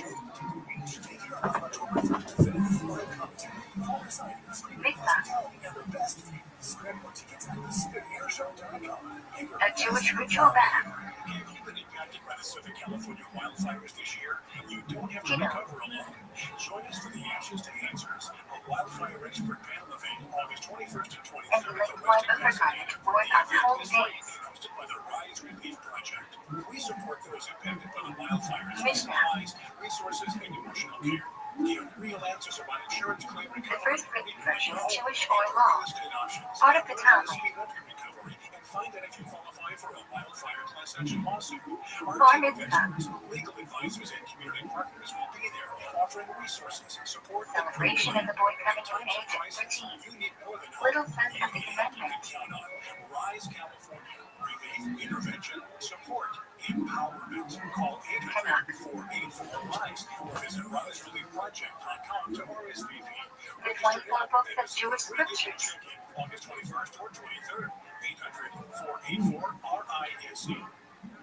Back to school, back to savings. Your son is getting all ready for the fall hustle with brand new windows or doors from American Vision. Best part, you can tow with these smart upgrades. Free expert installation, free sound package upgrade, free sun matrix package upgrade. We pay the tax, 0 interest for 18 months. Call 888-226-9908 or visit AmericanVisionWindows.com to get the A+ home improvement. Before this deal goes out for recess. Number of credit and 6 windows. Call visit AmericanVisionWindows.com for details. Offer expires 8/31/25. See something number 778-326. Got issues with youth or high school sports? Positive Coaching Alliance can help. PCA, a national nonprofit, offers more than 1,000 free online resources for youth and high school sports coaches, parents, students, and administrators. Visit PCADevZone.org. There's a mild sickness in this town. You must excise it. Take it to the deep earth. Cut it out. From iHeart Podcasts and Really Mild from Aaron Mankey, this is Epic Town, a new fiction podcast set in the Bridgewater audio universe. Listen to Epic Town on America's #1 podcast network, iHeart. Follow Epic Town and start listening to the free iHeartRadio app today. AM 640 or Stimulating Talk. On the next Bill Handel show, if you're thinking of the good life, discomfort, challenges, this show aren't in the picture, but maybe they should be. And that's coming up after 7 o'clock tomorrow morning on the next Handel show. Shiva, a traditional Jewish prayer that KFI AM 640 live everywhere on the iHeartRadio app. Our top snare is national radio, which I didn't even realize when I went into social media and everybody I know. And radio was pop something up. Our national radio news, like there was a shot of John Cobell. He might have been, I don't know, 18 or something. He was like, this young DJ doesn't look anything like John Cobell. You wouldn't have picked it out as any similarity. He does look like his sons, though. Yes. Right? Yes. And it's just fun to see all that stuff. I didn't have there are some pictures I'm gonna try to find one maybe, but what was your first job in radio? Coast. I did music research for Coast FM. I was the one that called you at 5, 6, 7 o'clock at night when you were having dinner and said, "Hey, what kind of radio do you like? What kind of Brett Menorah, 10 Commandments. That is the way they used to do it. That is absolutely. So they'll play you the hooks for all these songs. We had to go through. You have to go through a checklist. Laws given 10 laws given by God to Moses that tells you how to Shiva. And if their answers adhere to them, basically you're close listening without saying that, then you go on to the next level of listening to the music.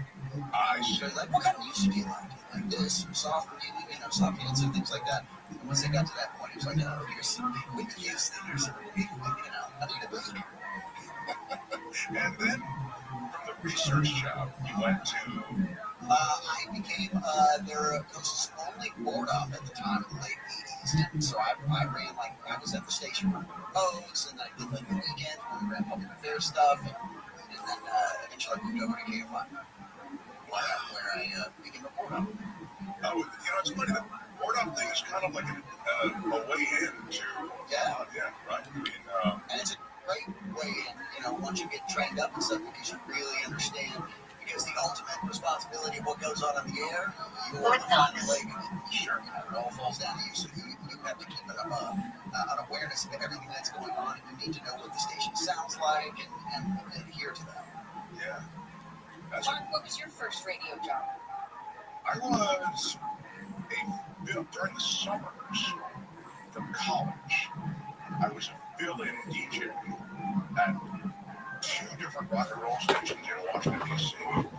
And I was, if I can say this, and I say this because the general manager up in San Francisco later told me, he said, it was weird because you're this young guy. He said, but when the mic cracked, you sounded like a lead-off pro. It was like unreal. He said that, and I it lingered with me because I always felt like there are no recordings from back then, so I can't even go back. So, your sense of it is that you're just, it took a while to get it, but I so wanted it. I so rehearsed it. I so did it. In college, I was on college radio. I was always at the radio station. I always worked hours and hours and hours. I would do the studying on the side. That by the time I cracked a mic in Washington, D.C., I was kind of ready, And so when that guy gave me that compliment, it was like it meant a lot to me. So did you have this voice at that time, or did it evolve? No, he was younger. I was higher. I mean, he was a good radio voice, but it didn't sound like this. When I sounded older, now much more above it. Give us an example of young Mark. It was a rock station, though. So it's all like. So my first full-time job, though, which is really, so that was summers. Was at KB Radio, the WKBW 50,000 watt clear channel radio station. And I was the night guy, 7 to midnight. And you know who the afternoon guy was? Somebody that all of you are going to know. And his name was Fritz Coleman. Oh, I didn't know that. Yeah, Fritz Coleman was the afternoon guy. And I was the night guy. And I had like a very kind of, it was nice, high energy. It was like, KB Radio, Alpha Rush on the way. It was kind of like a hard charging sort of tempo. And Fritz was very funny, just terrific. I loved Fritz. Fritz seemed to me, I felt this from the way I saw him. I felt like a kid doing radio. And I saw Fritz as an adult. He was like the first friend of mine. I thought, well, that's a grown-up doing radio. I'm just getting it together. Everything about Fritz seemed like an adult to me.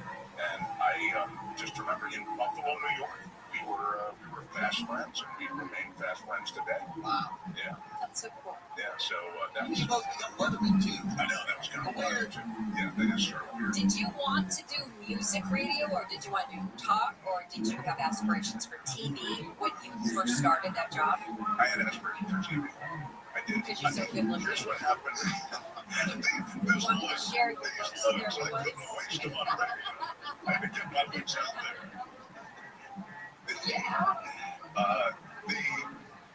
Here's the thing on music radio. I'm just going to be honest. This is why all I want to do is be on music radio. I love music radio. I love the talk ups. I like the tightness. I like the jingles. I like everything about music radio. After 6 months, I was bored, super bored. I couldn't believe it. Like when you get to the mountaintop, KB, where I was, a huge radio station, WKBW, like really a massive kind of cornerstone station. And I was bored after 6 months. So television is where I went. And I got all the training, I got all the meteorological training and everything when I went over to their television station. And then, to me, talk radio seemed like much more fun, much more interesting, much more dynamic. I couldn't see, but I still have a place in my heart for music radio. I do. I just think for great jocks, great personalities, I really miss that. I love but that's because it probably is something I grew up with, so it kind of lands with me that way. Do you remember FM radio, guys? Who are Angelinos? AM radio, the rock radio, I'm talking about the pop radio, was like that high energy, KLOS, whatever the colors are. But then you had remember the FM stations are, they were like, if you imagine KB, and we've got another 3 songs for you coming up. It was the album rock sound, you know what I'm talking about? AOR. Album-oriented rock. Thank you. And so that coexisted with the Kiss FM, which is, down at Rick Days in the morning, and Kiss FM was that kind of thing.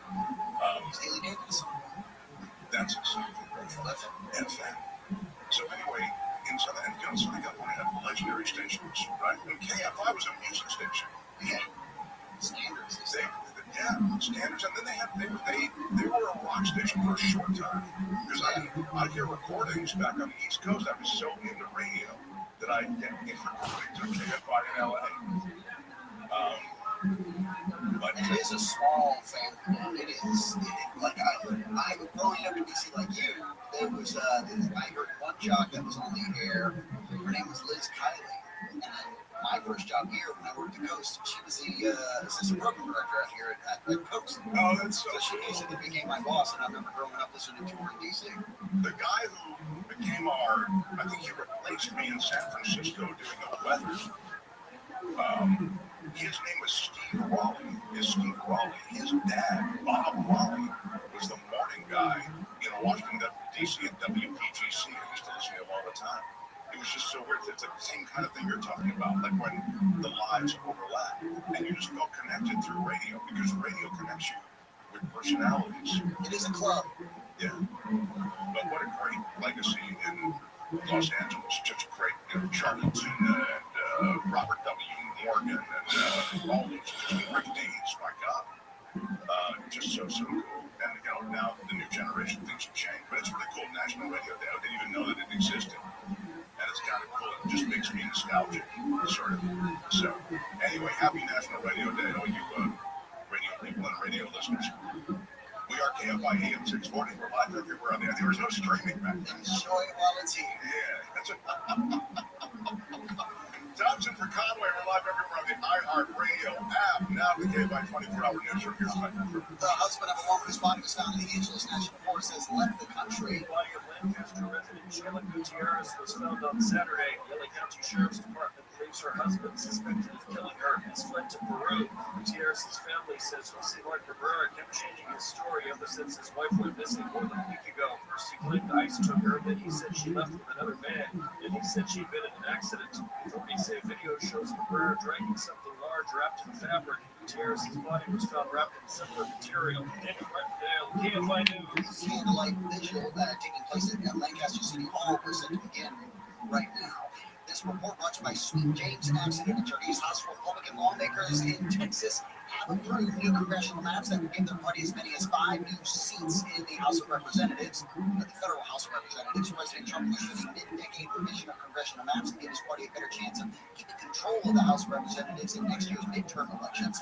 Maps need to be approved by the Republican-controlled state Senate and then signed by Republican Governor Greg Abbott before they become official. It's expected to happen.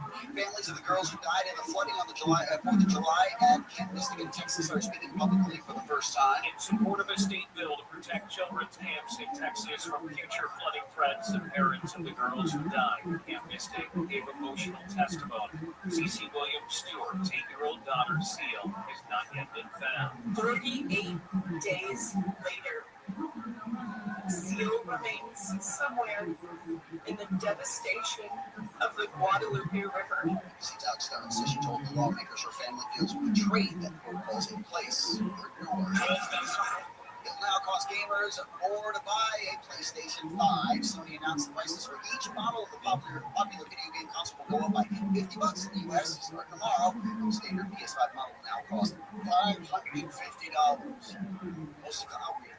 Mostly clear and comfy overnight, sunny and 5 or 4 degrees hotter tomorrow. Then a smidge more heat on Friday, then down a smidge on Saturday with some more cooling on Sunday. Right now, 88 in Culver City, 90 in Santa Ana. There's a stall in Tustin.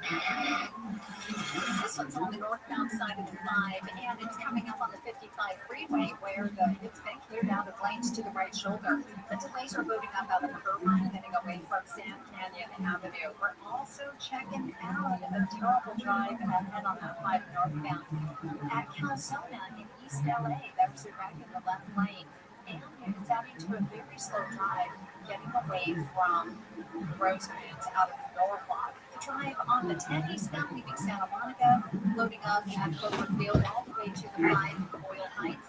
And we're heading out to Rubidoux, 60 eastbound. Delays from Rubidoux Boulevard as you continue ahead towards University. Of Southern California's most accurate traffic reports. I'm Angel Martinez. It's your sports loving buddy Conway here. Nothing is better than this time of year. We got football, we got baseball, and I'm the king of fantasy sports. With Prize Picks. Yes! Prize Picks is very simple. That's the way I like it. All you got to do is pick more or less on 2 to 6 player stat projections. If you get them all right, you can cash in and win up to 2,000 times your money. That's right. A $5 bill can turn into 10 grand. Woo! And another thing that's great about Prize Picks, they put their members first. It's easy to fund your account, and withdrawals are super easy and fast. Prize Picks is the app, and use the promo code Conway. You're going to get $50 in lineups after you play your first $5 lineup. You know, it's back up and down. Might eat up on the coffee table watching the game. Prize Picks. A short selection from the Prophet's Read every Saturday in Jewish synagogue following a reading from the Torah. $50 in lineups after you play your first $5 lineup. Prize Picks. Fund your game. Mishnah. Finding great candidates to hire can be like, well, trying to find a needle in a haystack. Sure, you can post your job to some job board, but then all you can do is hope the right person comes in, which is why you should try ZipRecruiter for free at ZipRecruiter.com/reach. Teachings explain and elaborating on this Torah, hands down all of the utilities that create what it means to be written down in one between the town. Includes Mishnah and Talmud. You can qualify candidates fast. So while other companies might deliver a lot of hay, ZipRecruiter finds you what you're looking for. The needle in the haystack. 4 out of 5 employers who post a job at ZipRecruiter get hired within the first day. ZipRecruiter, the smartest way to hire. And right now, you A handwritten scroll in public. The score is not right from the book. The company written without vowels or punctuation. Because actual kosher Torah cannot be touched because it's sacred. Must be read in Hebrew even if the audience doesn't understand it.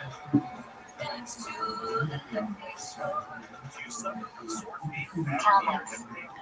Our scoring system has helped many people find relief, like Tim. Mishnah plus Gemara, part of Judaism, after the Bible, most studied by Jews, rated that there are 2. The Talmud of the land of Israel, completed about 450 CE. The Babylonian Talmud, completed about 550 CE. This is larger than Rothschild and considered to have greater authority. Written Torah. Walking and exercising, and imagine a life without pain. No shots, no surgery, no medication. You've got nothing to lose but your name. Stop on the new Dialogue and help between Machiavelli and Montesquieu. 11 area locations. Find the one closest to you at goodgame.com. Thanks to the Peace Store. Guide for the perplexed. Hereditary transthyretin. Masterpiece of Jewish philosophy and theology written by rabbis. Passionate difficult theological concepts written from the perspective of an Aristotelian philosopher, Ramblin harmonizes religious tradition with philosophy. 45 milligrams for adults with polyneuropathy and hereditary ATTR. Jerusalem. Lowers vitamin A levels, which is serious. What kind? Take supplements as directed by your doctor. The Vomiting Holy is City also of a common Judaism. side effect. King David's capital and the site of King Solomon's temple and the second temple. Since ancient times, Jews have faced Jerusalem during prayer and have prayed daily for a return to Israel and Jerusalem. More vitamin A use may harm your baby. There's a lot to know about HATTR, and as a matter of fact, WeNua. Talk to your doctor about WeNua. Visit WeNua.com. That's WAINUA.com. Call 1-844-292-4682. Save up to $1,000 on Traditions about Bible from a beginning to study, to seek out or to investigate. Stories elaborating on incidents in the Bible, to derive a principle of Jewish law or provide a moral lesson. Current book that we're in, and he was just constantly in his books. He really enjoyed studying to an unusual degree, but he didn't show like exceptional promise beyond that, with the exception of one very special moment that occurred a little bit later when he was about 10 years old. The family was having an incredibly difficult time making ends meet. This is the Depression era. Depression, of course, was worldwide and affected Israel. And the father decided that his eldest son had simply had enough education. It was sad, but he had to come into the family business and he had to clerk in the grocery store. And so he took his son out of Porat Yosef Yeshiva and had him studying there. And then one day, a couple of days after young Ovadia was missing from class, the Rosh Yeshiva, Ezra Atiyah, Chacham Ezra Atiyah, came to the father's door and said, "What's going on? How come Yosef hasn't come back to school?" And the father said, "What can I do? We're so impoverished, we can't make ends meet." And so the Rosh Yeshiva took off his robe, rolled up his sleeves and says, "I will work for you. Send your son to school.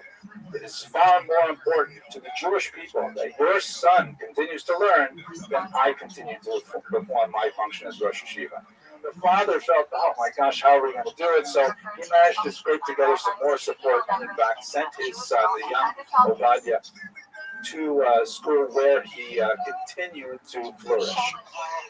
In his early teens, he was active in writing, and in fact, one of his very first writings bears the title of his most famous collection that I just showed you, Yabia Omer. It's actually a verse from the book of Psalms, and it is a little bit of a play on words because it means, it will certainly be said. The word Yabia and the word Omer are related to each other, or related to the idea of expression of speech. And Yabia is a reverse acronym of his name. Ovadia, Yosef, and Yaakov, spelled backwards, is Yabia. So he kind of like that. It's like the reverse acronym of his own name, speaking. He actually composed some of his own original thoughts at age 16.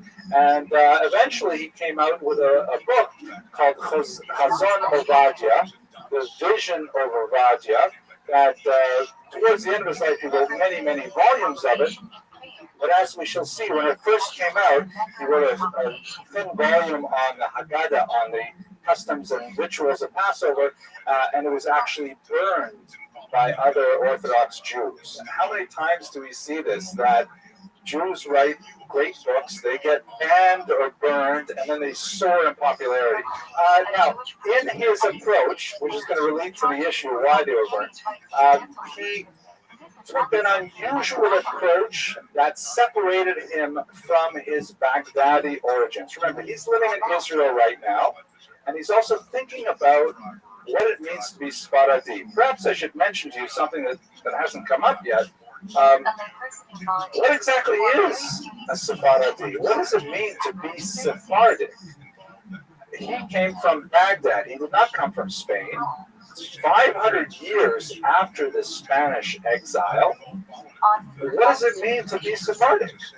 doesn't mean that you have to have some kind of genetic heritage that goes back to Spain, because he certainly never claimed that. In fact, there are many communities, say Greek Jews, Turkish Jews, Bukharian Jews who are Sephardi, but do not say that we are descended from the Spaniards. Syrian Jews in this community, a lot of Syrian Jews, clearly very Sephardi, but they identify as Syrians. Who would say that they are directly descended from Spanish Jews? Now, to be sure, there's going to be some admixture. When you have the expulsion of the Jews from Spain and they travel to these areas, they intermarry with them, then there will be some sort of illusion of categories. But it's certainly not a kind of Sephardi tahor, like a pure Sephardic lineage. So one of the key ideas that he came up with early in his youth, and he stuck to this principle throughout his career, was the idea that a Sephardi is someone who follows the path of the Shulchan Aruch, the path of Rabbi Yosef Karo, who is also known for his status as Maran. The Sephardim call him Maran, our master, and adhering to the Shulchan Aruch and its style of approaching the rituals and so on, that is what makes a person a Sephardi. The ethnic things are all very nice and so on, but they're not as relevant. And in this regard, he relied on a very old Jewish tradition that defined Jewish status primarily through its relation to the Torah. That we are a people, says Saadia Gaon, we are a people by virtue of our connection to the Torah. Yes, there is a biological element. Yes, there is an ethnic element. But the fundamental element is connection to the Torah. Of course, if you have converts coming into the Jewish people, and we have such a wide array of converts from all over the world who just kind of blend into the Jewish people, the idea of an ethnic component alone is silly. So it is fundamentally the ideological attachment to the Torah, however we understand it, that makes us Jewish, according to this line of thought, which we see best expressed in the 9th century Saadia Gaon. So Rabbi Yosef used the same idea to say that Sephardim are those people who fall within the umbrella of the thought of Rabbi Yosef Karo, distinguished from those who follow, for example, his contemporary, Rabbi Moshe Isserles, which would be the Ashkenazic community. If you follow the Rav Yosef Karo and not necessarily the Ramad Seder, you fall within the category of Sephardic. Whether you're from North Africa or from the Middle East, from Baghdad, from Cairo, from Aleppo, you're all Sephardi. So that's all fine and good. And by the way, he said it's also very important because halachically, according to Jewish law, every place kind of has to have its own local tradition. The major rabbi, who is the fundamental authority for that region, which can last for hundreds and hundreds of years, and in Eretz Israel, the land of Israel, who else would be the fundamental authority other than Rabbi Yosef Karo, who lived there towards the end of his life? He lived in Sfat in particular. So Rabbi Moshe Isserles, who lived in Poland, was not the local authority.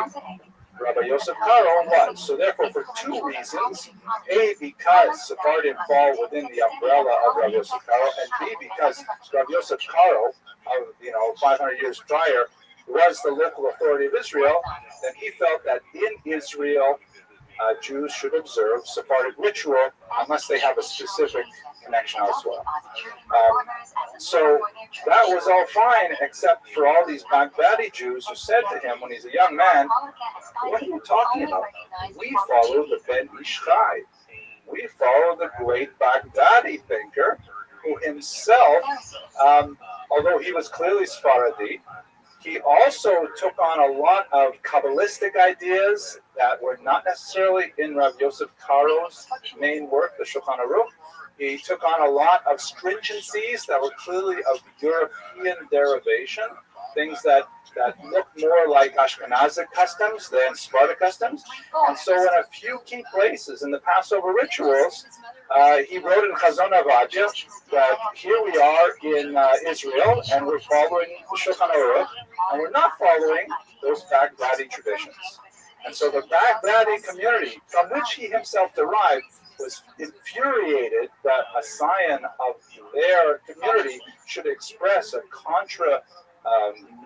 normative statement such as that, and some of the hotheads in the community actually burned his books. Someone who would become the greatest of the generation, they burned his books. It is rather an amazing statement. But he didn't stay unpopular for very long because he was a gifted teacher. Here's a great picture. This is more like what we imagine he must have been like as a young man. And he was known for bringing together large gatherings of young people, and young people who are not part of the traditional Torah community, meaning like he gathered together just people who wanted to hear a shir that was entertaining. He was known for telling hilarious jokes. He always began his classes with a joke, which is kind of musser to me. I should really go back to telling jokes. But he told them well. That was the difference. But he would tell jokes. He would tell stories. He was a very strong believer that even simple people, as we shall see, simple people want to learn Torah. And it is the responsibility of the educator to make it palatable for people who are not necessarily steeped in all of the fine details of Jewish thought.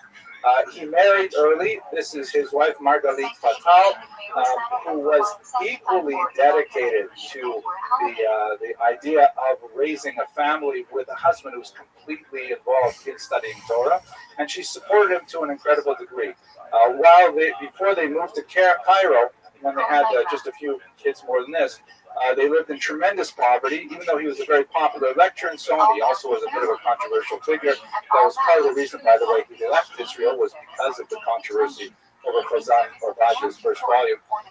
He says that they used to put the kids to sleep in an empty tomato box covered with rags.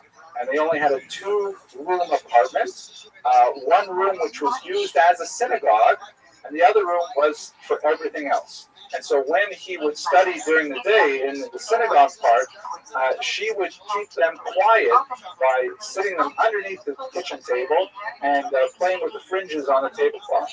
And amazing kinds of stories of Ben-Yuri that we don't understand. He also spoke about it much later in life as well. At any rate, they had a very strong, close bond. And I'd like to close the lecture later tonight with an amazing story about his wife. But we'll move on. At any rate, they lived the typical Kollel family kind of existence, especially when the fathers-in-law were not so wealthy themselves. And combining that with the controversy over his work, he eventually decided to take a position in Cairo. He was offered a rabbinic position there, and actually he received mixed reviews from his work in Cairo. Here you can see him surrounded by his students at the yeshiva in Cairo.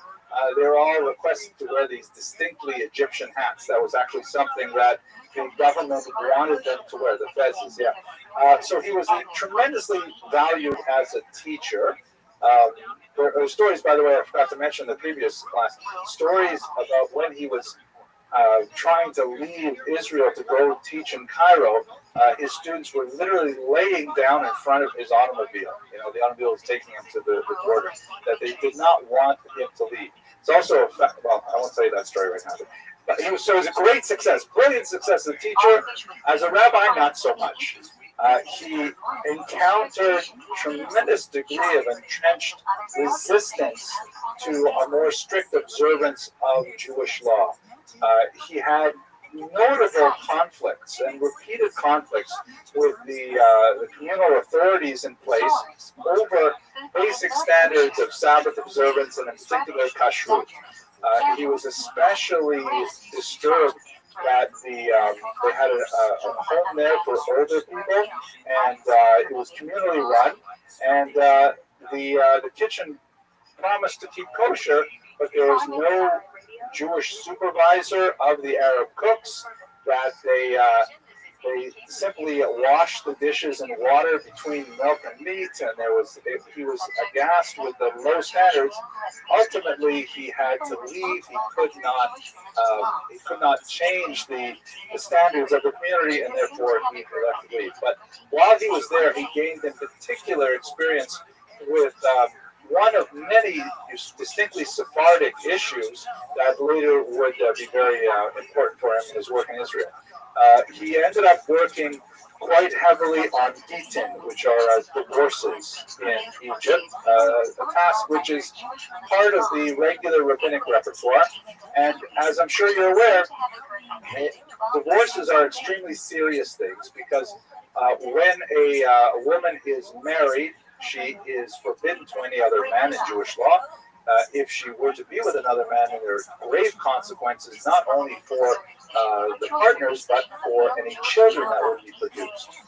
So if a marriage is dissolved, it must be dissolved completely in order for the woman to go and marry a second husband if she so desires. And therefore, the documents that attest to divorce are written with tremendous precision, and they have to be supervised to a very high degree. All of this goes without saying. Why is it specifically Sephardic? Because they were very lazy in Egypt and in Israel, as it happened, with the pronunciation of Sephardic names. Since the names have to be recorded in Hebrew letters, it was crucial that they had to be recorded phonetically and not orthographically, meaning you had to write it down the way it sounded. And a lot of Spartans had names which were borrowed from many other languages, and the Ashkenazi rabbis would just sort of guess at it, and Rabbi Yosef said, no, that would make the entire get pasul, would make it invalid, and if she were to remarry, again, it would be a tragedy. You would have to make sure it's done right. So, for example, what if a Spartan guy has the French name Georges? The following is a conversation with Jack Weatherford, so in French, Georges. So we don't have the letter J at the beginning, or J at the end of Georges. How do you actually write that? So you combine various letters, add little diacritical marks and things like that. But if you were to use Georges just for George, no one would call us like George. You wouldn't know who he was. So he got very deeply involved in the precise writing of Sephardic names as they were pronounced. Something that also he was involved in very heavily. In 1973, he was immediately, with the young people who were war, entrenched in a very deep, agonizing attempt to free ugly notes. I don't want to take too much time for this, but it's important. There were 970 women in Israel whose husbands went missing in action during the 1973 war. You recall the Yom Kippur War, was a surprise attack. Israel was caught off guard. They suffered punishing blows until they were eventually able to reassert themselves. So 970 women who were left in uncertain state. If the bodies of the husbands were claimed or identified, then they would be widows. If they were not identified, then they would technically still be married to these men who are MIA, and they would be classified, as we know, as chained women and unable to be married. There are several measures that Israel takes currently to try and avoid such circumstances in the future. And by the way, in America, particularly, there's a real problem with husbands who aren't missing in action, but they refuse to give their wives a get. A whole other discussion. Rabbi Yosef felt this responsibility weighed on him very heavily, and he literally went sleepless for many nights, agonizing over each one of these women until every single one of 970 women had found a way to be released from their marriage. This is part of his thought as well. He was what they call a no-kill, someone who was able to find leading seeds, and he found all kinds of them. So I'll give you one example. In halakha, in Jewish law, let's say a guy falls overboard from a boat, and you can see him fall overboard, but they don't know if he swam to shore or what happened to him. They don't know if he's alive or dead or whatever, but they're not even sure who he is. But they find his personalized wallet has his name on it. So it looks on the surface like this is the guy that died. although you don't have 100% certainty. So that's not considered acceptable proof in normative Jewish law. What about if you have dog tags? Dog tags are also designed to identify person. If a person is possibly burned beyond recognition, you still have the dog tags and identify that someone wearing this chain was in fact killed. Could you say that the person is in fact dead and therefore the wife is married? Rabbi Yosef said this is not at all like the personalized wallet. The personalized wallet, a man could give his wallet to someone else and say, here, can you go to the store and buy something for me, or can you watch the wallet while I go out and shower, or whatever he's going to do. A dog tag, a soldier never takes it off. That specifically is, it's not given to someone else in a gift. So on these kinds of logical inferences, whatever he could find to release these women was part of his time. And he spent a tremendous amount of hours with remarkable success in so doing. He rode away. He returned from Cairo, took a few jobs in Central Israel until finally he ended up being promoted to being chief rabbi of Tel Aviv. It is here primarily that he wrote his magnum opus, the Yavia Omer, which is a collection of halachic legal decisions that shaped how Sephardim in particular observe Jewish law. I'm going to show you some of the most creative ones shortly. He was also at this time caught up in yet another war in Israel. We discussed the 1973 war. This is, of course, the 1967 war, which is still very much in the news today with protests going on in the Gaza Strip. But the Six-Day War, we should recall, I'm sure everyone in this room is aware of what those events of June 1967 meant, when it looked like all of these Arab armies surrounding Israel were going to push the fledgling, and then it was a remarkable, uncanny, supernatural miracle. Within 6 days, the Jews had not only defended their little strip of land, they had actually expanded it.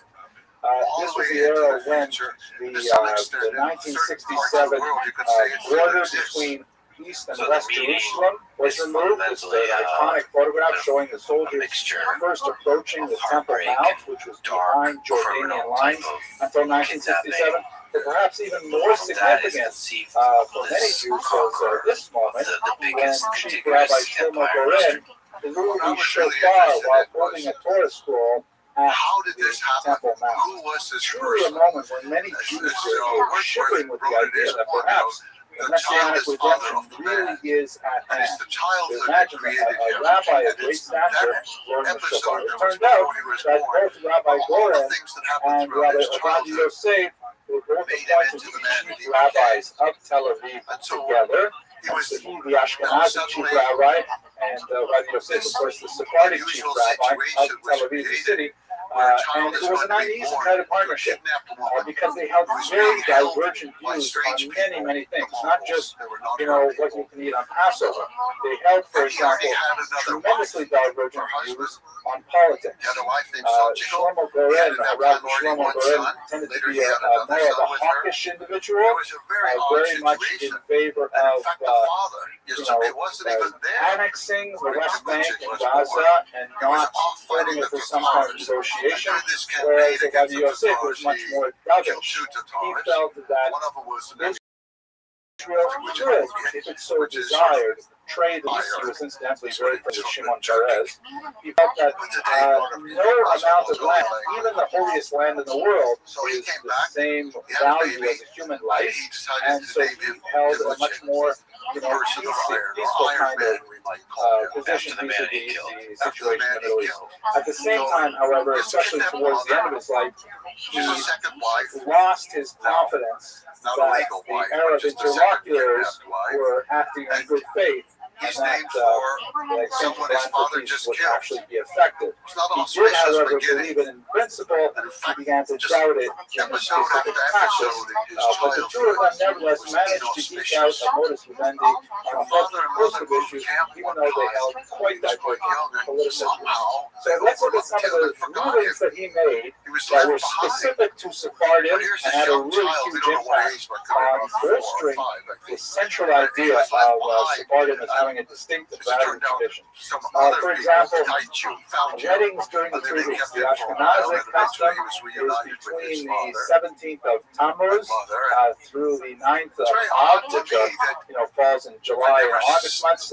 No weddings may be had. The Sephardim have a different calculation of when that period of mourning is, and they say, come on, you're wiping out half of this time. And so even though wedding halls, which were all kind of dominated by the Ashkenazi mafia, Sephardim couldn't marry during this time. So he insisted that they in fact should be open. I should also mention, by the way, that while he was ordering the wedding halls to allow weddings at this time, he was taking away weddings on Saturday night, which is a really popular time. Because Saturday night weddings are almost impossible to manage while observing the Sabbath during the day. And it's just like a charade. Yeah, we're not going to hold the wedding until, 30 minutes after Shabbos is over.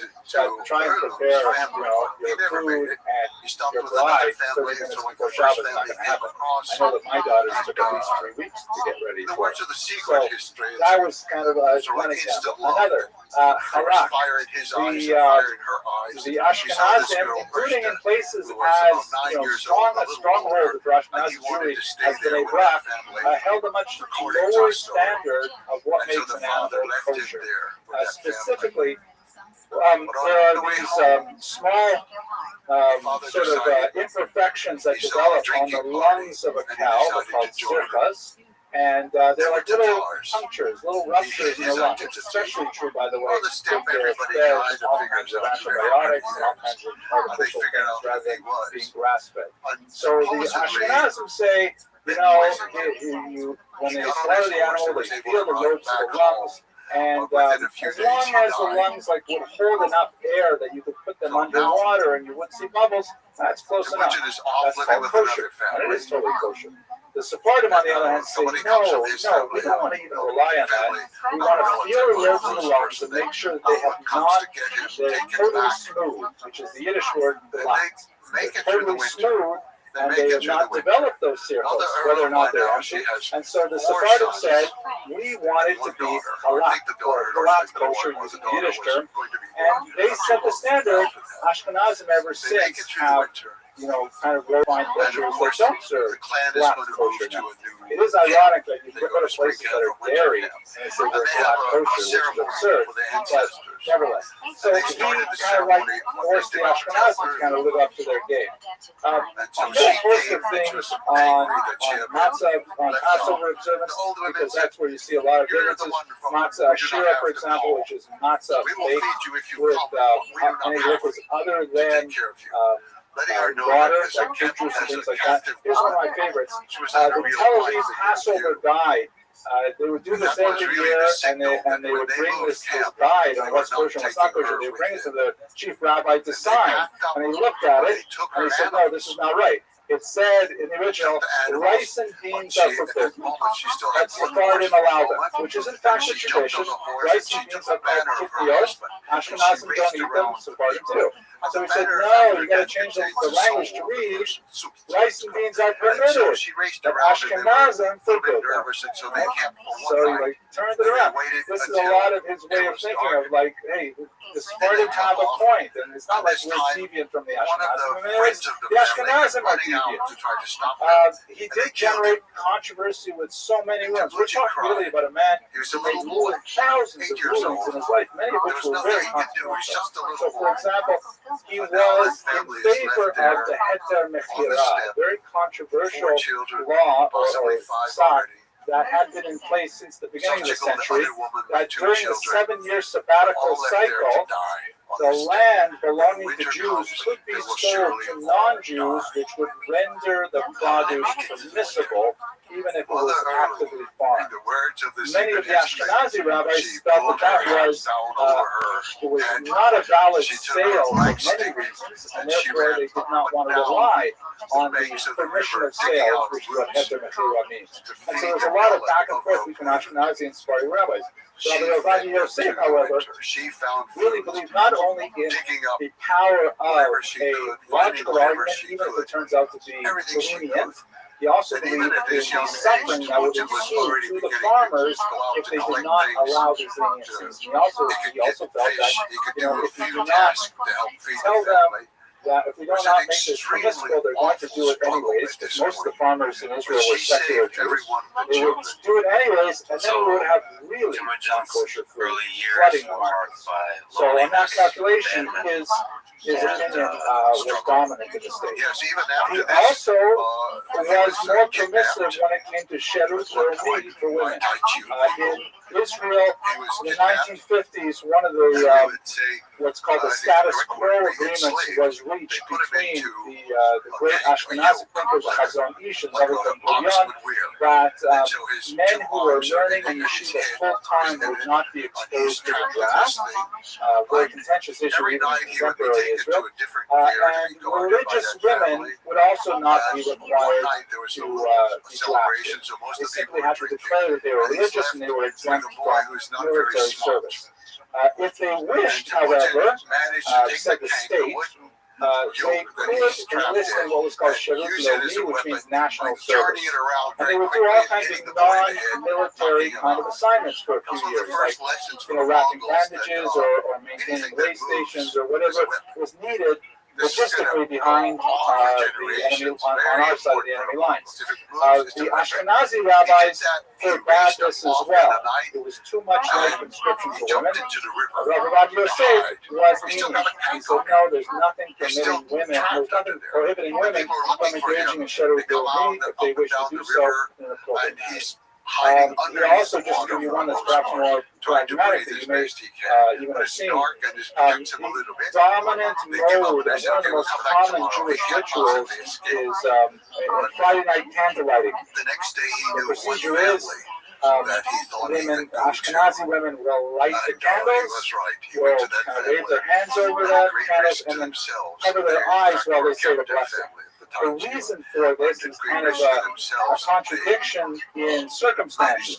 The rule is you say a blessing before you perform the action. You say a blessing on the apple before you bite into it. You don't say the blessing after, unless there's some reason specific to it afterwards. But if you say the bracha and you have made it Shabbat, and the first thing you do is transgress it by lighting a match. So therefore, the Ashkenazi custom is light while you still consider it Friday, and then you close your eyes as if to say, I'm pretending the lights are not there, I'm saying the blessing, and then you see them for the first time. That's the idea. The Moran Yosef Karo, the Shulchan Aruch says no. Just light the candles and then say the bracha. And that's in fact the ritual for Sephardic women. And Rabbi Yosef made a big deal out of saying, why is it that Sephardic women have ignored this very normative halacha that has clearly stated so in the Shulchan Aruch. So he advocated that women should in fact follow the Sephardic custom if they were Sephardic. Let me give you some examples of his rulings that are outside of specifically Sephardic, but nevertheless demonstrate his leniencies in very creative ways. He recognized brain death. He was one of the first rabbis in Israel to recognize that there was such a thing as being placed in a situation where life is artificially sustained by contemporary technology. And this is a tremendous leniency because the Talmudic definitions of death are all cardiopulmonary, heartbeat, and breathing. The state but of affairs as and we all stuff, know, how much people violence is can, there, how much unfortunately, or kidnapping is may there. be placed on heart-lung machines, and they can be kept breathing and their heart beating indefinitely. So he was the first to pioneer the concept of what's popularly called brain death. It is not a simple test. There are a lot more stages to it than we would have in North American hospitals. But nevertheless, he did say that there are grounds for considering those on life support nevertheless. It's almost like their way of getting trade goods from cosmetic surgery, one of my favorite exchanges. His study partner was Eliezer Waldenberg, Tzitz Eliezer, and they both were very much involved in medical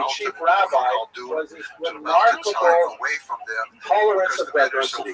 Even though he has the whole kind of Elvis getup, he was really very, very relaxed around non-observant Jews. He was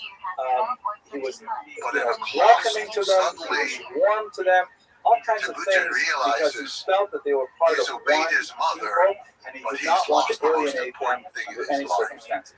So he was elected with the support of many Ashkenazi rabbis, including Rabbi Eliashib, to be Rishon LeZion, that means the first in Zion, or the Sephardic chief rabbi, in 1972.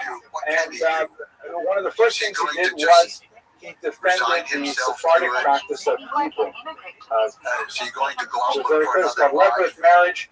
The law is if a man dies childless, then his brother is expected to marry the widow.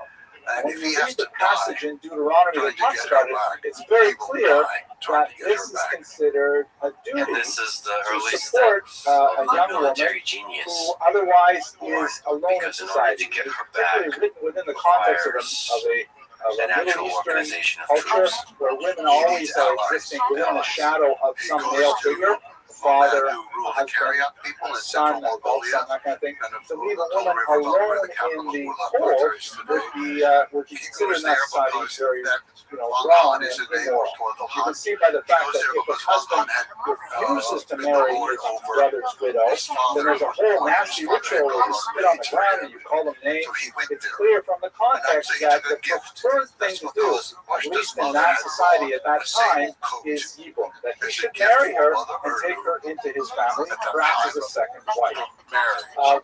Ashkenazic culture, living among Christians who are monogamous, at least nominally so, we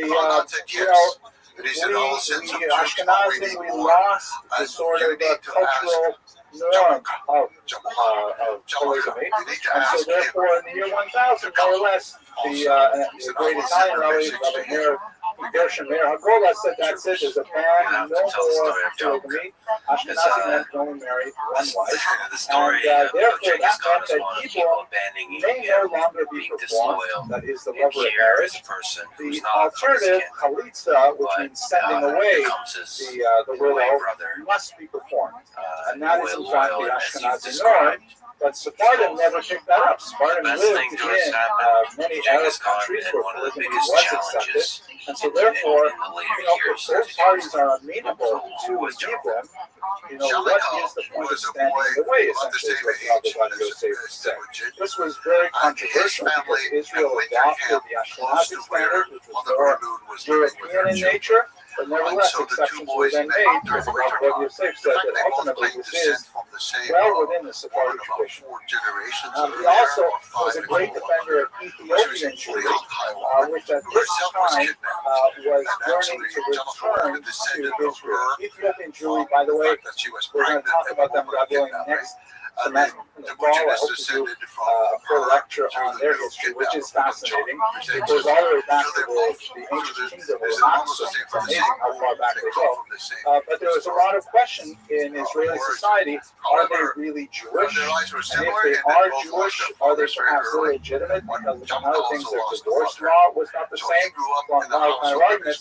But Rabbi Yosef was a staunch defender of admitting them to the country as Jews. There's a lot more to say about the story. We'll have to read it for next week, but he was definitely very much in favor of it. He wrote, but the two boys meet. So they come from I'm different going to backgrounds, pause on and that. John does not divide by any means. He also argued that, with regards to Sephardic Jews, there's kind of this stereotype, which is based in some, rough reality that it was perfectly consistent for a Sephardic Jew to, go to shul in the morning and get a geschmack out of davening and listen to Russia, and then, go pick up a bag of garim and drive to a sausage change. That was all part of, kind of like the traditional sense of what is normative among Sephardim. But as one Rabbi Yaakov Levi said, the traditional Jew desecrated Shabbat more than once, but never did he desecrate the name of God.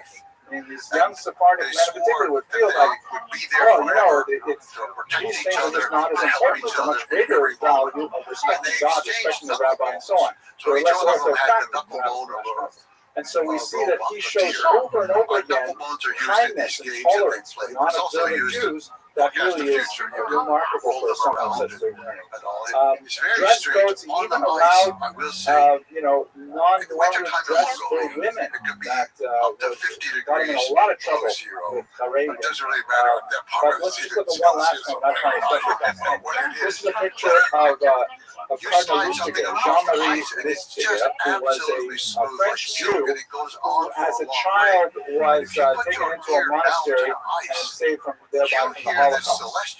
He ended up growing up in the church and he was elevated to the post of cardinal. In fact, he was in the running for the position of a papacy at one point. Amazing thing. He never denied his Jewishness. In fact, he had it inscribed on his tombstone.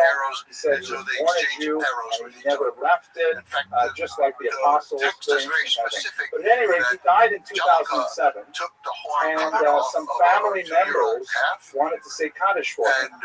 He whittled it down And then he The chief drilled a rabbi hole of into France it was in order to asked make to a say wesley Kaddish arrow, for Lustiger, which who is was a used cardinal of the for Catholic several Church, purposes. and he didn't know what to do, so he went to Rabbi Rothschild. For He signals, for said, what what should I do? one So person Rabbi to Rothschild another. apparently But also broke when down you're his hunting, ears, if you want to move the and animal he in said a certain that direction, before you you send can a say whistling Kaddish. arrow in the opposite direction to make the animal move. Why would But you then a not lot think of you use, should say so Kaddish? the boys had exchanged robots and knuckles. This time they had the exchanged, ceremony, and the so funeral they from had the been church. close friends. They brought the church, Bogahans said, the okay, body John, outside, I and they should said Kaddish in the street. raise some troops and And go with you. just a sense of And he did. Rabbi Yosef's So the sense that three set out. Some troops from every Jew is Bagahan. He part himself of did the not know Jewish he was too community. old. Even the But he sent cardinal some of troops. the Catholic And Church then is Jamaica part of the and his troops.